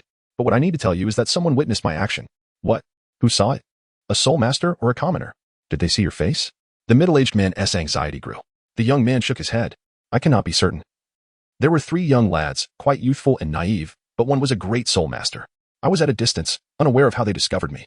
They likely did not see my face. I fled immediately into the darkness. Is there a chance they could have followed you? The middle-aged man pressed on, still uneasy. Definitely not. I employed numerous counter-surveillance techniques, and there were no signs of anyone following me. The young man recounted the various precautions he had taken. The middle-aged man nodded. Recognizing his son's thoroughness, it was indeed improbable that he had been tailed. Then we are left with the issue of the body. Indeed, the young man replied, troubled. I used the soul death ring when I killed her. If the body is discovered by the Martial Soul Hall, they will quickly realize it was the work of evil soul masters, and soon enough, they will trace it back to our family. We would be doomed. Regret flooded the young man's thoughts. He lamented not using more conventional methods, unaware that he had been seen. I will go check immediately. Perhaps those 3 lads haven't left yet. I'll eliminate them all and dispose of the body. No, father. What if that soul master has already alerted others? Achieving the rank of Great Soul Master at such a young age indicates they are not from an insignificant family or faction. You are not yet a Soul King. If we are outmatched, we may never return. Listening to his son's astute analysis, the middle-aged man smiled with satisfaction. This was precisely why he was so insistent on his son cultivating strength. His son was a genius, a true prodigy. Merely hindered by his inability to cultivate his martial soul, he believed that if his son could cultivate, he would surely achieve greatness. Thus, he had even joined the Evil Soul Master organization in search of that elusive opportunity. But first, they needed to resolve tonight's predicament. Do not worry, my son. I received word from the Protector this evening. He should arrive in Soto City tonight. Once he arrives, we will assess the situation. The Protector of the Holy City possesses strength at least at the level of a Soul Emperor. Thus, we shall be fine. The middle-aged man's words startled both the young man and the hidden Qianju, though the young man was taken aback with joy, while Qianju was stricken with fear. Mubai, this is dire. We must retreat. Outside the estate's walls, Qianju suddenly opened his eyes, panic seeping into his voice. Oh, where did little one? To be continued. Chapter 48. Captivity. At the moment Qianju opened his eyes to call for Dai Mubai, an aged voice, laced with a mocking tone, interjected. The voice startled both Qianju and Dai Mubai, causing them to hurriedly scan their surroundings for the source. Cursed fate. Could it be that we have been discovered? Qianju felt a chill run down his spine. He had just heard that the incoming protector was at least a level 60 Soul Emperor, and here they were, 2 mere novices in their 20s. How could this be? I have remained vigilant. How could someone approach without my notice? Dai Mubai was equally alarmed. During Qianju's reconnaissance, while he had described the entrance to the estate's secret passage and the conditions of the captives, he had not informed Dai Mubai of the current visitor during the overhearing of the conversation. In the end, Qianju and his companion discovered the source of the sound on the wall beside them. It was an elderly man, significantly older than Flinder and the others, who was now smiling at them, stroking his white beard with an unexpectedly benevolent demeanor that seemed far removed from that of a soul master. However, Qianju was acutely aware that this man was likely the so-called protector of the sacred teaching mentioned by the middle-aged man in the underground of the mansion. Upon noticing Qianju and his companion, the elder leaped down. Just as Qianju and Dai Mubai intended to unleash their martial spirits and flee, the elder waved his right hand, and a surge of soul power swept over them. They felt their own summoned soul power dissipate and could no longer gather it. Their consciousness became increasingly hazy, and ultimately, they collapsed to the ground, unconscious. The elder chuckled lightly, approached them, and effortlessly lifted Qianju and Dai Mubai, crossing over the wall and landing within the mansion. Fan Hong, where are you? Upon entering the mansion, the elder descended into the courtyard and, after casually dropping Qianju and Dai Mubai, called out with a robust voice. In the presence of the sacred city protector, Fan Hong, the soul master of Soto City, comes to pay his respects. Shortly after his voice echoed, the door to the study opened, and the middle-aged man, accompanied by his son, stepped out respectfully, bowing deeply as they approached within a few meters of the elder. I am the sacred city's guardian, Gulen, here to collect this year's tribute, the elder proclaimed, raising his left hand to reveal a ring adorned with an exquisite skull carving on his thumb. The skull ring, entirely white, was crafted from a unique type of bone rather than metal, with hollow eyes and nose that revealed a dark stone within. Observing the distinctly more advanced soul ring, Fan Hong bowed again, saying, I humbly welcome the sacred city protector. The tribute is prepared and ready for your collection. He then glanced at the unconscious Qianju and Dai Mubai on the ground, looking up at Gulen with some confusion, but chose to remain silent, patiently awaiting Gulen's instructions. Gulen perceived his confusion and reproachfully remarked, these individuals were found lurking outside your mansion, spying on you. These two. They are the ones who discovered me killing earlier. They actually followed me here. Gulen's words startled both Fan Hong and his son, Fan Huan, who only then recognized that Dai Mubai was the young soul master who had previously witnessed the murder. That black-haired youth appears to possess some soul technique. He has already uncovered the secret chamber beneath your mansion, and from what I overheard, it seems he has also deciphered the layout of that chamber. Upon hearing this, Fan Hong was filled with a mix of shock and anger. Then these two cannot be spared. Protector, please grant me permission to eliminate them. Gulen waved his hand dismissively. There is no need to rush. Let us first proceed to the chamber below, and we can deal with them later. Lead the way. He then bent down and picked up Qianju and Dai Mubai once more. Very well, please follow me, protector. Fan Hong did not press further. Recognizing that the two were already in their grasp, whether they were killed now or later made little difference. He respectfully led Gulen through the secret passage of the study down to the underground area, arriving at a junction guarded by a group of robust men. These men had long ceased their earlier gambling activities and now stood respectfully to the sides. Upon seeing Fan Hong and Gulen approach, they all knelt and greeted. We humbly welcome the protector. Fan Hong guided Gulen into the prison corridor, introducing, Protector, there are a total of 176 tributes here, gathered by various means over the past 2 years. Please inspect them. Gulen surveyed the men, women, and children in the cells, nodding in satisfaction. The quantity is indeed substantial. But is there any risk of exposure? You know the rules of the sacred city. If our whereabouts are revealed to the spirit hall, you know the consequences. Rest assured. Protector, these individuals have been declared dead in their external identities, and no one will investigate further. There is no chance of exposure, Fan Hong assured Gulen. If there is no risk of exposure, then what about these two? Gulen inquired, lifting Dai Mubai and Qianju. Fan Hong felt a bit awkward. Having forgotten about this matter, he braced himself and recounted the incident involving Fan Huan, knowing he could not conceal the truth for long since they would need Gulen to help locate the bodies later. Very well, let us first interrogate these two youths. Gulen replied coolly. Thus, Fan Hong led Gulen to another room designated for guests, furnished with tables and chairs. Gulen tossed Qianju and Dai Mubai into the center of the room and took a seat at the head of the table, while Fan Huan attentively poured tea for him. All right, young ones, open your eyes. I know you are awake. Gulen spoke nonchalantly from his seat, with a sigh of resignation. Qianju, who had been holding his breath to maintain the pretense of unconsciousness, finally opened his eyes and slowly sat up cross-legged on the ground.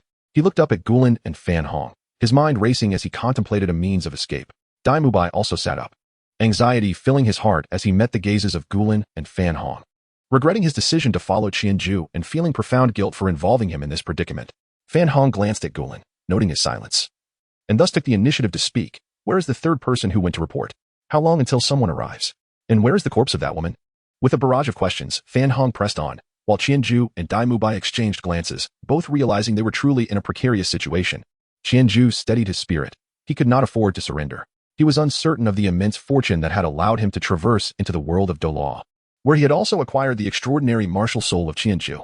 He resolutely refused to perish in the subterranean realm. He must survive until the arrival of his rescuers, such as Flander and Zhao Wujie.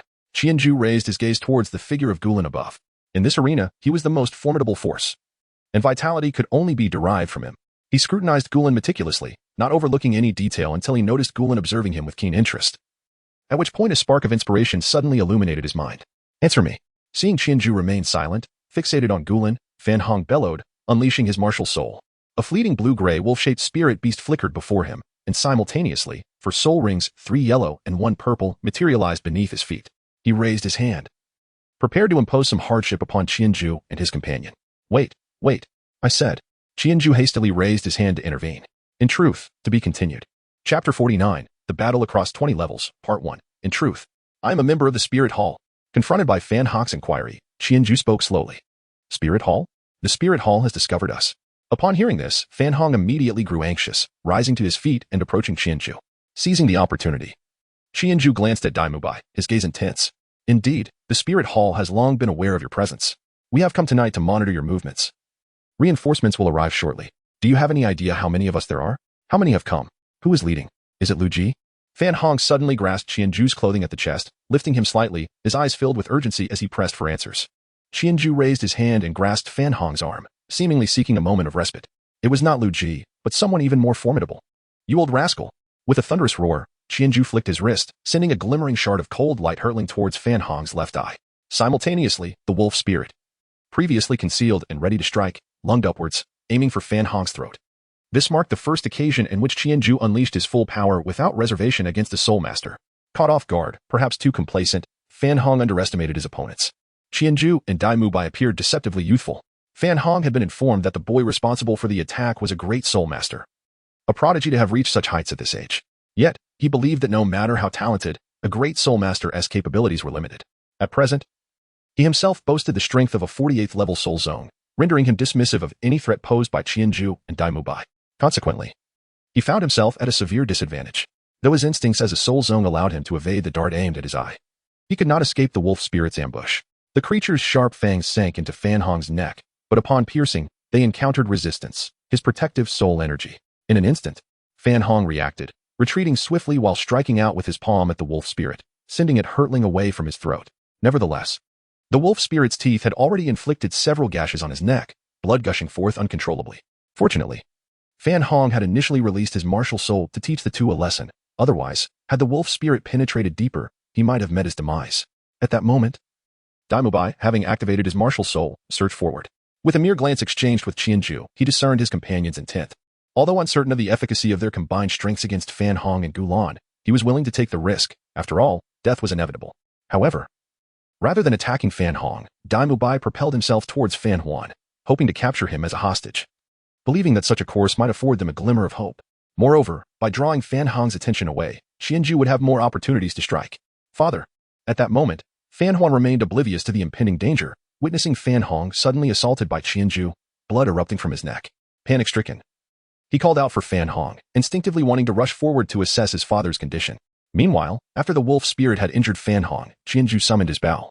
The 1,000-ju bow materializing instantly. Rising to his feet, he wielded it with intent, preparing to assail Fan Hong. Qianju refrained from loosing a light arrow, fully aware that the disparity in their soul energy was immense. A mere arrow would likely fail to breach Fan Hong's protective barrier. Thus, he opted for the direct approach, believing the blade of the 1,000-ju bow offered a better chance of success. He understood the urgency of capitalizing on this moment of surprise. Failure to do so would mean their utter obliteration. Fan Hong, retreating rapidly, let out a furious shout, his face flushed with rage, clutching his throat with his left hand in a desperate attempt to alleviate the excruciating pain. A multitude of questions swirled in his mind. What is this? Why does it hurt so much? Is my neck broken? The searing agony shattered his usual composure, leaving him fixated on these thoughts until he noticed Qianju and Dai Mubai charging towards him. Instinctively, he raised his right hand to deflect Qianju's descending blow from the 1,000-ju bow. Just as he prepared to confront Dai Mubai's attack, he realized that Dai Mubai had bypassed him, heading instead for his rear. Stunned for a moment, realization dawned upon him. Honor! Fan Hong roared once more, activating his fourth soul ring with a flash of brilliance. Upon witnessing this, Qianju swiftly took action once more. The bow of Qianju emanated a radiant emerald glow as he swung it forth, simultaneously commanding the recovering wolf spirit nearby to charge once again. However, this did not impede Fan Hong's release of his fourth soul skill. Without any discernible movement, an ethereal wolf shadow detached itself from his being and surged towards Dai Mubai, colliding forcefully with him and sending him sprawling away from Fan Huan. Struck by this fierce assault, Dai Mubai coughed up a mouthful of blood midair before landing motionless on the ground. Upon witnessing this, Qianju wielded the Qianju bow with even greater ferocity, executing the techniques he had meticulously developed to perfection. Yet, these maneuvers, though initially disorienting to Fan Hong, especially as he clutched his neck with one hand, were not soul skills. Despite the initial chaos, Fan Hong's decades of combat experience allowed him to gradually regain his composure. Over time, he adapted to the agonizing torment inflicted by the wolf spirit, and his once dulled mind slowly returned to clarity. However, the clearer his thoughts became, the more he was astounded by the monstrous nature of his opponent. The young man before him seemed to possess a soul spirit akin to an invisible beast, which had just launched a surprise attack against him. This spirit not only rendered itself undetectable but also inflicted excruciating pain upon contact. At one point, Fan Hong believed his neck had been brutally torn apart. Fortunately, he had summoned his soul spirit in time, and the ethereal beast had not penetrated too deeply into his flesh. His swift reaction during that initial ambush had allowed him to repel the creature, resulting in several deep lacerations to his neck, yet miraculously sparing his vital trachea and major blood vessels. Although he had lost a considerable amount of blood, the situation was manageable. However, Fan Hong could accept these injuries. They merely indicated the extraordinary nature of the soul spirit, its invisibility, and the enhancement of pain. He felt that his earlier setbacks were predominantly due to the surprise attack. What truly unsettled him was the realization that this young man's physical attributes did not conform to those of a typical great soul master. The balance of power in terms of strength and agility was not as disparate as he had anticipated, and for reasons unknown, his own body was responding sluggishly, preventing him from unleashing his full potential. Moreover, the young man possessed a skill that drained Fan Hong's soul power each time the peculiar weapon glowed green. A fraction of his soul power dissipated.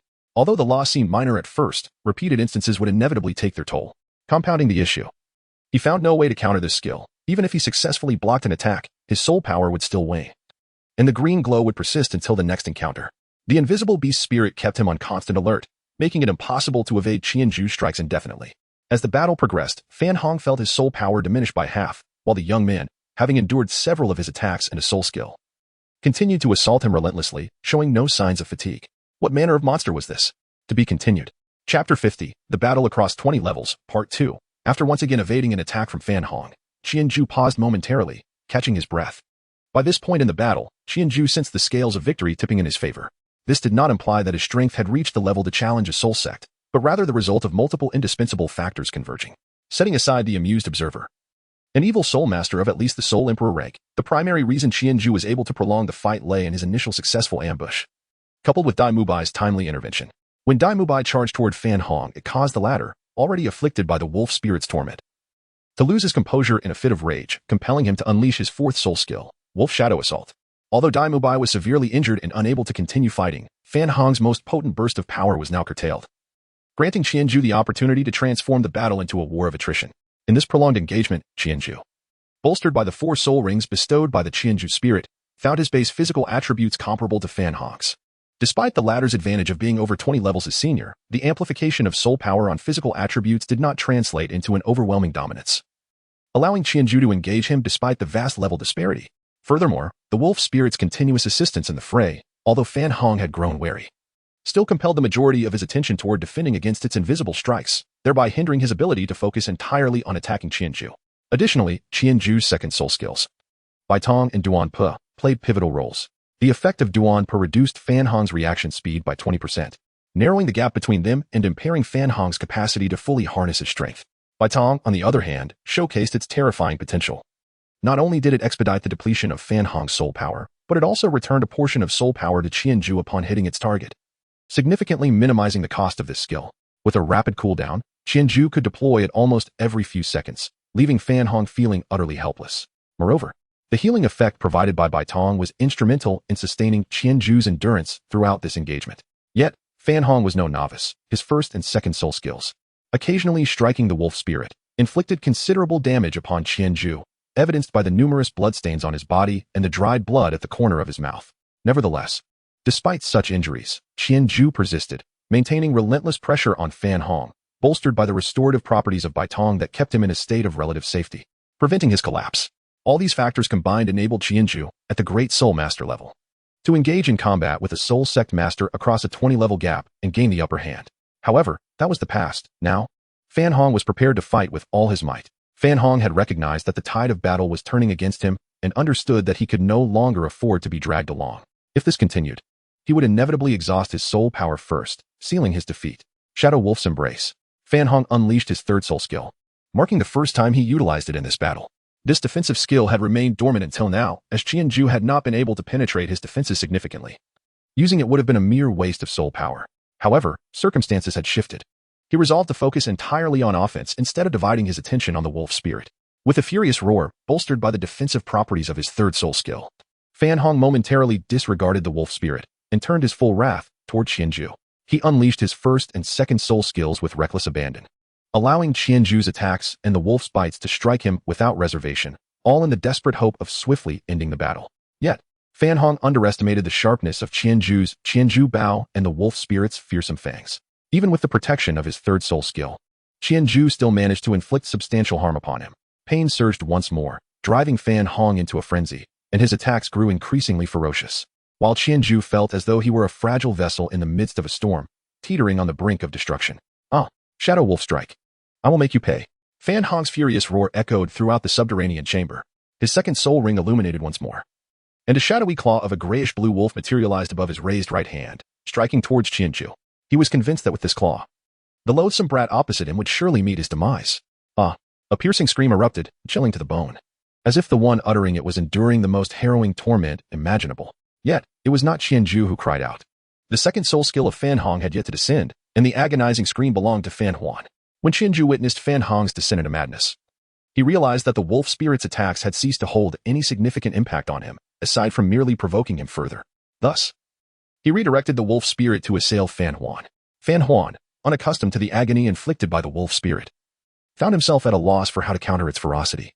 The wolf's sharp fangs sank into his hand, brutally tearing at his arm and leaving him writhing on the ground in excruciating pain. Huaner, Fan Hong, hearing his son's anguished cries, gasped in alarm and swiftly turned to look. His second soul skill faltered due to his distraction. Upon witnessing the dire state of Fan Huan, Fan Hong rushed forward, unleashing a flurry of attacks around his son to drive the wolf spirit away. He then crouched down, panic overtaking him, and began to channel his soul power to staunch the bleeding. Fan Huan's injuries shattered the last remnants of Fan Hong's confidence in victory. He no longer wished to continue the fight. His son was here, and he could not swiftly eliminate Qianzhu. If the battle continued, he would be at a disadvantage, leading him to concede defeat. Seeing Fan Hong cease his attacks and instead attend to Fan Huan, Qianzhu let out a sigh of relief and hurried to assess Dai Mubai's condition.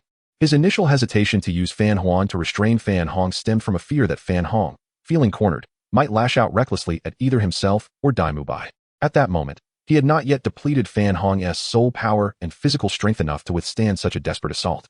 Guardian Gu, after briefly tending to Fan Huan's wounds, Fan Hong glanced towards Gu Lan, who had been watching the battle from the main seat, calling out with a sense of grievance. Ha ha ha, enough, everyone, cease your actions. Very well, very good. Gu Lan chuckled, waving his hand to signal for them to halt. However, upon calling for a stop, he paid no heed to the aggrieved Fan Hong, instead smiling warmly at Qianzhu, who was examining Dai Mubai's injuries, beckoning him to approach. Reluctantly, Qianzhu complied, recognizing the necessity of the situation. He had no choice but to go, for the circumstances compelled him. Yet, Dai Mubai's injuries were indeed severe. It was unlikely he would last much longer.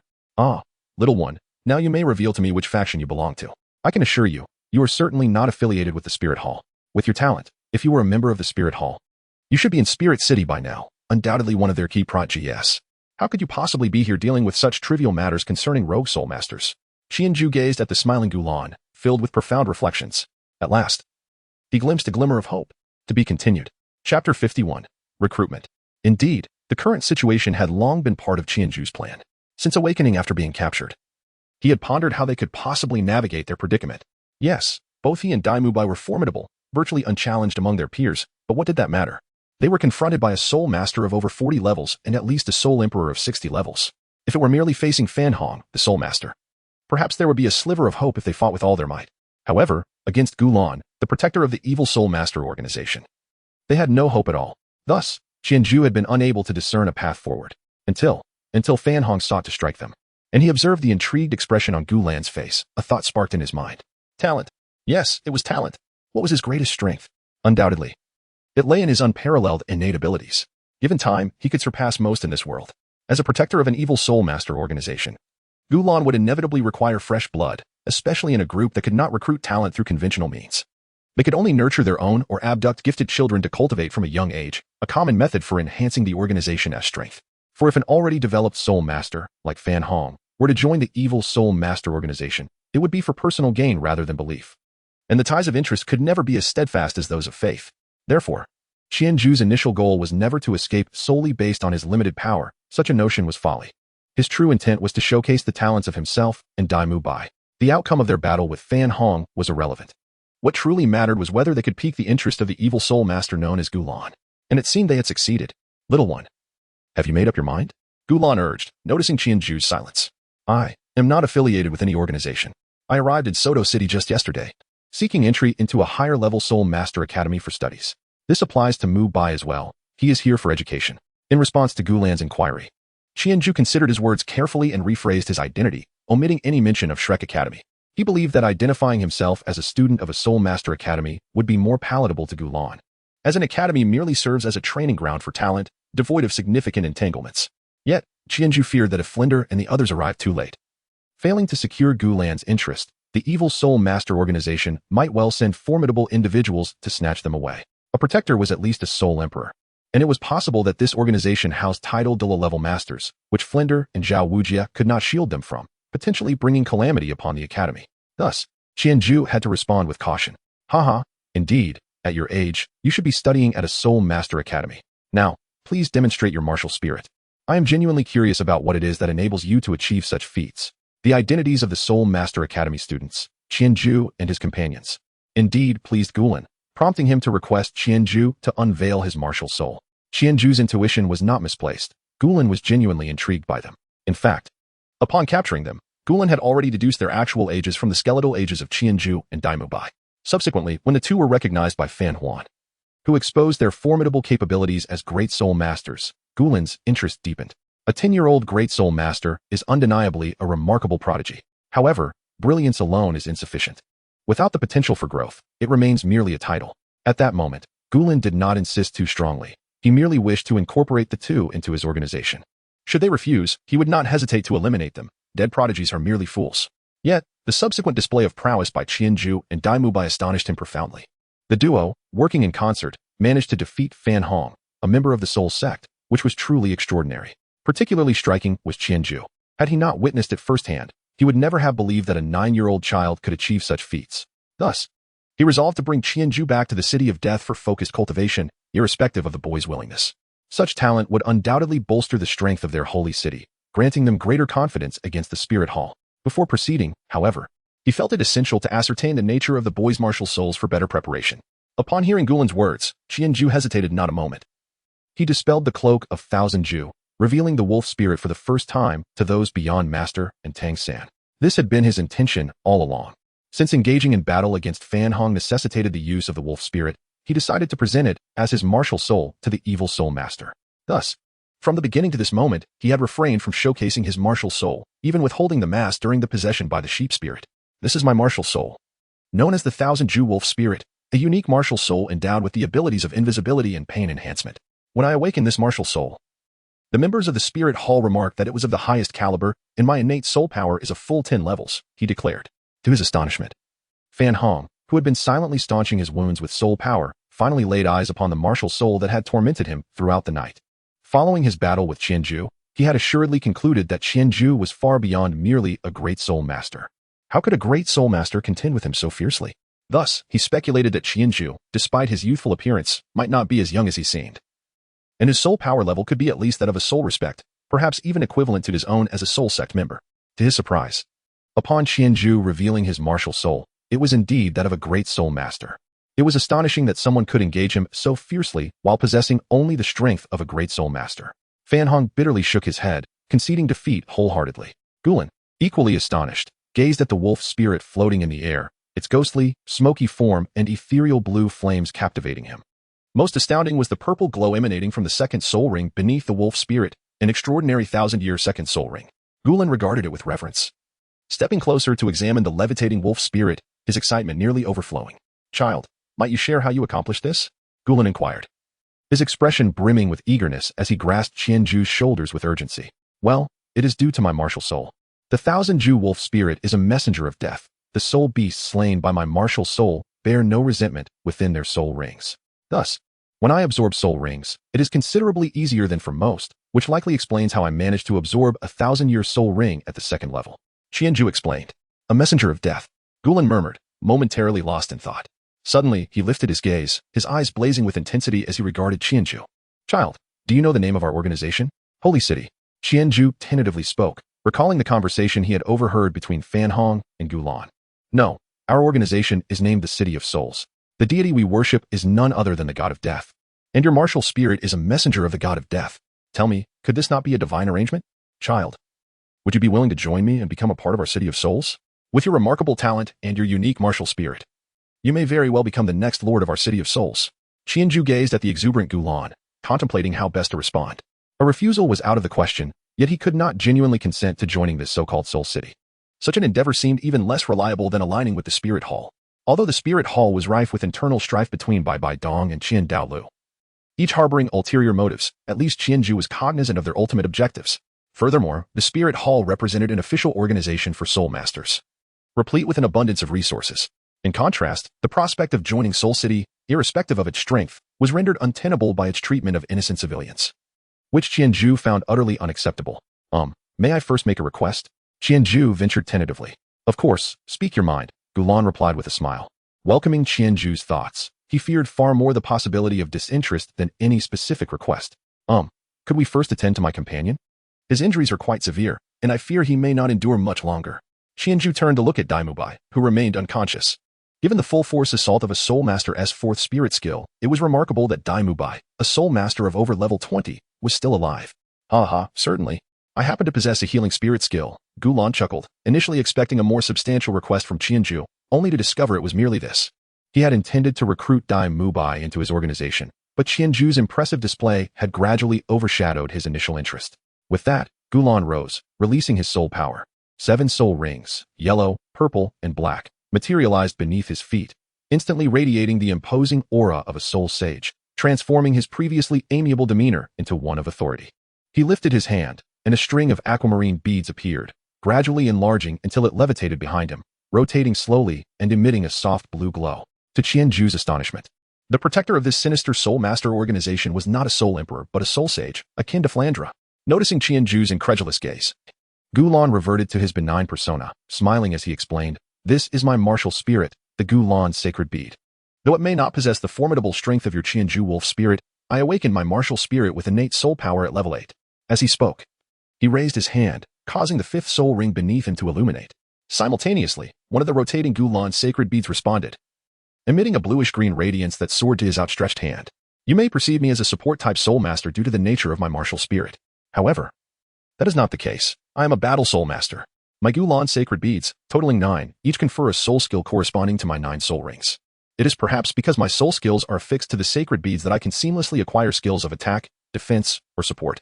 As it happens, the 5th sacred bead is imbued with a healing soul skill. Go.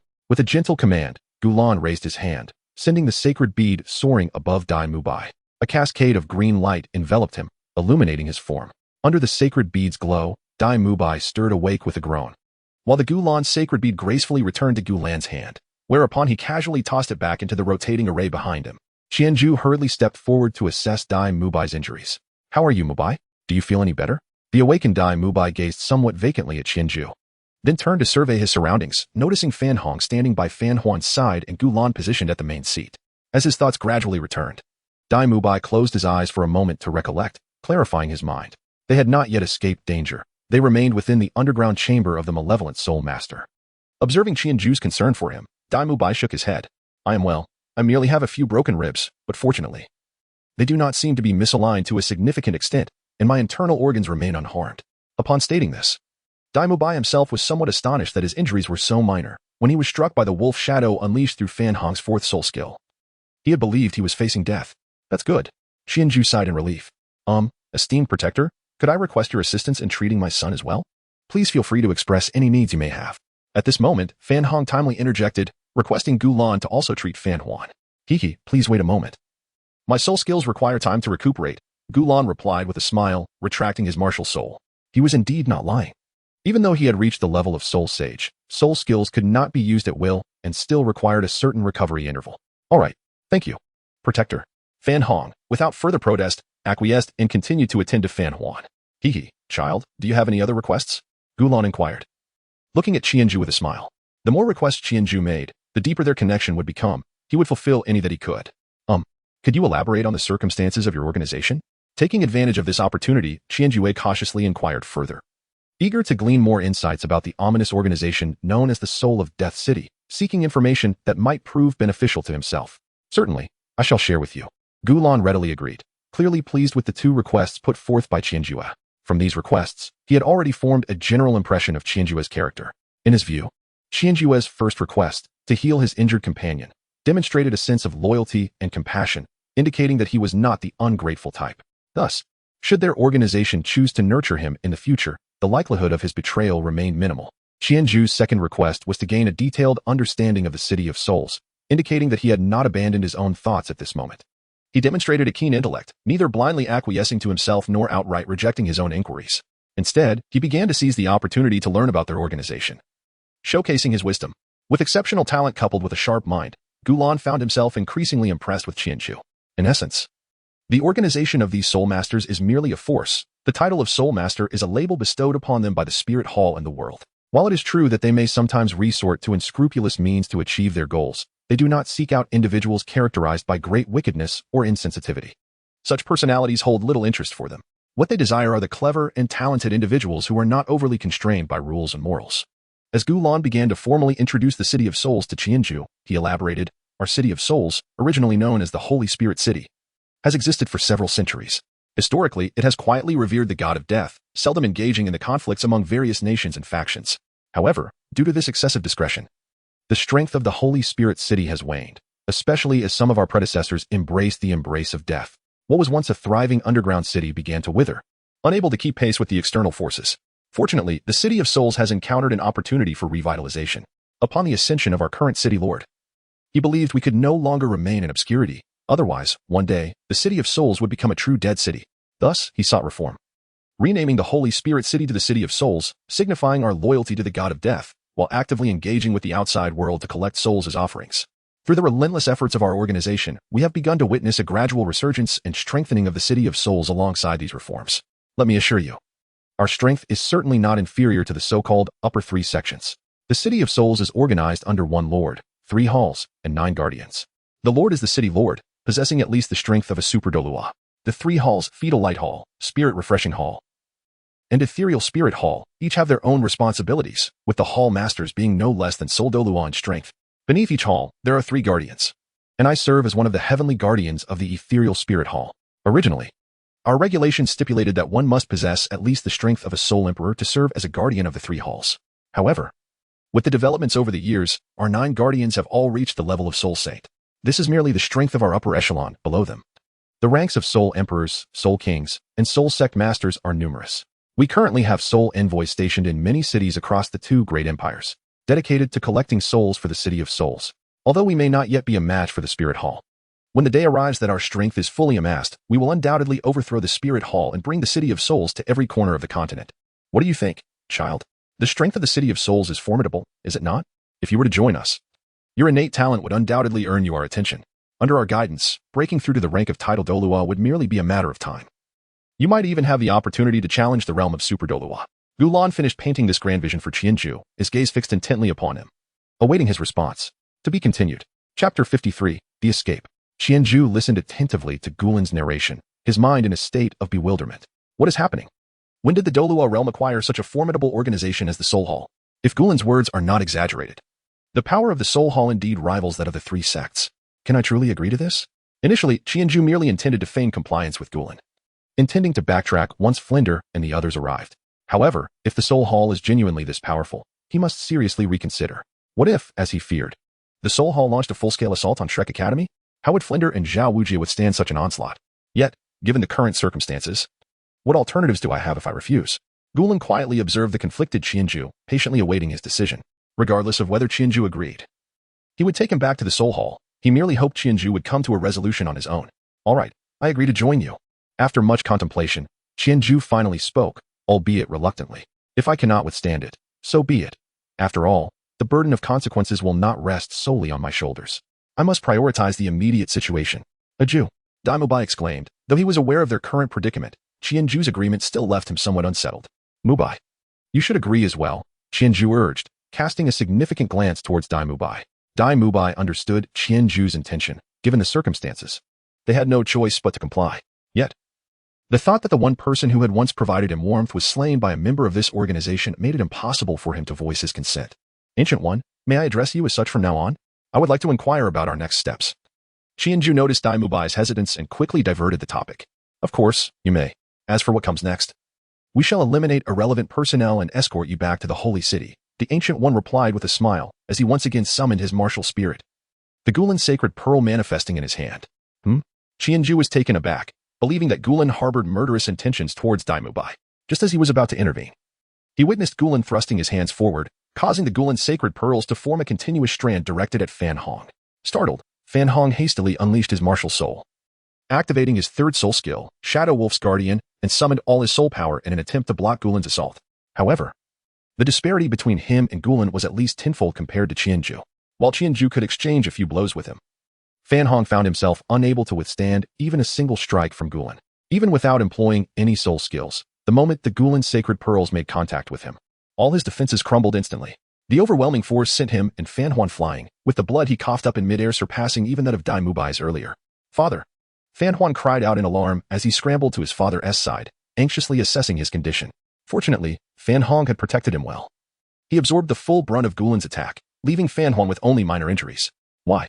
Fan Hong, gravely injured and supported by Fan Hong, coughed up another mouthful of blood, casting a confused and furious gaze at Gulan. He could not fathom why Gulan would target him. To his mind, even if Gulan coveted Qianju's innate talent and desired to absorb him into the City of the Dead Souls, there was no need to eliminate him. He held no mortal enmity with Qianju. It was merely a matter of his son inadvertently revealing their hideout. They could simply relocate, and if not for the exposure, Gulan would never have discovered Qianju's potential. Even if Qianju later thrived in the City of the Dead Souls and turned against him, he could easily avoid him then. Yet, he could not comprehend why Gulan sought to kill him at this moment. Why? Because some matters are better kept from too many ears, Gulen remarked, turning towards Qianju, but upon doing so, he was taken aback to find that Qianju and Dai Mubai had vanished without a trace. Frowning, Gulen had no time to concern himself with the father and son duo and swiftly pursued their trail. Outside the mansion, Flander clutched Qianju in one arm and Dai Mubai in the other as they burst forth from the secret passage of the study. Upon encountering Oscar waiting outside, he entrusted Dai Mubai to Qianju, urgently advising them, "Hurry back to the academy. I will hold him off." "Understood, Dean. Please be cautious. That man is an evil soul master, a soul sage named Gulen, wielding the Gulen sacred pearls. His fifth soul skill is a healing ability. He has set his sights on my talent and wishes to absorb me into their organization. It is crucial to detain him." Qianju conveyed all potentially useful information to Flander in one breath. Upon hearing this, Flander furrowed his brows, feeling somewhat troubled. He had come alone with Oscar, initially believing it to be merely a minor incident. Even when Oscar suggested that it might be the work of a malevolent soul master, he did not take it to heart, as encountering a formidable malevolent soul master was not a common occurrence. He presumed it could merely be a low-ranked soul master who had strayed from the path in pursuit of power. As a soul sage, he thought it would be easily resolved, yet he did not anticipate facing an adversary of comparable strength. Qianju suggested that they should keep that person. But at their current level of strength, as long as the disparity wasn't too great, it was nearly impossible to determine a victor in a brief one-on-one confrontation. If Zhao Wujie were present, their collaboration could potentially lead to a swift victory. With this thought in mind, Flander quickly added to Qianju and the others, "You should hurry back to the academy and have Xiao Xi entreat Dai Mubai. Little Ju, quickly fetch Zhao Wujie. I will hold him off for now." "Understood," Qianju replied, effortlessly lifting Dai Mubai in a princess carry, and together with Oscar, they dashed away. They needed to vacate the area swiftly, otherwise, once that ancient being emerged, the three of them would become Flander's Achilles heel. "I have a giant sausage. I have a giant sausage." Oscar incessantly utilized his first soul skill, conjuring large sausages to stabilize Dai Mubai's injuries. "Big brother Dai, eat up, have a few more. How are you feeling? Any better?" Oscar inquired with concern. Dai Mubai, however, ignored Oscar and darkly addressed Qianju. "Ah Ju, could you change your position? If not, just carry me on your back. Don't you think this posture is rather embarrassing for two grown men?" "Pa, I haven't complained, and yet you have so many requests. You have a fractured rib. How am I supposed to carry you? Do you want to suffer another injury?" Seeing that Dai Mubai still had the energy to ponder such matters, Oscar felt relieved, and he couldn't help but chuckle at the exchange between Dai Mubai and Qianju. "By the way, Aju, how did you end up like this? Didn't Big Brother Dai say that Shadow's strength shouldn't be too formidable? How could he get hurt so badly?" "Don't ask, just know that it's a matter of bad luck." Qianju, upon hearing Oscar's inquiry, wore an expression of utter bewilderment. He regretted heeding Dai Mubai's advice to pursue the matter of the evil soul master. After a night fraught with anxiety, he vowed to adhere strictly to the storyline henceforth, wishing to have no part in affairs beyond it. To be continued. Chapter 54, The Confrontation. Qianju's expression was dark, yet upon hearing Oscar's inquiry, Dai Mubai immediately brightened with excitement. He straightened up and leaned toward Oscar, exclaiming, "Little Oscar, you have no idea. Just a moment ago, we faced off against a soul master of over level 40. It was exhilarating, even though I was defeated in one blow. However, I did create an opportunity for Aju. By the way, Aju, how did the battle conclude? What made you stop?" Although Dai Mubai understood that the two powerful soul masters were unlikely to overcome a soul master upon awakening, he found Qianju to be battered yet in surprisingly good spirits. Furthermore, Fan Hong appeared to be in a similarly poor state, persistently guarding his son. Perhaps Qianju had exploited this situation to triumph over Fan Hong. While the tactic of using a hostage might seem morally questionable, what justice could be expected from an evil soul master? It was a draw. In the end, due to his son, he hesitated and conceded. It was that Gulen who called for a halt, Qianju revealed succinctly, sharing only the outcome with the two. "That is quite impressive. A soul master of level 40. We are merely great soul masters, and to achieve such a result is already remarkable," Dai Mubai exclaimed, unable to contain himself as he clasped his hands together, producing a loud clap. Unfortunately, this motion aggravated his chest wound, and he winced in pain. "Enough with the chatter, focus on resting," Qianju interjected, stopping Dai Mubai from speaking further, urging him to relax. The three of them quickly distanced themselves, disappearing from sight. At that moment, Gulen finally emerged from the secret passage. Uncertain of how Qianju and Dai Mubai had vanished, he had searched the underground chamber for a while, confirming their absence before hastening after them, which caused him some delay. However, the cunning Flanders, aware that the evil soul master would emerge from this location, had long set an ambush at the side of his study. As Gulen dashed out, Flanders sprang into action, moving with a speed that left most unable to react. Indeed, although Gulen sensed a looming threat, he never anticipated being ambushed by a soul saint. Caught off guard, he struggled to defend himself against Flanders' relentless onslaught, desperately seeking an opportunity to break free. Eagle strike. After a series of rapid strikes, Flanders noticed Gulen beginning to recover and immediately unleashed his sixth soul skill. As the sixth soul ring illuminated, radiant wings appeared behind him. With a resounding eagle cry, Flanders swept Gulen into the air with a wing. Then, propelled by his wings, he surged toward Gulen once more, launching a multitude of attacks at an accelerated pace due to the sixth soul skill, simultaneously as Gulen was sent flying by Flanders' wings. The fourth, fifth, and sixth soul rings beneath him sequentially lit up. For the 9 Gulen sacred pearls behind him began to glow and surge forward. One emitted a green light, enveloping Gulen and healing his injuries. Another shone blue, providing him a foothold and halting his flight. A third, radiating golden light, formed a shield before him, blocking Flanders' assault, while the last, a gray light, manifested as a massive sword, which Gulen directed towards Flanders. In that fleeting moment, Gulen unleashed all 4 soul skills, attempting to alter the tide of battle. The giant sword appeared solid, yet curiously made no sound upon colliding with Flanders' wing and hand, as if striking nearly air. However, each contact transferred a trace of gray energy into Flanders, slightly impeding his movements. Flanders, keenly aware of this, understood the necessity of caution against an evil soul master. After another collision, he spun and sent Gulen flying once more, distancing himself while assessing his condition and coldly observing Gulen. Seizing this opportunity, Gulen hovered at a distance, catching his breath. The relentless assault had nearly overwhelmed him. Are you the child's teacher? Hand him over to me. Let him come with me. Here, he will squander his talent, Gulen called out, testing Flanders with his words. Nonsense. I've taught numerous exceptional students. I don't need an evil soul master telling me what to do. Go with you? To become a pariah? Hunted by all? To harm innocent people like you? Forget it. Flanders retorted sharply. However, Gulen only smiled in response. You're mistaken. He has already agreed to join our organization. From this moment on, he is one of us. So, what will you do? Kill him? Gulen taunted Flanders, sowing discord regarding his views on Qianju. Nonsense. Everyone knows that that's just pretense. I truly don't understand how you reached the Soul Saint realm, Flanders scoffed. Very well, since you refuse, I have no choice. For now, let the child remain in your care. You will help nurture him, but be sure to look after him well. We may come to take him at any time. Gulen concluded, not waiting for Flanders' response. With a surge of energy from the Gulen sacred pearl beneath him, he soared away, cloaked in blue light. Gulen dared not linger in Soto City, a principal city where the Spirit Hall's leaders likely possess significant power. If things escalated, reinforcements would arrive, and that would spell trouble. Additionally, with various factions present, he risked attracting a powerful foe seeking vengeance against evil soul masters, leaving him no escape. Thus, he resolved to flee while the coast was clear. Run. Do you think you can escape? As a flying-type soul master, Flanders excelled in speed. While his offensive capabilities might lack, he had never feared anyone in terms of swiftness. With a single flap of his wings, Flanders pursued Gulen, visibly closing the distance between them. Gulen was acutely aware that he could not outrun Flanders. The moment he recognized his attacker as a flying-type soul saint, he understood the potential trouble he faced. Therefore, after momentarily stalling Flanders' assault with some sharp words, he immediately fled toward the city outskirts, hoping to utilize the sacred city's secret arts for a chance at escape. Thus, the two engaged in a relentless pursuit, with Flanders capable of hindering Gulen's rapid departure but unable to prevent Gulen from shifting the battlefield. Consequently, as they fought, they exited Soto City. To be continued. Chapter 55, The Net Left Behind. Qianju, accompanied by Dai Mubai and Oscar, made their way back to Shrek Academy. As soon as they entered, Oscar shouted at the top of his lungs, Dean Zhao, Teacher Xiao. Something has happened, come out quickly. His voice pierced the night sky. Zhao Wujia forcefully pushed open the door and strode out of the room, anxiously searching for Oscar. However, when he saw the injured Dai Mubai in Qianju's arms, his irritation vanished, replaced by a stern demeanor. What happened? Who did this? He asked, hastily moving forward to examine Dai Mubai's injuries. Dean Zhao. We encountered an evil spirit master.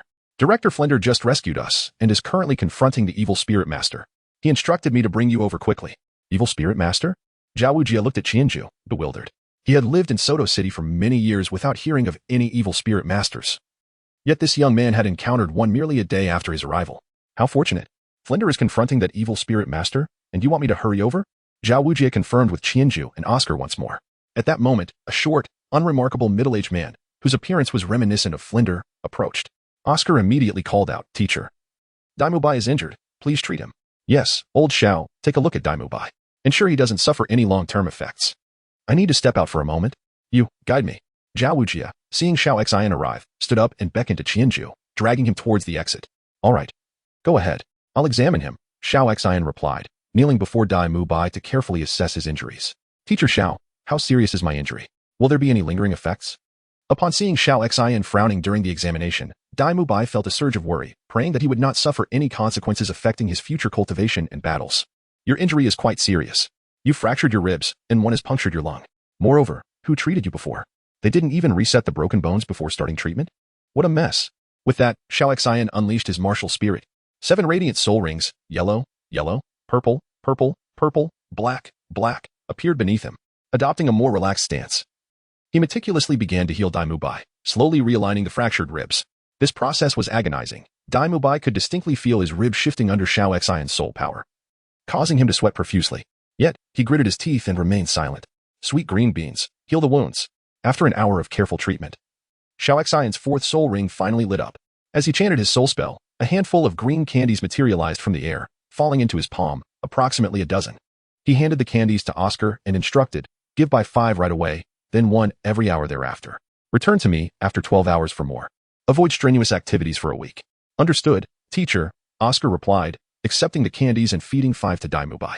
Seeing Dai Mubai's inquiring gaze, Xiao Xian stood up and clapped his hands. Rest assured, you will recover soon without any lingering effects. Upon hearing this, Dai Mubai, who had been enduring pain and anxiety, finally felt a wave of relief.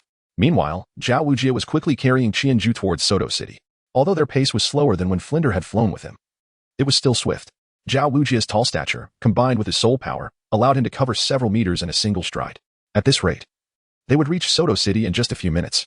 Taking advantage of the opportunity, Zhao Wujie initiated a conversation. Kid, do you know who I am? Yes. You are the Vice Dean, the unmoving King Zhao Wujie. Even though you are not active in the martial world, legends of your prowess persist, Qianju replied. Haha. Is that so? Well, those are tales of the past. Let us not dwell on them. I simply wish to stay at Shrek Academy, enjoying my retirement while guiding you young talents. By the way, how did you encounter that evil spirit master? Is he very powerful? Not even Flinder could handle him. Prompting you to seek help? Indeed, he is formidable. He is a soul sage like you, with a martial spirit known as the ancient Gulen Sacred Pearl. Qianju recounted the events from the previous night until now to Zhao Wujie. How audacious. They dare to intrude upon our Shrek Academy. Zhao Wujie cursed in anger upon hearing this, immediately quickening his pace as they entered Soto City. The residence of the evil spirit master was not far from the southern gate of Soto City. Thus, Zhao Wujie soon arrived at the location, guided by Qianju. However, upon their arrival, they found no signs of battle, only a group of people in Soul Hall uniforms moving about the residence. The civilians previously imprisoned in the underground chamber were being escorted out, many of them weeping tears of joy upon their escape. Zhao Wujie and Qianju exchanged glances and released their powerful martial spirits.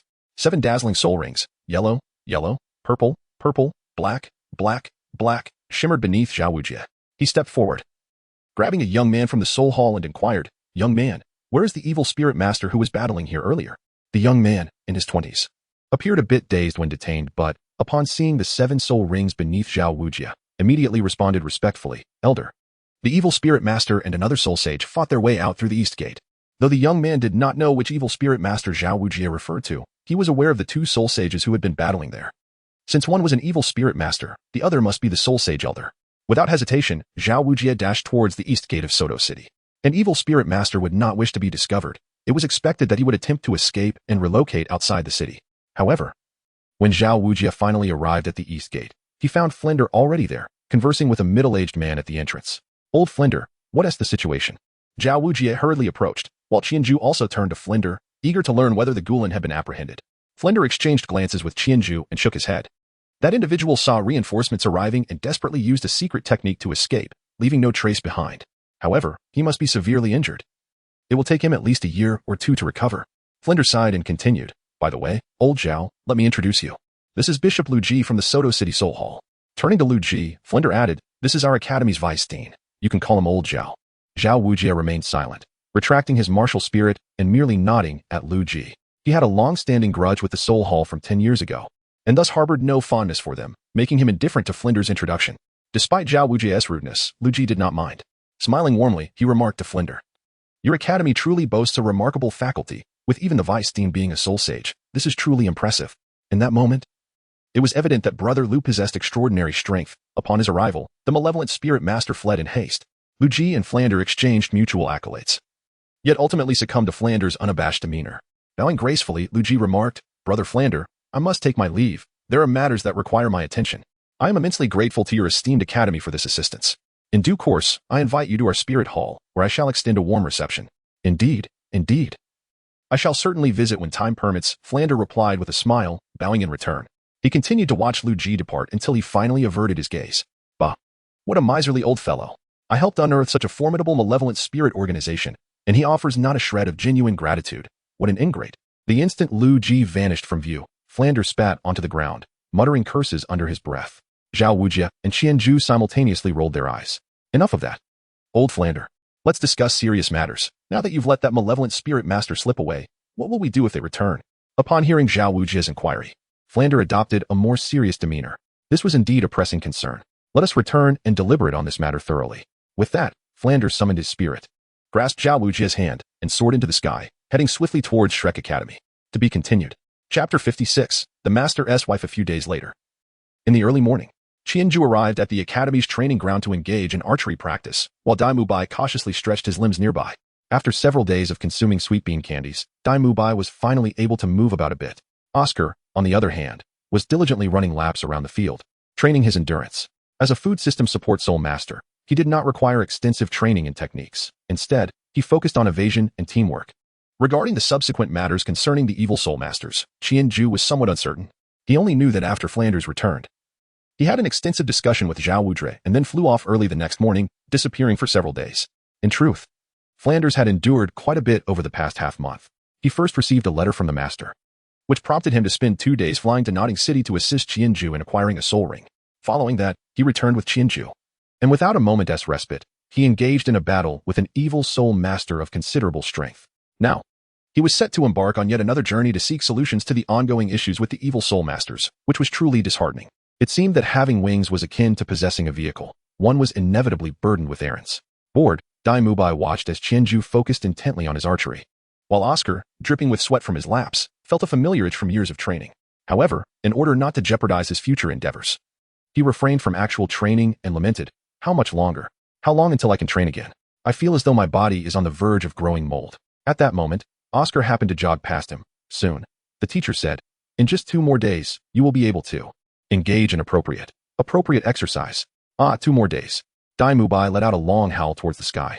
Suddenly, a piercing sound cut through the air, followed by a figure plummeting from above, crashing onto the training ground and raising a cloud of dust.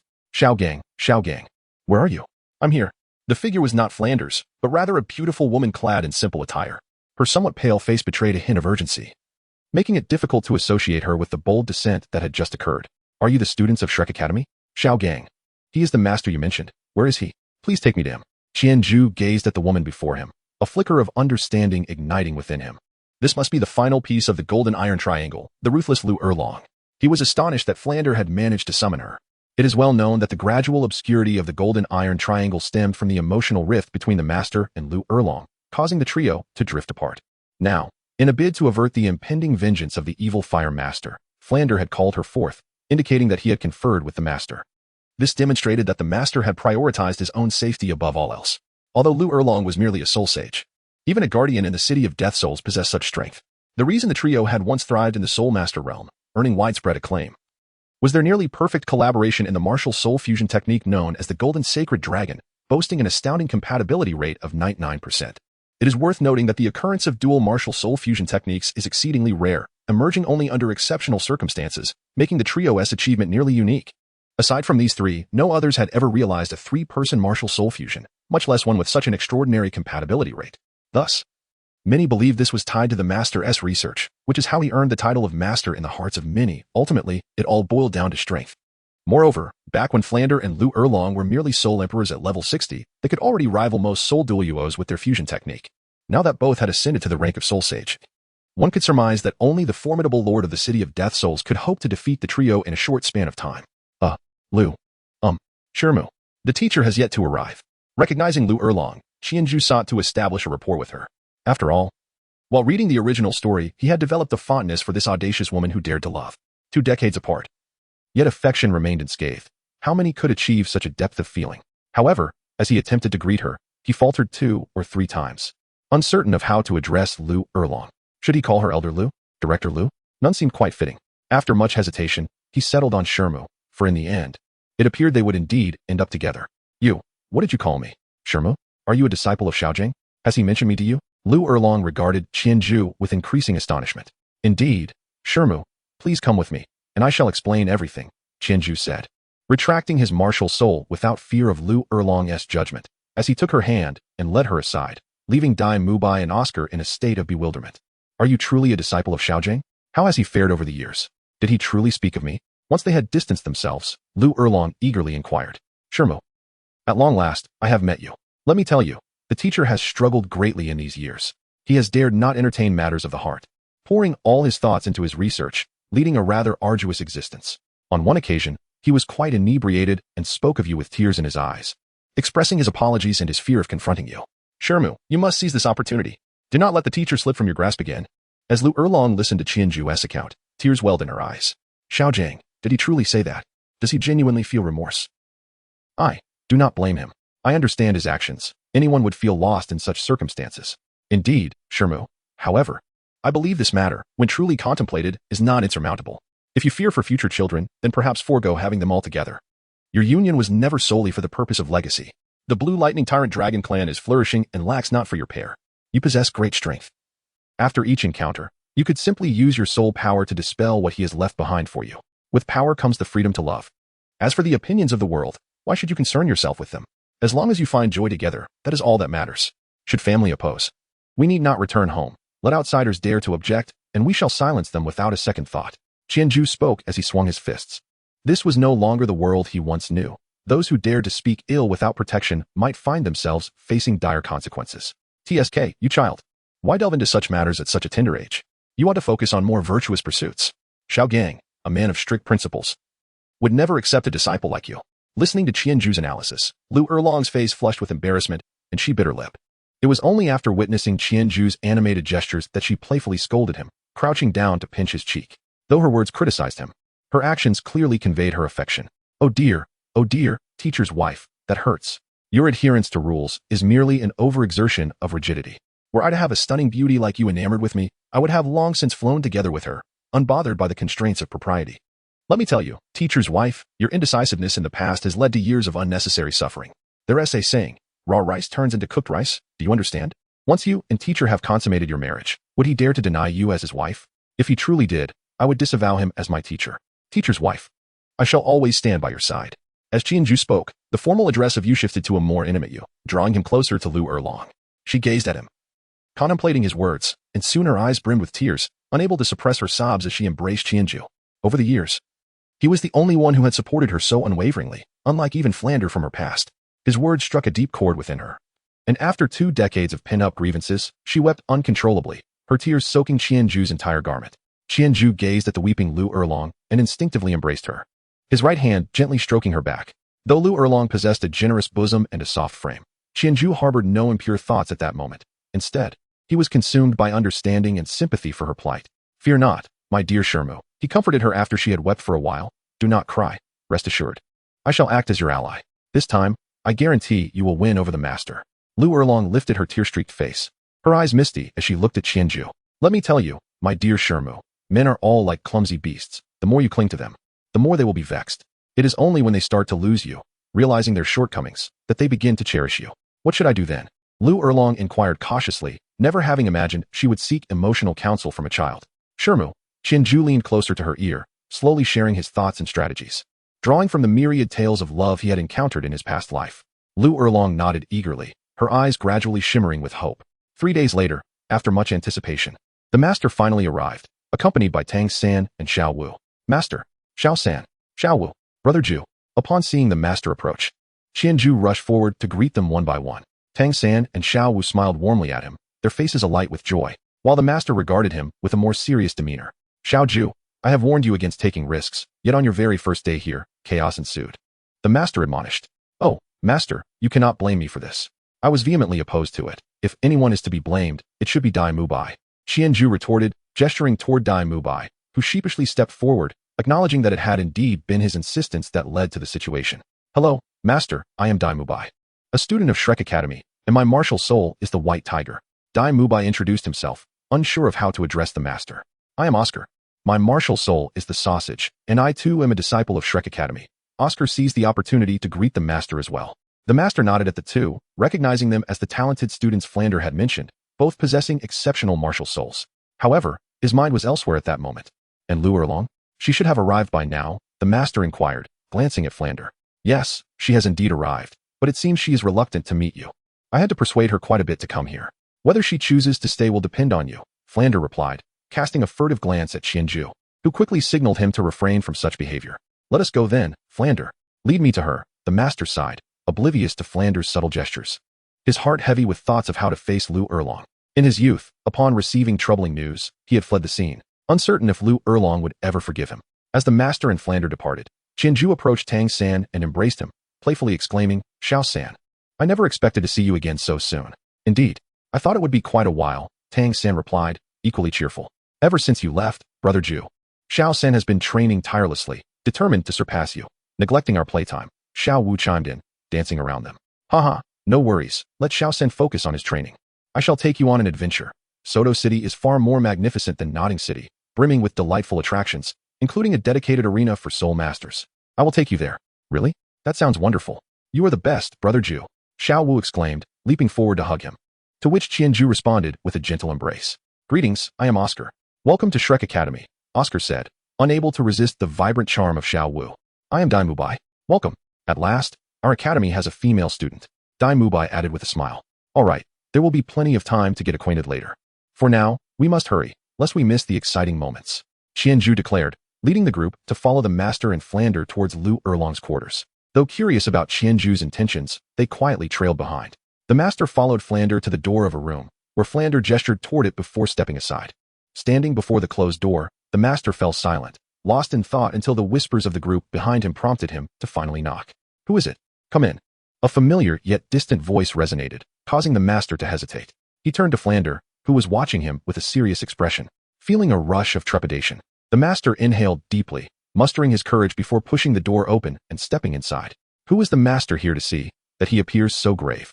Xiao Wu whispered to Qianju, tugging at his sleeve, as the other curious onlookers gathered around them. My Shermu. She is the one who fell from the sky days ago. The master committed a grievous wrong against her over a decade ago, and they have not crossed paths since. This time, in light of the previous incident with the evil soul masters, he has sought her out. Qianju softly explained to the crowd, it's been over a decade. Xiao Wu stuck out her tongue. In her previous life, time would have slipped away in an instant, especially after she reached the age of several millennia. Even a brief slumber could span several years. However, ever since he transformed into a human, he felt as though time had slowed down. Each day was filled with myriad tasks and desires. What could the teacher have done to keep them apart for so long? Tang Sin inquired with growing interest. On the day he was to wed, he fled from the marriage. The group stared at Qianju in astonishment. Fleeing a wedding? What immense hurt that must inflict upon the bride. No wonder the master seemed like he was heading to battle.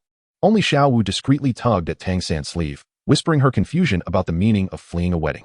It wasn't until Tang San clarified that she spat softly, sneering. What a coward. Xiao Wu, do not be so harsh. The teacher must have his reasons, Tang Sin interjected, despite his own disapproval of the master's actions. Xiao Wu pouted but ceased her commentary, joining the others in eavesdropping at the door. The master entered the room and immediately spotted Lu Erlong seated gracefully by the bed. After many years apart, the enchanting figure remained, yet he wondered if it could ever reclaim the beauty of their past. Erlong, I see you are well, he said softly as he settled beside her. Lu Erlong turned to gaze at the one she had longed for, wishing to throw herself into his embrace. Yet, as Qianju had advised, patience was paramount. She had to restrain herself. Well, she scoffed, after so many years of silence, now you seek me out? The master scratched his head, floundering for words. Why the silence? Feeling awkward? Remember our wedding day when you vanished, leaving me to face our family alone? Did you ever consider my feelings then?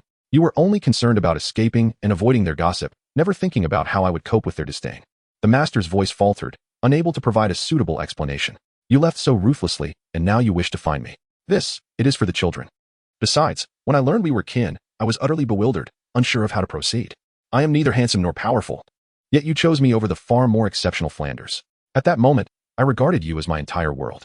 I thought only of your reputation, believing that a union between siblings would be unaccepted by society. Even if I was indifferent to it, how could I allow you to endure that shame? Especially when I lacked the strength to protect you. At that moment, the onlookers outside couldn't help but exclaim softly, glancing at Flanders, who straightened his attire. Recalling his own past strength and allure, witnessing such raw emotion from the master stirred Lu Erlong's heart. She finally understood his feelings, yet it was insufficient. She maintained her stoic demeanor and replied flatly, Indeed, you fled to a secluded place, leaving others unaware of your affection for your cousin. You could enjoy your esteemed title and focus on your studies while I bore the brunt of the family's gossip. Do you know what they said about me? They accused me of shamelessness, of seducing my cousin, and when our marriage was exposed, I was cast aside like refuse, yet I continued to seek you out. Is this what you desired? No. How could they treat you in such a manner? The master was taken aback, never imagining that his departure would subject Lu Erlong to such indignities. Overwhelmed by guilt, he embraced her. I am so sorry, Erlong. I should never have left you to bear all this alone. It was my fault. Please grant me a chance to make amends. I swear I will never leave you again. Reflecting on his past mistakes, the master was moved to tears, unable to fathom the hardships Lu Erlong had faced alone. Deep down, he had always loved her. Otherwise, he would not have married her, nor would he have prioritized her reputation over his own life when they discovered their kinship. However, he had not foreseen that his decision would not only fail to protect her honor, but rather expose her to scorn. Thus, he silently vowed never to leave Lu Erlong again and to shield her from any further suffering. To be continued. Chapter 58. The plan. Do you truly comprehend your mistake? Lu Erlong gazed at the master, a glimmer of hope in her eyes. Yes, I was wrong. I should not have evaded my responsibilities or left you. Erlong, you have suffered for years. I will make it right, he declared, embracing her once more. How do you intend to address our blood relation? What of the whispers surrounding us? Lu Erlong probed, seemingly testing him. I shall neither resolve nor concern myself with them. Our bond is rooted in genuine love, not in familial ties. As long as we are together, I shall fear nothing. Let them speak their malice. In the end, we need not have children if that is what it takes to remain united, the master asserted, demonstrating his resolve. He was genuinely intent on compensating Lu Erlong for the suffering she endured after his departure, which had left him shaken. By the way, Flanders summoned me regarding the matter of the evil soul masters. Is there a threat to the children? Lu Erlong, observing the master's sincere remorse, chose to shift the conversation towards Qianju and the others. This was a strategy they had devised together. Indeed, Lu Erlong's words caught the master off guard. He realized that she had yet to forgive him, and her reluctance to affirm his feelings was evident. Sighing, he resolved to gradually earn her forgiveness. With this in mind, he followed her lead, continuing the discussion. Yes, this situation is quite dire, which is why I wanted you here to help us navigate this challenge. He proceeded to recount all that Flanders had informed him regarding the evil soul masters. Upon hearing this, Lu Erlong furrowed her brow. In truth, she had not grasped much of the situation. When Flanders had mentioned that the master wished to see her again, she had hastily rushed over, hardly paying attention to Flanders' words regarding the evil spirit masters. Why don't you all move to my place? She suggested. To where? The master inquired, puzzled. Yes. To my place, Lu Erlong affirmed, gazing at the master. Did you not wish to know how I have been over the years? Allow me to enlighten you. After that incident back then, to escape the incessant gossip within my family, I departed from them, choosing solitude and seclusion. Thus, I lived in this manner for nearly a decade, until one day, a friend visited me and, seeing my loneliness, proposed that I establish a Spirit Master Academy, merely to alleviate my mind. I too felt that my current state was untenable, so I heeded her advice. Unexpectedly, over the years, that academy, which I had founded to distract myself, with the assistance of friends, has transformed into a prestigious Spirit Master Academy located in Heavendo City, where I now serve as the principal. If you wish to come, I can gladly transfer the academy to you, even renaming it Shrek Academy. What do you think? The master gazed at Lu Erlong with a mixture of compassion and surprise, realizing that this once fiery-tempered girl had become the head of a distinguished Spirit Master Academy. Gently stroking her hair, he replied, such a proposition is undoubtedly splendid, but Shrek Academy is Flanders' labor of love. I believe we must first consult him. In the master's eyes, Lu Erlong's suggestion was the most prudent solution, as it would unite the three of them, enhancing their combat capabilities while allowing them to evade the evil spirit masters for the time being. Then, go fetch Flanders. Let us discuss this matter. All right. The master acquiesced, rising to seek out Flanders. As he approached the door, a group of eavesdropping children hurriedly retreated. Suddenly, the master recalled something and turned back to Lu Erlong, asking, and what if Flanders is unwilling to leave? Will you remain? Upon meeting the master's hopeful gaze, Lu Erlong shot him a glance of exasperation. Rest assured, I am the principal of an academy. I would never abandon the children. Moreover, I have a fondness for your disciple, and for their sake, I would choose to stay. As for whether to forgive you, let us see how you fare in the future. With Lu Erlong's affirmative response, the master turned with enthusiasm and opened the door, only for a group of small figures to tumble in. The excitement on the master's face instantly froze. So you all heard everything? He asked, fixing his gaze on Qianju and the others, his tone devoid of emotion. Teacher, we'll go find our dormitory first. Brother Dai, please lead us. Tang San was the first to react, turning to Dai Mubai. Right, let us go? Dai Mubai quickly agreed, and together with Oscar, he led Tang San and Xiaowu away in a flash. The master's attention then shifted back to Qianju. However, faced with the master's penetrating stare, Qianju felt no trepidation. In fact, he was nearly amused, for he now had a solid backing. Teacher, I am here to seek my teacher's wife. Qianju raised his hand and spoke aloud. Simultaneously, he bypassed the master and approached Lu Erlong, giving her a playful wink. Lu Erlong pulled Qianju close, wrapping her arms around him as she tilted her chin defiantly toward the master. matching his intense gaze. Surprisingly, it was the master who faltered under Lu Erlong's stare, averting his eyes to glance at Flinder, who remained unperturbed. Flinder adjusted his crystal glasses, disregarding the master's scrutiny, and calmly stated, "I have no desire to join Erlong right now. I believe the presence of the three of us here is sufficient. It is unlikely that evil soul masters will appear in large numbers. If they did, it would be a blatant challenge to the authority of the Spirit Hall, which would not be ignored. Furthermore, our academy's students are exceptionally gifted, vastly superior to those of ordinary soul master academies. It would only be detrimental for them to engage now." Flinder, pushing up his glasses, smoothly shifted the conversation away, directly addressing Lu Erlong's inquiry while showing no remorse for eavesdropping. After all, he had invested so much effort and endured countless hardships for them. What harm was there in overhearing a conversation? The master, at a loss for how to chastise Flinder, reluctantly followed his lead to ease the awkwardness. "However, I observe that your academy's financial situation is rather dire, lacking even basic training facilities, which may hinder the student's ability to complete adequate training. Rest assured, I have found a solution to this issue. We can rely on the battle spirit arena," Flinder replied, glancing at Qianju. This young lad, since bringing Lu Erlong back, had charmed her into participating in the battle spirit competition and even managed to persuade her to venture into the Stardow forest to hunt for his 1,000 Ju seal. He was certainly unrelenting. However, after several days of battling, Qianju had achieved an impressive 5 consecutive victories. In Flinder's opinion, it would not be difficult for him to maintain this streak, likely reaching a level where they could open betting soon, alleviating concerns about the academy's expenses. The master followed Flinder's gaze and immediately understood his intention. "You wish for them to participate in the battle spirit competitions to earn money? No. They are far too young and lack any combat experience. What if something goes wrong?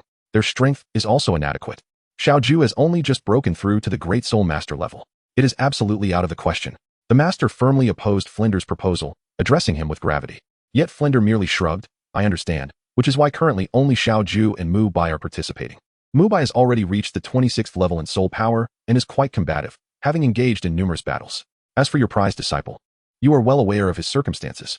Just the attributes granted by his 4 soul rings are sufficient for him to dominate in the battle spirit arena. Not to mention, during the previous incident with the evil soul master, the two of them fought against a soul zone evil soul master and apparently emerged victorious. So, how could I possibly stop them?" The master paused, contemplating Flinder's words, and it seemed he had a point. He was uncertain about Mu Bai, but Qianju's prowess among great soul masters was indeed remarkable. "Very well, then it will be just those two participating. No others are permitted to engage in battle spirit competitions without our consent." "Ah, so that issue is resolved. Xiaogang, what do you think of my proposal?" The master nodded. "In that case, I support your suggestion. You make a valid point. Allowing these children to interact with ordinary soul master students would indeed be more harmful than beneficial. Therefore, we should remain here for the time being and assess the situation further. Erlong, what are your thoughts?" The master turned to Lu Erlong. Recognizing that while he and Flinder had reached an agreement, Lu Erlong's opinion was also important. "I have no objections. Do you think I fear my academy being unable to support them?" Lu Erlong remarked, playfully ruffling Qianju's hair with an eye roll. "All right then, let us settle on this. Erlong, you should rest for now while I make the necessary arrangements. Flinder, where will I be staying? Is there anyone in the room next to Erlong? Could you arrange for me to be placed there?" The master inquired, pulling Flinder along to find a dwelling close to Lu Erlong. "Go ahead." Lu Erlong waved her hand dismissively, seemingly unconcerned with the master's departure. Flinder, sensing the master's eagerness juxtaposed with Lu Erlong's calm demeanor, widened his eyes at Qianju. This lad had truly succeeded in his scheme. And Lu Erlong too. She had initially exhibited such urgency to meet Xiaogang, but now appeared so nonchalant. The key was that this stubborn man, Xiaogang, had genuinely succumbed to Lu Erlong's charm. Flinder shook his head, muttering as he departed with the master. Once the two had left, Lu Erlong immediately waved her hand, using her soul power to close the door. Then, she embraced Qianju, bursting into laughter. "Ha ha ha, Xiaoju, your teacher's wife adores you. Did you see how openly your teacher expressed his feelings just now? Truly, truly, oh." Lu Erlong's laughter turned to tears. "Xiaoju, thank you. This is the first time I've felt such joy in many years. I truly believe that this time, your teacher and I will not be separated again. All thanks to you." "Hee. Teacher's wife, why are you crying? This is a joyous occasion. You must not let your teacher slip away this time. Strive to win him over soon." Qianju comforted her, patting her back. "Yes." Lu Erlong withdrew slightly, wiping her tears. "So, teacher's wife, you should rest well here and contemplate how to approach your teacher. Remember, you must gradually shift your attitude. This process cannot be rushed, understood? I will go check on how Xiao San and the others are settling in. All right, go ahead. Teacher's wife will remember." Indeed, with the plan to unite the master and Lu Erlong successfully concluded, Qianju left her room, leaving her alone. "Ah. Hee. Lu Erlong lay back on the bed, a silly smile gracing her lips as she envisioned a future with the master, her eyes sparkling with dreams of what was to come. To be continued. Chapter 59, Reflection. As Qianzhu emerged from Lu Erlong's chamber, he did not proceed directly towards their dormitory to seek out Tang San and Xiao Wu as he had previously indicated. Instead, he meandered slowly along the playground, beginning to introspect on his recent actions. The discussion he had overheard between the master and Flander regarding the potential journey to Heavendoe City had truly unsettled him. Should they embark on such a journey, it would drastically deviate from the original narrative. It is crucial to note that Tang San is currently only at the 18th or 19th rank, and he has yet to acquire his second spirit ring, let alone the third, which he would obtain from the man-faced demon spider, thereby gaining the external spirit bone, the 8 spider lances. This acquisition is vital for Tang San's early combat prowess. If it were to be forfeited, Qianzhu could hardly fathom whether Tang San would still be able to lead Shrek to victory in the Soul Master Tournament. With this thought, Qianzhu let out a deep sigh. Although Flander's impassioned arguments had succeeded in keeping Shrek Academy in Soto City, preserving the hope for Tang San to acquire the 8 spider lances, they still risked losing an opportunity, the chance to obtain the celestial herb from the ice and fire Yin Yang Eye in the Sunset Forest. In the original tale, Tang San's journey to the ice and fire Yin Yang Eye was precipitated by Shrek Academy's intention to ally with the Heavendoe Royal Academy, where they encountered the poisoned Douluo, Douluo. It was only after Douluo's interference that they redirected their path towards the Blue Tyrant Academy. It was also after this that Tang San was covertly followed and captured by Douluo.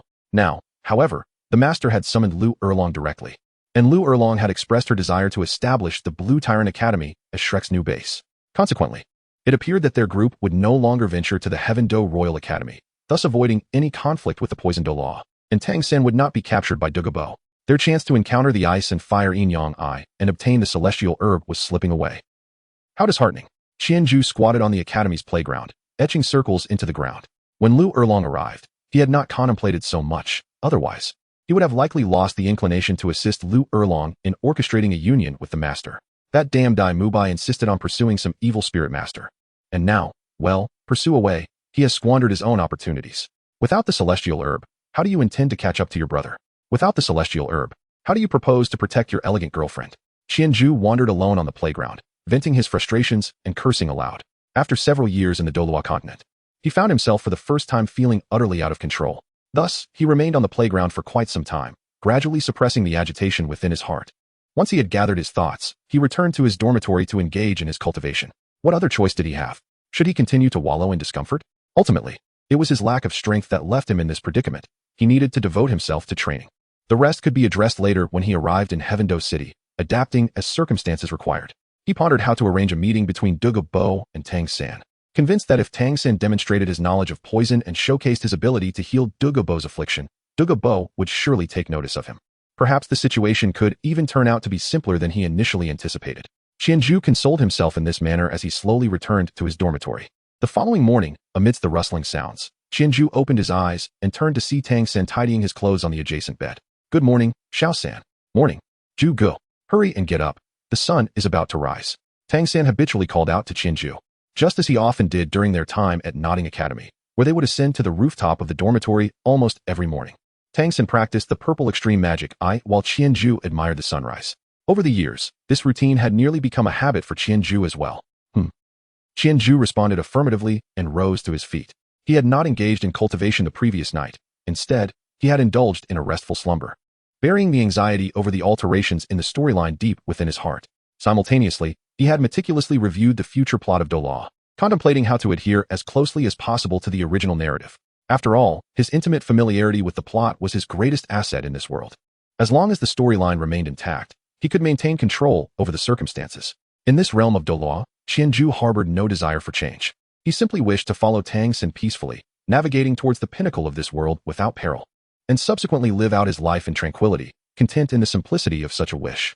With these thoughts in mind, Qianzhu donned his attire and joined Tang San on the rooftop. There were no significant vantage points surrounding Shrek Academy, so they had to make do with the rooftop. It had been over 10 days since they had last witnessed the sunrise together. Brother Zhu, what was the reason for our early arrival this time? The teacher didn't clarify it for me, Tang San inquired, seizing the moment while they awaited the dawn to express some of his uncertainties. Qianzhu gazed at Tang San, contemplating for a moment before revealing the truth to him. After all, Tang San possessed the intellect of an adult. Knowing the reality could yield valuable insights. Evil soul masters. Tang San furrowed his brows, reflecting on the atrocities committed against innocent civilians, using their lives for cultivation. It bore a striking resemblance to the dark sects of his past life.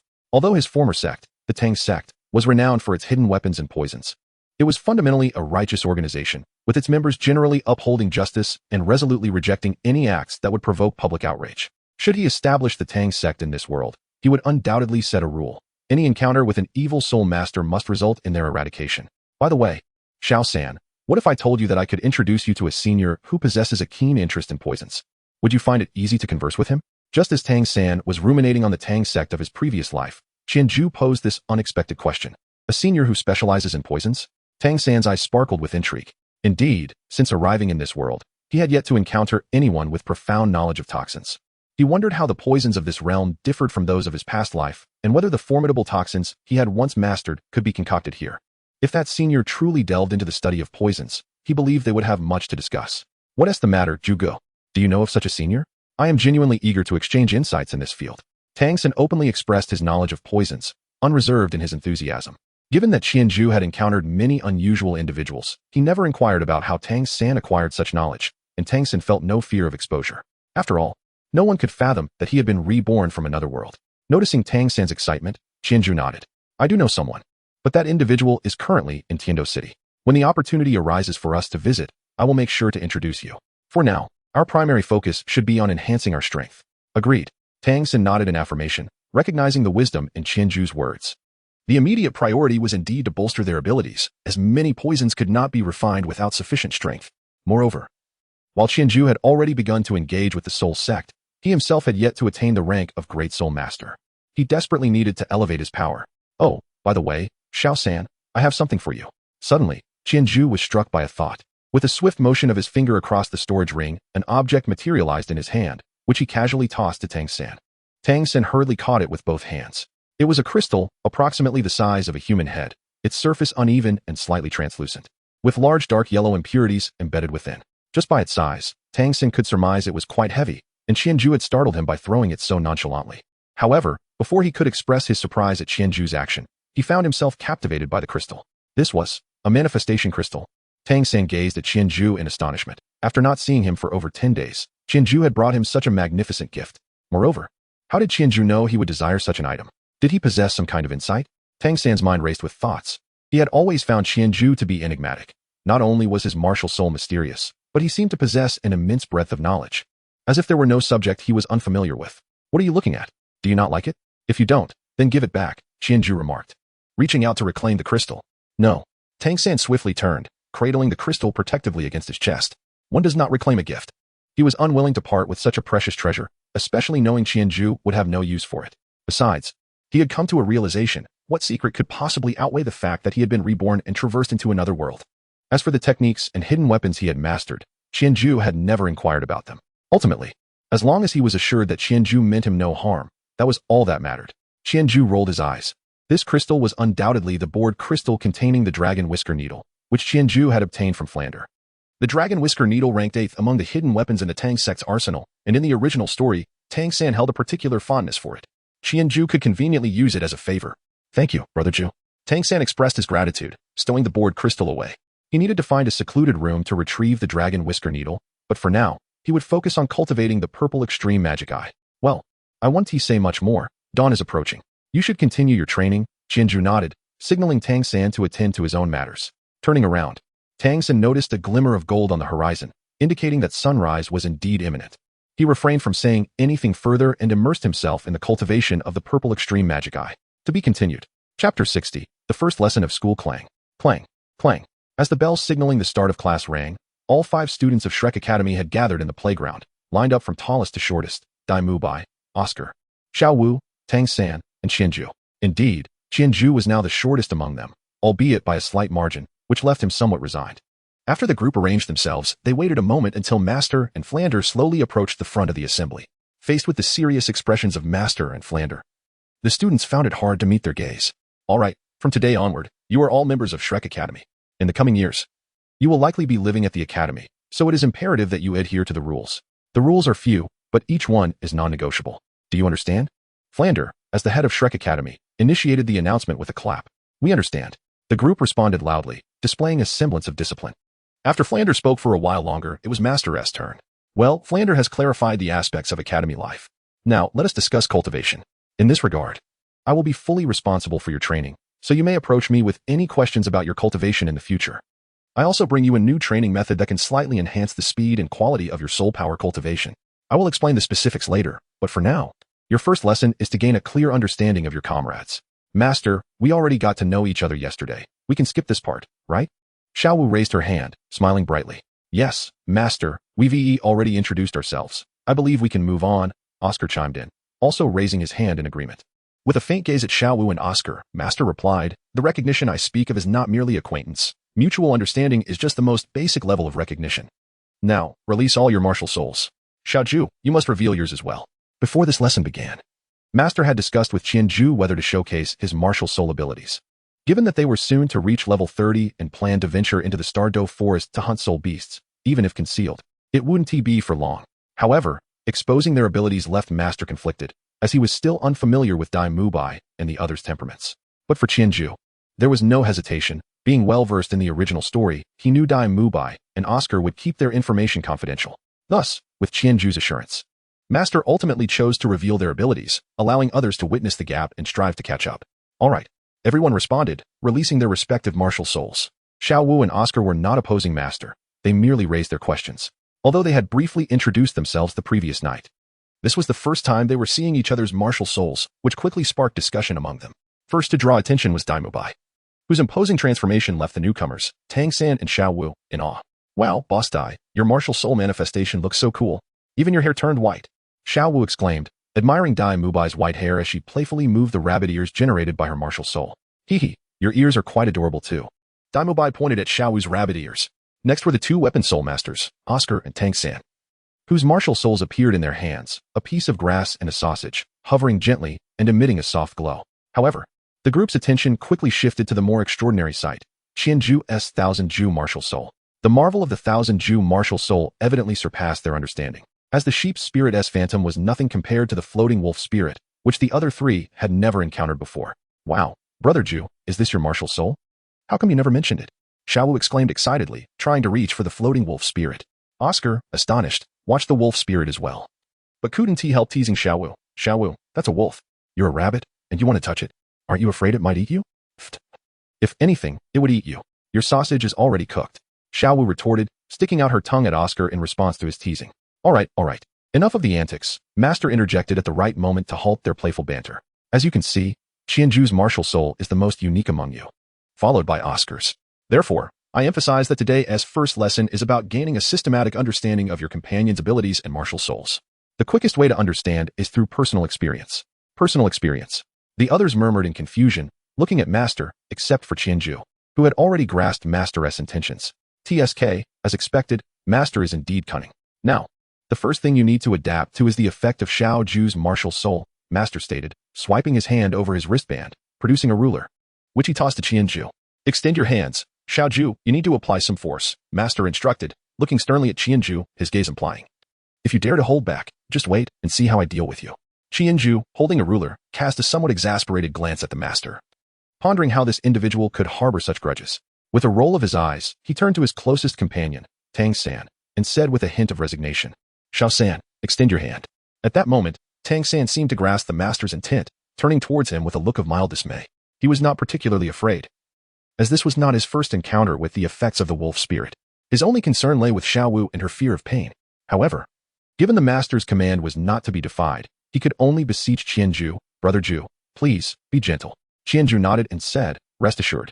While this remark might suggest to others that Tang San was merely advising Qianju to go easy on himself, Qianju understood that Tang San was actually referring to Xiaowu. Suddenly, a ruler struck Tang San's hand with a resounding crack, a sharp and piercing sound that caused the other three waiting nearby to involuntarily shudder. Xiaowu quickly raised her hand, exclaiming, Master, what kind of cognitive training is this? It's clearly just punishment, an experiential lesson in receiving blows. One can only speak on cognitive training after having experienced it. Do not worry, I shall not seek personal vengeance.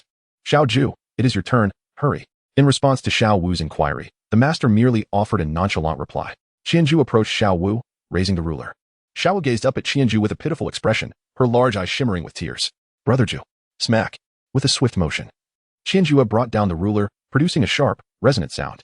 Xiaowu quickly withdrew her struck right hand, clutching it tightly with her left, in an attempt to mitigate the impending sting. However, after a few moments of pressure, her small, furrowed face suddenly transformed into a look of astonishment. "It doesn't hurt," she muttered in confusion, then inspected her little hand closely, revealing a red mark that soon appeared on her palm. As she traced the mark with her fingers, she realized that this injury, which typically would have caused her searing pain, now elicited no sensation at all. Xiaowu blinked her large eyes, and after a brief silence, she suddenly burst into tears. "Hua Qiange, you've broken my hand." This unexpected outburst startled Oscar and Dai Mubai, who had been indifferent until now. What is going on? Is Qianjue's martial spirit capable of incapacitating someone's bones? But why does Tang San seem unaffected? Observing Xiaowu's distress, the master rolled his eyes in silence, thinking it served them right for mocking him the previous day. Only Tang San, feeling sympathy, grasped Xiaowu's hand reassuringly. "Xiaowu, don't worry, your hand is fine. Qianguo's sheep spirit merely makes you unable to feel pain." "Really?" Xiaowu's eyes brimmed with tears. "Yes, truly," Tang San affirmed. Looking into Tang San's eyes, Xiaowu remembered that he had never deceived her, and thus she believed his words. "In that case, this martial spirit is quite fascinating." Xiaowu chuckled through her tears. Upon hearing Tang San's explanation, Oscar and Dai Mubai also exhaled in relief. "So, that's the nature of this martial spirit, then there is nothing to fear. Go ahead, strike away. It's just a little injury. And it doesn't hurt at all." Indeed, when it was their turn, neither of them felt any fear. After being struck, they curiously examined their reddened marks, marveling at the wonders of Qianjue's martial spirit. Seeing that everyone had experienced Qianjue's sheep spirit, the master clapped his hands. "How was that? Did you feel it? This is the effect of Xiaoju's martial spirit. It renders those he strikes completely devoid of pain. So in future battles, if you see someone attacked by Xiaoju without any reaction, do not be alarmed. Just understand that this is the effect of his martial spirit. Moreover, you can utilize this effect to devise some simple strategies. Think it over after we conclude this session. Now, let us continue to explore. Next is the wolf spirit's effect, and this time, we seek blood." "Xiaoju, do you understand?" "Understood," Qianjue replied, rolling his eyes. To be continued. Chapter 61. Experience. Come on, Aju, let me be the first to test the effects of your wolf spirit," Dai Mubai said eagerly, unafraid of the master's mention of blood. "Since Mubai is so eager, you should indulge him." The master smiled at Qianjue, observing Dai Mubai's excitement. Alas, Qianjue observed Dai Mubai's exuberant demeanor and found himself at a loss as to whether to commend his bravery or lament his folly. With a sigh, he guided the wolf spirit to float beside Dai Mubai. "Boss Dai, I'm here. It might sting a bit, so brace yourself. Rest assured, let's proceed." "Am I not a man? Should I fear pain?" Dai Mubai waved him on eagerly, urging him to act swiftly. Noting Dai Mubai's reckless bravado, Qianjue hesitated no longer. He commanded the wolf spirit to draw a shallow cut along Dai Mubai's arm with its sharp fangs. "Ah, what the?" The moment the wolf spirit's fangs grazed his skin, Dai Mubai's legs buckled, and he knelt, clutching his injured arm and muttering a string of exclamations he had picked up from Qianjue. Oscar, standing nearby, was taken aback by his reaction and stepped back nervously. "Boss Dai, are you all right? What's wrong? Don't scare me."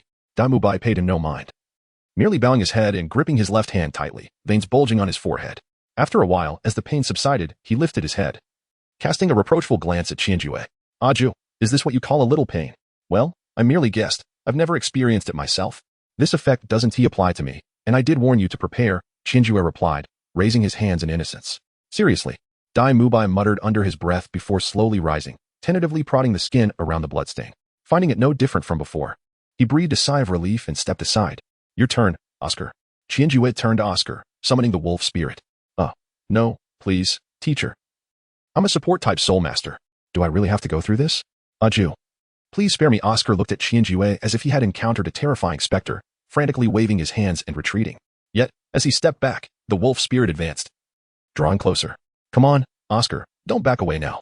You can't escape. Just come and experience it. Don't worry, it won't hurt for long. Look at Boss Dai, he is fine now. Isn't he?" Qianjue reassured Oscar, citing Dai Mubai as an example. "Who would believe you? He was on his knees just moments ago." Oscar scoffed at Qianjue's words, continuing to retreat until he suddenly felt something behind him. Turning around, he found himself face to face with Dai Mubai. "Don't worry, Oscar, it truly doesn't hurt. I've been through it, and you can't run away now." Dai Mubai grinned wickedly, baring his teeth as he seized Oscar's wrists to secure him. The scene, coupled with Qianjue's slow approach, resembled a historical tale where an arrogant young master toyed with a captive maiden. "Rest assured, the pain will pass swiftly," Qianjue declared, guiding the wolf spirit to draw a line across Oscar's restrained arm. Unlike Dai Mubai, who had crumpled to the ground, Oscar's body stiffened instantly. His left hand gripping his injured right hand tightly, his posture rigid as a frozen, breath held captive. Seeing Oscar's rigid form, Daimubai couldn't help but chuckle. Huh, you think you can escape? The group watched Oscar, who remained tense for what felt like an eternity, until he finally began to breathe again. Who? Exhaling deeply, the pain in his arm dissipated, and Oscar felt as if he had been revived.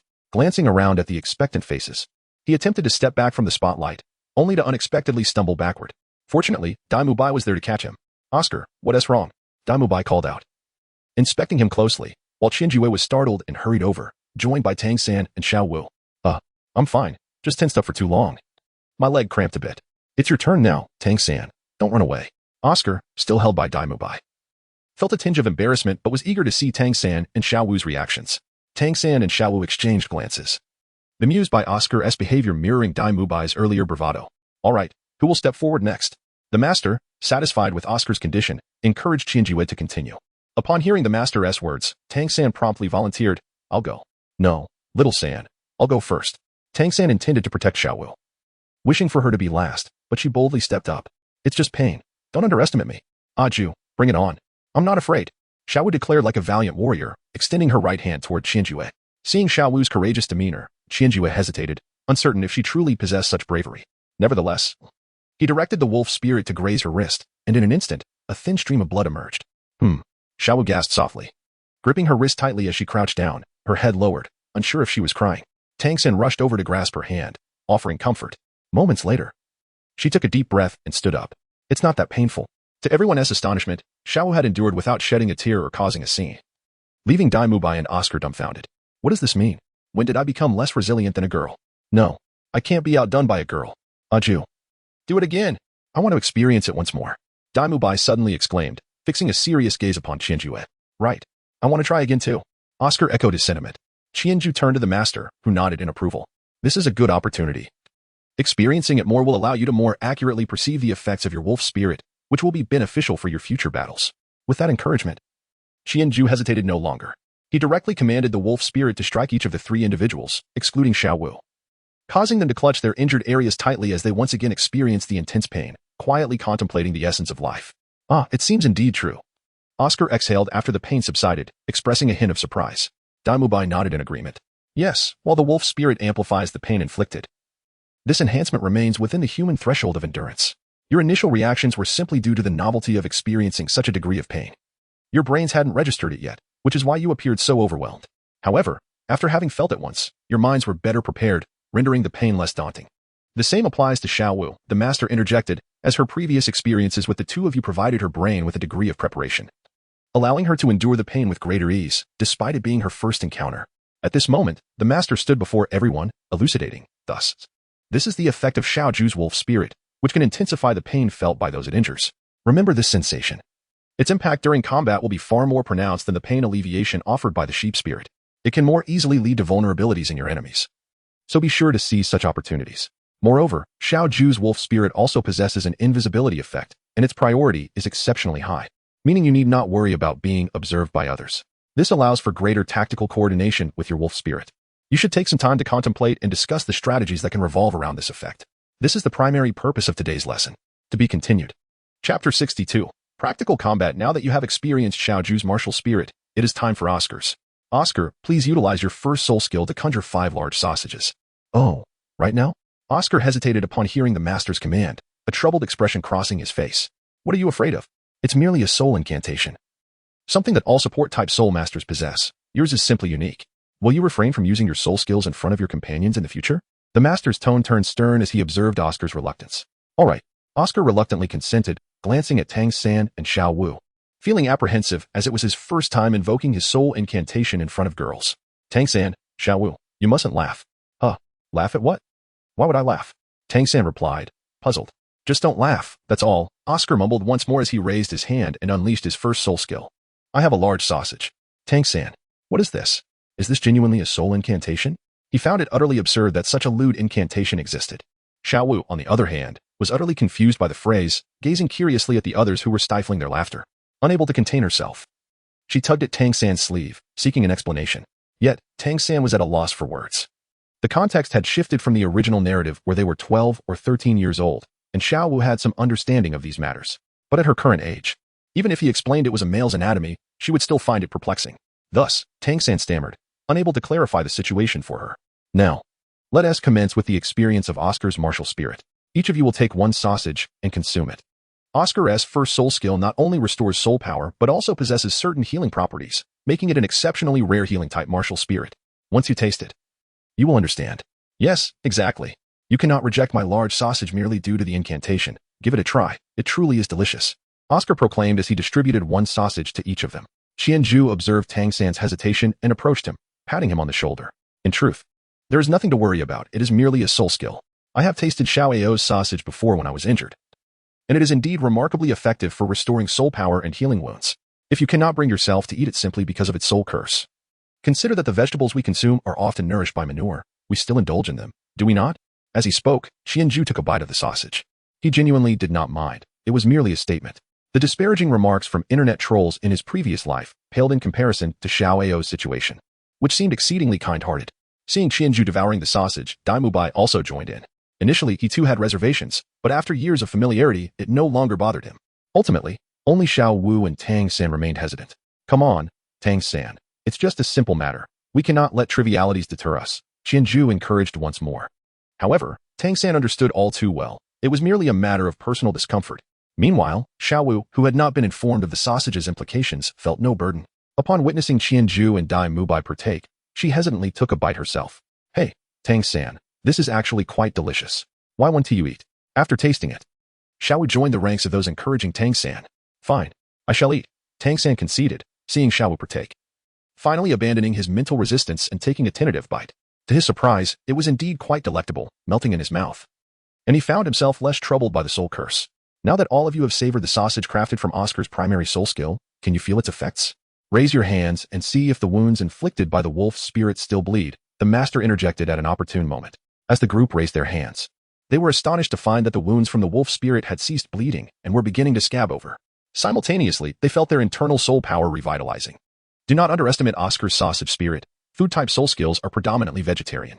He is the first meat-based food soul master I have encountered, and upon awakening, he possessed innate full soul power, which speaks volumes about his talent. With him on your team, you will consistently receive the finest supplies. You will come to understand this in due course. Now, let us proceed to the next segment, Dai Mubai's soul skill. Following this, the group experienced the formidable prowess of Dai Mubai's white tiger spirit, the control of Tang San's blue-silver grass spirit, and the agility of Xiao Wu's soft bone charm rabbit spirit. Each individual exhibited a distinct combat style, characterized by their unique traits.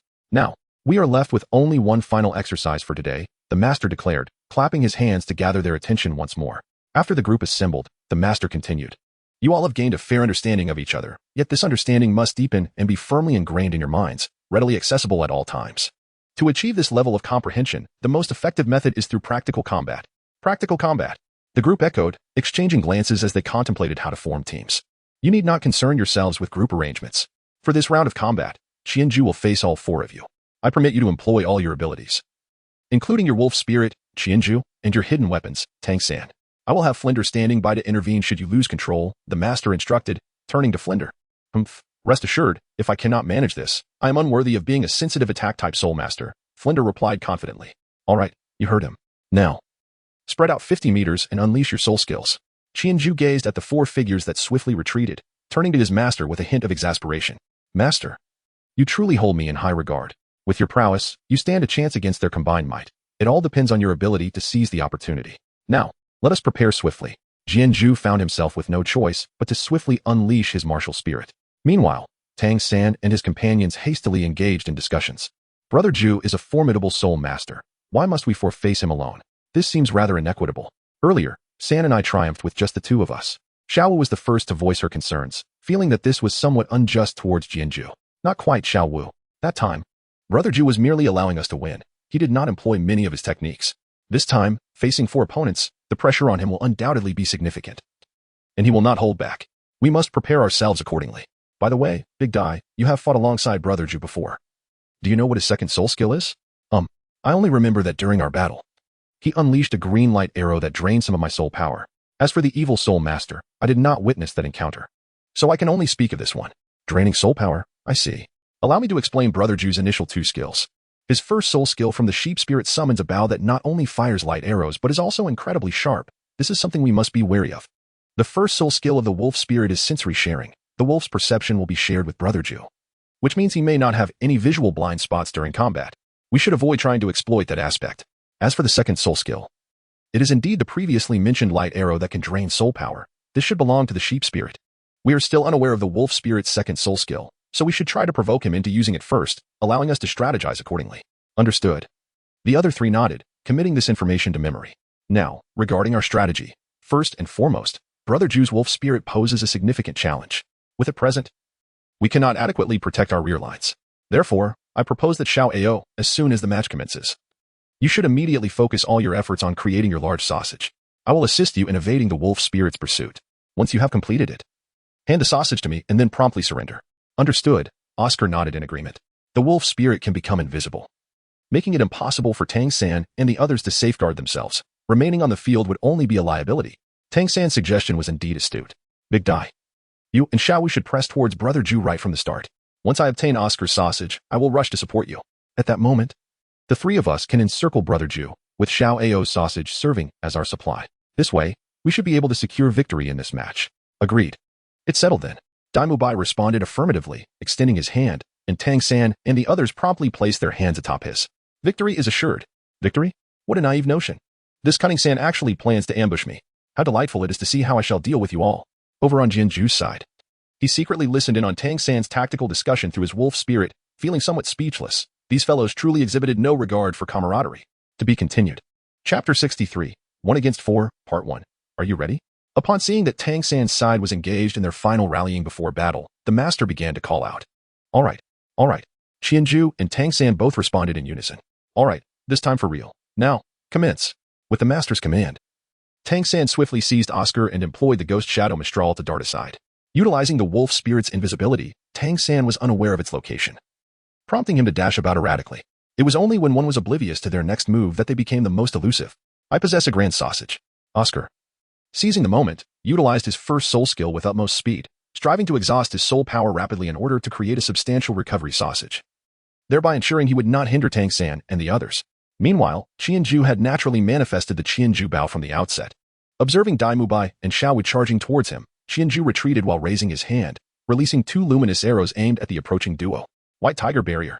Without hesitation, Dai Mubai unleashed his first soul skill, braving the luminous arrows as he charged forward, evidently experienced enough to recognize that Qianju's arrows could not penetrate his defensive skill. Xiao Wu swiftly maneuvered behind Dai Mubai, shielding herself from view, thus rendering only Dai Mubai visible to Qianju. Whoosh! A verdant arrow shot forth, causing Dai Mubai's expression to change. He instinctively considered dodging but recalled that Xiao Wu was behind him. His form obscured Qianju's line of sight, thus also concealing Xiao Wu. If he suddenly moved aside, Xiao Wu would be vulnerable to the unexpected assault. After contemplation, Dai Mubai chose to endure the hits, reasoning that it was merely a matter of consuming some soul power, which could be replenished later with Oscar's sausage. Bang! Bang! After enduring two more arrows, Dai Mubai finally caught up with Xiao Wu, who was in pursuit of Qianju. White Tiger Radiant Wave. Before making contact, Dai Mubai's second soul ring illuminated, and he unleashed a wave of light.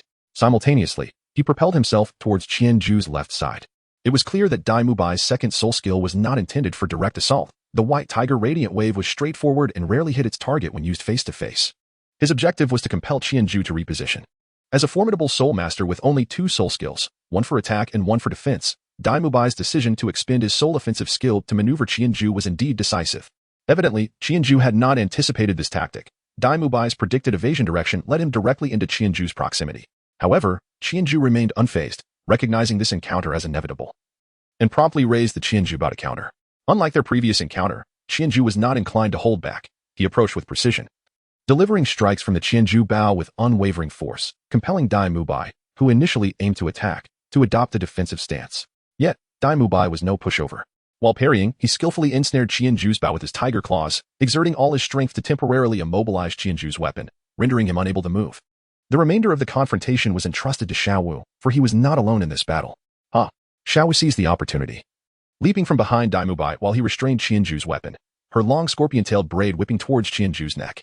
Qianju was undoubtedly aware of the formidable prowess of the little braid. At that moment, his Qianju Bao lay immobile, and if ensnared, it would spell trouble. Thus, after a fleeting moment of contemplation, Qianju swiftly lowered his stance, allowing the exerting Dai Mubai to tumble over him, where Qianju's head had been. Now occupied by Dai Mubai, a resounding crack echoed as the braid, instead of wrapping around his neck, struck him squarely in the face, producing a crisp sound that momentarily left him dazed. Yet, This was merely the prelude to his bewilderment.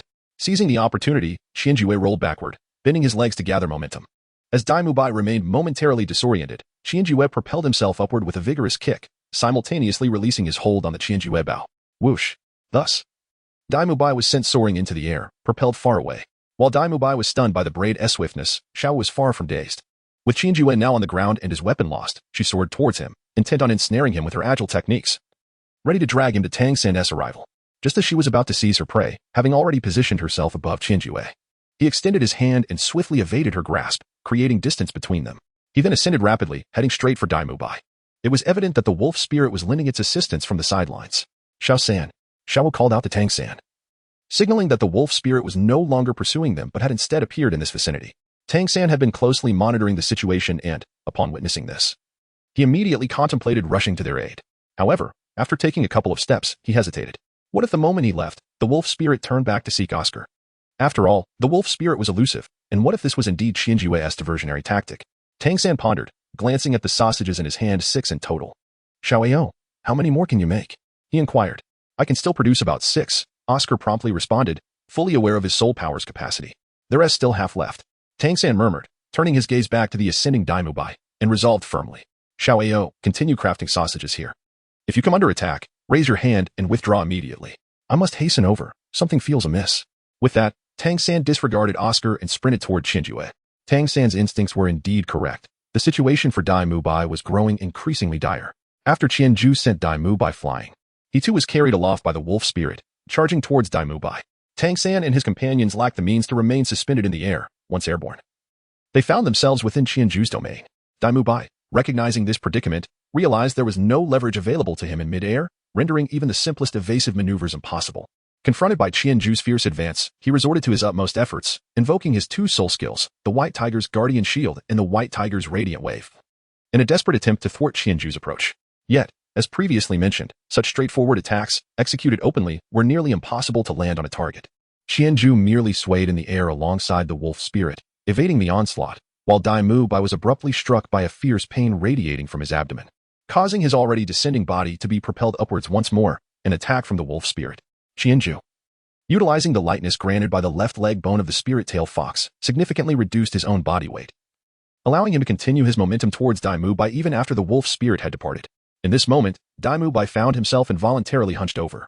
His expression contorted in agony. Trapped in midair with no means of support, he was utterly defenseless against Qianju's approach. Thus ensued a brutal aerial assault. The wolf spirit struck Dai Mubai, then returned to pull Qianju along for another blow, followed by consecutive strikes from both the wolf spirit and Qianju. When Tang San finally arrived, he was met with this grim spectacle. Xiao Wu, specializing in close combat, could only watch helplessly from below after Dai Mubai was kicked away. However, Tang San possessed some ranged attack capabilities, and witnessing Dai Mubai being so mercilessly battered, he could not remain silent. With a swift turn, he launched several of his crafted locust stones towards Qianju, slicing through the air with a sharp whoosh. Qianjue had been attentively observing them all along. Now, he had activated the first soul skill of the wolf spirit, sharing his perception, allowing him to perceive the battlefield intricately. By borrowing strength from the wolf spirit, he deftly evaded the incoming hidden weapons. Tang San, undeterred, hurled several more penetrating nails towards him. However, this time it was worse. Qianjue, pulling Dai Mubai with him in a swift turn, inadvertently caused the penetrating nails to strike Dai Mubai's backside, eliciting another anguished cry from him. At this juncture, Tang San found himself at a loss. Qianjue's tactics were exceedingly ruthless, exploiting their lack of aerial mobility. He and Xiao Wu could only watch helplessly as Dai Mubai endured his torment. With a sigh, Tang San produced a sausage for Xiao Wu, hoping to replenish her soul power and optimize her condition for the impending battle once Qianjue had descended. Meanwhile, he pondered how to counter Qianjue's maneuver. Yet, since Xiao Wu had charged in, she had to even graze Qianjue, her soul power remaining largely intact, rendering the sausage unnecessary. After a considerable time of pummeling Dai Mubai in midair, Qianjue sensed that the moment was ripe. With his back turned to Tang San and Xiao Wu, he drew the Qianjue bow and swiftly slashed at Dai Mubai's neck, sending him tumbling aside. Observing this, Tang San and Xiao Wu hurried over. Tang San unleashed a plethora of blue-silver grass, wildly weaving towards Dai Mubai to mitigate his descent, striving to catch him safely. As Qianju observed the situation, a faint smile graced his lips. He swiftly rode the wolf spirit and descended toward another direction, his sights set firmly on Oscar. Meanwhile, Oscar, who had just finished crafting a large sausage, was taken aback as he saw Qianju hurtling toward him. Panic ensued. Why was he coming in his direction? Just as Oscar contemplated calling for Tang San and the others for support, He realized that this was precisely what Qianju desired. Furthermore, his soul power had been entirely expended in the sausage-making endeavor, rendering him ineffective. It was imperative to rescue Dai Laoda. Remaining on the battlefield would only hinder his companions. Regrettably, the sausages he had painstakingly crafted would remain unutilized. Consequently, as Oscar observed Qianju's descent, he calculated the timing perfectly. Just as Qianju was about to reach him, he raised his hand and declared, "Director Fu, I concede and will exit the arena." To be continued. Chapter 64, 1 against 4, Part 2. In that final moment of concession, Oscar successfully diverted Qianju's attention, thereby granting Tang San and his companions a fleeting opportunity. Upon Qianju's arrival at his side, Oscar felt a twinge of embarrassment and awkwardly remarked, "Aju, I've exited the match. You cannot attack me now." "Of course. I would not harm you," Qianju replied, devoid of any irritation, only smiling as he snatched the large sausage from Oscar's hands and swiftly devoured a piece. "Oh, this is delectable." His earlier actions had consumed a significant amount of soul power, especially the 2 instances of conjuring the Qianju Bao, which had depleted a fifth of his energy. Now, he was fortunate enough to replenish it. As Oscar stared at his empty hands, his eyes widened in disbelief. "How can you do this? I have already exited the match. You cannot seize my creations. This is against the rules." Once crafted, the sausage became an independent entity, distinguishable from a true sausage, save for its eventual disappearance when time elapsed. He could not simply will them to dissipate, which was why he had refrained from destroying them upon seeing Qianju approach. He believed that since he had exited, Qianju should no longer be able to claim his creations. Otherwise, he would have tossed the sausages to the ground and stomped on them, testing whether Qianju could still consume them. "Of course I can," Qianju replied between bites, laughing. "As you can see, no one is here to stop me." Oscar turned to glance toward Master and Flinder, who were also observing the scene. It was evident they had witnessed the unfolding events yet chose not to intervene. This spoke volumes about the situation. "Damn it," Oscar muttered under his breath, feeling frustrated as he ambled towards Flinder. Meanwhile, Tang San and Xiaowu had successfully caught the plummeting Dai Mubai. In truth, Dai Mubai had not sustained severe injuries from Qianju's assault. Qianju had no intention of causing him real harm. However, the relentless onslaught from both him and the wolf spirit had left Dai Mubai somewhat dazed. Now, after being rescued by Tang San and fed 2 restorative sausages, he felt considerably better and managed to stand with their assistance. That Aju really went all out. "I was in agony just now," Dai Mubai grumbled, rubbing his abdomen and chest in irritation. "Let us go, Tang San. This time, the 3 of us will team up and exact our revenge." Clenching his fists, Dai Mubai prepared to rally Tang San and Xiao Wu to confront Qianju once more. However, after taking just 2 steps, Master S' cold voice rang out, "Dai Mubai, you have been disqualified. This battle no longer concerns you." The words from Master caused Dai Mubai and the others, who were poised to advance, to pause in astonishment. "Why? I can still fight." "But you have been defeated." Master S' tone was frigid. "If this were a genuine battle, you would not think that enduring such prolonged punishment was merely a matter of discomfort. Look at your collar." "Collar?" Dai Mubai queried, extending a hand to feel his collar, while Tang San and Xiao Wei turned to look as well. They soon discovered that his collar had been torn, the edges unnaturally smooth, clearly cut by a sharp object. Had that weapon been aimed at his neck, he might have perished. "Have I truly died?" Dai Mubai's face reflected disbelief. "Indeed, by Shiazai. Therefore, I advise you to exit the arena promptly. The longer you delay, the more soul power Qianju will recover," making the remaining battle increasingly arduous for Tang San and the others. Flinder interjected, crossing his arms. "Teacher Yu, are you showing favoritism? I have exited. Yet Aju can still seize my sausage, and now that Dai Laoda is disqualified, you should have informed us sooner. So much time wasted. And Tang San's sausages are also squandered." Oscar chimed in, having reached their side and unable to restrain his grievances upon seeing Dai Mubai's disqualification. "I harbor no bias. If this were a genuine battle, upon your demise, your possessions naturally become the property of others. Furthermore, if Dai Mubai were gravely injured, it would be entirely reasonable for Tang San and the others to attempt to heal him," Master stated, his words rational and well-founded. "All right, Xiao Ao Dai Laoda. Since the teacher has declared that you have exited, then you must leave. The remainder of the battle rests upon Xiao Wu and me. Although victory may now seem elusive, it will not be an easy task for Qianju to claim us." As Tang San spoke, he patted Dai Mubai on the shoulder and proceeded with Xiao Wu toward Qianju. "Xiao Wu, be sure to unleash your full potential. From the outset, this battle has been under Qianju's control. We have failed to leverage any advantage, and we must not allow him to underestimate us." "All right, Xiao San. As long as you provide me the opportunity to close in, I am confident in leaving an unforgettable impression on Qianju." Clearly, having been unable to engage Qianju thus far, Xiao was eager to prove herself. "Indeed, Xiao Wu. I will endeavor to locate the wolf spirit's position and see if we can resolve it swiftly. Only then do we stand a chance. However, this will necessitate you holding off Qianju for a while. Are you able to do that?" "Absolutely. Rest assured, Xiao San, Qianju would not truly harm me." We should certainly give it a try. At worst, we simply accept defeat. Although they had previously struggled against Qianju alongside Daimubai, Xiaowu exhibited no fear at the prospect of facing him alone, her spirit brimming with determination. Very well, let us put this to the test. As Tang San and Xiaowu approached, Qianju finished the last piece of sausage. Are they coming? Just in time. My soul power has nearly replenished. Wiping his hands on his clothes, Qianju twirled the Qianju bao, pointing it toward Tang San and Xiaowu. Xiao San, unleash your techniques quickly, otherwise the opportunity will be lost. Tang San gazed at Qianju's invitation to battle, internally admiring his prowess. Indeed, Qianju had orchestrated this encounter impeccably, transforming what should have been a 1-against-4 scenario into a 1-against-2. Qianju, it appears I still have much to learn from you. You exhibit control reminiscent of a spirit master adept in manipulation. This entire battle has unfolded under your command. However, Tang San's tone shifted as he continued. Xiaowu and I are not so easily subdued, so do not hold back. With the final words echoing, Tang San suddenly knelt and leaped into the air, swiftly drawing numerous concealed weapons from his belt and scattering them like petals in the wind across the battlefield. Except for the spot where he stood, a radius of 20 meters was nearly devoid of any blind spots. By the heavens! Qianju exclaimed, swiftly brandishing the Qianju bao to deflect the incoming hidden weapons. While hastily retreating, he was acutely aware that Tang San's concealed projectiles were not to be trifled with, and they might even be laced with poison. He dared not let his guard down. However, as Qianju withdrew, his wolf spirit was not so fortunate. When Tang San unleashed his hidden weapons, the wolf spirit was lurking not far behind Tang San and his companions, waiting for an opportune moment to launch a surprise attack, thus placing itself within the range of Tang San's offensive. Although Qianju possesses the ability to simultaneously control both himself and the wolf spirit during battle, maneuvering the latter to continuously shift positions to attack adversaries or provide assistance proves limited to mere rudimentary actions. When it comes to deftly evading Tang San's intricate hidden weapons while managing both himself and the wolf spirit, he finds himself somewhat overwhelmed. For he possesses but a single brain, and executing such meticulous operations in dual lines is currently beyond his capabilities. Consequently, while the majority of Tang San's concealed projectiles, under Qianju's guidance, struck the mask of the wolf spirit and deflected harmlessly away, a few still managed to embed themselves in other areas of the wolf spirit's form. As the wolf spirit moved, those remaining projectiles appeared to float conspicuously in the air. Over there, Tang San, airborne, immediately pinpointed the location of the wolf spirit.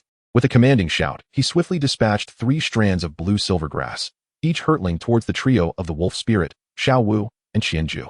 Remarkably, he had discerned the wolf spirit's position in this manner. Watching Xiaowu rush toward him, Qianju muttered to himself. He had always been meticulous about concealing the wolf spirit's location, striving to keep it positioned in the air, where it would be less detectable, in an effort to obscure its whereabouts from his opponents. However, having recently dispatched Dai Mubai and Oscar with relative ease, he felt a sense of assured victory in this confrontation, leading him to relax and position the wolf spirit not far behind Tang San and Xiaowu, intending to launch a surprise attack to conclude the battle. This lapse in vigilance resulted in the wolf spirit's position being discovered. Indeed, one cannot afford to be complacent.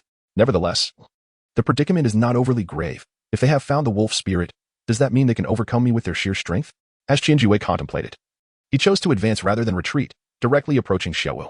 With a graceful flourish of the Qianju bao, he sliced through the blue-silver grass released by Tang San, severing it into several segments. Following this, he executed a leaping slash aimed at Xiaowu. Indeed, Xiaowu's combat style is highly selective regarding opponents. When faced with those wielding heavy weaponry or those accustomed to unarmed combat, she can exert significant pressure. However, against opponents who utilize light weapons with sharp blades, she finds herself at a disadvantage. For instance, although Xiaowu successfully evaded Qianju's leaping strike and engaged him directly, she found no opportunity to touch him. Each time she attempted to close the distance, Qianju merely positioned the blade of the Qianju bao forward, compelling her to retreat swiftly to avoid the danger of his blade, leaving her in a precarious situation. After being entangled by Xiaowu for approximately a minute, Qianju finally seized an opportunity. He swung his bao down, seemingly poised to topple Xiaowu to the ground. Yet, just as she appeared trapped with no further escape, Xiaowu abruptly retreated, evading Qianju's attack. Concurrently, Qianju sensed a tremor within himself, a backlash of soul power emanating from the battle between Tang San and the wolf spirit.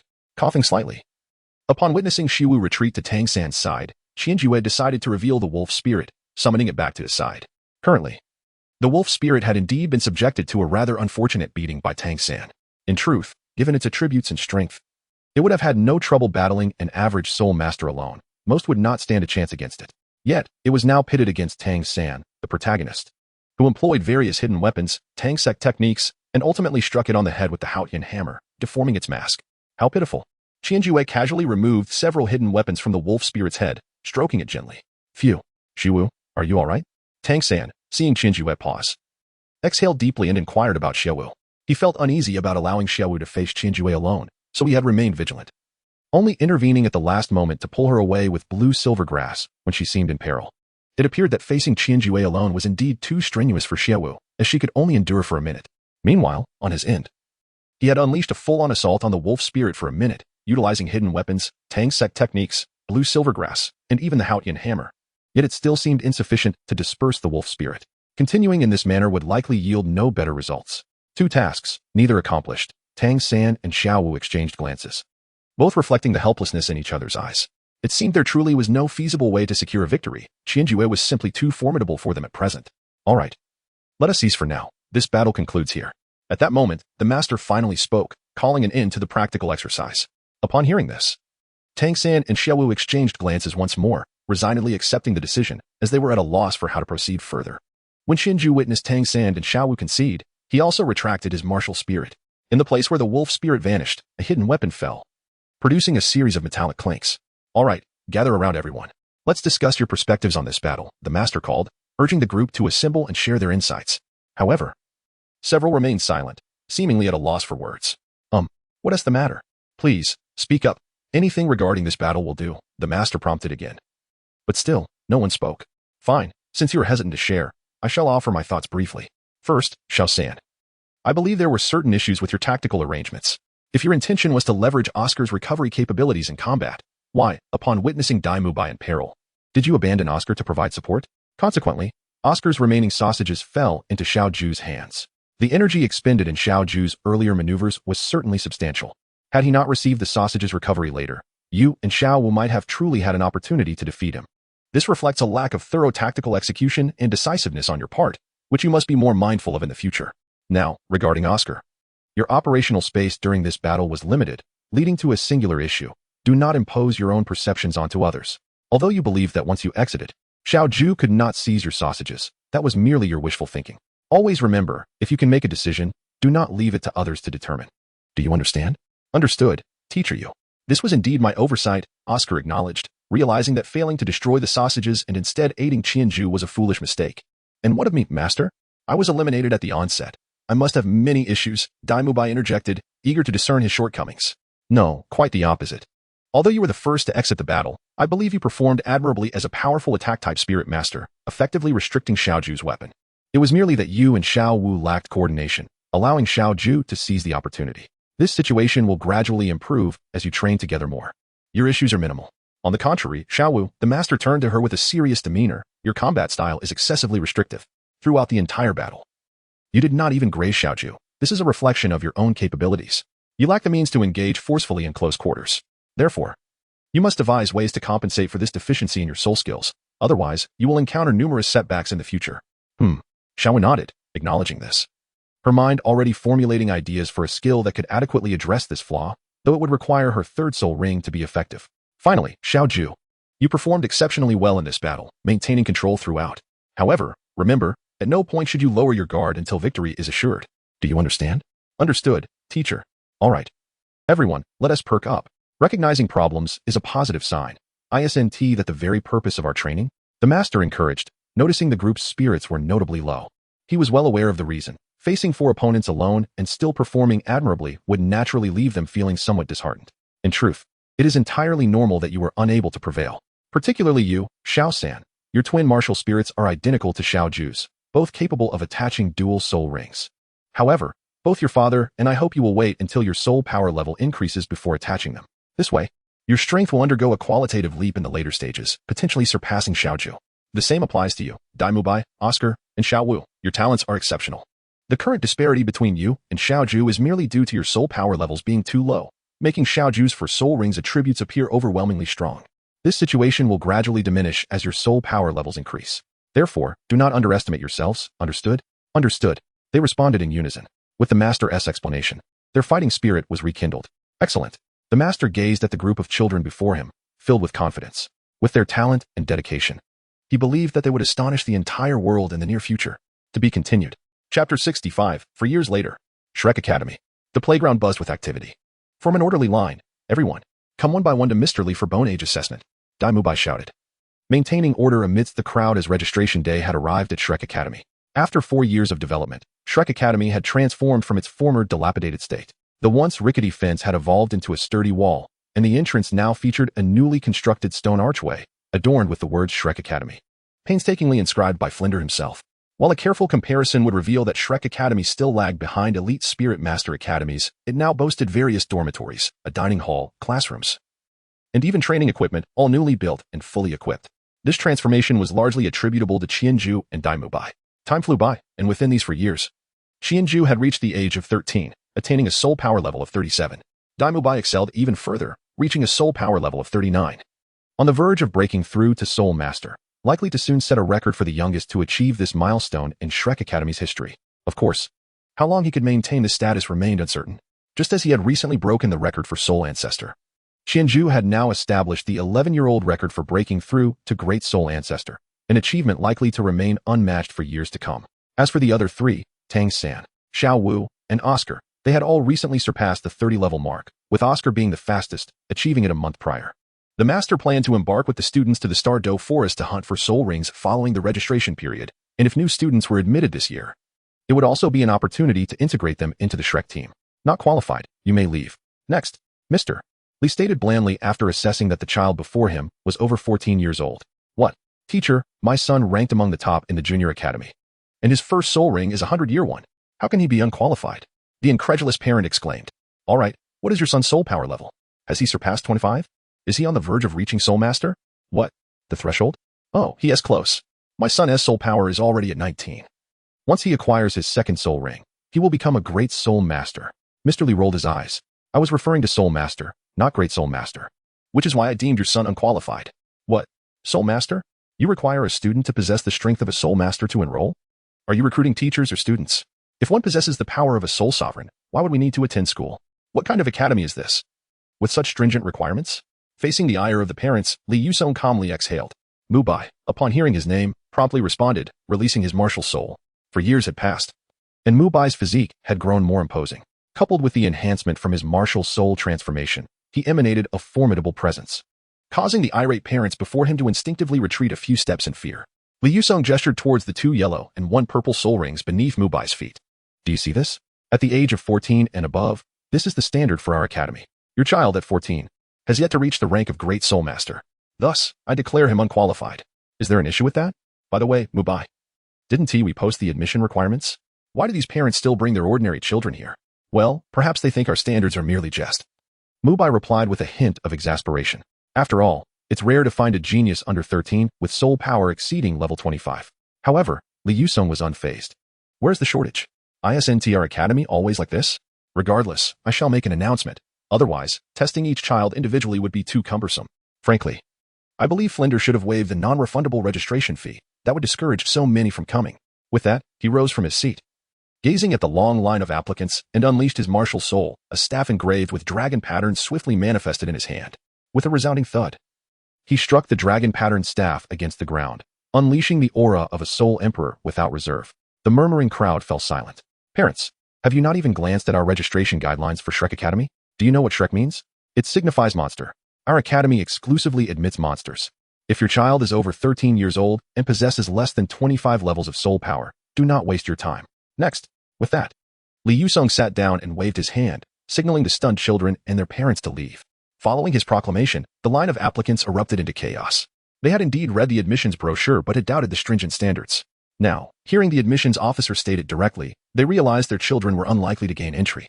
It was unfortunate that even an admissions officer was a soul emperor. It was evident that this academy possessed genuine strength. They began to believe the brochure's claims that graduates could become barons of the empire. Thus, the crowd quickly dwindled, with only a handful remaining. Exactly. Now it feels right. I said, if we haven't recruited the desired candidates for 4 consecutive years, what purpose does it serve to have so many applicants? Li Yusong observed the dispersing crowd with satisfaction, nodding as he continued his work, beckoning a girl before him to extend her hand for a bone age test. However, after only a few touches, a look of surprise crossed his face as he stared incredulously at the girl before him. How is it, teacher? May I pass? The girl's voice was soft and melodious, sounding incredibly sweet. Yes, you may pass, but does your family know you have come here? Li Yusong frowned, sensing an issue with the girl's background. I don't know, but it said that there are no restrictions on education. Besides, I meet your academy's requirements, under 13 with soul power exceeding 25 levels. Surely you have no reason to reject me? That is indeed a valid point. Very well. You may proceed. Wait aside for now, and Mubai will take you to the next stage. The subsequent concerns are not mine. Okay, the girl obediently responded, stepping beside Mubai, who turned to admire her. Indeed, he was merely admiring her. Thanks to the arrival of Qianju, Tang San, and Xiao Wu, Mubai had glimpsed hope amid his family's struggles. Consequently, he had refrained from frivolous distractions, dedicating nearly all his time to enhancing his strength, as evidenced by his soul power exceeding that of the original storyline by 2 levels. Didn't we say that anyone over 13 shouldn't come to waste our time? Your son is already 15. As Mubai admired the girl's charm, Li Yusong suddenly interjected with irritation.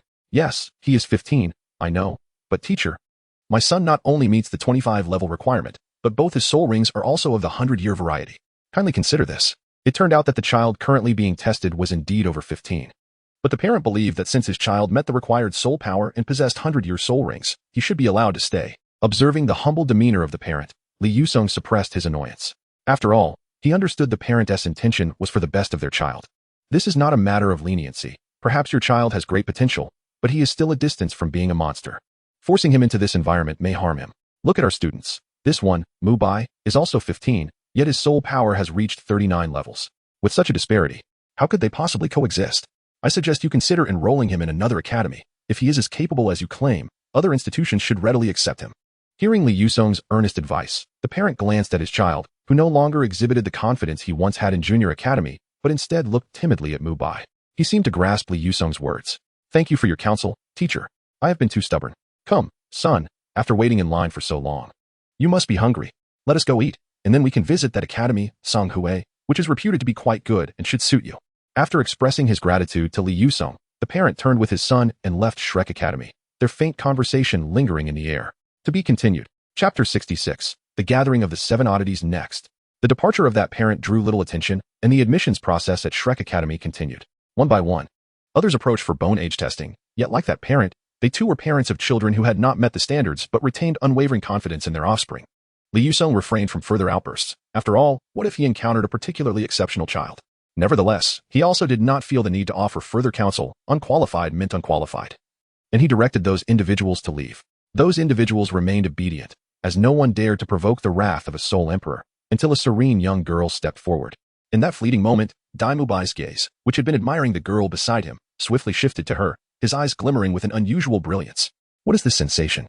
Why does it feel so familiar, so intimate? Dai Mubai pondered, furrowing his brow as he gazed at the girl. Her bone age is appropriate. What level of soul power has she attained? 27. In response to Li Yusong's inquiry, the cool girl answered succinctly. Very well. Then you may stand aside and wait for the next round. As she approached him, Dai Mubai found himself unable to look away. Yet she did not cast a glance in his direction.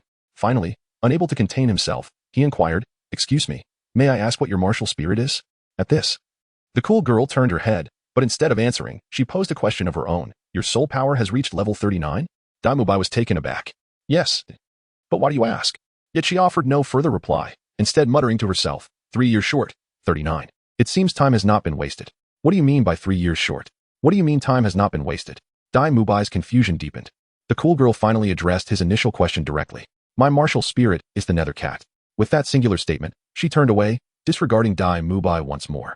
Upon hearing those words, Dai Mubai was momentarily stunned, then fell into a reverie, murmuring to himself, sensing that this martial spirit held some significance for him.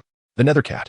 Suddenly, a realization struck him, and he inhaled sharply. You are from the Zhu family. What brings you here? Wait a moment. Could you be the one from the Zhu family destined to be united with me? Dai Mubai gazed at Zhu Shiqing in shock. The Zhu family was also a prominent clan within the Star Do Empire, closely linked to the Dai family of the imperial lineage. Due to the compatibility of their martial spirits, a white tiger and a nether cat, these two families had established a pact whenever a new generation produced offspring of similar ages. They were to be paired as spouses, sharing both glory and shame. Dai Mubai's elder brother, Dai Weici, was wed to Zhu Zhuqing's elder sister, Zhu Zhiyun. When Dai Mubai departed from home, the Zhu family had yet to finalize his match, thus he had never encountered Zhu Zhiqing. Completely unanticipated was her presence here now. In response to Dai Mubai's question, the cool girl remained unresponsive, her gaze fixed ahead, indifferent. Beside them, a sweet girl observed the two with keen interest, her eyes alight with curiosity. Indeed, the cool girl and the sweet girl were Zhu Zhuqing and Ning Rongrong. After 4 years, they had finally arrived at Shrek Academy. Following the course of history, however, Ning Rongrong had undergone no significant changes, still embodying the duality of a sweet exterior concealing the temper of a sorceress princess. Zhu Zhiqing, on the other hand, had conducted her own investigations and witnessed Dai Mubai's diligent efforts over the years, leading her to regard him with less coldness than in the original narrative, a reward for his perseverance, perhaps. How about it, Dai Laoda? Have you found suitable candidates this year? At that moment, a group of young individuals approached, 4 males and 1 female, led by Qianzhu. Following were Xiaowu, Tang San, Oscar, and Ma Hongjun. Indeed. A year prior, Flinder had brought Ma Hongjun back from somewhere and accepted him as a disciple. Now, after a year of integration, he had seamlessly blended into the Shrek family. In previous years, Qianzhu had not paid much attention to admissions, but he calculated that this year marked the arrival of the last 2 girls to complete the Shrek 7. Hence, he decided to come and take a look, encountering the others along the way, and they all joined him without any particular purpose. Not bad, but why are you all here this year? In past years, you left me to bear the burden alone.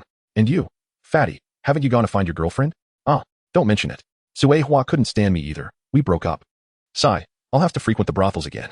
Ma Hongjun lamented, covering his face in sorrow. Haha. The 5 from Shrek couldn't help but laugh at Ma Hongjun's mournful expression. Even Xiaowu joined in. They all understood that his needs stemmed from his martial spirit's flaws, and he never forced anyone in his relationships, treating his girlfriends with utmost kindness. Thus, no one criticized him for frequently changing partners. Ma Hongjun was inherently a good person. The new arrivals, Ning Rongrong, was puzzled by the term brothels, while Zhu Zhiqing's icy demeanor grew even colder as she turned her gaze to Dai Mubai. Sensing her scrutiny, he quickly looked back at her. Don't look at me. I have never been to such places. I have dedicated these years to training diligently. Dai Mubai hastily explained. Oh, this year, we actually have 2 girls.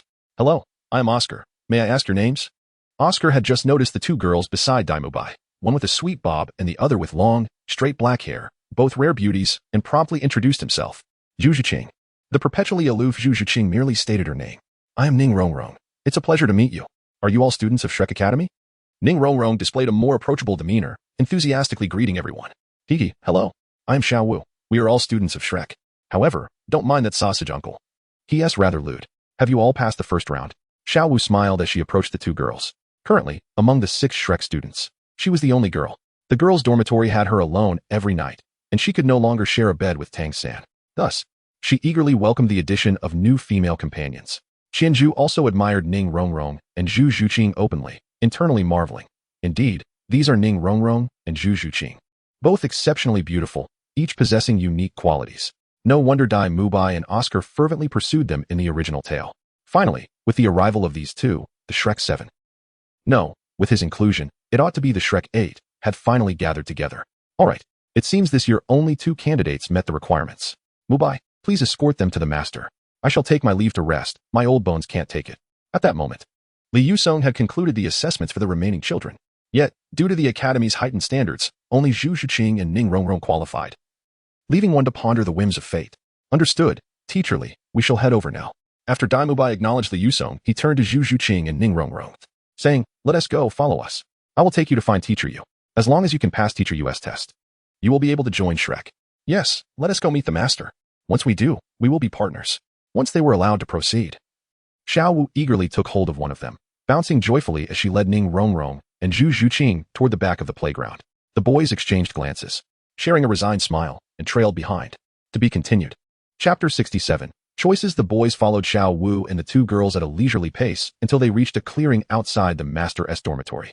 Their conversation soon caught the attention of the Master and Flinder, who were discussing matters inside the dormitory. They opened the door and stepped out. Oh, it seems we have students this year, and 2 young ladies at that. How delightful. But I wonder if they can pass Xiao Gang's test. Flinder remarked, stroking his chin with a pleased smile. Who told you to set such high standards? The Academy hasn't recruited anyone in 4 years. And I've been living alone in the girls' dormitory for 4 years. Xiaowu exclaimed, filled with indignation at the memory. This is a case of quality over quantity. You wouldn't understand. Flinder rolled his eyes, dismissing Xiaowu's complaints. All right, Flinder, let us first assess their soul power. You 2, please unleash your martial spirits for me to observe. The master was pragmatic, cutting straight to the chase without unnecessary words, inviting Ning Rongrong and Zhu Zhiqing to show their martial spirits, while signaling Flinder to bring out the soul power testing crystal ball. 7 treasure, glazed tile. Upon hearing this, Ning Rongrong promptly released her martial spirit, a colorful tower spinning gracefully in her hand, standing over a foot tall.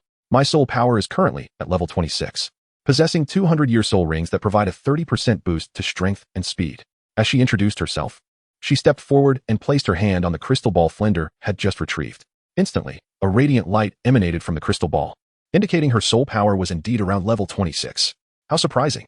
A 7 treasure glaze tile. What brings you here? Did your family approve? The revelation of Ning Rongrong's martial spirit astonished everyone present, as they had learned in the Master's martial spirit appraisal class that the 7 treasure glazed tile was a martial spirit only possessed by direct disciples of the 7 treasure glazed sect, one of the 3 major sects in the Soul Master world. It was considered the most powerful support-type martial spirit, rarely seen outside its sect. The master directly inquired about the girl's family's stance. I don't know. I came here to learn as an ordinary person, so please don't treat me differently. You needn't worry about my family. I assure you they won't cause trouble for the academy. Ning Rongrong replied impatiently, assuring the master and the others. The master regarded Ning Rongrong thoughtfully. A direct disciple of the 7 treasure glazed sect would not typically be allowed to roam freely. The fact that she had come here unimpeded suggested her family might have deliberately allowed her to experience some challenges.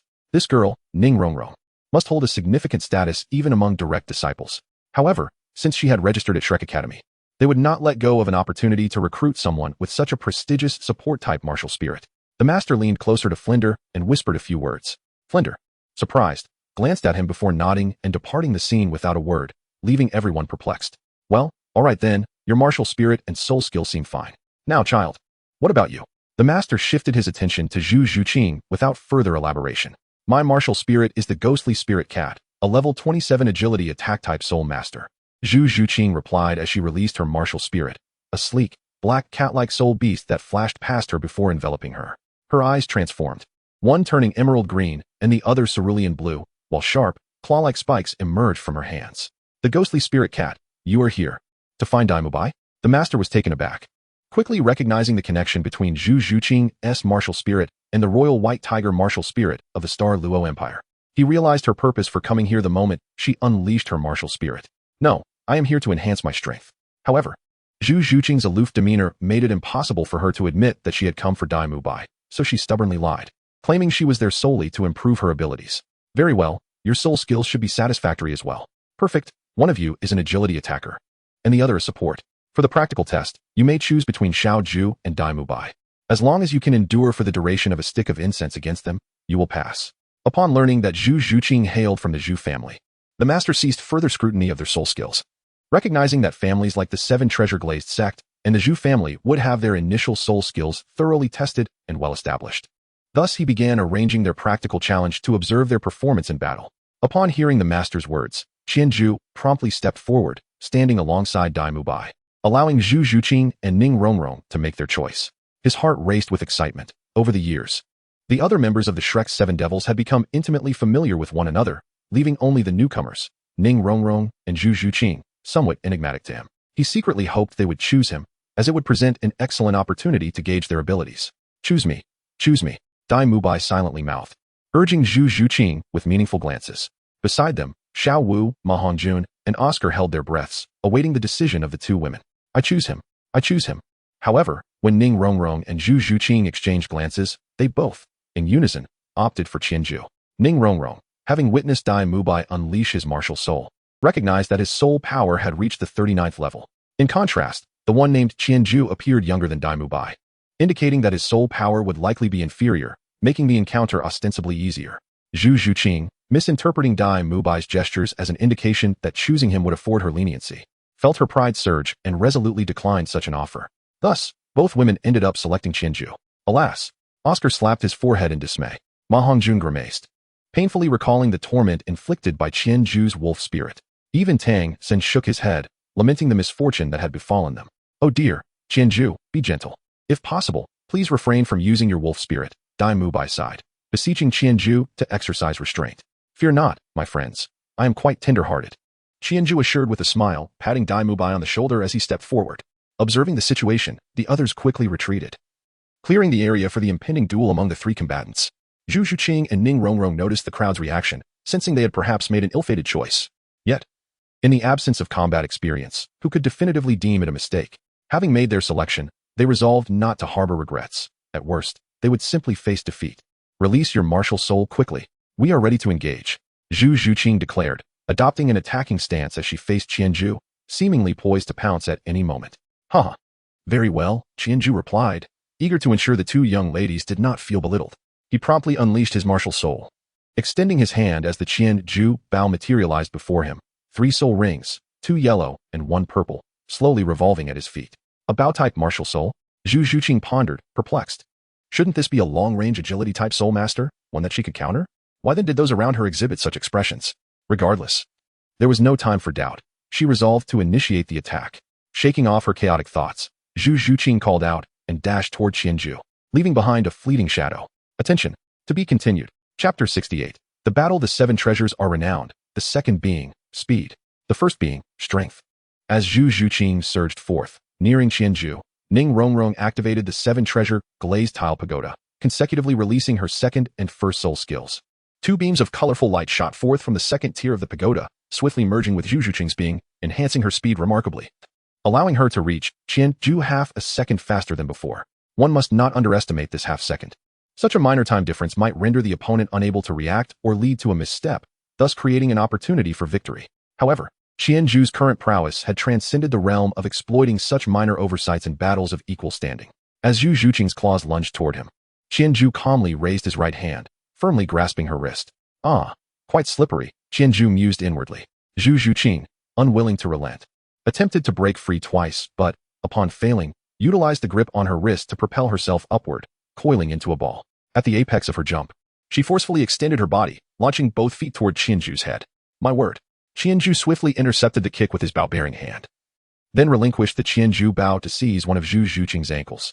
Following her momentum, he spun her around once before casting her aside, causing her to collide with the still-watching Ning Rongrong, both tumbling to the ground in a heap. Ouch! As Ning Rongrong cried out, Zhu Zhuqing rolled upon landing and sprang back to her feet, crouching like a cat, warily observing Qianju. Noticing that he showed no intent to continue his assault, she gradually approached Ning Rongrong, assisting her to rise. Yet throughout this exchange, her gaze remained fixed on Qianju. Once Ning Rongrong had rubbed her backside and stood, Zhu Zhuqing locked eyes with her, both recognizing the worry reflected in one another's eyes. Particularly for Zhu Zhuqing, the previous encounters had left a profound impression. This individual named Qianju possessed remarkable physical prowess. When he had seized her, her attempts to break free had proven futile. His strength was far beyond what one would expect from a soul master of the agility type. Furthermore, when she had unleashed her full force in that kick, he had effortlessly blocked it with one hand, his body remaining utterly still. He seemed to possess the might of a power-type soul master. How were they to engage him? Caught in hesitation, they pondered their next move. Observing their daze, Qianju softly murmured, raising his left hand, summoning the Qianju bao that had been floating nearby into his grasp. He then swiftly launched a luminous arrow towards Zhu Zhuqing. Zhu Zhuqing promptly evaded, diving to the side. As Ning Rongrong turned to check on Zhu Zhuqing, another arrow whizzed past her hair, soaring into the distance until it gradually vanished. For a brief moment, Ning Rongrong stood frozen, then instinctively reached for her hair, discovering a singed strand by her ear, curling and emitting faint wisps of smoke. A charred scent wafting through the air. Ning Rongrong's eyes widened as she glared at Qianju, fury quickly swelling within her gaze. However, upon glancing around and noticing that her usual protectors were absent, replaced by the Academy's onlookers, her anger swiftly morphed into a sense of injustice, her beautiful eyes welling with tears, while Ning Rongrong crouched down, hugging her legs as she began to weep. This sudden turn of events left both Zhu Zhuqing and Qianju at a loss, while the observing Academy members exchanged bewildered glances. Ma Hongjun cautiously approached Xiaowu's side. Hey, Xiaowu, it's just a bit of burnt hair. Is she really that upset? Xiaowu shot him a glare. Why don't you try burning your own hair? With that, she moved to comfort Ning Rongrong softly. Ma Hongjun rubbed his short hair thoughtfully, muttering, So what if it burns? It'll grow back once I release my martial spirit. Qianju naturally overheard the conversation between Ma Hongjun and Xiaowu, and he instinctively shrank his neck, feeling somewhat awkward. His initial vision was to have the light arrow glide through Ning Rongrong's hair, stirring the wind to lift her flowing locks, creating a scene both beautiful and evocative. However, he overlooked the fact that his light arrow was no ordinary projectile. Imbued with soul power and heat, it had resulted in the current predicament. Now, Ning Rongrong must surely harbor intense resentment towards him. Moreover, he couldn't help but feel a sense of relief that during his previous battle with Xiaowu, he had not damaged her braids. Otherwise, Xiaowu would likely have sought vengeance against him. With a sense of helplessness, Qianju turned to look at the master, seeking assistance, only to find the master gazing back at him with a look of resignation, as if silently communicating, This is your mess. You must resolve it yourself. Furthermore, you should be aware of my intention to recruit them, so do ensure they do not escape, or else. Rubbing his head, Qianju glanced around and suddenly noticed the incense burning nearby, lit by the master to keep track of time, and situated not far from his feet. His eyes brightened with inspiration, and he swiftly aimed an arrow at it, shattering it into countless fragments. Ahem. Well, the incense has burned out. You have all passed.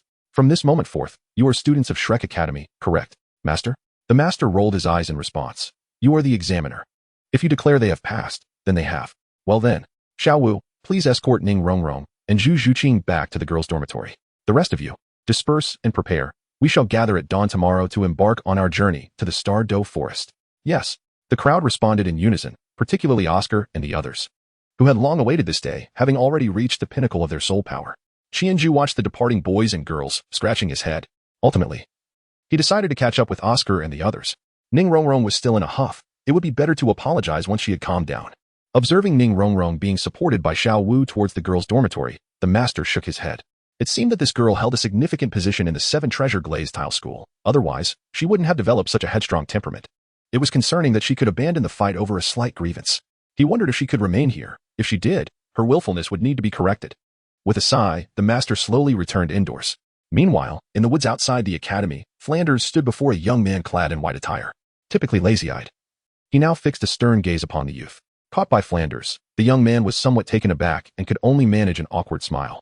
Bowing as he addressed Flanders, I am Ji Feng, a disciple of the Seven Treasure Glazed Tile School. It is an honor to meet you, senior. Humph. I knew someone from the Seven Treasure Glazed Tile School would be shadowing that girl. Speak. What is your intention?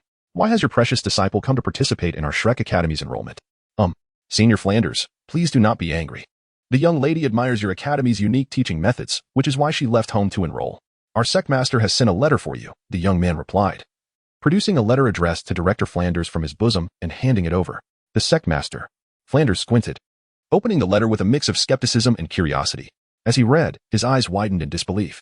That little girl is actually the only daughter of your sect master, and she is meant to remain here for training? The youth's eyes also widened, having always protected Ning Rongrong. He was aware that while she was not inherently bad, she had been spoiled by the two elders, leading to her unlikable demeanor. He never expected the sect master would allow her to stay alone at the academy. With a bitter smile, he clasped his hands together. The sect master's decision is beyond my authority to question. However, she is indeed the only daughter of our sect master and is dearly cherished by the two elders. I only hope that Senior Flanders will look after her and prevent any mishaps. I must return to report to the sect. I take my leave now. After taking a few steps back, the young man turned and left, gradually disappearing from view. Flanders, holding the letter, read it again. And a smile began to spread across his lips. Aha. This is wonderful. We have gained a genius from the Seven Treasure Glazed Tile School for free. I was worrying about Xiao Gang. Now I need not. It seems we are certainly participating in the next Elite Soul Master competition across the continent. To be continued in Chapter 69, The Enchantress Rongrong. As the bell signaling the beginning of class rang, the 8 Shrek Academy students stood in a line on the playground. Not one missing. The master, Flanders, and Lu Erlong slowly emerged from the dim light of dawn. Even the master, known for his high standards, felt a surge of pride upon seeing the 8 gifted students before him. With such talent at hand, the championship of the next Elite Soul Master competition might indeed be within reach. Are you ready? The master bellowed. Ready. The group responded in unison. Good. Let us begin another session of adaptability training. Except for Qianju, Ning Rongrong, and Zhu Zhuqing, the enthusiasm of the other 5 students instantly deflated. Hey. Xiao Wu, what is adaptability training? Ning Rongrong inquired softly, curious about the training that had so quickly dampened everyone's spirits. Standing at the back, she leaned closer to Xiao Wu, who was also approached by Zhu Zhuqing, evidently eager to learn as well. Adaptability training. Xiao Wu lifted her head, her eyes vacant as she gazed at the dim sky, recalling Qianju's wolf spirit's torment and Oscar's lewd soul skill. Ever since she understood the implications of Oscar's big sausage, she had refrained from touching it unless absolutely necessary. The 2 forms of torture, one physical, the other mental, were extremes she believed no one would wish to experience. Torture. Zhu Zhuqing and Ning Rongrong echoed in unison.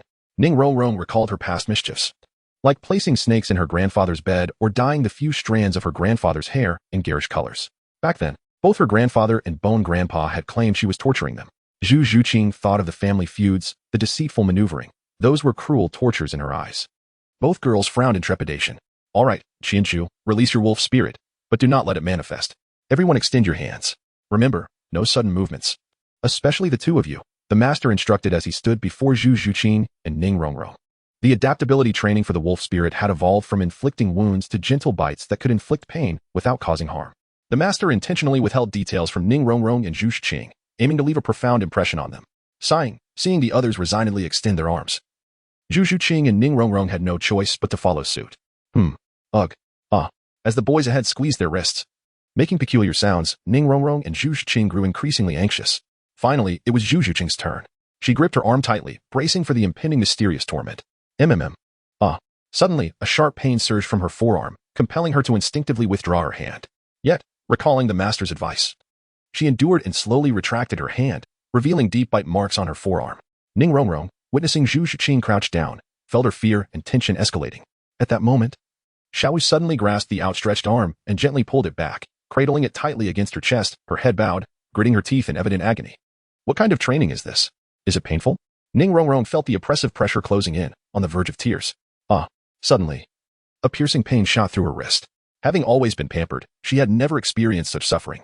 Instinctively, she yanked her arm back, forgetting the master's warnings. In her hasty withdrawal, her arm grazed against the wolf spirit's sharp teeth, leaving a gash several centimeters long, blood flowing instantly. Gazing at her bloodied arm. Coupled with the excruciating pain, Ning Rongrong collapsed, weeping uncontrollably, tears mingling with blood, soaking her garments. Rongrong, are you all right? Xiaowu immediately crouched beside her, offering comfort and checking her injury. Get away from me. Unexpectedly, the previously gentle Ning Rongrong forcefully pushed Xiaowu aside. The immense strength causing Xiaowu to stumble back several steps, nearly falling to the ground, only to be steadied by Tang San. You are in cahoots with them. You delight in bullying me. Woo-woo. After helping Xiaowu regain her balance, Tang San furrowed his brow upon hearing Ning Rongrong's words. Astonished that the gentle Ning Rongrong would treat Xiaowu in such a manner. She had not behaved like this the day before. Although she had been brought to tears by Qianzhu during battle, she had still appeared endearing at that moment. Unlike now, when she was lashing out at Xiaowu, merely trying to console her, Tang San began to feel a semblance of disdain for her. The surrounding boys were equally bewildered by the unfolding scene, especially Qianzhu, who had burned her hair just yesterday, now had left a deep gash on her arm. Was this not a form of torment? Enough, Ning Rongrong. If you've cried enough, stand up. It's time to undergo the Oscar spirit training. It will help your injuries heal significantly. Get lost. Who wants to partake in your so-called training? This wretched academy only knows how to torment people. You dare to injure me? Do you believe I won't return to my sect and summon Grandpa Bone and Grandpa Sword to flatten your pathetic academy? Ning Rongrong began to hurl insults. Master was taken aback by Ning Rongrong's tirade, aware of her capricious nature but astonished by her sheer malice. It seemed clear she required strict discipline. You cannot go back. Do you think your father is unaware of your actions? It is precisely because of your atrocious temper that he entrusted you to us for guidance. Unless you rectify your spoiled and willful disposition, you shall not leave. How dare you? What qualifications do you have to discipline me? You are nothing but a worthless Great Spirit Master. At your age, still stuck at the Great Spirit Master level, I am almost surpassing you. Do you not feel ashamed? And you dare to teach me? As the pain from the wolf spirit subsided, Ning Rongrong's insults grew even more vicious. What a disgraceful child has emerged from the Seven Treasures glazed tile school. Watch as I discipline you in place of your father. Lu Erlong, known for her fiery temper, was about to step forward to reprimand Ning Rongrong for her insolence towards Master when he stopped her. Indeed, you are correct. My spirit power is only at level 29. And I may never reach the rank of Spirit Elder in this lifetime. Your claim of my lack of qualifications is valid. Humph. Ning Rongrong, covering her hand, disdainfully turned away. However, it is you who lacks qualifications, not I. You certainly have no right to discipline me or to remain in our Shrek Academy. Ning Rongrong widened her eyes in disbelief, pointing at herself as she confronted Master. I lack qualifications? You dare to say that? Our Seven Treasures glazed tile school possesses unparalleled martial spirits. I am the most outstanding disciple of my generation. You dare claim I am unworthy? Are you sure you are not blind? It is you who are blind. Look for yourself, whether in spirit power, temperament, talent, or martial spirit. Which of them do you measure up to? If the most outstanding disciple of the Seven Treasures glazed tile school is merely you, then I fear your sect is on the verge of decline. I am inferior to them. They are merely slightly older than I, with a bit more spirit power. My Seven Treasures glazed tile spirit can significantly elevate a team's strength. Who among them can achieve that? Master shook his head. You need not boast about your martial spirit's potential to benefit a team, for with your current disposition, no team would accept you. Do you believe you could find partners to entrust your back to? Even your father requires the protection of 2 titled Douluos from the Seven Treasures glazed tile school. Have you ever witnessed how he treats his companions? Even if your spirit power were to rise, do you think you could find a titled Douluo willing to partner with you? Every titled Douluo possesses their own pride. Why should they endure you? Furthermore, if you remain oblivious to your shortcomings, allow me to demonstrate just how inadequate you truly are. As Master spoke, he gestured towards Qianzhu. At merely 13 years of age, has attained level 37 as an agility attack system spirit master, wielding the formidable twin spirits of the Thousand Zhu. He was capable of matching spirit masters at the spirit zone level when he was merely a level 23 great spirit master. You have witnessed his prowess yesterday. And I can assure you, even without his martial spirit, you and Zhu Zhiqing together would not be his match. Should he take the fight seriously, you both might not last even 10 seconds, let alone a full incense stick. Gazing incredulously at Qianju, Ning Rongrong was taken aback by Master S' continued exposition. This is Daimubai, possessing the top-tier assault system martial spirit, the White Tiger, currently a level 39 assault system spirit master. Poised to break through to level 40 any day now, having reached the spirit zone realm at just 15 years of age. Do you think you can compete with him? But they are battle spirit masters. How can they be compared to me, an auxiliary system spirit master? Our training naturally progresses more slowly, Ning Rongrong stubbornly contended. Is that so? Allow me to introduce Oscar, who, like you, is also an auxiliary system spirit master. His spirit power has already reached level 30, and today, we are here to assist him in acquiring his third spirit ring. Moreover, his sausage martial spirit is no less formidable than your 7 treasures glazed tile. He is the only auxiliary system spirit master I have encountered with innate full spirit power. Did your martial spirit awaken with full innate spirit power? Furthermore, I am aware that there exists a defect within your 7 treasures glazed tile martial spirit. I have yet to hear of any spirit master with a 7 treasures glazed tile martial spirit attaining the rank of title Douluo. Your martial spirit has flaws, whereas Oscar's does not. If nothing unforeseen occurs, he will undoubtedly cultivate to the title Douluo level, at which point the title of the continent's foremost auxiliary system martial spirit will no longer belong to your 7 treasures glazed tile school. He. Ning Rongrong was stunned, gazing at Master and Oscar in shock. Unable to fathom the existence of an auxiliary system spirit master with innate full spirit power and horrified that Master had even discerned the deepest secrets of her sect. Do you now recognize the disparity? And we are far from finished. Tang San, bearing dual spirits, has also achieved level 30 in spirit power. You should understand what dual spirits signify, correct? Ma Hongjun, a top-tier flying spirit master, possesses the evil fire phoenix spirit, a rarity among flying spirits. Do I need to elaborate on what a phoenix represents? Lastly, and the girl you just pushed aside, Xiao Wu, may have a smaller gap in strength compared to you, yet her martial spirit is equally impressive. Her unique soft skill can be deemed a nemesis to close combat spirit masters. And her spirit power has also reached level 30 at the tender age of 12. Tell me, which of them do you believe you can rival? Here, just as when they first arrived at Shrek, Master chose to unveil everything since concealment was futile. He also noted that the 2 girls possessed good hearts, albeit with distinct personalities, and he was confident he could bring them, especially Ning Rongrong, into line. Oh, and there's Zhu Shiqing, who arrived with you. Thus, you may not perceive a significant difference in terms of spirit power. However, judging by her performance in yesterday's battle, she undoubtedly surpasses you by leaps and bounds. Zhu Shiqing, tell me, what brings you here? To enhance my strength. Zhu Shiqing promptly responded, what will you do about the training arranged by the academy? As long as it enables me to grow stronger, I will execute it without hesitation. Do you believe I am qualified to instruct you? Zhu Shiqing glanced at the master, then turned to observe the 6 individuals beside Qianju. The master's earlier introduction had left her equally astounded, and she resolutely replied, absolutely qualified. Ning Rongrong, did you hear that? Yes, I admit, your 7 treasures glazed tile martial soul is indeed impressive, but I believe that had it not been for this martial soul, you might not even have had the qualifications to enter this academy. I would never have engaged in such lengthy discourse with you. Setting aside your martial soul, with your current disposition, no one would find you endearing. So, are you certain you wish to persist in this willful manner? Ning Rongrong gazed blankly at the master, her already tear-filled eyes brimming with even larger droplets. The master's words today had utterly shattered her previous pride. She turned to look at the others around her, only to find them silently observing her from a distance. Even her usually close companion, Xiao Wu, remained beside Tang San. Could it be that she was truly so detestable? At that moment, her proud heart finally crumbled. Well, Ning Rongrong cried out and turned to flee the training ground. She could no longer bear to remain where she felt loathed. Are you certain you wish to leave? However, the master's words compelled her to halt. We are about to set off for the Star Doe Forest to hunt for soul rings. This is your best opportunity to integrate into this collective. Are you sure you want to depart? If you leave, I can assure you that within a decade, at most, they will become individuals you must look up to. Ning Rongrong stood there in a daze, her tear-filled eyes shifting to the group watching her. Neither leaving nor staying seemed viable. Ultimately, it was Xiao Wu who approached her and gently embraced her. All right, Rongrong, stay.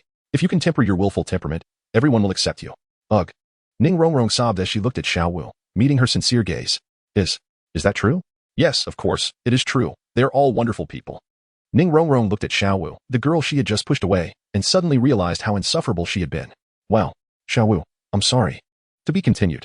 Chapter 70. Qianju's strength. Upon witnessing Ning Rongrong crying and apologizing to Xiao Wu, everyone patiently waited for her to express her pent-up feelings. Once she had, the master signaled Oscar to begin producing his sausages to distribute among the group. I have a large sausage. I have a large sausage. The empty training ground echoed with Oscar's comical soul incantations. After crafting 8 sausages, Oscar began distributing them one by one, chuckling as he handed them to several girls. Perverted sausage uncle, what are you laughing at? Xiao Wu, being the closest to Oscar, immediately retorted. Acknowledging his fault, Oscar rolled his eyes and returned to the boy's side.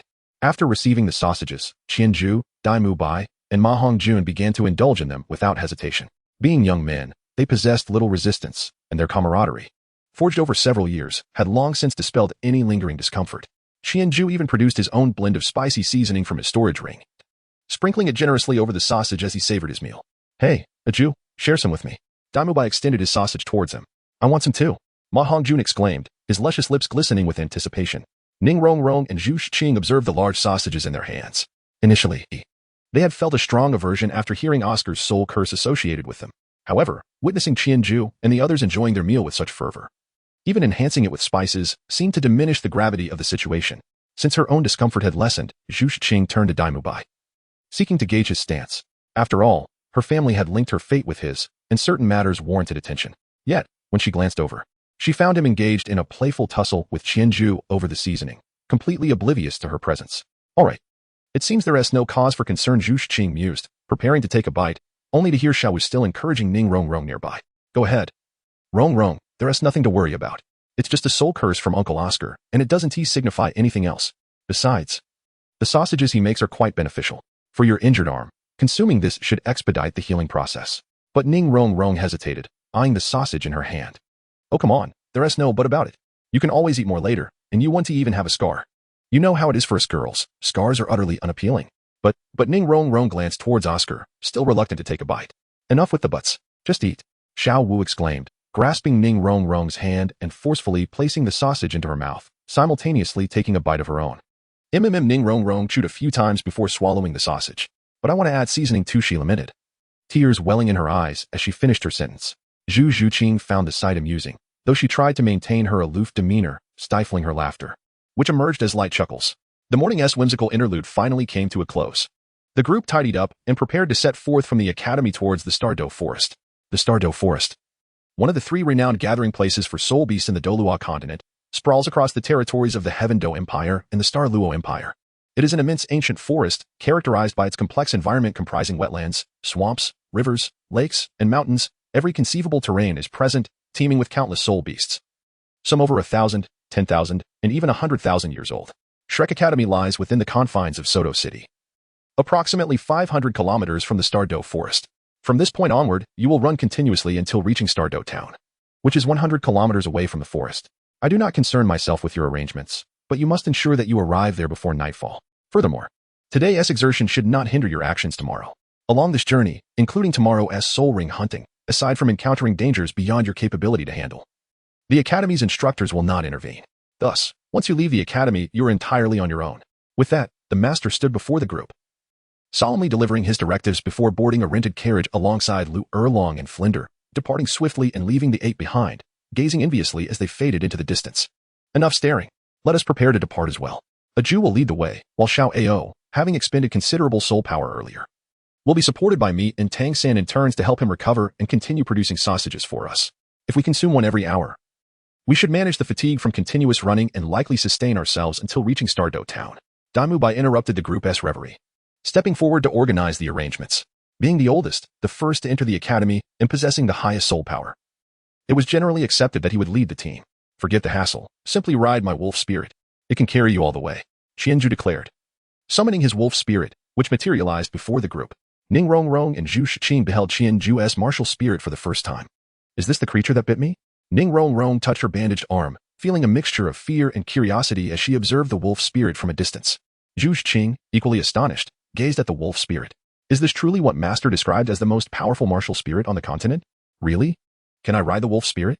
Oscar exclaimed, leaning towards the majestic creature, reaching out to gently caress its smoky form. Go ahead, it won't hurt you.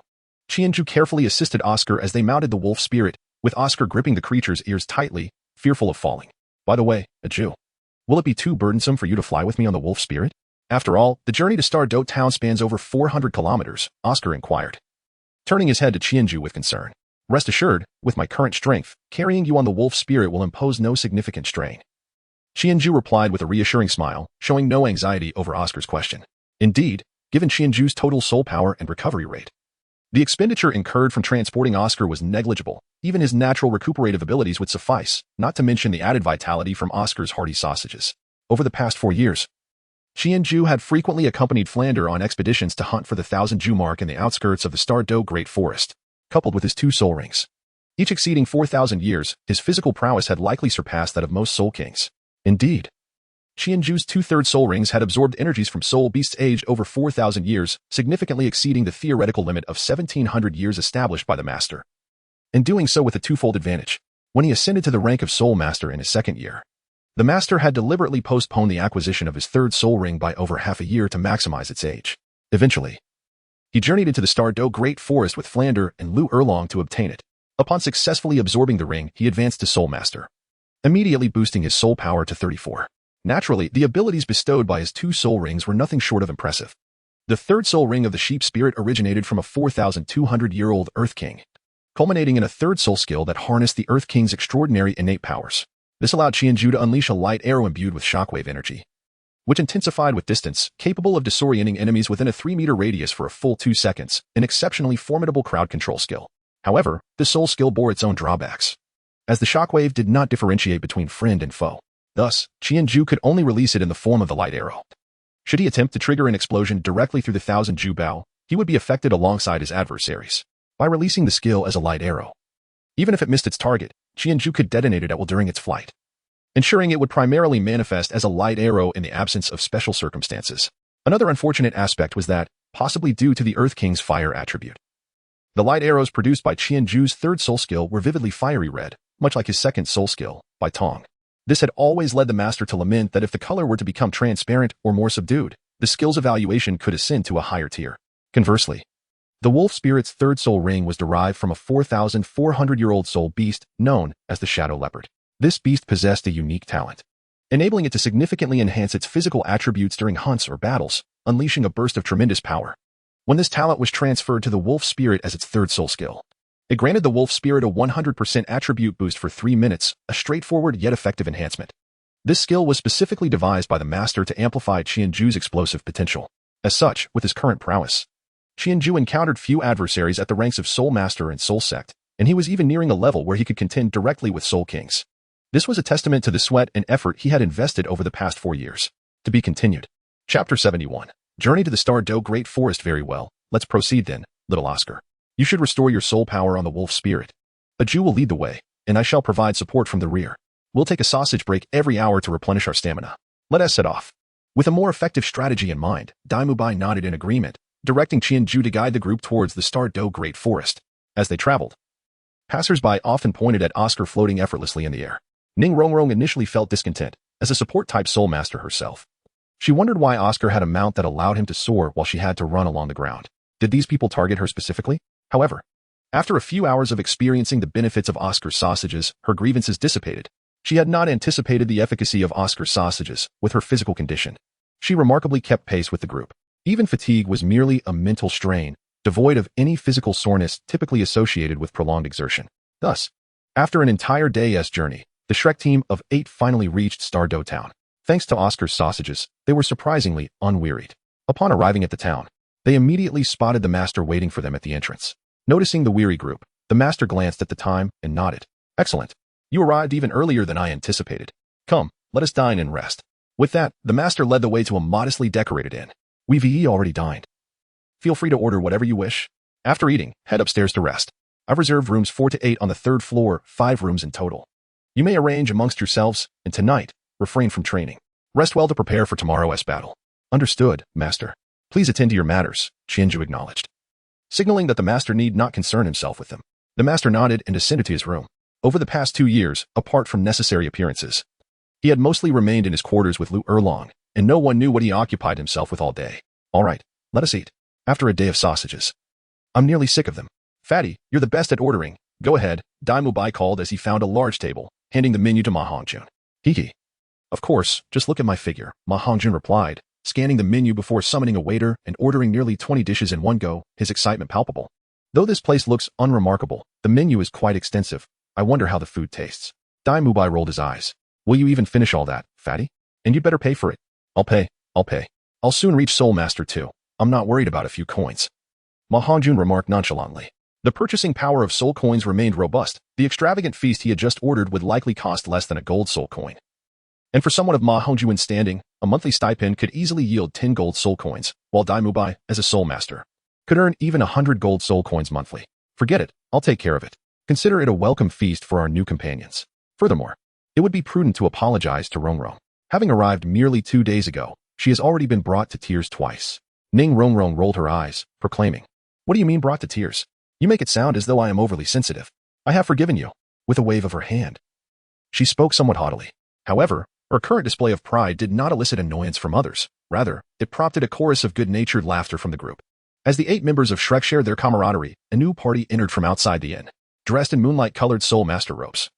These individuals appeared to be around 17 or 18 years of age, led by a meticulous middle-aged man, unmistakably indicative of a cohesive team. In contrast to the eclectic attire of Shrek's 8 members, who resembled a motley crew, this group presented a unified front. Hey, Boss Dai. Do you think the girl at the back is beautiful?" Ma Hongjun exclaimed, his eyes gleaming as he spotted the female soul master trailing behind. Leaning toward Dai Mubai, he mischievously inquired. However, upon hearing Ma Hongjuan's comment, Dai Mubai did not glance over. Instead, he cast a hurried, panicked glance at Zhu Zhuqing before swiftly pushing Ma Hongjuan's head away. "If you want to see, then look for yourself. Why ask me? Isn't it sharing the moment?" Ma Hongjun grumbled, rubbing his head where Dai Mubai had pushed him. At that moment, the dishes they had ordered began to arrive, and the waiter was ready to serve them. "All right, fatty, let us not stir up trouble. Everyone has had a long day. It's best to eat quickly and rest." Qianzhu seizes the opportunity to call out, recalling that Shrek had previously had some conflicts with the Zhanghui Academy.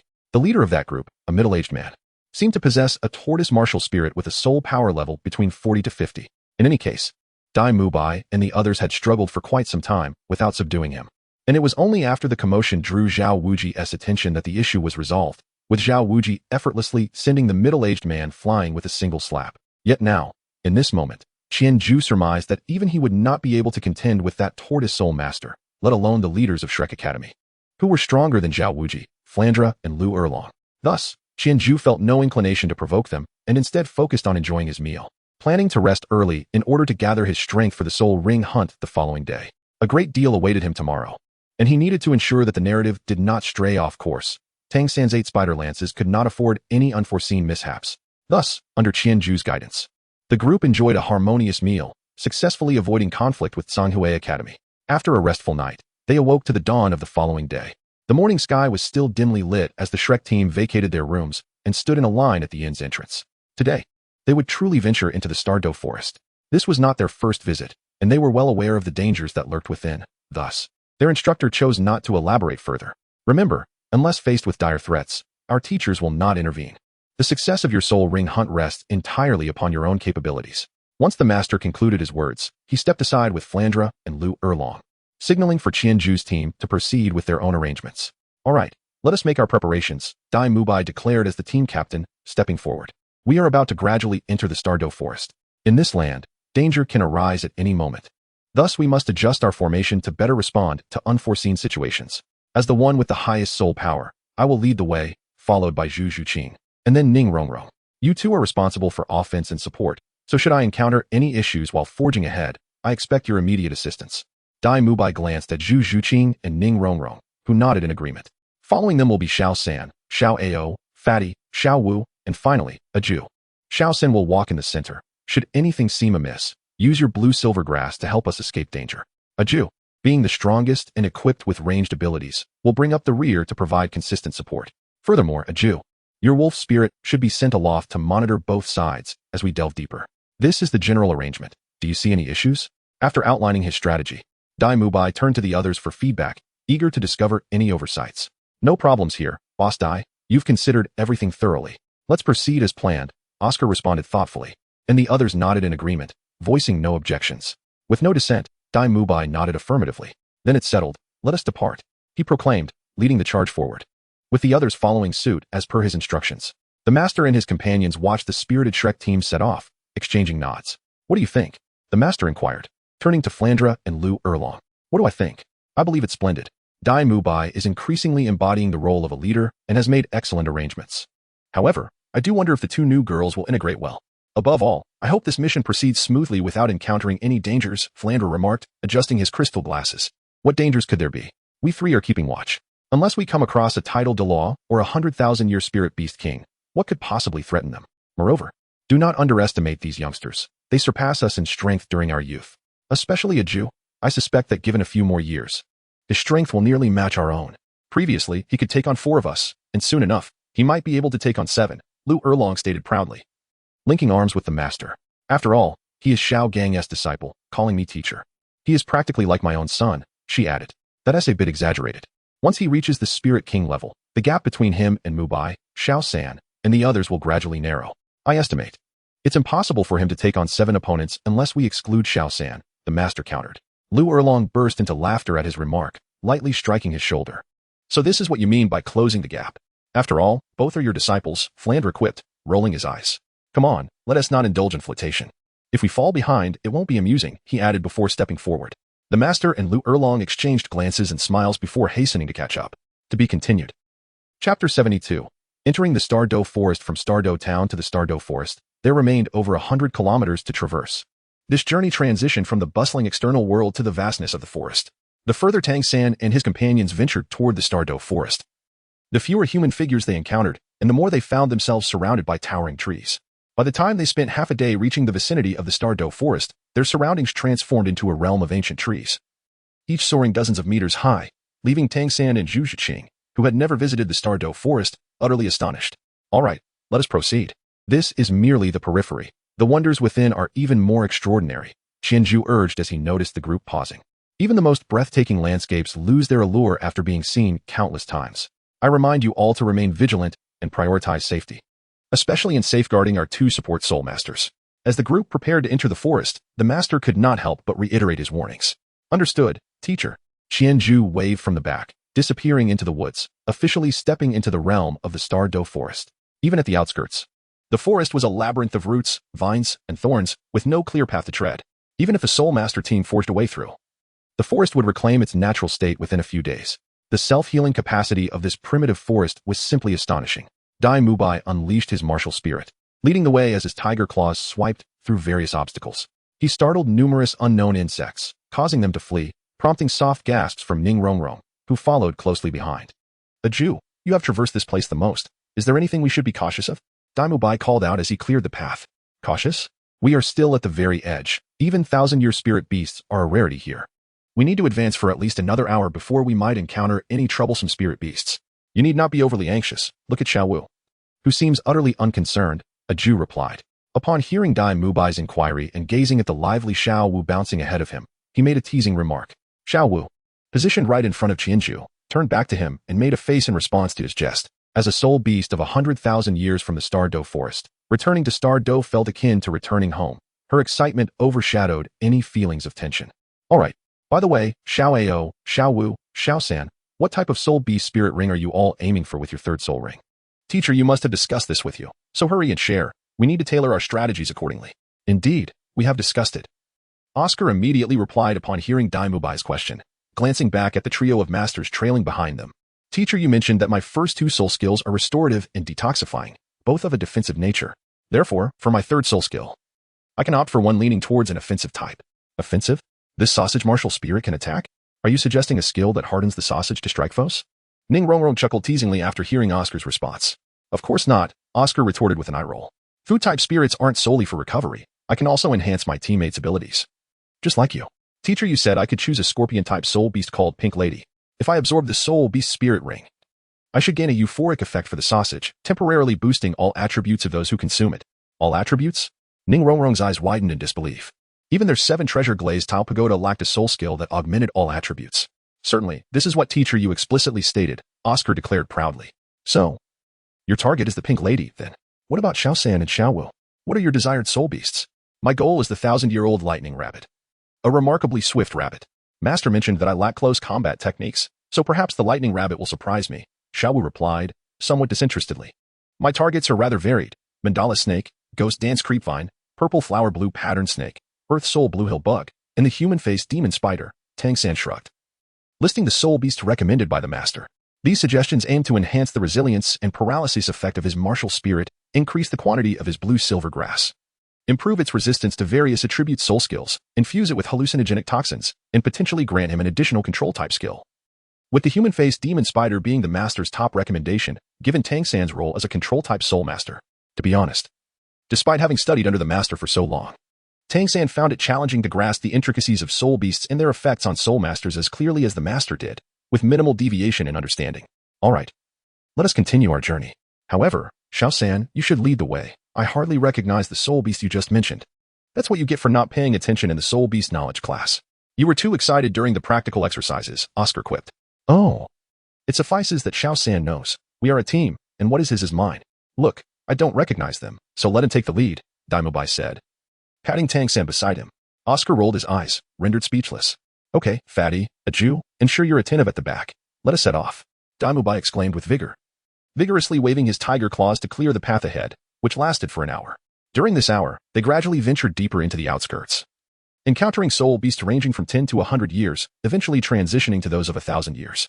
Even Qianju had shed his initial ease, now vigilantly using his wolf spirit to survey the surroundings. Similarly, Xiaowei transitioned from her initial excitement upon returning to the Star-Do forest to a state of concern. She did not need to hunt soul beasts to obtain her soul ring. Upon breaking through to a significant rank, she could naturally evolve her spirit ring through a special cultivation process, ensuring it would be of the most suitable age and skill for her. Unlike Qianju and the others, she could not absorb other soul beast spirit rings to break through. Thus, if Daimubai and the others were to find her a lightning rabbit of suitable age and successfully capture it, what would she do when it came time for her to obtain her third spirit ring? Wouldn't that mean exposing her true nature? 100,000-year spirit ring and spirit bone. Who wouldn't covet such treasures? Xiao San, a Jew, Daimubai, Uncle Sausage, and even the 3 academy teachers trailing behind her, if they were to discover her true identity as a 100,000-year soul beast, how much of their affection for her would remain? What are you thinking, Xiaowu? Recently, Qianju playfully prodded Xiaowu, who appeared rather despondent. Oh, Zhuge, please don't bother me. I'm deep in thought, she replied, a hint of irritation lacing her tone as she waved him off. Alas, our little Xiaowu is grown up and now knows the weight of worries. Do share your thoughts. Perhaps I can offer some advice, he teased. Xiaowu shot him a glance filled with exasperation but chose to remain silent. Qianju was undoubtedly aware of her concerns, likely pondering how to evade everyone's gaze and manifest her third soul ring. In the original narrative, Xiaowu was abducted by the Titan giant ape, which granted her the opportunity to escape the crowd. It remains uncertain how events will unfold this time. After advancing for an hour, someone suggested they take a brief respite. Just then, Daimubai, having cleared a patch of thorns, gazed at an open area ahead and spoke aloud.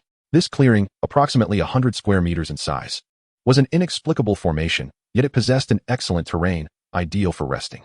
With no objections raised, Daimubai surveyed the surroundings, removed some vines and thorns, and settled against a tree. The others gathered nearby, finding spots to sit, and began their respite. Navigating the Star-Do forest was far more demanding than traversing other locations. One's nerves must remain taut, soul power constantly mobilized, and attention unwaveringly focused. This was significantly more exhausting than their previous day's run to Star-Do town. Mubai and Xiao Ao, you should swiftly recover your soul power. The rest of you, make the most of your rest. I will keep watch. Qianju called out to the group. He was currently in the best condition, not only due to his formidable strength but also because, over the past 4 years, although Flanders had guided him to the Star-Do forest, he had never assisted in the hunts. The myriad of Qianju's marks he had harvested over these years was achieved independently, and he had long since developed his own strategies for navigating this environment. To be continued. Chapter 73. Blue emerges from Indigo, surpassing Indigo Brother Jew. I need to excuse myself for a moment. Please ensure your wolf spirit does not spy on me, Xiaowu whispered as she approached him after a brief rest. Am I the kind of person to do such a thing? You wish to excuse yourself alone. It is far too perilous in the Star-Do forest. Allow Zhu Qing to accompany you, or I can summon my master to accompany you. That would be the safest option, Qianju earnestly replied. Humph. You accuse me of wanting to be spied upon merely because I desire solitude. I shall not grant you that satisfaction, Xiaowu retorted, visibly flustered by Qianju's comment. Oh dear, Brother Zhu, with someone watching, one cannot find relief. Brother Zhu. With no other recourse, Xiaowu resorted to charming him. Based on past experiences, Qianju was rather susceptible to such tactics. Indeed, after a moment's hesitation, Qianju relented, instructing her to return within 5 minutes, or he would send the wolf spirit to find her. All right, rest assured, Brother Zhu. I shall return promptly. Delighted by his acquiescence, Xiaowu swiftly disappeared into the dense forest. In the distance, the master and others observed this exchange, their expressions turning grave. Lu Erlong immediately stood up, intending to follow. However, at that moment, Qianju turned his head, locking eyes with the master, and gently shook his head. What does this young man intend? Flanders, with keen perception, noticed Qianju's subtle gesture and inquired of the master, curiosity etched upon his face. I am uncertain, however, he must have his own reasons. His bond with Xiaowu is profound, he would not do anything to harm her. For now, let us not interfere. Very well, Lu Erlong returned to her seat. Since both the master and Qianju had chosen to allow Xiaowu her freedom, she would refrain from meddling. True enough, within 2 minutes, Xiaowu returned. Her demeanor relaxed. Observing this, Flanders and lair long exhaled in relief, while the master noted the incident for future inquiry, as it seemed rather out of the ordinary. As the brief interlude concluded, the group resumed their rest, but it was not long before the rustling of leaves drew their attention. What is that sound? Daimubai sprang to his feet, scanning the source of the noise. Ah, it is a phoenix-tailed coxcomb snake. It appears to be somewhat lost. Qianju spoke with a somewhat peculiar expression, not merely because the phoenix-tailed chicken crown snake seemed to be in a state of panic, but also because it appeared to be the third soul ring acquisition target for Oscar. The soul skill that Oscar previously mentioned, which was said to be exciting, seemed to be a skill associated with his fourth soul ring. Never mind, it was merely a moment of confusion, and not a significant matter. After all, it was just a novel he had read, one he had once cherished, but not every detail could be recalled with precision. Muttering to himself in low tones, Qianju shook his head, dismissing the thought, and refocused his attention, preparing to direct the wolf spirit to attack the phoenix-tailed chicken crown snake. Since it was Oscar's third soul ring, it was best to capture it first, silently activating the wolf spirit's third soul skill, an explosive technique named Breaking Army, which stood in stark contrast to the crowd control skill stabilizing army of the sheep spirit. Qianju unleashed a 100% attribute enhancement. This would elevate the wolf spirit's damage capabilities significantly in a brief span. Moreover, the wolf spirit possessed unparalleled ambush capabilities with a single strike. The panicked phoenix-tailed chicken crown snake was nearly severed in half by the wolf spirit's fangs. Little San, restrain it. Qianju suddenly called to Tang San. As his words fell, everyone beheld a twisted, dark blue-black long worm with two pale red wings struggling and swiftly drifting towards them, landing among the group. Tang San reacted immediately, using his first soul skill, Bind. Countless blue-silver grasses surged forth from beneath his feet, ensnaring the phoenix-tailed chicken crown snake tightly. However, the snake struggled with tremendous force, continuing to writhe on the ground despite being bound. Little Ao, go for it, kill it quickly, Qianju urged Oscar, tossing a dagger from his storage ring to him. Oh, why must I kill it? Oscar was somewhat bewildered. But years of collaboration allowed him to swiftly grasp the dagger, hastening forward to stab it into the snake's eye, ending its agonizing existence. Xiaowu turned her head away in sympathy. Seeing the situation, Master and the other three approached. Is this the phoenix-tailed chicken crown snake? Master observed for a moment and recognized the soul beast. Based on its size, if it were intact, it would measure around 7 meters. Roughly 1,500 years old. Little Ju, you captured it for Oscar to kill, intending for him to absorb the soul ring. Master looked at Qianju. Indeed, teacher. I believe this phoenix-tailed chicken crown snake is exceptionally suitable for Oscar. Such gentle soul beasts are inherently rare.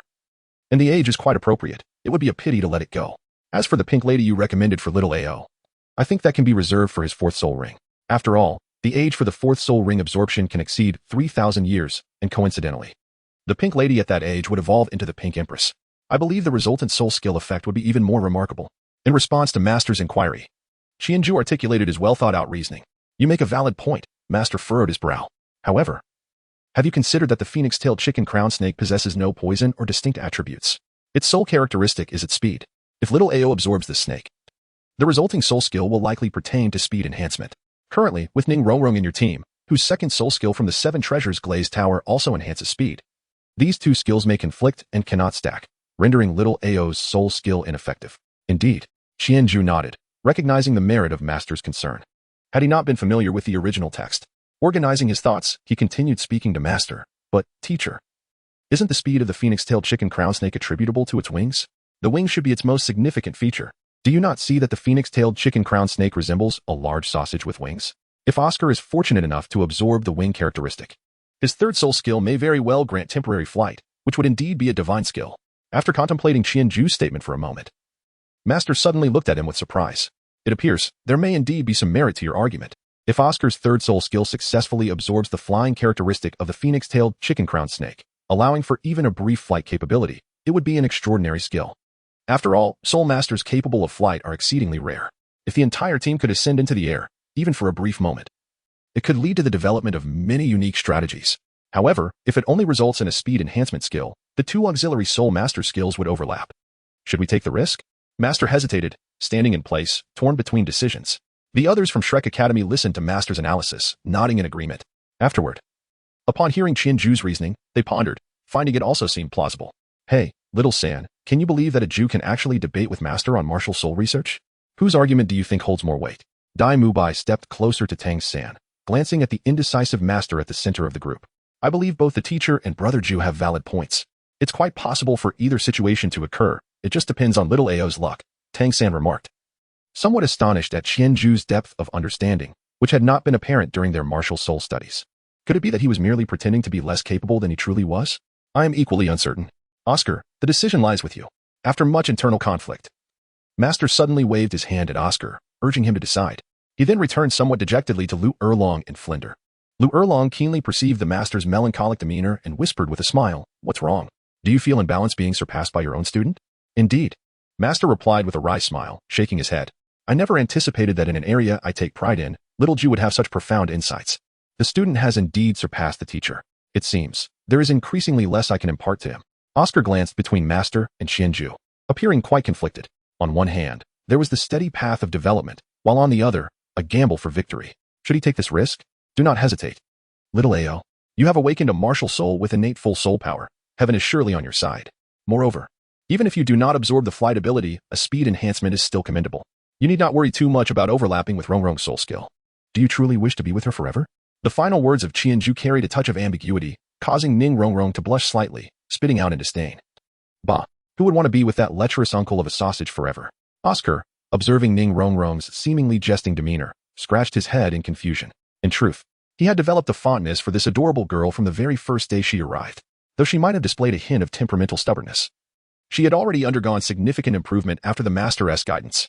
Furthermore, her tearful visage tugged at his heartstrings, making him wish he could simply embrace her and offer her comfort. Regrettably, he was but a commoner, lacking any notable background. While she was the precious daughter of the Seven Treasures glazed tile school, belonging to the upper echelon of this continent. Alas, he was merely a support-type soul master. Just as she was. Within the realm of soul masters, there exists a prevalent notion that the partners of support-type soul masters are predominantly combat type. Be it assault type, agility type, or control type, the pairing would never involve two support-type individuals, as they would be incapable of safeguarding one another. Hence, he restrained himself, suppressing his feelings. However, he would not concede defeat. He possessed at least one noteworthy trait, his innate full spirit power. If she could not appreciate the current version of himself, then he would strive to become even more exceptional. Oscar's bewildered eyes gradually transformed into a resolute gaze. Teacher Yu, I have made my decision. I will take a gamble and absorb the spirit ring of the phoenix-tailed chicken crown snake. Oscar declared solemnly, fixing his gaze upon the Master. The Master nodded in acknowledgement, as long as you have no regrets. Indeed, Oscar replied, promptly sitting cross-legged, preparing to absorb the millennium spirit ring of the phoenix-tailed chicken crown snake, as the energy had already been delayed for too long and was beginning to dissipate. Just then, a furious roar echoed from a distance. You actually killed it. Do you have any idea that we discovered it first? An elder and a young girl approached, the former being an elderly woman with meticulous grooming and silver hair neatly styled. She wielded a serpent staff, and at her feet, 6 soul rings, 2 yellow, 3 purple, and 1 black, revolved ominously. Upon seeing the lifeless body of the phoenix-tailed chicken crown snake sprawled on the ground, with the purple soul ring hovering above it, her countenance was filled with fury. The young girl, appearing around 16 or 17, boasted fair skin and a striking figure, her purple attire accentuating her alluring curves. Though she sported a similar bob cut as Ning Rongrong, her overall demeanor emanated a vibrant beauty rather than an endearing charm. Clutching a serpent staff of her own, albeit considerably smaller, 2 yellow soul rings shimmered at her feet, indicating her status as a great soul master. From their behavior, it was evident that the girl had reached the 30th level of spirit power, having ventured into the Star Doe forest to hunt for spirit rings. Moreover, those who had trained under the Master, like Tang San and Qianju, could easily discern that the girl bore a familiar resemblance to the elderly woman beside her. You discovered it first? Yet, we did not see you when we captured it. Upon encountering the Soul Emperor, the Shrek group gathered together, with Dai Mubai and Qianju taking the lead, facing the elderly woman without a hint of trepidation despite her 6 soul rings. Humph, that was merely an oversight on my part, allowing it to escape. The elderly woman retorted. Escape? Just like that? A Soul Emperor allowed a 1,000-year soul beast to slip from your grasp, and you dare to come here to demand an explanation? Do you not feel any shame? Lu Erlong stepped forward from behind the Shrek group, mockingly addressing her. Oscar, why are you still standing there? Hurry and absorb your soul ring. Flandra emerged from another side, his tone stern, urging Oscar to proceed with his absorption. Though lacking mockery, his demeanor clearly dismissed the elderly woman, an affront that cut deeper than Lu Erlong's direct taunts. The elderly woman was momentarily speechless, her fury boiling within her. She yearned to retaliate against this group. Yet the realization that they dared to act so brazenly before a Soul Emperor made her reconsider, knowing their strength likely matched her own. Suppressing her rage, she said, Such arrogance. May I inquire your names? When we next meet, I would like to consult with my husband regarding the matter. No names. If you wish to fight, then come. Lu Erlong responded, releasing her martial soul. 7 soul rings, 2 yellow, 2 purple, and 3 black, materialized beneath her, radiating the powerful aura of a soul sage. Mingling with the unique fiery essence of her fire dragon martial soul, which forced the elderly woman named Xiangxiang to take 2 steps back. With the young girl retreating behind her, Xiangxiang inhaled sharply, astonished to find that the woman before her possessed the strength of a soul sage, particularly one with an optimal soul ring configuration for assault. Fine. Since you are so domineering, I shall concede this time. However, I hope you do not overestimate yourselves. Otherwise, my husband, a soul Douluo at level 82, will not let you leave the Stardow Forest. With that declaration, she scoffed and turned to leave, the urgency in her departing steps betraying her underlying panic. This must be the serpent matriarch of the great world dragon snake. The couple is usually inseparable. The dragon lord must be nearby, as it seems he has already attained the rank of soul Douluo. Observing the retreating figure of the serpent matriarch, Flandra pondered thoughtfully. Indeed, their martial soul fusion technique is quite formidable. It would be troublesome should we face them. The master furrowed his brow. What is there to fear? Is our golden sacred dragon not capable of besting a mere insect and serpent? Lu Erlong replied nonchalantly. The master, momentarily taken aback by Lu Erlong's carefree demeanor, felt as though he had been transported back to their adventurous days together. Since their reunion and the thawing of their previous tensions, Lu Erlong had seldom exhibited such a carefree disposition, often remaining quietly by his side as he worked and researched, observing him in silence. It seemed that Erlong had indeed changed significantly, shaking his head with a wry smile. The master mused that since the phoenix-tailed chicken crown snake had already been slain by young Oscar, and its spirit ring was now visible, any anger from the serpent matriarch would be futile. A few polite exchanges, coupled with a display of strength, would surely compel the serpent matriarch to retreat rather than incite further conflict. However, since Erlong had finally revealed her true nature, he could not bring himself to reprimand her. Whatever means of retribution they might face, they would endure it together, as he was no coward. Gently grasping Lu Erlong's hand, the master turned and asked, "Well then, how is young Oscar faring with his spirit ring absorption?" As the master posed his question, the crowd dispersed, revealing Oscar quietly absorbing the soul ring in the background. The master examined Oscar's condition and noted that, although his brow was furrowed, he did not exhibit any signs of extreme distress. Given that the phoenix-tailed coxcomb serpent was known to be a relatively gentle soul beast, there should be no cause for alarm. He should awaken shortly. The sky was still bright. Once Oscar regained consciousness, the group would have to decide whether to continue their search for soul rings for Xiao San and Xiao Wu or to set up camp for the night. After the master spoke, he returned with Lu Erlong and Flinder to their previous location, quietly discussing among themselves. Well then, what shall we choose? Qianzhu inquired, noticing the master's lack of interference. Shall we venture deeper? It's still early, and we have not exhausted ourselves. Settling down here would seem rather pointless. Seeing that no one else was speaking, Dai Mubai stepped forward to propose a suggestion. Very well. Let's follow Dai Lao Da's lead. The group quickly reached a consensus, deciding to rest while awaiting Oscar's awakening. Approximately half an hour later, Oscar finally opened his eyes amidst the eager anticipation of his companions. How did it go, little Oscar? What soul skill did the phoenix-tailed coxcomb serpent grant you? Dai Mubai rushed forward, brimming with urgency. Oscar remained silent but gazed at Qianzhu with gratitude. But Zhu, no. Brother Zhu, from this day forth, you are my brother, Oscar exclaimed as he rushed over to embrace Qianzhu. The others, witnessing this, understood the significance of the moment and gathered around excitedly. Little Oscar, did you truly acquire a third soul skill that bestows the ability to fly? Tang San asked, his excitement palpable. Can it really enable flight? Ning Rongrong looked at Oscar in disbelief. Could it be that an auxiliary martial spirit with innate full soul power was this formidable, granting flight as a third soul skill? Enough with the hugs. Quickly show us what you've got. Qianzhu playfully pushed Oscar away, encouraging him to reveal his new skill. I can show you, but... You mustn't laugh, Oscar said, feeling a bit embarrassed. Why would we laugh? Is there a soul skill more ridiculous than a giant sausage? Xiao Wu seemed to sense something, her eyes widening in anticipation. Oscar chuckled awkwardly as he raised his hand to unleash his martial spirit. As the third soul ring shimmered, he recited the incantation for his newly acquired third soul skill. I wield a mushroom sausage. The group erupted into laughter upon hearing the name of his skill. Dai Mubai caught sight of the sausage Oscar referred to as a mushroom sausage, and the sight of its mushroom-like tip had him doubled over in laughter. Quite the image. Little Oscar, it seems you have embarked on an irretrievable path of absurdity, Dai Mubai remarked, patting Oscar's shoulder heartily. Oscar gazed at the sausage in his hand, feeling a mix of despair and amusement. Turning to Ning Rongrong, who was also struggling to contain her laughter, he sighed inwardly. How could he ever muster the courage to confess to her now? All right, everyone, enough laughter. Let us first observe the effects of Oscar's soul skill and see what it truly entails. Upon hearing Oscar's soul incantation, Qianzhu joined the others in laughter for a brief moment. However, having already experienced it in the original narrative, he did not find himself as entranced as the rest. After the laughter subsided, he spoke up to alleviate Oscar's embarrassment. Do you still wish to fly? If you continue to laugh, I shall ensure you will not be fed. Oscar feigned displeasure, shouting at the group. Yet, as soon as he finished his outburst, his expression shifted, and with a sycophantic grin, he presented the sausage in his hand to Qianju. Why not let you try it first, brother Ju? Why not indeed? Qianju accepted the mushroom sausage and bit off its cap with a single, decisive motion. To his surprise, it truly possessed a mushroom flavor. After consuming a few bites and before he could fully savor it, Qianju suddenly sensed an unusual sensation coursing through his body.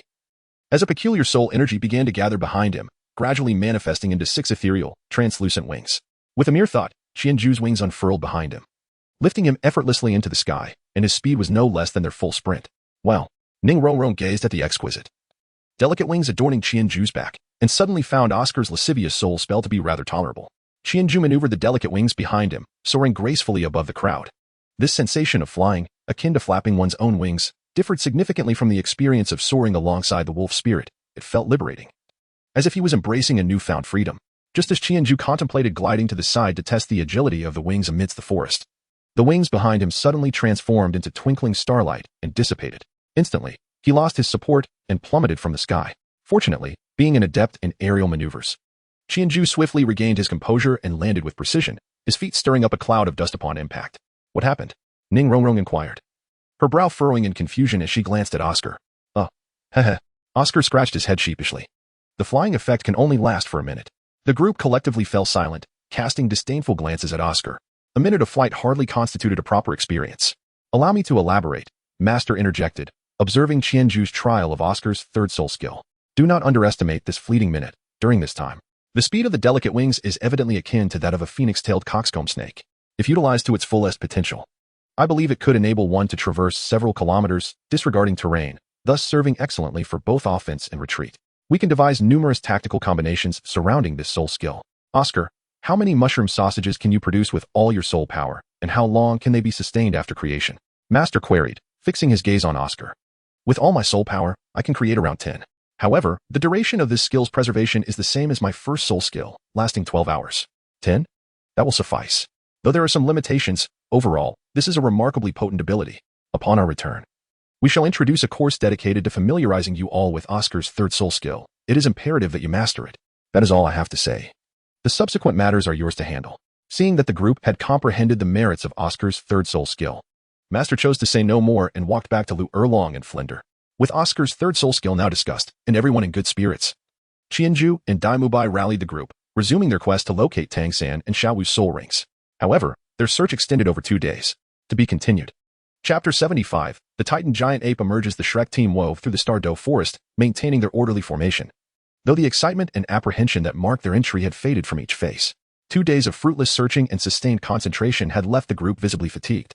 Xiao San, do not be disheartened. Hunting for soul rings can be arduous, especially those over a millennium old. I once searched for over 3 days alongside Director Zhao to acquire my third soul ring. Dai Mubai consoled the disheartened Tang San. Rest assured, Dai, I am well aware of such matters. I merely feel remorseful for putting everyone through the strain of searching for soul beasts in this Stardow forest, Tang San replied. Nonsense, we are a team. Dai Mubai wrapped an arm around Tang San's shoulders. Just as Dai Mubai was about to continue, Qianju suddenly halted, his gaze fixed intently ahead. What is it, Zhugu? Xiaowu, standing in front of Qianju, noticed his abrupt stop and turned to inquire. Qianju cast a glance at her and suddenly bellowed, Level 1 alert. Everyone, retreat to the vicinity of the 3 teachers. What is happening? The crowd was taken aback by Qianju's commanding shout, appearing somewhat perplexed, however. The rigorous training imparted by the master compelled them to promptly follow Qianju's orders and withdraw towards the rear. This protocol had been established during the master's special training before their arrival at the Stardow forest. As the scout of the team, Qianju's urgent commands necessitated immediate compliance from all. A Level 1 alert indicated a situation of insurmountable peril, requiring intervention from the Academy's instructors to manage. At that moment, both Flanders and Lu Erlong sensed something amiss. A menacing aura of a soul beast was rapidly approaching. Even a cursory assessment revealed that this presence exceeded 10,000 years, far beyond the capabilities of the children to contend with. The two immediately led the master forward to rendezvous with them. Is this the Titan Giant Ape? Qianju felt the images transmitted from the wolf spirit's perspective, never truly witnessing nor comprehending the overwhelming presence of the Titan Great Ape, the king of soul beasts. A series of crackling sounds echoed as withered branches and leaves were crushed underfoot, and a colossal figure towering several meters emerged from the dense treetops, revealing itself to all. Its fur was as dark as ink, its muscular frame bulged with power, and its eyes shone like lanterns, resembling both ape and monkey. It was the Titan Great Ape. Not only the master, but nearly everyone recognized the magnificent beast before them, for it was a focal point in the master's teachings on soul beasts. The Titan Great Ape, the sovereign among soul beasts, bore the ancient lineage of titans. Akin to the unparalleled geniuses among soul masters, a super beast capable of wielding strength beyond its age. The master had mentioned that even a 100-year-old Titan Great Ape would deter many soul beasts thousands of years old from confrontation, simply due to its unparalleled strength, speed, defense, and vitality, all of which placed it at the pinnacle of soul beasts. Moreover, it could unleash abilities akin to soul skills wherever it appeared in any forest. It was undeniably the ruler. When the master spoke of it, someone inquired about how one should respond if encountering the Titan Great Ape, and whether it possessed any discernible weaknesses. The master's counsel was succinct, encapsulated in a single word: flee. Flee at all costs. And do not entertain any thoughts of combat, for those who did were already considered lost. Before them stood a Titan Great Ape, towering over 10 meters in height. The master calculated briefly and concluded that it was at least 50,000 years old. Only a true title Douluo might stand a chance against it in direct confrontation. With this thought, the master's gaze sharpened, and he hesitated no longer. Flinder, Lu Erlong. With a fierce cry, the master summoned them forward, and the trio joined hands tightly, forming a triangle. They exchanged glances, each perceiving the excitement in the other's eyes, particularly in Lu Erlong and Flinder, who had long awaited this day. Sun, moon, life, radiance, golden. Rotate. Flinder pronounced the incantation with deliberate precision, and as the final word fell, 3 beams of golden light erupted from beneath their feet, intertwining to form a golden triangular prism. Within this prism, intricate patterns rapidly emerged, creating a complex formation. The master extended his hand, summoning his martial spirit, and the rotund figure of Luo Sanpao materialized at the formation center. Initially bewildered, it gazed around with its large, misty eyes. However, upon perceiving the radiant column enveloping it, and the mysterious symbols inscribed within, its eyes widened in realization. Though it had been over a decade since the last time the master, Lu Erlong, and Flinder had executed their martial spirit fusion technique, the powerful and excruciating sensation remained indelibly etched in its memory. As its confused gaze solidified, it looked towards the master, who returned the gaze. A silent understanding passed between them. It's time. Let us begin. This time, the master, Lu Erlong, and Flinder simultaneously placed their hands upon Luo Sanpao. The soul rings at their feet, arranged from low to high in age, encircled Luo Sanpao one by one. With each ring, its expression twisted in increasing agony, culminating in a painful howl as the final black soul ring descended. With its anguished roar, its form began to undergo a dramatic transformation under the power of the soul rings. Muscles swelled rapidly, sharp teeth took root in its mouth. Scales burst forth from its skin, drenching it in blood. Its pain cries morphed from swine-like grunts to a resonant dragon's roar. Suddenly, massive dragon wings tore through the light, unfolding majestically, followed by its tail, claws, and head. In an instant, a magnificent golden dragon, crackling with lightning, emerged before the onlookers, radiating an aura of grandeur. The Titan Great Ape, also known as Erming, was summoned by Xiao Wu. Through her connection with the soul beast, she transmitted her essence to it, prompting Erming to locate Shrek's group. Initially, Erming believed that with its dominion over the Stardow forest, capturing Xiao Wu would be an effortless task. However, the emergence of the golden dragon instilled a sense of unease within it. While it was not afraid of combat, it seemed that Xiao Wu was not an enemy of these humans. Thus, the Titan Great Ape's lantern-like eyes turned to Xiao Wu, seeking to discern her intentions. The members of Shrek, feeling the weight of the Titan Great Ape's gaze upon them, shivered with trepidation, fearing the beast might charge. Yet, amidst the tension, Xiao Wu subtly shook her head, signaling to the others. Seeing that the Titan Great Ape remained stationary, merely observing, the master felt a flicker of uncertainty regarding its intentions. However, knowing that their martial spirit fusion technique had a time limit, he deliberated briefly before addressing his companions. Xiaoju, take them and retreat first. We shall catch up with you shortly. With that, the master directed the golden dragon, transformed from Luo Sanpao, to charge at the Titan Great Ape, hoping to drive it back within the duration of their fusion technique. To be continued. Chapter 76, The Golden Sacred Dragon. The master guided the golden sacred dragon towards the Titan Great Ape, yet Qianju hesitated to follow his directive to leave the battlefield. Do you think we should retreat? Qianju spoke without turning back. Of course we cannot leave. Our teachers are fighting valiantly, and we certainly cannot abandon them. Xiao Wu was the first to leap forward, declaring, indeed, this must be a battle at the level of a title Douluo. If we were to depart now, it would surely leave us with lifelong regrets. Daimu Bai's eyes sparkled with intensity as he fixated on the clash between the golden sacred dragon and the Titan giant ape. Each collision of these colossal beings stirred up clouds of dust and debris. Yes, I always believed that Teacher Yu excelled solely in theoretical knowledge, but I never anticipated that he possessed such a formidable martial soul fusion technique alongside Principal Flinder and Dean Liu. Moreover, it seems that Teacher Yu is the one leading the charge. My understanding of him has been profoundly challenged. Oscar observed the luminous pillar formed by the trio of masters, catching a glimpse of Flinder and Lu Erlong with their eyes tightly shut. While Master remained intently focused on the battlefield between the golden sacred dragon and the Titan giant ape, his lips moving incessantly as he evidently directed the dragoness combat. Isn't a martial soul fusion technique supposed to involve only two individuals? Furthermore, it requires an exceptionally high degree of compatibility between their martial souls, making it exceedingly rare. To think that the principals could unleash a fusion technique involving three souls. The usually aloof Zhu Zhuqing couldn't restrain her thoughts any longer. She furrowed her brow, pondering whether this was related to Master S' vast knowledge. If so, would her diligent study of theoretical knowledge enhance the potency of her own martial soul fusion technique with Daimubai? You may not know, but it was through this triune martial soul fusion technique that our teachers first gained fame across the continent. Generally, if the compatibility between two soul masters exceeds 50%, a martial soul fusion technique can potentially form. The higher the compatibility, the more formidable the fusion technique becomes. Yet, do not underestimate that 50%, typically. The compatibility between soul masters does not exceed 5%, and that is just between two individuals. However, the compatibility of the triune martial soul fusion technique between Teacher's wife, and Principal Flinder reaches an astonishing 99%. Just over a decade ago, they could confront Soul Douluo without defeat using this technique, and now, it is evident that they have ascended to the level of title Douluo. Thus, Mubai, do you now understand why, when we were targeted by the evil soul master organization, Teacher merely summoned Teacher's wife? It is because her arrival would unite the golden iron triangle, effectively granting us the combat strength of a title Douluo. As long as the Death Soul City does not come in full force, we need not be concerned. Observing the astonished expressions of the Shrek team, Qianju felt a yearning for the potential to form a martial soul fusion technique with someone, preferably a young lady. Haha. No wonder these past few years have been so peaceful. It seems there are discerning individuals within the evil soul master organization who recognize our principles. Daimubai laughed heartily. That means we need not leave. Perhaps our teachers will be able to vanquish the Titan giant ape, and then we might even secure a soul bone. Ma Hongjun chimed in excitedly, his round face flushed with enthusiasm. Xiaowu silently rolled her eyes. Having lived alongside Ming and Ming in the Stardow Forest for so many years, she was acutely aware of Ming's formidable combat prowess. Not to mention the trio of masters relying on a martial soul fusion technique to attain title Douluo strength. Even a true title Douluo would likely struggle against Ming. Qianju also covered his face, finding Ma Hongjun to be adorably foolish. His reluctance to leave with the others stemmed not from confidence in the Master's ability to repel the Titan giant ape, but from his unwavering faith in Xiaowu.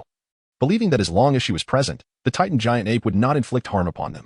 Moreover, as long as Xiaowu remained in their ranks, the Titan giant ape would likely not relent, leading to a potential perilous chase through the Stardow Forest. Avoid. Avoid. As Qianju pondered how to discreetly escort Xiaowu away, he suddenly heard Daimubai's thunderous shout, accompanied by a massive shadow looming over them. Coming to his senses, Qianju looked up to see the enormous form of the golden sacred dragon descending toward them. Goodness. Qianju was taken aback. They had retreated sufficiently, yet they were still caught in the crossfire. A quick glance allowed him to gauge the impact zone of the golden sacred dragon. And to his sides, he noticed Daimubai lifting Zhu Xing while Tang Xing carried Xiaowu, simultaneously using his other hand to shoot out a strand of blue-silver grass to drag Oscar away. Now, only he, Ma Hongjun, and Ning Rongrong remained in the shadow. Ma Hongjun fared better, as he was actively fleeing. A little assistance from Qianju would suffice. However, Ning Rongrong was somewhat perplexing, seemingly paralyzed by fear. She stood there, staring blankly at the descending golden sacred dragon. Is she a fool? Qianju cursed under his breath and summoned all his strength to dash toward Ning Rongrong. As he passed her, he swiftly pulled her into his embrace and continued forward, aiming to escape the area where the golden sacred dragon would land. Simultaneously, he commanded his wolf spirit to collide forcefully with Ma Hongjun's rear, propelling him far away. Boom. The colossal form of the golden sacred dragon crashed to the ground, stirring up clouds of dust and emitting a mournful groan. The light column formed by the master and his companions shook violently, as if on the verge of shattering. Why haven't you left? The deep-set eyes of the golden dragon caught sight of the fleeing group, and at the same moment, the master's anxious voice resonated from the golden light column. Hurry, we cannot hold it off any longer. As soon as the master's words fell, another shadow enveloped them. This time, the Titan giant ape was leaping toward them. No, Xiaowu screamed, and upon witnessing this, the master, along with Flinder and the others, simultaneously spat out blood, which fell onto the triangular array at the center of the light column. In an instant, their blood mingled with the array, transforming into a golden light that shot forth like lightning towards the fallen golden sacred dragon. The golden sacred dragon instantly radiated with golden light, as if empowered, its body glowing like flames and gradually separating from itself, coalescing above into a phantom of a sacred dragon that surged toward the descending Titan giant ape. Roar. The Titan giant ape in the air seemed to sense the potency of this strike. After a furious roar, it coiled its body, and its enormous eyes sparkled with malice as a wave of darkness surged from within, enveloping it like a black orb, colliding with the sacred dragon phantom. Boom. A tremendous explosion resonated with dazzling golden light, sending the Titan giant ape's body flying like a ragdoll. As the sacred dragon phantom faded, the golden sacred dragon too, accompanied by a burst of golden light, gradually shrank, devolving into Luo Sanpao, who lay feebly on the ground. The golden light column that enveloped the master and his companions transformed into starlight, shattering into fragments that revealed their pale faces, with traces of blood lingering at the corners of their mouths. To be continued. Chapter 77, Parting. Why aren't you leaving? The trio of the master, having completed their martial soul fusion technique, hurried toward the others, with Flinder flying directly over. What is happening? Oscar, quickly create your flying sausage. Hurry. This Titan giant ape is far too powerful. It's likely 100,000-year soul beast king. Oh, I have a mushroom sausage. I have a mushroom sausage. Upon hearing Flinder's urgent words, the group began to grasp the horror of the creature they faced, and Oscar hurriedly complied with Flinder's command, exerting all his efforts to produce the flying sausage. Lu Erlong lagged slightly behind, bringing the master along as well. The master's expression was grave. His eyes filled with a tinge of despair as he absorbed Flinder's words. It's futile. This Titan giant ape is undoubtedly 100,000-year existence. Even if we employ Oscar's third soul skill, we may not escape its pursuit. The master contemplated as he looked at the Shrek team, who awaited his decision. He silently observed each of them: Dai Mubai, Qianzhu, Tang San, Xiao Wu, Oscar, Ma Hongjun, Zhu Zhuqing, and Ning Rongrong. He gazed intently for several seconds, as if etching their images into his memory. Finally, his gaze solidified with resolve. Flinder, you take Tang San and Oscar, Qianzhu. Ride on the wolf spirit and take Ning Rongrong, while let Xiao Xin use blue silver grass to pull you along. Lu Erlong and I will take Dai Mubai. Xiao Wu, Shu Qing, and Ma Hongjun. We shall split up and flee. After struggling to utter his last sentence, the master turned to Lu Erlong. Erlong, is that all right? Lu Erlong smiled warmly, gazing at him with affection, and replied without hesitation, of course, it's fine. No. Tang San suddenly exclaimed. I'll go with the master. You let Xiao Wu accompany the dean and the others. Upon hearing the master's division of their group, Tang San realized the master's intentions. This was not merely a separation to escape. Their group was evidently meant to attract the Titan giant ape's attention, granting Flinder the opportunity to lead the others to safety. Dai Mubai and Zhu Qing were not dim-witted upon Tang San's outcry. They understood the master's purpose as well, yet they refrained from voicing any objections. The master's arrangements had clearly been meticulously considered. Qianzhu, Tang San, and Oscar were evidently the three with the most exceptional talents, while Ning Rongrong was the princess of the 7 treasure glazed tile school. Should anything happen, the school would undoubtedly seek retribution on the few survivors. On their side, Ma Hongjun hailed from a common background, and Xiao Wu had never revealed her origins, likely lacking any formidable lineage. Though he and Zhu Zhuqing came from prestigious families in the Star Do Empire, both had elder siblings, and their absence would not significantly affect their families. They were merely expendable. He and Zhu Zhuqing worked hard, hoping to alter their fated destinies. Yet it seemed that this was where their journey would conclude. Dai Mubai thought, glancing at Zhu Zhuqing. At that moment, Zhu Zhuqing no longer evaded his gaze. Instead, she reached out and clasped his hand. Feeling the warmth in her grasp, Dai Mubai tightened his hold, alleviating some of the fear in his heart. The master, observing Tang San's descent, usually open to suggestions, chose to overlook him this time and calmly stated, Now, you need only heed my commands. I believe Xiao Wu agrees with this division, does she not? The master turned his gaze to Xiao Wu. I agree. Xiao San, don't worry, trust me. We shall be fine. Xiao Wu approached Tang San, gently grasping his hand. After planting a soft kiss upon his cheek, she gazed at him with profound emotion. Unable to reveal the truth to Tang San, she resorted to this method, hoping to soothe his heart. However, Tang San, in his current state, misconstrued Xiao Wu's gesture as a final farewell. He was about to voice his objections once more when the master interrupted him. Enough. Do not speak. Flander. Time is of the essence. Hasten to lead them away. As the master spoke, he swiftly drew a bundle of rope from the storage ring and cast a knowing glance at Flander. After a deep look exchanged with the master and Lu Erlong, Flander delivered a swift strike to Tang San's neck, rendering him unconscious as he collapsed to the ground. Flander then lifted Tang San in his arms and swiftly embraced Oscar. The master handed the rope and storage ring to Qianzhu. Little Zhu, from now on, you must rely on yourself. Qianzhu was also somewhat affected by the melancholic atmosphere, feeling a tinge of sadness despite knowing that the master and the others were likely unharmed. After receiving the master's belongings, he hesitated for a moment before speaking up. Master, if you're uncertain, perhaps you should consider Xiao Wu's opinion. Xiao Wu, the master murmured, glancing at Xiao Wu with a hint of confusion, only to find her looking back at Qianzhu with equal perplexity. Suddenly, a furious roar echoed from afar, followed by the thunderous sound of footsteps and the cracking of trees, approaching with overwhelming force. Go. Upon witnessing this, the master no longer hesitated and pushed Qianzhu towards Flander. Flander grabbed one end of the rope and tied it around his hand, addressing the master and Lu Erlong. Hold on. I will return for you soon. Big brother Dai. Oscar called out as he tossed the mushroom sausage to Dai Mubai, though he dared not meet his eyes. Don't be like this, Xiaoao. This is the most prudent course of action. Dai Mubai, sensing Oscar's unease, comforted him with a smile. The 7-treasure glazed tile pagoda emerged, and Ning Rongrong exclaimed, quick. Suddenly, she unleashed her martial spirit, and 6 beams of light shot forth, merging into the bodies of the master and the others. The others fared better, but Lu Erlong, a soul sage, immediately drained Ning Rongrong of all her soul power, leaving her weak and nearly unable to stand. Qianju hurried to support her. I have increased my soul power output. This enhancement should last about a minute. I have done my best, Ning Rongrong said, lowering her head. She understood that, compared to herself, it was Dai Mubai and the others who should leave. Yet due to her background, the master had chosen her. At that moment, she finally grasped the master's intent. Had it not been for her background, she would have had no qualifications whatsoever. All right, Mubai the sausages, the master commanded, and Dai Mubai immediately distributed the sausages created by Oscar to the others. The soul power of the mushroom sausage surged, forming thin wings behind everyone, and with a flap, they soared into the air. Flander also flapped his wings, lifting Oscar and the unconscious Tang San into the sky. Qianju quickly had Ning Rongrong cling to his back, securing her with the rope before activating his lightness skill to leap onto the wolf spirit, gliding upwards. Flander, take care. Xiaogang, Erlong, I will return. The master. Lu Erlong and Flander exchanged a final glance, uttering one last sentence before turning away, racing in opposite directions with the others. This farewell might indeed be eternal. To be continued. Chapter 78, Sacrifice Principle F. Where are we going? Oscar, tightly embraced by Flander, asked in a subdued voice. I do not know. For now, I will take you to a safe place, and then I will return to find Xiaogang and Erlong. At this moment, Oscar and the others had been separated from Dai Mubai for only a brief while.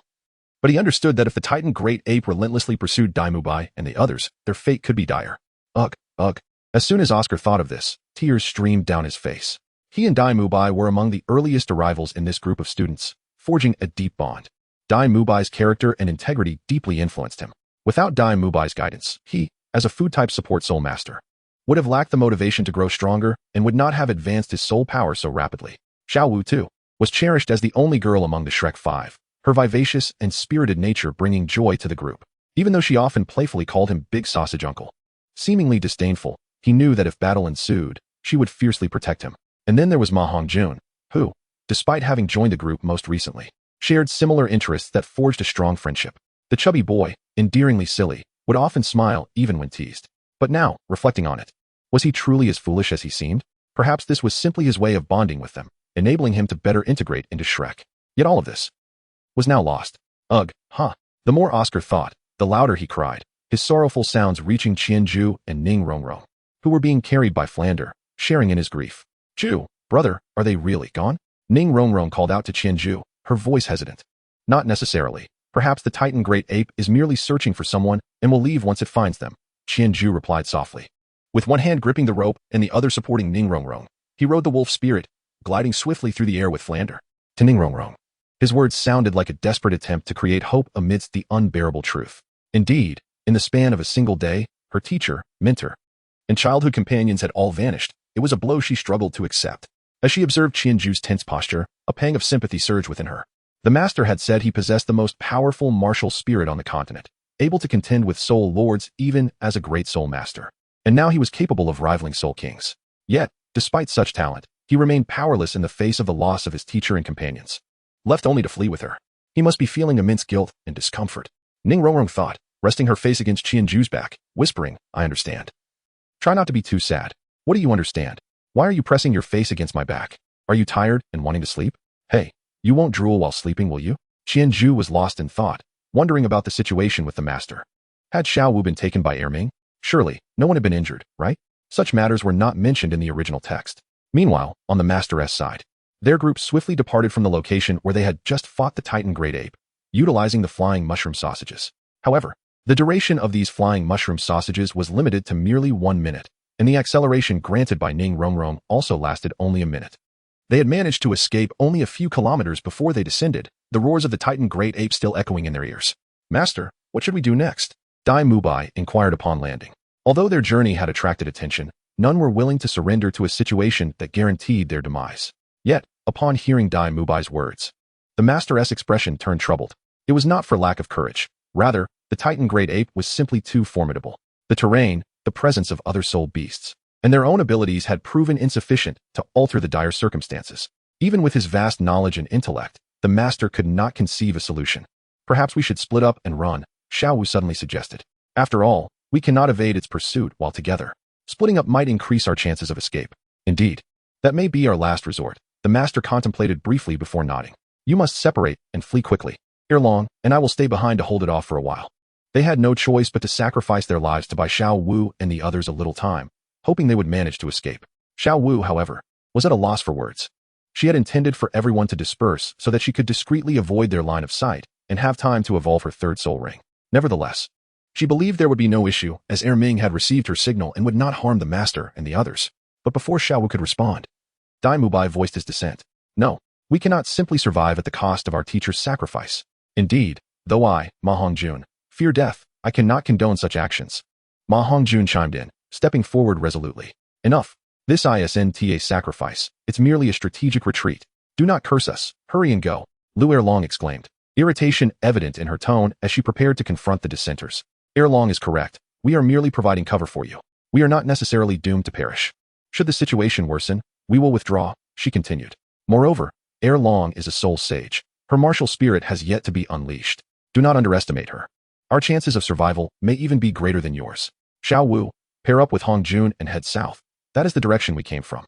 Mubai and Zhu Qing, with your superior strength, continue forward for a while before turning south, running until you exit the forest, the master instructed, pointing out the final escape route. Afterward, he glanced at Dai Mubai and the others, a hint of guilt in his eyes. Just hope that you do not blame Xiao Ju for the earlier division. If there is blame to be laid, let it rest upon me, for this was my decision. How can you say that? Teacher, you merely made the right choice. Dai Mubai firmly shook his head, assuring the master that he bore no resentment. The thuds of the Titan Great Ape's footsteps grew increasingly ominous. All right, let us move. Do not hesitate. Zhu Zhuqing, lead Dai Mubai away. Xiao Wu, hurry with Hongjun. Zhu Zhuqing hesitated momentarily, then nodded, pulling Dai Mubai in the direction indicated by the master. Compared to Dai Mubai, her feelings for the master and the others were not as profound at this moment. Her gratitude and admiration paled in comparison to the importance of her own life. Teacher, if you cannot hold it back, do not fret. Our target is already quite small compared to the other soul beasts in Stardew Forest. The Titan Great Ape may not relentlessly pursue me. Xiao Wu called back to the master before departing. Rest assured. Go quickly. Ere long. Prepare yourself, the master responded, turning to Lu Erlong, who nodded and unleashed her fire dragon martial spirit. In truth, after utilizing the martial spirit fusion technique and engaging in battle for so long, her soul power had already been depleted by more than half. Even now, she had only regained about half of her strength. The words exchanged earlier were merely meant to comfort Dai Mubai and the others. Let us go, fatty. We must not disappoint our teachers. Shall we urge Ma Hongjun? Ma Hongjun hesitated, glancing back at Dai Mubai, who was being pulled away by Zhu Zhuqing, frequently looking back. Suddenly, he knelt and bowed deeply to the master and Lu Erlong 3 times. Teacher, Director Lu, take care, he declared, tears streaming down his face before he turned and sprinted after Xiao Wu. To be continued. Chapter 79. A turn of events as the roar of the Titan Great Ape drew ever closer, and seeing that Dai Mubai and Xiao Wu had distanced themselves, the master turned to Lu Erlong, his cherished companion. Erlong. You. Though a multitude of words swirled within him, the master found himself unable to articulate anything. All right, with these 4 years, I have no regrets in this life, Lu Erlong said softly, gently touching his face upon witnessing his trembling lips, unable to voice his thoughts. It is my fault. I should have realized sooner, preventing our prolonged separation. It is the master's voice faltered, thick with emotion. The thunderous footsteps of the Titan Great Ape echoed ominously, seemingly mere moments away. Enough. Step aside. Watch me fight, Lu Erlong said, planting a kiss on the master's lips before pushing him back gently. As she turned to face the approaching Titan Great Ape, her eyes brimmed with determination and battle spirit. She flexed her wrists and neck, focusing on the Titan Great Ape as she declared, fire, dragon, true form. With her fierce roar, a deep crimson fire dragon emerged, a majestic silhouette enveloping her, emanating an aura of power. Sparks ignited from within the phantom, gradually merging with her form.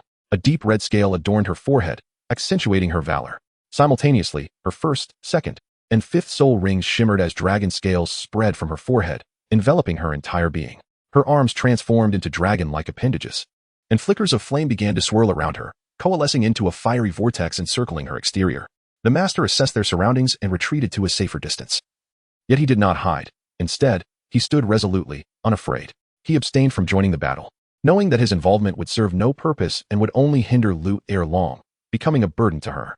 Instead of evading, he stood his ground, using his own body as bait. If the Titan Great Ape were to attack him, it might create an opportunity for Lu Erlong. At last, the massive figure of the Titan Great Ape burst through the canopy, coming into view of both the master and Lu Erlong. Observing Lu Erlong, cloaked in a swirling mass of flames, and the master, who was brandishing a spear from a distance, the Titan Great Ape's enormous eyes flickered with confusion. It twitched its nose, detecting that the scent of Xiao Wu had long since faded, and disregarded both Lu Erlong and the master, turning to pursue Xiao Wu's direction. Seeing the Titan Great Ape indeed set on chasing after someone, Lu Erlong roared, "You shall first step over my corpse." With that declaration, the flames surrounding her body began to coalesce into a torrent, surging towards the Titan Great Ape. Simultaneously, the third and fourth soul rings beneath her feet lit up, and as she rubbed her hands together, a ball of flame crackling with electricity materialized in her grasp. "Go!" She hurled the formed electric flame ball towards the Titan Great Ape's massive head, and with her hands pressed together once more, the soul rings shimmered, and a vast expanse of scorching dragon breath gathered in her palms, which she then unleashed towards the Titan Great Ape. In the blink of an eye, Lu Erlong had unleashed 5 soul techniques, showing no regard for her own safety. At that moment, she even hoped to incite the Titan Great Ape's fury. Perhaps in its rage, it would forget about the others fleeing, and if she were to perish at its hands, it might just feel a sense of relief and retreat back to the depths of the Stardow Forest. However, in the face of Lu Erlong's relentless onslaught, the Titan Great Ape did not flinch. It merely raised its massive arms, pounded its chest twice, and opened its enormous mouth towards Lu Erlong. With a mighty roar, a wave of black energy erupted from within the Titan Great Ape, radiating outward and colliding with Lu Erlong's torrent of flames, the electric fireball, and the dragon breath, resulting in a cataclysmic explosion. A vast wave of mingled fire, electricity, and dragon breath surged forth, violently propelling Lu Erlong away. While the master was also sent tumbling by the force, the trees surrounding the battlefield bent as if caught in a tempest, branches snapping under the strain and joining the chaotic gust. With a huff, the Titan Great Ape disdainfully regarded Lu Erlong before ignoring her, striding past her towards Xiao Wu. "How dare it look down on me?" Lu Erlong seethed, incensed by its almost human-like contempt. The 6th black soul ring illuminated beneath her feet as 2 spheres of dragon flames ignited around her fists, encasing them in fire. With a powerful push off the ground, she launched herself like a shooting star towards the Titan Great Ape, landing upon its back. Her fists descended like a torrential storm, the dragon flames quickly engulfing the Titan Great Ape's fur, burning a gaping hole in its back. Yet the creature seemed exceptionally resistant to fire. Lu Erlong, a soul sage and one who had awakened her martial spirit, delivered blow after blow, and even the Titan Great Ape could not remain indifferent. After a few fruitless attempts to swat her away, it unleashed another wave of black energy from its body. Lu Erlong was caught off guard, sent flying by the shockwave. Sensing the flames still ablaze on its back, the Titan Great Ape reached behind itself. However, its robust physique and lengthy arms proved inadequate to extinguish the fire. With another huff, it lumbered over to a massive tree, rubbing its back against the trunk. After reducing one side of the tree to a bare surface, it finally extinguished the flames. Coincidentally, the tree it chose was not far from the master, who stood gawking at it. Casting a dismissive glance at the master, the Titan Great Ape strode past without acknowledging him. "Come back, you scoundrel!" Lu Erlong, finally regaining her composure, yelled as she prepared to charge after it. Erlong, enough, enough, stop!" The master hurriedly intervened, holding her back as they watched the Titan Great Ape gradually move away towards Xiao Wu. "Xiao Wu, it's heading towards her." Lu Erlong, unable to struggle free, anxiously called out to the master. I know. The master reassured her. "But have you not noticed? It seems to harbor no animosity towards us." "No animosity?" Lu Erlong was taken aback by the master's words. "What do you mean?" "I cannot decipher its intentions either. Despite our actions against it, it has not harmed us. Perhaps something is indeed amiss." The master fell into contemplation, pondering the implications. Could it be that the records are mistaken? The Titan Great Ape's temperament may not be as ferocious, but rather gentle? No, that cannot be true. Such primate soul beasts are typically fierce. And there are plenty of accounts of the Titan Great Ape wreaking havoc. Then could it be that our combined martial spirit technique has invigorated its combat instincts, compelling it to spare us? But why is it still pursuing Xiao Wu? Flinder is not in that direction enough of this. Seeing the master lost in thought, Lu Erlong turned his face towards her. "Our primary task now is to decide our next course of action. Should we pursue Xiao Wu or gather the others and issue a warning?" The master nodded, tapping his head as he pushed aside the concerns regarding the Titan Great Ape. "Yes, let me think. We must return to the original battlefield." After a moment of contemplation, the master found clarity. "Flinder will surely come looking for us. We should regroup with him, then locate Dai Mubai and Zhu Qing, and finally search for Xiao Wu and Ma Hongjun. After all, we currently have no means to confront the Titan Great Ape, and following it would be futile. We need to gather everyone first, and then assess the situation. All right, let us hurry back. By the way, did that black wave injure you? Lu Erlong inquired with concern. The master rolled his eyes. Please do not treat me like an ordinary person. I am a great soul master, soon to ascend to soul emperor. I managed to evade the wave. Evade it? Then why is your head covered in dirt? Lu Erlong remarked, reaching out to brush the soil and debris from the master's head and shoulders. Hell, let us just say that ascension might take a lifetime at this rate. The situation had finally begun to shift, no longer steeped in despair. Lu Erlong finally found herself able to smile. After sharing a jest with the master, she led him back to the battlefield of Yur. Chapter 8. Return to the battlefield. Xiaowu. Xiaowu, where are you? Stop playing around and come out. Ma Hongjun softly called out, his round face etched with anxiety. Since bidding farewell to the master and Lu Erlong, he had been in relentless pursuit of Xiaowu. Yet, inexplicably, the more he chased, the faster she seemed to flee. The cycle continued, his pursuit only spurring her swiftness. Until finally, he could bear it no longer and stopped to catch his breath, only to find that Xiaowu had vanished. This left Ma Hongjun in a state of utter distress. As a male companion, it was his duty to look after Xiaowu, especially since the master had paired them together. How could he have lost her? With no other option, he resorted to the most rudimentary method of calling her name repeatedly.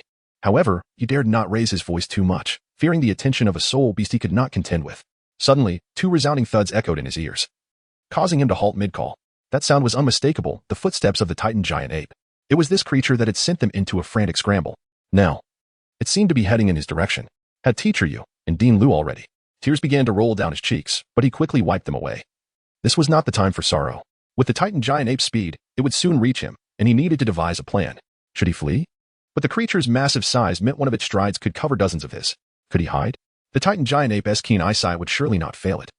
And it had clearly tracked them down using some method. Simply hiding might not suffice. What to do? The approaching footsteps filled Ma Hongjun with desperation, and beads of sweat began to trickle down his brow. Then it struck him. He could use plant sap to mask his scent. Remembering a technique the master had taught them for evading soul beasts, he quickly gathered a handful of green leaves, vigorously rubbing them together until a stream of green sap flowed down. After discarding the remnants, he smeared the sap over his body, transforming himself into a green figure exuding a pungent, bitter aroma of foliage. Next, he swiftly climbed to the crown of a large tree, allowing the thick canopy to conceal him completely, remaining utterly still. This was a skill imparted by the master. The scent of plant sap could effectively obscure their own odor, preventing the keen-nosed soul beast from detecting them. If he could find a spot that obscured his form as well, he might evade many beast scrutiny. As the footsteps drew nearer, Ma Hongjun clutched the tree trunk tightly, eyes shut, holding his breath, not daring to make a sound. Please pass by without discovering me. The Titan giant ape, sensing the overwhelming scent of vegetation, hesitated, catching a whiff of Xiaowu's lingering aroma. Displeased, it took a couple of steps back, shaking its massive head, before continuing toward Xiaowu's direction. Listening to the receding thuds, Ma Hongjun's tense muscles finally relaxed, a wave of relief washing over him, prompting tears to spill anew. After wiping his nose, he contemplated returning to check on the master and the others. If they had indeed perished, he would ensure they were laid to rest properly. Xiaowu. The first thought that crossed Tang San's mind upon awakening was to call out Xiaowu's name. You're awake. Xiao San, Qianju, seated beside him, greeted softly. Qiangu, where's Xiaowu? Why isn't she here? Tang San, upon surveying his surroundings, immediately grasped Qianju's hand, his voice filled with urgency. Xiaowu, she and Dai Laodao might be in grave danger. Oscar, observing Tang San's distress, reluctantly conveyed the harsh truth. No, that is impossible. Xiaowu can't be dead. This isn't real. I must find her, Tang San declared, releasing Qianju's arm and attempting to rise to search for Xiaowu. However, as he stood, he froze. This was the very clearing where they had rested on their first day. The distance from here to the site of their encounter with the Titan giant ape was considerable. They had traveled for 2 days to reach it. Even accounting for their detours in search of soul beasts, it would take several hours to return. The sheer passage of time was overwhelming for Tang San to process. Qiangu, please, take me to find Xiaowu. Let us use your wolf spirit to fly back. Tang San turned to Qianju, pleading earnestly. Of course, Qianju replied calmly. Great. Then let us hurry, Tang San began, but was interrupted by Qianju. So, you plan to leave Xiao Ao and Rong Rong, the 2 support soul masters, behind here? Don't forget, we are in the Stardow Forest, where we discovered that over 1,000-year-old phoenix-tailed coxcomb snake. If we leave, even if a soul beast only a few hundred years old appeared, they might not be able to handle it. Are you sure you want me to carry you? Then, what should we do? Tang San couldn't abandon Oscar and Ning Rong Rong. Qiangu, surely you have a plan, right? You care for Xiaowu more than anyone. You can't just let her go, can you? Please tell me there is something I don't know. Tang San implored, hope flickering in his eyes as he looked at Qianju. Qianju gazed at Tang San, marveling at his intellect. observing the glimmer of hope in his eyes. Qianju felt an overwhelming urge to reveal the truth. Yet, he restrained himself, knowing he must shatter Tang San's hope, driving him into despair, compelling him to frantically seek Xiao Wu. Perhaps, through the radiance of his protagonist's aura, he might encounter the fearsome man-faced demon spider. Alas, Qianju was also tormented by his own thoughts. He had anticipated that the expedition into the Star Doe forest would proceed without incident. After all, the team was led by the master and his companions, whose strength far surpassed that of Zhao Wujie from the original tale. However, therein lay the crux of the issue. The fusion technique of the master and his comrades was extraordinarily powerful, momentarily repelling the Titan giant ape and affording them the opportunity to escape, thus diverting the course of events from their original trajectory. Now, whether Tang San could still locate the man-faced demon spider injured by the unparalleled dragon serpent remained uncertain, let alone the 8 spider spears. I have not concealed anything from you indeed. Xiao Wu has departed with the master and the others. The Titan giant ape did not pursue us, but likely headed in their direction. As for the outcome, Qianju did not finish his sentence, yet Tang San comprehended his intent. He gazed at Qianju in disbelief, his eyes gradually turning crimson. I must find Xiao Wu. Alive, I must see her. Dead, I must see her remains. Xiaoyou. Tang San abruptly turned to Oscar. Assist me, please, in creating a few of your mushroom sausages for me, and Ning Rongrong, could you grant me a speed boost? Oscar, observing the redness in Tang San's eyes, swallowed hard and turned to Qianju, seeking his counsel. Ning Rongrong, however, readily agreed, her heart swelling with admiration for the bond between Tang San and Xiao Wu. Having arrived at Shrek Academy with Xiao Wu's unwavering support, she too harbored a deep desire to reunite with Xiao Wu. Very well, we shall accompany you, though our pace may be somewhat slower. We can assist you should any unforeseen circumstances arise. Qianju finally spoke. Together? But Tang San hesitated, aware that both Oscar and Ning Rongrong were support-type soul masters. He wondered how long it would take to return to the original battlefield with them. I'll carry Rongrong, and Oscar can ride on my wolf spirit. We won't be too slow.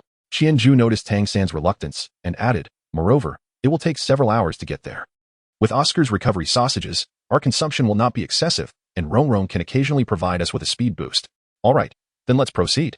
After contemplating for a moment, Tang San acknowledged the validity of Qianju's reasoning and eagerly prepared to set off. Qianju immediately summoned the wolf spirit, allowing it to manifest before Oscar, then beckoned to Ning Rongrong. Without hesitation, Ning Rongrong obediently approached Qianju, resting against his back, while Oscar cautiously mounted the wolf spirit. Observing the serene Ning Rongrong nestled behind him and the wolf spirit beneath him, Oscar felt a sudden pang of melancholy. All right, let's go. Upon seeing that Qianju and the others were ready, Tang San took the lead and charged forward, with Qianju swiftly following suit. His physical prowess had now surpassed that of Tang San significantly, and even while carrying Ning Rongrong, he effortlessly kept pace. Oscar clung tightly to the wolf spirit, fearful of falling off. Thus, the 4 companions, after much effort from Flander, rushed back toward the original battlefield. To be continued. Chapter 81. The long-awaited external aid. In the Star Doe forest, Xiao Wu perched upon the shoulder of the Titan great ape, gently tugging at its fur while swaying her long legs. Erming, did you harm Teacher Yu and the others? Erming shook his head foolishly, letting out a couple of low growls, his large eyes revealing a sense of grievance. All right, I know they attacked you because they thought you were a bad guy and were frightened. But, you're so strong, you must be fine, right? Xiao Wu cheerfully comforted him. Erming let out another low growl, turning his massive head to glance backward, attempting to see his own back. But his hefty body obstructed his view. He could only gesture with his hand, indicating for Xiao Wu to take a look. Climbing onto Erming's back, Xiao Wu spotted a patch the size of a person, devoid of fur and charred, exposing Erming's dark skin, surrounded by remnants of green and brown foliage. Hiki. Erming, why is the fur on your back gone? Ah, Erming called out plaintively. Ah, it must have been Director Lu's doing, I know. You did well, you didn't harm them. After all, they are my teachers. It won't affect you much, your fur will grow back soon. Xiao Wu gently stroked Erming, offering her reassurance. With a snort, Erming's expression shifted from grievance to a soft rumble. Let us go find Erming. Xiao Wu hesitated, lowering her head. But, the teachers have all been scattered, and I still don't know what has happened to them. And Tang San. If he wakes up and doesn't see me, he will surely go mad. I must quickly evolve my 3rd spirit ring and return. I fear there won't be time to find Erming, Xiao Wu stated, glancing up at Erming, who looked back with hopeful eyes. Next time, I'll come to see you again, but I can't be away for too long right now. Erming, quickly help me find a safe place. I need to evolve my 3rd spirit ring, Xiao Wu requested, patting Erming's large head. Erming obediently led Xiao Wu to a nearby rock wall. With a mighty roar, Erming unleashed his voice, the aura of the forest king emanating from him, causing the surrounding soul beasts to flee in terror. All right. This will do. Xiao Wu nodded, settling cross-legged in Erming's palm, her right hand forming an elegant gesture while her left hand supported it at her chest. Her martial spirit, the soft-bone charm rabbit, slowly manifested behind her. After a brief moment of adjustment, A series of peculiar sounds began to emanate from Xiao Wu's mouth. Accompanying these strange sounds, a faint red light gradually emerged from within her being. The Titan great ape, Erming, gazed at the red glow enveloping Xiao Wu, his large eyes reflecting a flicker of yearning. This unique radiance could only be possessed by a soul beast that had reached the century mark. It not only signified the soul beast's age limit but also held a mysterious suppressive power over other soul beasts, truly deserving the title of king among them. Though the Titan great ape, Erming, had not yet reached the 10,000-year mark, possessing only over 90,000 years. His ancient Titan bloodline endowed him with strength surpassing that of typical soul beasts of the same age. His greatest desire was to break through the 10,000-year barrier. As the red light intensified, gradually resembling blood, it enveloped Xiao Wu. In the swirling soul power, a hint of purple began to emerge from the vibrant red. Like starlight cascading down, ultimately coalescing beneath Xiao Wu into a 1,000-year purple spirit ring. With the formation of this spirit ring, Xiao Wu's body began to undergo a series of transformations. First, her physique became more harmonious, her height increasing slightly, and her facial features softening, lending her an air of maturity. Moreover, her chest and hips became more pronounced, making her appear to have suddenly aged a few years, shedding her youthful innocence and exuding a newfound femininity. As Ning Rongrong unleashed her second soul skill, two beams of light shot forth from the 7 treasure glazed tile, striking Qianjue and Tang San, infusing them with speed as they traversed the forest. I have some large sausages. Oscar, still atop the wolf spirit, produced 3 of his restorative sausages. Adieu, Xiao-san, he called, tossing the sausages to the 2. Qianju took 2 sausages and handed one to Ning Rongrong. The 3 of them promptly began to eat without hesitation. As they consumed the restorative sausages, the weariness on their faces diminished somewhat. In the vast expanse of the starry forest, Qianju and his companions had been hastily traversing for approximately an hour. The prolonged exertion had left them feeling exceedingly fatigued. Fortunately, Oscar's delectable sausages continuously replenished their physical strength, soul power, and vitality, enabling them to persevere. According to Tang San's estimation, they had covered nearly half the distance. Sensing the significant depletion of his soul power, Tang San silently prayed within his heart, Xiao Wu, wait for me, I shall arrive shortly. All right, Xiao San. Let's halt for a moment. After another half hour, Qianju finally spoke, bringing Tang San to a stop. What is it, Jugo? Tang San gradually came to a halt, leaning against a tree trunk, panting heavily as he turned to inquire of Qianju. Let us take a brief respite. My soul power is nearly exhausted, and I suspect yours is close to depletion as well. I understand your urgency, but if we are not in optimal condition, even if we sprint back, we will be powerless to assist Xiao Wu should anything befall her. Let us recover our strength before continuing our journey. After catching his breath and feeling the dwindling soul power within him, akin to the last breaths of a bellows, Tang San nodded. He recognized the wisdom in Qianju's counsel and, without hesitation, leaned against the tree and settled into a cross-legged position to recuperate. Qianju approached his side, gently lowering Ning Rongrong from his back. The wolf spirit, under his command, floated gracefully to the trunk, allowing Oscar to disembark. You two should hasten to meditate and restore your soul power. I shall keep watch, so do not concern yourselves with safety. Qianju greeted Ning Rongrong and Oscar briefly, observing as they began to meditate. He then settled down beside them, closing his eyes while directing the wolf spirit to vigilantly patrol the surroundings. Thus, under Qianju's watchful care, they swiftly restored their soul power, awaiting the continuation of their journey. However, the Stardow forest was destined to be anything but tranquil. Soon, a rustling sound broke the silence. With his eyes still shut, Qianju furrowed his brow and promptly commanded the wolf spirit to investigate the source of the noise. Before long, he discovered its origin. A colossal, pitch-black spider materialized before the wolf spirit, momentarily startling the previously restless Qianju. Was this the man-faced demon spider? Qianju hastily directed the wolf spirit to descend, landing before it on the ground, where he soon beheld the terrifying visage formed by the white patterns on the abdomen of the spider. Indeed, it was the famed human-faced demon spider. Qianju rose in exhilaration. Yet, he pondered whether it was the very one that yielded the 8 spider spears. As he maneuvered the wolf spirit, he continued to scrutinize the human-faced demon spider, noticing that it indeed appeared to be injured. Of the 8 small eyes originally situated on its lower abdomen, only 6 emitted a faint glow, while 2 had been utterly extinguished. Additionally, it bore numerous shattered marks on its body, indicative of fresh wounds. Its behavior suggested that something perilous was pursuing it, compelling it to flee. Yes, indeed, it was the one. The smile on Qianju's face was nearly uncontrollable. Tang San was also roused from his reverie. Observing the smile on Qianju's face, he furrowed his brow in confusion and inquired, Brother Ju, what is it that makes you smile? Qianju's mind raced. Ahem. It seems a soul beast is approaching, a human-faced demon spider. And from my rough assessment, it appears to be over 1,000 years old. I thought to myself, this is perfectly suited for you. If you absorb it as your 3rd soul ring, not only will your power increase, but your condition will also be replenished, allowing us to continue our journey and find Xiao Wu sooner. Really, Tang San's spirits lifted upon hearing this. However, he soon recalled his knowledge regarding the human-faced demon spider, frowning as he expressed, "But our soul power has scarcely been restored. And the human-faced demon spider is known for its formidable combat strength. Will we not encounter difficulties in facing it? Do not worry. It appears the human-faced demon spider has sustained some injuries. We shall lie in ambush and strike while it is vulnerable." Qianju no longer concealed his elation. All right. Upon hearing Qianju's words, Tang San considered that after his elevation to Soul Master, he too could enhance their chances in the search for Xiaowu. And thus he ceased to hesitate, beginning to strategize with Qianju. To be continued. Chapter 82. The Human-Faced Demon Spider. The human-faced demon spider halted its advance. Its 6 small eyes on the lower abdomen cautiously surveying the surrounding environment. Although everything appeared normal and exceedingly tranquil, it sensed an inexplicable danger enveloping it. An instinct honed by years of combat warning it that something was amiss. The spider's legs restlessly tapped around, as retreating backward was not an option with pursuers behind. And sensing something amiss ahead, it could not advance there either, so it resolved to move in another direction. Left, choosing a random direction. The human-faced demon spider swiftly propelled itself forward, its 8 legs alternating rapidly as it hastened across the ground, nearing the exit of this area. Suddenly, as if colliding with an unseen force, the spider was violently thrust backward, emitting a piercing shriek, and 2 of its small eyes burst, oozing foul, dark liquid. Little 3.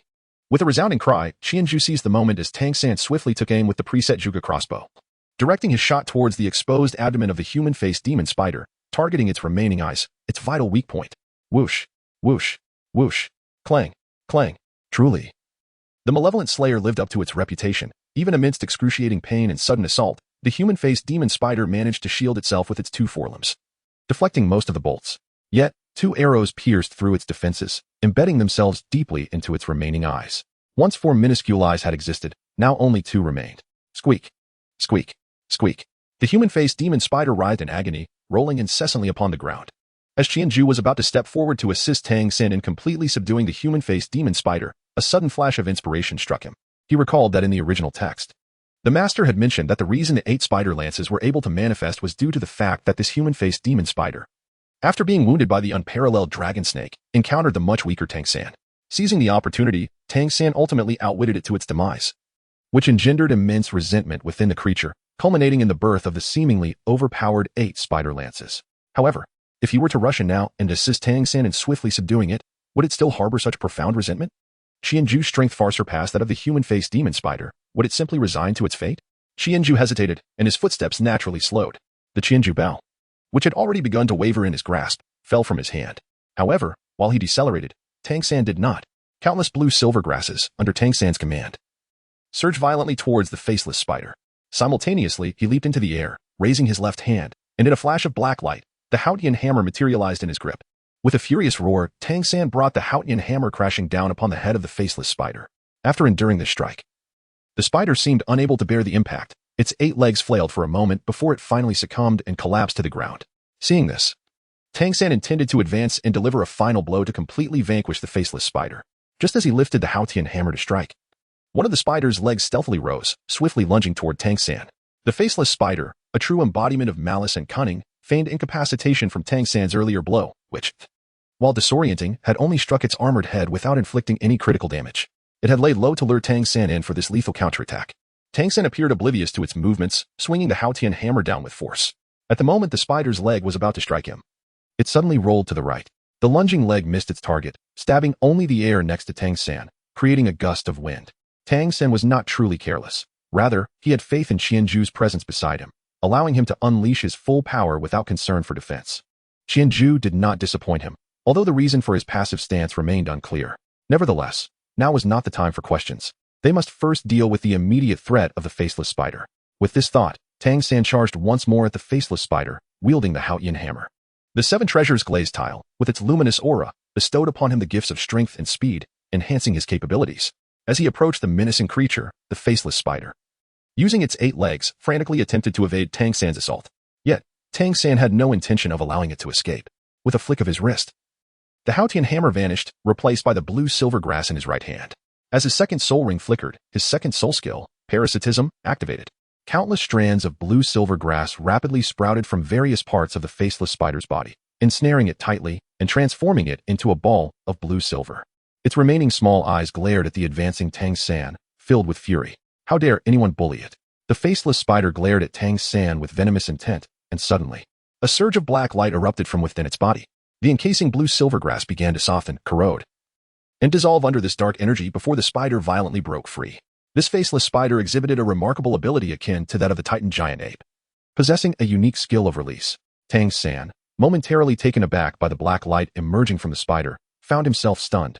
Seizing the opportunity, the faceless spider lunged forward, raising its spear-like forelimbs high to strike at him. Bang! Bang! Two beams of light struck precisely against its raised legs, causing it to stagger. Its assault once again interrupted by Qianju. The faceless spider turned its small eyes towards Qianju, abandoning Tang San, and swiftly crawled in his direction. However, it had barely made half the distance when a sudden crash, accompanied by excruciating pain, sent it stumbling backward, halting its advance. This was yet another intervention by the wolf spirit, who stood firm in its path. This time, Qianju had controlled his force, not toppling it, but delivering a lesson to deter its approach. Having faced repeated setbacks, the faceless spider finally began to fear. With a final glare of resentment at both Qianju and Tang San, it scuttled swiftly towards the two auxiliary soul masters, Ning Rongrong and Oscar. Yet, just as it reached the halfway mark, it abruptly veered off course, eluding the group and fleeing into the distance. The faceless spider had cleverly executed a feigned retreat. Qianju stood dumbfounded, realizing he had been deceived. Qianju let out a disdainful snort. As the wolf spirit had already been commanded to block the path before Oscar and Ning Rongrong. To his chagrin, the fellow had fled. Irritated, he raised the Qianju bow, the third soul ring beneath his feet shimmering, as a crimson arrow of light took form in his hand. Fixed army. The vivid red arrow trailed a long flame as it soared toward the human-faced demon spider, sensing the impending threat drawing near. The spider suddenly exerted force with all 8 of its legs, launching itself into the air, just as Qianju's third soul skill was about to miss its mark. Boom. In a moment of keen awareness, Qianju issued a sharp command. The crimson arrow of light detonated beneath the visage of the human-faced demon spider, unleashing a cascade of distorted radiance that enveloped it. The creature was immediately rendered dazed, plummeting to the ground. In its state of unconsciousness, it tumbled over, exposing its vulnerable abdomen. Tang San, ever astute, seized this opportunity. The Haotian hammer materialized once more, hurled with the force of 1,000 pounds. The combined weight and Tang San's deft technique not only obliterated the spider's remaining 2 small eyes, but also caused the hammer to embed itself deep within the creature's body, resulting in a grotesquely tragic demise. As he beheld the slowly ascending purple soul ring, Tang San exhaled in relief and turned his gaze toward Qianju. Go ahead, swiftly. Qianju nodded, signaling Tang San to hasten his absorption. Meanwhile, a sense of anxiety began to brew within him. The outcome of whether Tang San could still attain his enhancement hinged upon this moment. Without hesitation, Tang San strode a few steps to the corpse of the human-faced demon spider, settled into a cross-legged position, took a couple of deep breaths to adjust his state, and prepared to absorb the essence. Suddenly, a voice, one that had been lingering in Tang San's thoughts, resonated through the air. Xiao Wu, is that you? Tang San, Tang San. As Tang San turned his head, he beheld the person he had longed for emerging from the thicket, excitedly running towards him, calling out his name. Xiao Wu, you're safe. It's truly wonderful. Tang San exclaimed as he enveloped the approaching Xiao Wu in an embrace. Of course, I'm fine. Silly Tang San, what could possibly be wrong with me? But you, how did you end up here? Xiao Wu inquired, releasing Tang San from her hold. A hint of confusion evident on her face. It's because this fool was worried about you. Once he awoke, he went mad with concern and insisted on coming back to find you. We tried to stop him, but to no avail. So we had no choice but to follow him. Qianju rolled his eyes in exasperation and spoke. Brother Ju. Xiao Wu dashed over, excitedly embracing Qianju. All right. It's all fine. Qianju gently patted Xiao Wu on the back. Xiao Wu. Oscar and Ning Rongrong approached, both brimming with enthusiasm. If Xiao Wu was unharmed, could it be that the others were also safe? Rongrong, Uncle Sausage. Xiao Wu greeted them with a cheerful smile. Xiao Wu, it is truly wonderful that you are unharmed. By the way, how did you end up here alone? Where are Teacher Yu and Dean Liu? And what about Daida and the fatty? Are they all right? Oscar inquired. Looking at Xiao Wu. Xiao Wu gazed at them, articulating the tale she had prepared. After we parted ways, we escaped the battlefield using mushroom sausages. However, the effect of the mushroom sausages was fleeting, and Rongrong's acceleration soon wore off, causing our escape speed to diminish. We were quickly overtaken by that Titan great ape. Then Teacher Yu divided us into groups again, Daida and Shuqing together, while I was paired with the fatty. Teacher Yu told us to flee separately, remaining with Dean Liu at the original spot, claiming they would hold it off for a while. I wonder how they are doing now. Oh. And I later got separated from the fatty. But you should be fine, as the Titan great ape chased after me in the end. Were you caught by it? What happened afterward? How did you manage to escape? Tang San urgently questioned. Well, just as the Titan great ape was about to catch me, a sudden bellow echoed from the depths of the forest. Upon hearing the bellow, the Titan great ape roared a few times in response and then fled, allowing me to survive. A bellow. What sort of sound is that? Why did it run upon hearing it? Tang San murmured in confusion. How should I know what kind of sound it was? By the way, Xiao San, were you planning to absorb that third spirit ring? Hee. I have already completed the absorption of my third spirit ring. When the Titan Great Ape responded to the bellow, many spirit beasts around were stunned, including a lightning rabbit over 1,000 years old. I found it quite suitable for me, so I defeated it and made it my third spirit ring. Now, I am a 3-ring spirit ancestor. Xiao Wu exclaimed, proudly patting Tang San's shoulder. Why don't you absorb your spirit ring first? Once you have absorbed it, we can discuss your experiences further. Tang San glanced at the corpse of the face demon spider and its slightly diminished spirit ring above, nodding in agreement. All right, Xiao Wu, wait for me. Once I have absorbed the spirit ring, we can slowly talk about your adventures. Brother Ju, I will continue to absorb the spirit ring now. Please keep an eye on Xiao Wu and the others. Go ahead. Qianju nodded, watching as Qianju approached the corpse of the face demon spider once more. However, as he gazed at Tang San, a flicker of concern and hesitation crossed his eyes. Qianju understood that the face demon spider was not merely a creature with a lifespan of over 1,000 years, it had actually transcended to 2,000 years. In the esteemed Master's core competencies of martial souls, the absorption limit of the third soul ring is set at 1,700 years. This particular face demon spider, not only had it reached the remarkable age of 2,000 years, but it also belonged to a rare species, imbued with myriad negative attributes.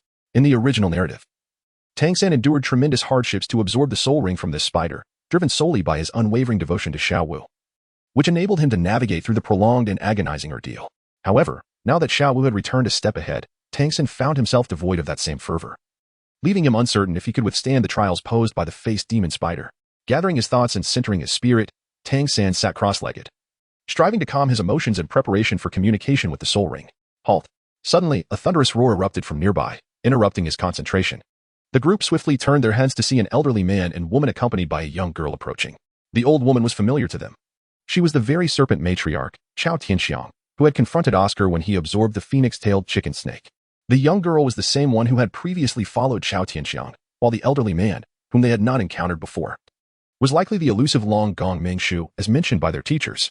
Trouble loomed. Qianju's heart sank. He had surprisingly forgotten about this matter. The formidable couple, Long Shi and Snake Pa, had caused a disturbance when Tang San was absorbing his soul ring. In the original narrative, the reason the two parties could resolve their conflict through a relatively peaceful comparison between Tang San and Meng Yiran was not only due to the high-level martial deterrence provided by Zhao Wujin on their side, but also because the discord between the two factions was not deeply rooted at that time, and the atmosphere was comparatively tranquil. Shrek Academy had not yet antagonized Snake Pa Chao Tianxiang. However, the situation was markedly different now. Lu Erlong had already provoked Chao Tianxiang to an extreme degree, leaving her furious. Currently, they had been captured alone, while Flandra and Lu Erlong were still unaccounted for. If this Dragon Lord and Snake Pa entertained any malicious intentions, they might find themselves in grave danger. You little brats! You dare to snatch our prey again? Very well. Let's settle both new and old scores. Snake Pa Chao Tianxiang was the first to step forward, her anger palpable. The young lady, Meng Yiran, also wore a face of fury. Anyone who had their soul ring stolen twice in succession would hardly remain composed, especially someone as cherished as Meng Yiran. The fact that she refrained from publicly berating them was a testament to her upbringing. Among the trio, only Dragon Lord Meng Shu maintained a semblance of calm. He glanced at the corpse of the human-faced demon spider on the ground, then turned his gaze toward Qianju and his companions, stating, Young ones, where are your teachers? Call them out. This is beyond your capacity to resolve. Faced with the aggressive demeanor of the two, Qianju had no choice but to brace himself and step forward, cupping his hands in a gesture of respect. Esteemed seniors, our teachers took our senior brothers to pursue a soul beast, leaving only us here to recuperate. We were merely minding our own business when, unexpectedly, this human-faced demon spider appeared. With two auxiliary soul masters among us, we could not evade it. And in the interest of self-preservation, we had to slay it. If we have inadvertently disrupted this lady's plans, I sincerely apologize. We assure you that once our teachers return, we will help this lady find a more suitable soul beast as compensation. What do you think, esteemed seniors? Compensation? We spent 2 to 3 days tracking down this human-faced demon spider. What could you possibly offer as compensation? You have repeatedly seized our prey, clearly showing a lack of respect for us. Chao Tianxiang retorted, her voice laced with indignation. And do you take us for fools? That boy's actions just now were clearly aimed at absorbing a soul ring, and you call it self-preservation. What a blatant lie. I have nothing more to discuss with you. We will detain you first, and then your teacher can come to apologize. Wait. Let me speak a moment longer. If, after hearing me out, you still intend to make a move, then I shall have nothing further to say. Qianju hastily gestured for them to pause, as he still had words to convey. Chao Tianxiang, after all, was not the type to disregard reason, and thus halted her advances. What more do you wish to articulate, young man? The two venerable seniors surely intend to bestow this human-faced demon spider upon the sister as her third spirit ring, correct? If that is the case, then not only have we failed in our endeavors, but we have inadvertently saved this sister's life. How so? Long Gong Mengshu furrowed his brow upon hearing this. Matters concerning his granddaughter's safety were far from trivial. It seems these venerable seniors are deeply engrossed in their cultivation and lack proficiency in the study of spirit beasts. For ordinary soul masters, the maximum absorption age for a third spirit ring is 1700 years, while the cultivation age of this human-faced demon spider has already surpassed 2000 years. To absorb a spirit ring that exceeds the age limit, especially one as formidable and laden with negative connotations as the human-faced demon spider, I fear that if the sister were to proceed, the outcome could be dire. Qianju spoke, shaking his head as if lamenting something. Nonsense. Why did this lad come to absorb this soul ring if he has not already attained the rank of soul master at level 40? Intending to absorb his fourth soul ring? It seemed that Chao Tianxiang had discovered a flaw in Qianju's words, looking at him with a mocking gaze. Certainly not. Xiao San is only at level 30. He is indeed preparing to absorb the human-faced demon spider, making it his third soul ring. When I mentioned the perilous nature of the situation, I referred to ordinary soul masters, whereas we are students of Shrek Academy. We are all extraordinary. Qianju spoke, and his voice suddenly rose in pitch, causing Oscar and Tang San to also stand tall. To be continued. Chapter 84. The Gathering of Shrek. Monsters. What does it mean? Long Gong expressed his confusion. It means that we are all geniuses and should not be regarded as ordinary soul masters. Long Gong furrowed his brow, gazing at Qianju for a while before responding. To cultivate to the rank of soul master at such a young age, and to have slain the human-faced demon spider. I acknowledge that your talents are indeed exceptional, yet this does not substantiate your claims. I understand that you have doubts, esteemed elder. Perhaps. Qianju gazed anxiously at the dimmed soul ring of the man-faced demon spider, realizing that time could not be squandered any longer. Once a soul beast soul ring is produced, it vanishes within the hour, and this particular soul ring was crucial for Tang San's 8 spider lances. Delaying further would undoubtedly lead to unforeseen consequences. Perhaps, esteemed elders, you might allow my junior, Tang San, to absorb the soul ring of the man-faced demon spider. At 12 years of age, he has recently attained the rank of soul master, and I firmly believe his prowess is not inferior to that of your granddaughter. You need only observe the difficulty he faces in absorbing the soul ring to discern the truth of my words. Rest assured. The soul ring of the man-faced demon spider is not something an ordinary individual can absorb. Even I harbor some concerns for my junior. Should you still doubt my assertions after witnessing the process, I shall accept any consequences you deem fit. 12 years old.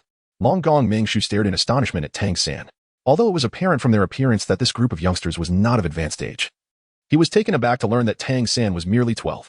Just as Long Gong was about to voice his surprise, Meng Yuran, who had been listening intently, stepped forward. Hey, on what grounds do you claim that this boy is stronger than I, even if he has reached level 30 at such a young age? Does that not place him at the same soul power level as me? If you believe he is capable of absorbing the soul ring, then why should I be deemed incapable? What reasoning is this? Unless he can demonstrate that he is indeed stronger, I will not permit you to proceed with the absorption of the soul ring. How can he prove that? Qianju inquired, frowning at Meng Yuran's obstinacy. Simple. If he can defeat me, I shall concede that he is stronger. Defeat you. Qianju turned to Tang San. Under ordinary circumstances, he was confident that Meng Yuran would not stand a chance against Tang San.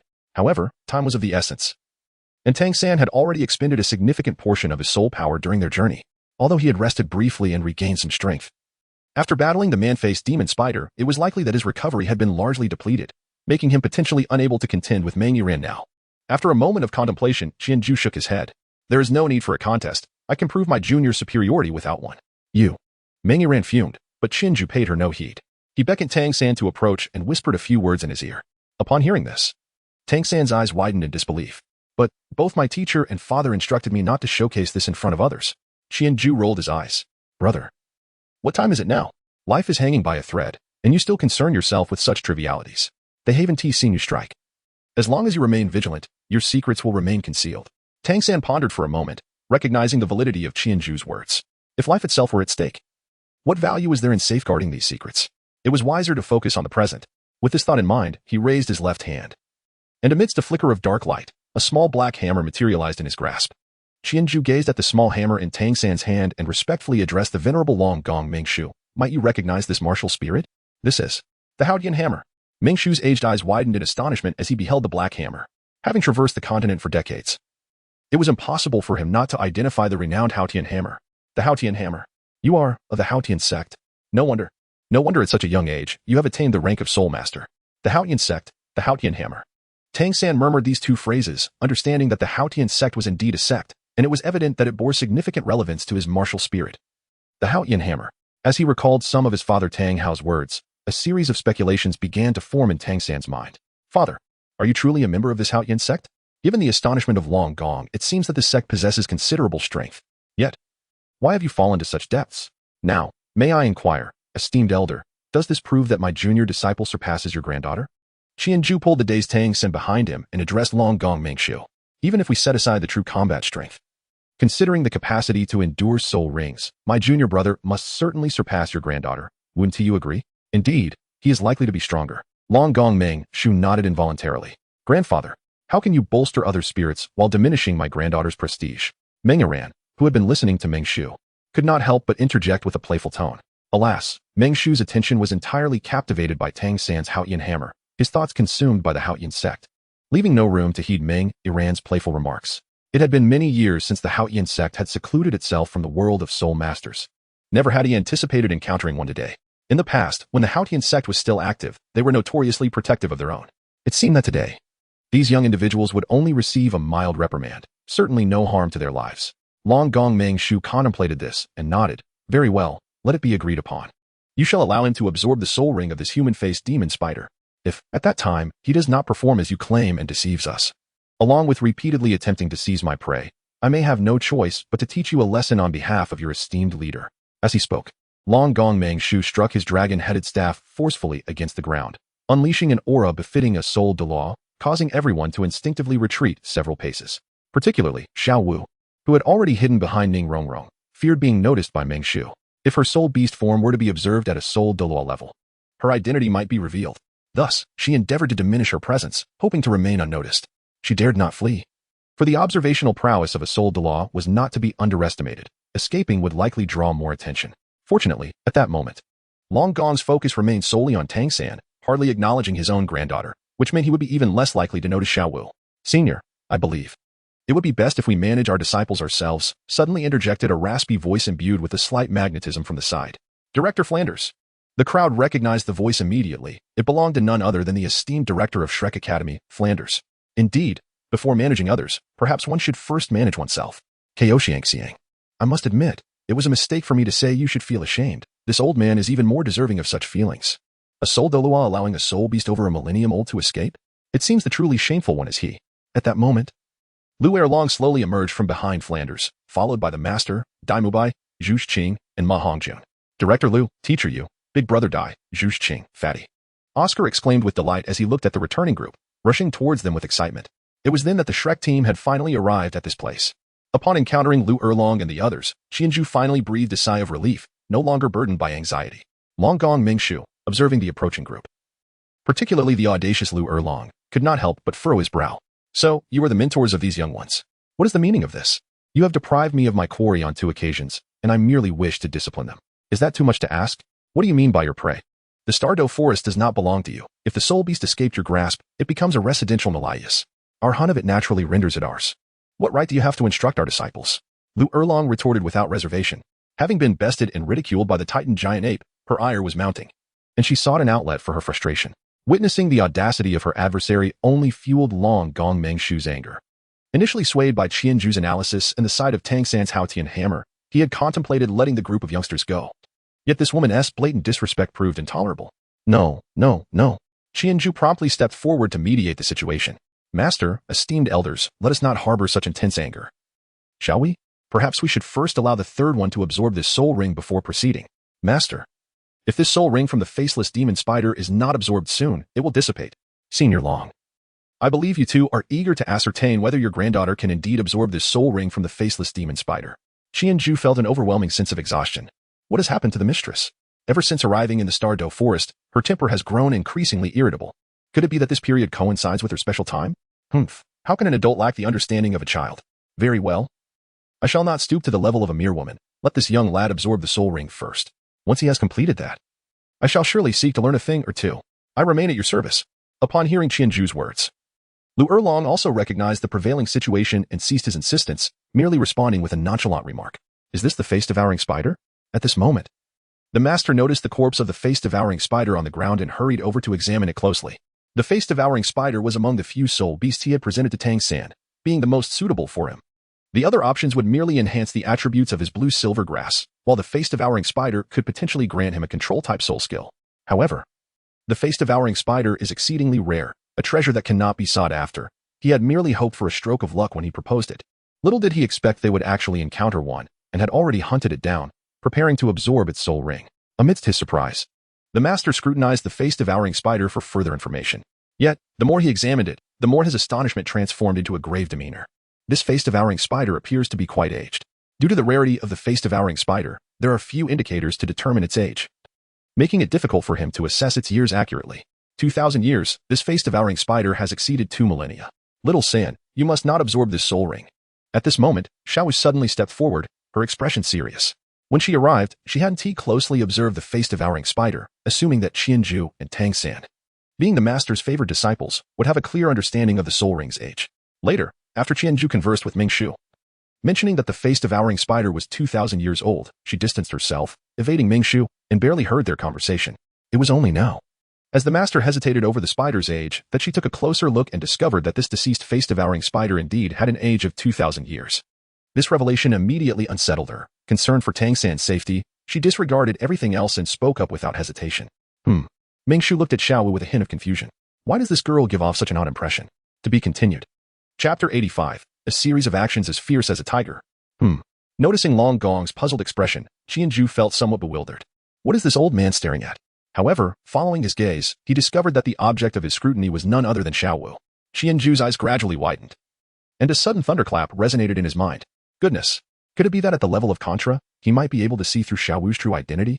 In the past, Qianju had not paid much attention to this matter. He merely remembered that Xiao Wu could not appear before a tidal Douluo. Throughout their journey, prior to encountering the poison Douluo, there had been no appearances of tidal Douluo, aside from Tang Hao, which led Qianju to overlook this detail. It was only now, upon witnessing the somewhat perplexed gaze of the dragon, Duke Mingshu, that Qianju recalled that anyone who had reached the rank of Soul Douluo possessed the potential to discern Xiao Wu's transformation as a soul beast. What to do? What to do? Qianju felt a surge of anxiety within. In the original narrative, Xiao Wu returned only after the departure of the Supreme Dragon Serpent, conveniently avoiding an encounter with the Dragon Duke, a Soul Douluo. However, due to various circumstances, their expedition to the Star Do Forest had been irrevocably altered.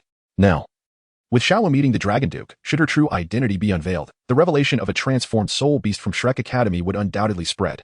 Even if Xiao Wu were to return immediately to the Star Do Forest, Shrek Academy would likely face obliteration, as no one would believe their claims. Qianju surveyed his surroundings, his mind swirling with countless thoughts.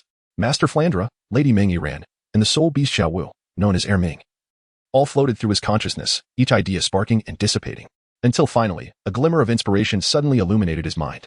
It is indeed possible to absorb, undoubtedly possible to absorb. Qianju approached Xiao Wu, blocking her path. For we possess this. As Qianju spoke, he traced a finger across the soul ring, and an object materialized in his hand, capturing the attention of everyone present. Even the perplexed Long Gong could not escape its allure. Soul bone. Long Gong Mingshu gasped in astonishment as he gazed at the item in Qianju's grasp, whispering the word softly. Indeed, what Qianju had unveiled was a soul bone, a gleaming piece that resembled a small forearm, drawing astonished gazes from all but the master and Flander, who maintained their composure. The others were captivated, their eyes wide with wonder at the pristine, crystalline soul bone. In the eyes of the formidable couple, the dragon and serpent, a glimmer of greed flickered. Ever since the significance of soul bones was discovered, countless individuals have sought them fervently. These are the rare treasures capable of significantly enhancing one's power beyond the confines of soul rings. Who would not seize the opportunity to utilize such a gift immediately? Who would be like Qianju, choosing to preserve it? Even Dai Mubai and the others were unaware that Qianju possessed a soul bone. Qianju gazed upon the soul bone in his hand, one of the two he had acquired over the past 4 years through hunting soul beasts. This particular piece, a left arm bone, was derived from the third soul ring provider of Qianju's own spirit, the Earth King. According to the master's conjecture, this left soul bone would likely bestow upon him the extraordinary dizzying talent of the Earth King, thus earning the moniker dizzying left arm bone. The reason Qianju refrained from absorbing it immediately was at the master's behest. The master intended for him to absorb these 2 soul bones before assimilating his 4th soul ring, preparing for the 2 10,000-year soul rings of his spirit sect. Just as the difficulty of absorption escalates with soul beasts reaching a millennial age, so too does it amplify exponentially when it comes to 10,000-year soul rings. And the master wished to be thoroughly prepared. The other soul bone within Qianju's storage ring originated from the torso of a 4,500-year-old transforming serpent beast. The transforming serpent, akin to a honey badger from a past life, but adorned with dual wings. was a predator that thrived on snakes and served as the nemesis to many serpentine soul beasts. According to the master, the torso bone gifted to Qianzhu might endow him with the ability to soar through the skies. Although Qianzhu possesses the wolf spirit, granting him the ability of flight, it is not the same as flying on his own. Should the day come when his martial spirit is unraveled and the wolf spirit becomes constrained, this soul bone would find its true purpose. Moreover, the torso bone endowed with the ability to fly is infinitely more precious than the left arm bone that induces dizziness. Qianzhu hesitated to part with it, knowing he would eventually acquire it for himself. Xiaozhu, this is meant for your absorption of the fourth soul ring. Are you certain you wish to give it to Xiao San? The master gazed at Qianzhu with a serious demeanor. Though both Qianzhu and Tang San were his disciples, these soul bones were acquired solely through Qianzhu's own hunting of spirit beasts. They were his possessions. The master could offer guidance, but the ultimate decision lay with Qianzhu. Give it to Xiao San. Qianzhu replied, meeting the master's gaze. I truly believe my current attributes will allow me to absorb the fourth soul ring without issue. The master regarded Qianzhu for a moment before nodding approvingly. Very well, if you have made your decision. No, Brother Zhu, such a precious item, I cannot accept. Tang San suddenly interjected. Though he understood that due to the nature of Qianzhu's martial spirit, acquiring soul bones would be somewhat easier for him. The probability of soul bone emergence was inherently low. Even if it were easier, the quantity would still be limited. This particular piece was likely the only one Qianzhu had obtained in recent years. He could not accept it. Xiao San, take it. You must absorb this human-faced demon spider. If necessary, you can return it to me later. As Qianzhu spoke, he disregarded Tang San's refusal and placed the soul bone into his hands. Brother Zhu, Tang San felt the warmth emanating from the soul bone, and his heart swelled with emotion. The other members of Shrek Academy shared in the sentiment. Their bond was truly remarkable, to the extent that they could exchange soul bones. Zhu Zhuqing observed the interaction between Qianzhu and Tang San and sighed softly. I will give you one in the future. Dai Mubai, overhearing Zhu Zhuqing's murmurs, took her hand and whispered in her ear. Following their recent escape, their relationship had rapidly deepened and was all but confirmed. How wonderful. Ning Rongrong gazed at Tang San with a hint of envy. Born into the Seven Treasure Glazed Tile School, she understood the rarity of soul bones. With her current status, she had yet to acquire one for herself, while Qianzhu was selflessly willing to bestow one upon another. Tang San gently caressed the soul bone before him, moved by the gesture, yet suddenly recalled a pressing concern. How am I supposed to proceed? Absorbing a soul bone takes considerable time, does it not? The soul ring of the man-faced demon spider likely cannot wait that long, Tang San said, turning to the now faint soul ring of the man-faced demon spider, feeling somewhat bewildered. In an instant, Qianzhu found himself utterly bewildered. He had merely pondered how to swiftly divert the attention of Long Gong Mengshu away from Xiaowu. After much contemplation, he realized that the only feasible means to astonish Long Gong Mengshu was the soul bone in his possession. Without hesitation, he produced it, only to be taken aback by the ensuing events. Fear not, though soul bones are rare, there remains a chance for their manifestation. It is not uncommon to acquire a soul bone while hunting for soul rings, and examples of simultaneous absorption of both do exist. Xiao San, you might also consider attempting this. At this juncture, the master's erudition came into play as he stepped forward to elucidate the matter to Tang San. However, while soul bones may facilitate the absorption of soul rings, they simultaneously prolong the absorption process to match the duration of the soul bone, effectively resulting in a reduction of quality while increasing quantity. Xiao San, be prepared to endure prolonged suffering. Tang San gazed at the soul ring of the man-faced demon spider, then glanced at the soul bone in his hand, feeling the encouraging gazes of his companions upon him, and nodded resolutely. With so much sacrifice made by everyone for him, how could he possibly falter? He must succeed. He approached the corpse of the man-faced demon spider's soul ring and seated himself beside it, beginning to adjust his mental state. Focus on the martial soul, first connect with the soul bone, then draw upon the soul ring. The master advised as he observed Tang San. All right, Tang San affirmed.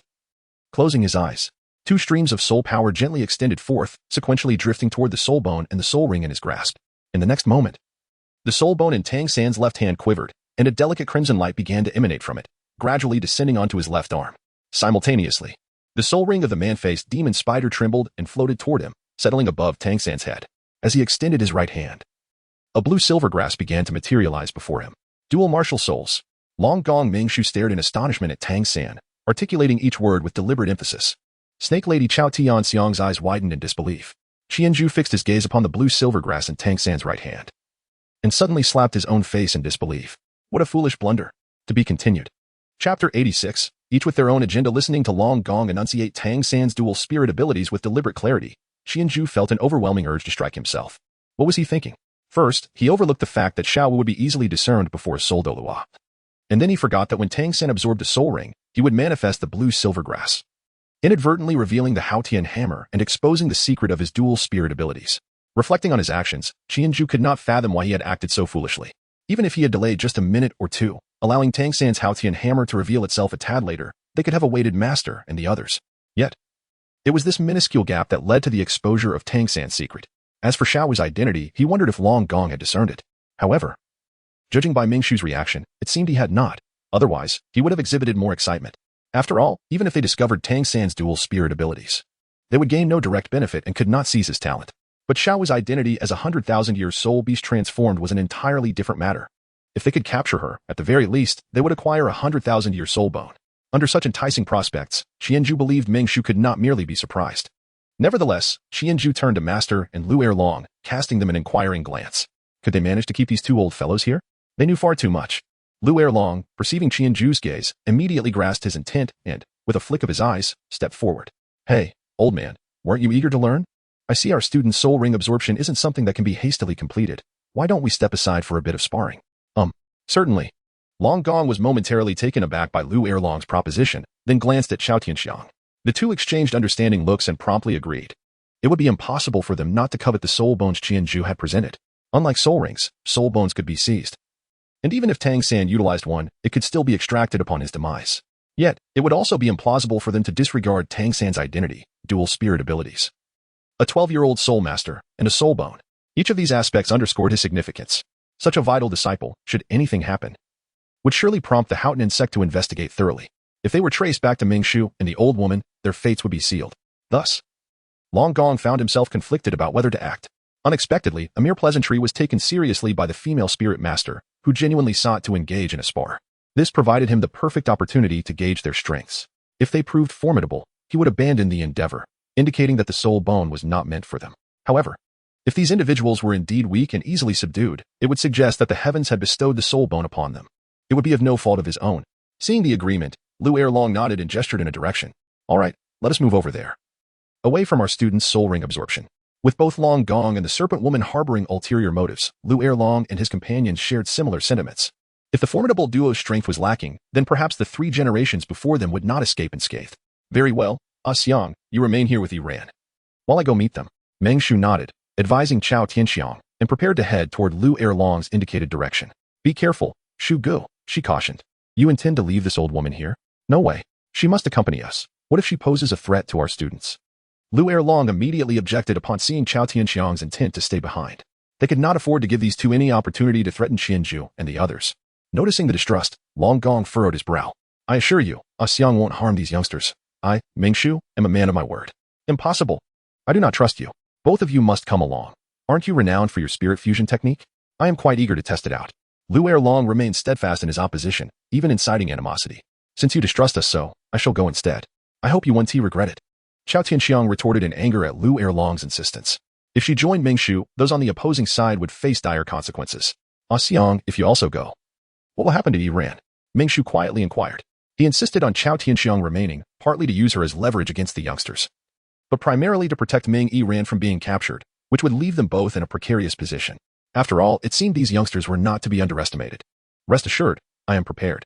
If the situation turns dire, Yiran simply needs to throw the snake pills I crafted, and a toxic mist will immediately envelop the area. The essence within is the poison released by my 4th spirit skill. These youngsters will surely be unable to withstand it. In that case, it will be them who suffer. Long Gong nodded in agreement, turning his attention to the group from Shrek, particularly to the eldest among them, Dai Mubai, and the leader, Qianju. Seniors, have no worries. I guarantee I will not harm this sister. You can proceed without concern. Sensing Ming Shu's threatening gaze, Qianju smiled and clasped his hands in reassurance. With you? I truly don't believe you can do anything to me. Ming Yiran retorted dismissively. Grandfather, grandmother, you can go without worry. I will be fine. Just teach that arrogant woman a lesson, Ming Yiran said, gesturing toward Lu Erlong, clearly irritated by him. Indeed. Had Qianju not been associated with Lu Erlong's faction, Ming Yiran might have also found him overly arrogant. Very well, my dear granddaughter.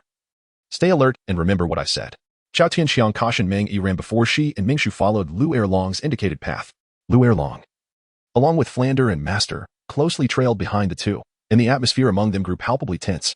I see your teachers are fools. Haven't they heard of my grandparents, the world-renowned dragon and serpent? My grandfather is benevolent enough to teach you all a lesson, yet you remain ungrateful. Once their spirit fusion technique is unleashed, your teachers can prepare to weep, Ming Yiran remarked, eyeing the departing adults as she complained to Qianju and the others. Ju, what do you think about capturing this little girl and using her to threaten that old man and woman? Daimobai suddenly leaned closer to Qianju, whispering about Ming Yiran. How can we threaten them? Convince the dragon and serpent to surrender? If they aren't fools, they certainly won't yield. It would only incite their wrath. We haven't yet crossed swords. There's still room for negotiation. If you actually capture her, we truly will have no way out. Daimobai pondered for a moment and nodded in agreement, recognizing the soundness of that reasoning. Moreover, do you not trust our teachers? In any case, I firmly believe that the golden sacred dragon wielded by our esteemed teachers will undoubtedly surpass the formidable fusion technique of the world-defying dragon serpent. After all, the fusion technique of our mentors embodies a harmonious triad, achieving an astonishing compatibility of 99%, and both Mistress and Dean Fu possess commendable strength as well. However, I remain curious about the nature of the world-defying dragon serpent's fusion technique. I wonder if it might be rather peculiar. Qianju gazed at the receding figures of the formidable Long and Shi, pondering the nature of their skills. After all, in the original narrative, Shrek and the duo had not reached this juncture, leaving the description of their martial soul fusion technique absent, thus igniting Qianju's curiosity. To be continued. Chapter 87. The Tale of the Dragon and Snake. After walking a considerable distance, Mingshu sensed it was time to halt. He raised his hand with a flourish, and a dragon-headed staff materialized in a radiant glow. 8 dazzling soul rings, yellow, purple, and black, gradually emerged beneath his feet. With a decisive strike of the staff against the ground, Mingshu spoke in a calm demeanor. This shall suffice, young ones. Unleash your martial souls. Do not say that I have not afforded you an opportunity. Feeling the immense pressure emanating from Mingshu, Lu Erlong, Flandra, and the master exchanged glances, with the two stepping resolutely in front of the master. Sun and moonshine. Golden transmutation. With Flandra's thunderous declaration, the three immediately unleashed their martial soul fusion technique without hesitation. Both Flandra and Lu Erlong, being soul saints of over 70 levels, possessed considerable strength, nearing the threshold of breaking through to the next rank. Yet, Mingshu, the Dragon Duke, was even more formidable, boasting a rank exceeding 80. The inherent disparity in their soul power and the caliber of their martial souls made it exceedingly rare for high-level soul masters to triumph over their superiors. While Lu Erlong and Flandra might manage to contend evenly with the Dragon Duke, the Soul Emperor of the Serpent posed a challenge the master could not surmount. It would be wiser to activate their martial soul fusion technique to prevent being taken down one by one. A brilliant golden beam ascended, casting a golden hue upon the faces of Mingshu and Chao Tianxiang, the powerful aura emanating from within prompting both to take a step back. This is the Trinity fusion technique. You are the Golden Iron Triangle, Mingshu exclaimed, astonished once more. The Golden Iron Triangle rose to prominence over 20 years ago, as 3 young soul masters ventured across the continent, renowned for their Trinity martial soul fusion technique. Though Mingshu and Chao Tianxiang had garnered some reputation with their own 2-person fusion technique, it paled in comparison to the Golden Iron Triangle. After all, while their fusion technique was rare, it was not unparalleled. The Trinity technique belonged solely to the Golden Iron Triangle. Who would have thought that you were the Golden Iron Triangle? The Dragon Duke lamented, shaking his head with a sigh. It seemed that today, they might not have the chance to lay claim to the soul bones. However, it was fortuitous, as he had long desired to witness the might of the Golden Iron Triangle's Trinity martial soul fusion technique. For years, they had remained elusive, and he felt a sense of regret. But today, fate had granted him the opportunity to fulfill this longing. Xiang, let us commence the tale of the dragon and snake. As his words fell, Mingshu and Chao Tianxiang exchanged a glance, raising their respective dragon staff and serpent scepter in unison, crossing them. A total of 14 soul rings shimmered beneath their feet. And as a surge of blue light flickered where their martial souls intertwined, the dragon staff and serpent scepter gradually transformed, enveloping Mingshu and Chao Tianxiang, morphing them into a pair of true divine dragons and colossal pythons. The python coiled upon the ground, while the dragon soared into the heavens. The interplay of dragon and serpent creating a magnificent spectacle. The fusion technique of the legendary dragon and snake had indeed rendered Mingshu and Chao Tianxiang into their divine forms. Meanwhile, the fusion technique of the master and his companions finally took shape, manifesting as a majestic golden holy dragon hovering above them. In terms of grandeur, the golden holy dragon transformed from Luo Sanpao exuded a more commanding presence, its golden body adorned with immense wings and crackling with electric light, creating an imposing sight. Nevertheless, the dragon and snake's forms were equally impressive. The eastern divine dragon and the earthly giant python, in terms of size, matched the golden holy dragon. However, Mingshu's dragon resembled the eastern divine dragon, while the master's golden holy dragon bore the likeness of a western dragon. The golden holy dragon, indeed a testament to the Trinity martial soul fusion technique, was a revelation today. As the divine dragon, transformed from Mingshu, soared through the skies, an ancient voice resonated from its dragon head. Beware of the fusion techniques of the 2 esteemed predecessors. The master offered a courteous remark before directing Luo Sanpao to flap its colossal wings and charge toward the coiled giant python. As it moved, electric currents coalesced into a bolt of lightning at its mouth, which it hurled toward the azure dragon in the sky with a powerful toss of its head. In response, the dragon, now embodied by Mingshu, swiftly enveloped itself in a green light. transforming into an azure dragon that reached out with its claws to intercept the incoming lightning bolt. With a resounding crash, the thunder vanished, and the azure dragon flicked its claws. Meanwhile, the giant python, embodied by Chao Tianxiang, faced the oncoming golden holy dragon, opening its massive mouth to unleash a torrent of emerald poison mist that rapidly engulfed its form. Yet, Luo Sanpao, transformed into the golden giant dragon, was undeterred, leaping into the fray as flashes of gold and electricity intertwined amidst the toxic haze, accompanied by the roars of the python. Seeing Chao Tianxiang struggling, Mingshu's azure dragon rushed to aid. In an instant, amidst the swirling poison mist, the holy dragon, giant python, and azure dragon clashed, their presence marked by a cacophony of sounds, barely discernible in the chaos. So, this is the martial soul fusion technique of the legendary dragon and snake? I had not anticipated it to take such a transformative form, and the dragon embodied by Mingshu is indeed the divine dragon of the East. Qianju gazed from a distance at the entangled trio of beasts, feeling a pang of sentiment as he murmured to himself. Suddenly, he found himself wishing that the master and his companions would not achieve a complete victory. After all, as far as he knew, the dragons in Douluo continent seemed to resemble the Western dragons. Even the Dtian from the second part was a Western dragon. Yet, the Eastern divine dragon embodied by Mingshu. Qianju truly could not bear to see it vanish so easily. Meng Yiran clasped her hands tightly against her chest, fervently praying for her grandparents. Witnessing the might of the golden sacred dragon, she couldn't help but worry for both Mingshu and Chao Tianxiang. This situation was untenable. The master observed the two battling factions amidst the toxic mist, whispering softly. Although the poisonous fog did not hinder Luo Sanpao, it obscured his vision.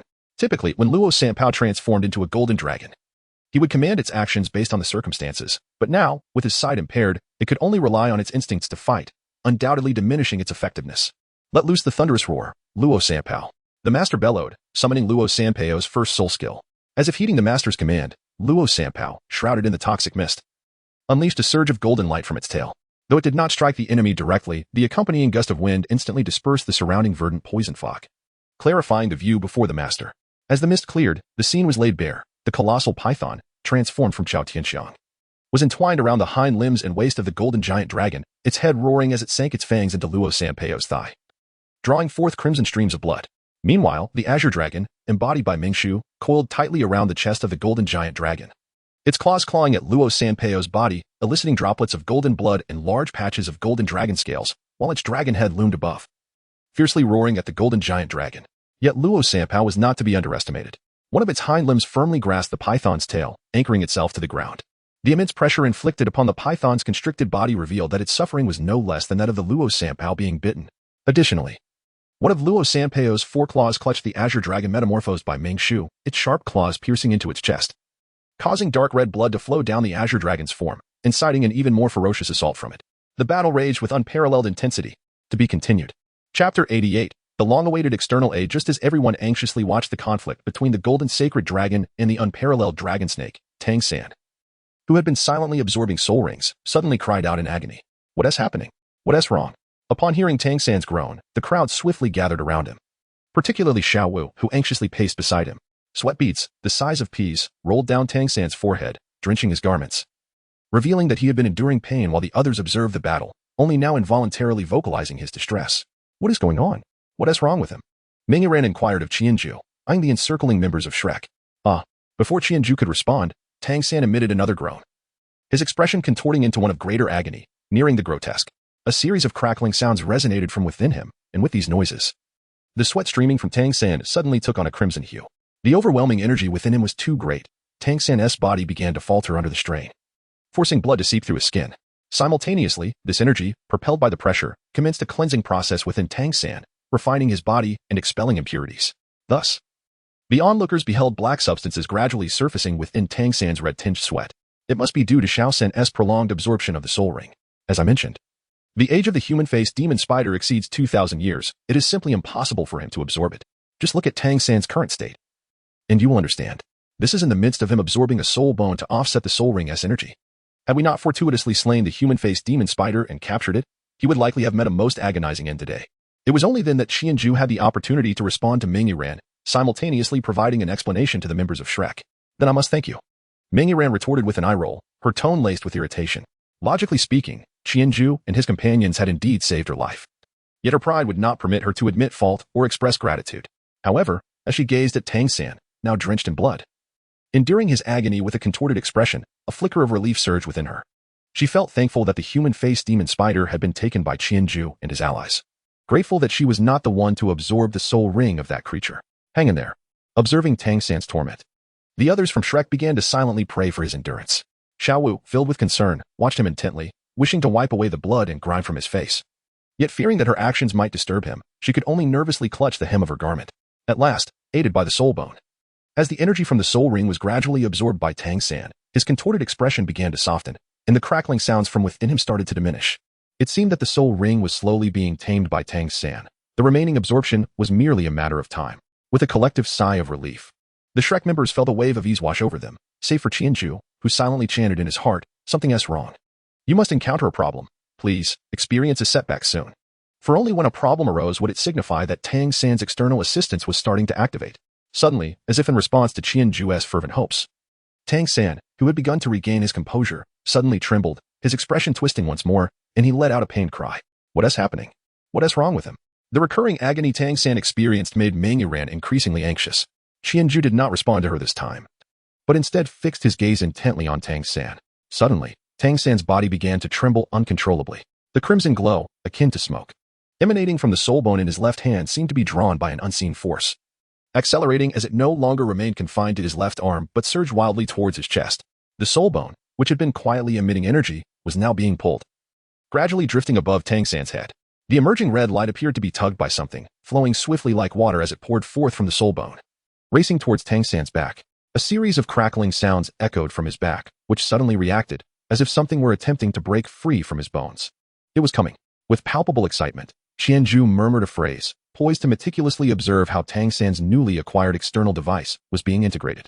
However, his gaze was suddenly drawn to Meng Yuran, who was equally astonished nearby. How careless of me, he muttered to himself, swiftly delivering a precise chop to the nape of Meng Yuran's neck. At that moment, her attention was wholly captivated by Tang San, and given Qianju's considerable prowess, she fell without resistance. "Aju," Daimubai exclaimed, hastening to Qianju's side. "What is the meaning of this? You were just admonishing against violence, and now you are the one instigating it. Are you jesting with me? Zhu Qing, come here and assist me," he instructed. "All right," Zhu Shiqing responded, approaching to support Meng Yuran. Once he entrusted Meng Yuran to Zhu Shiqing, Qianju turned to the gathering crowd, offering an explanation. "It seems there might be an issue with the absorption of the spirit bone and spirit ring by Xiao San. Since Meng Yuran is not one of us, it would be prudent to keep her at a safe distance for the time being." As soon as Qianju's words fell, before the crowd could fully comprehend his meaning, Tang San took action to validate Qianju's statement. With a sudden sound of tearing fabric, 8 deep purple objects tinged with red pierced through the fabric of Tang San's back, emerging forth. They began to grow rapidly, elongating until they took the form of 8 appendages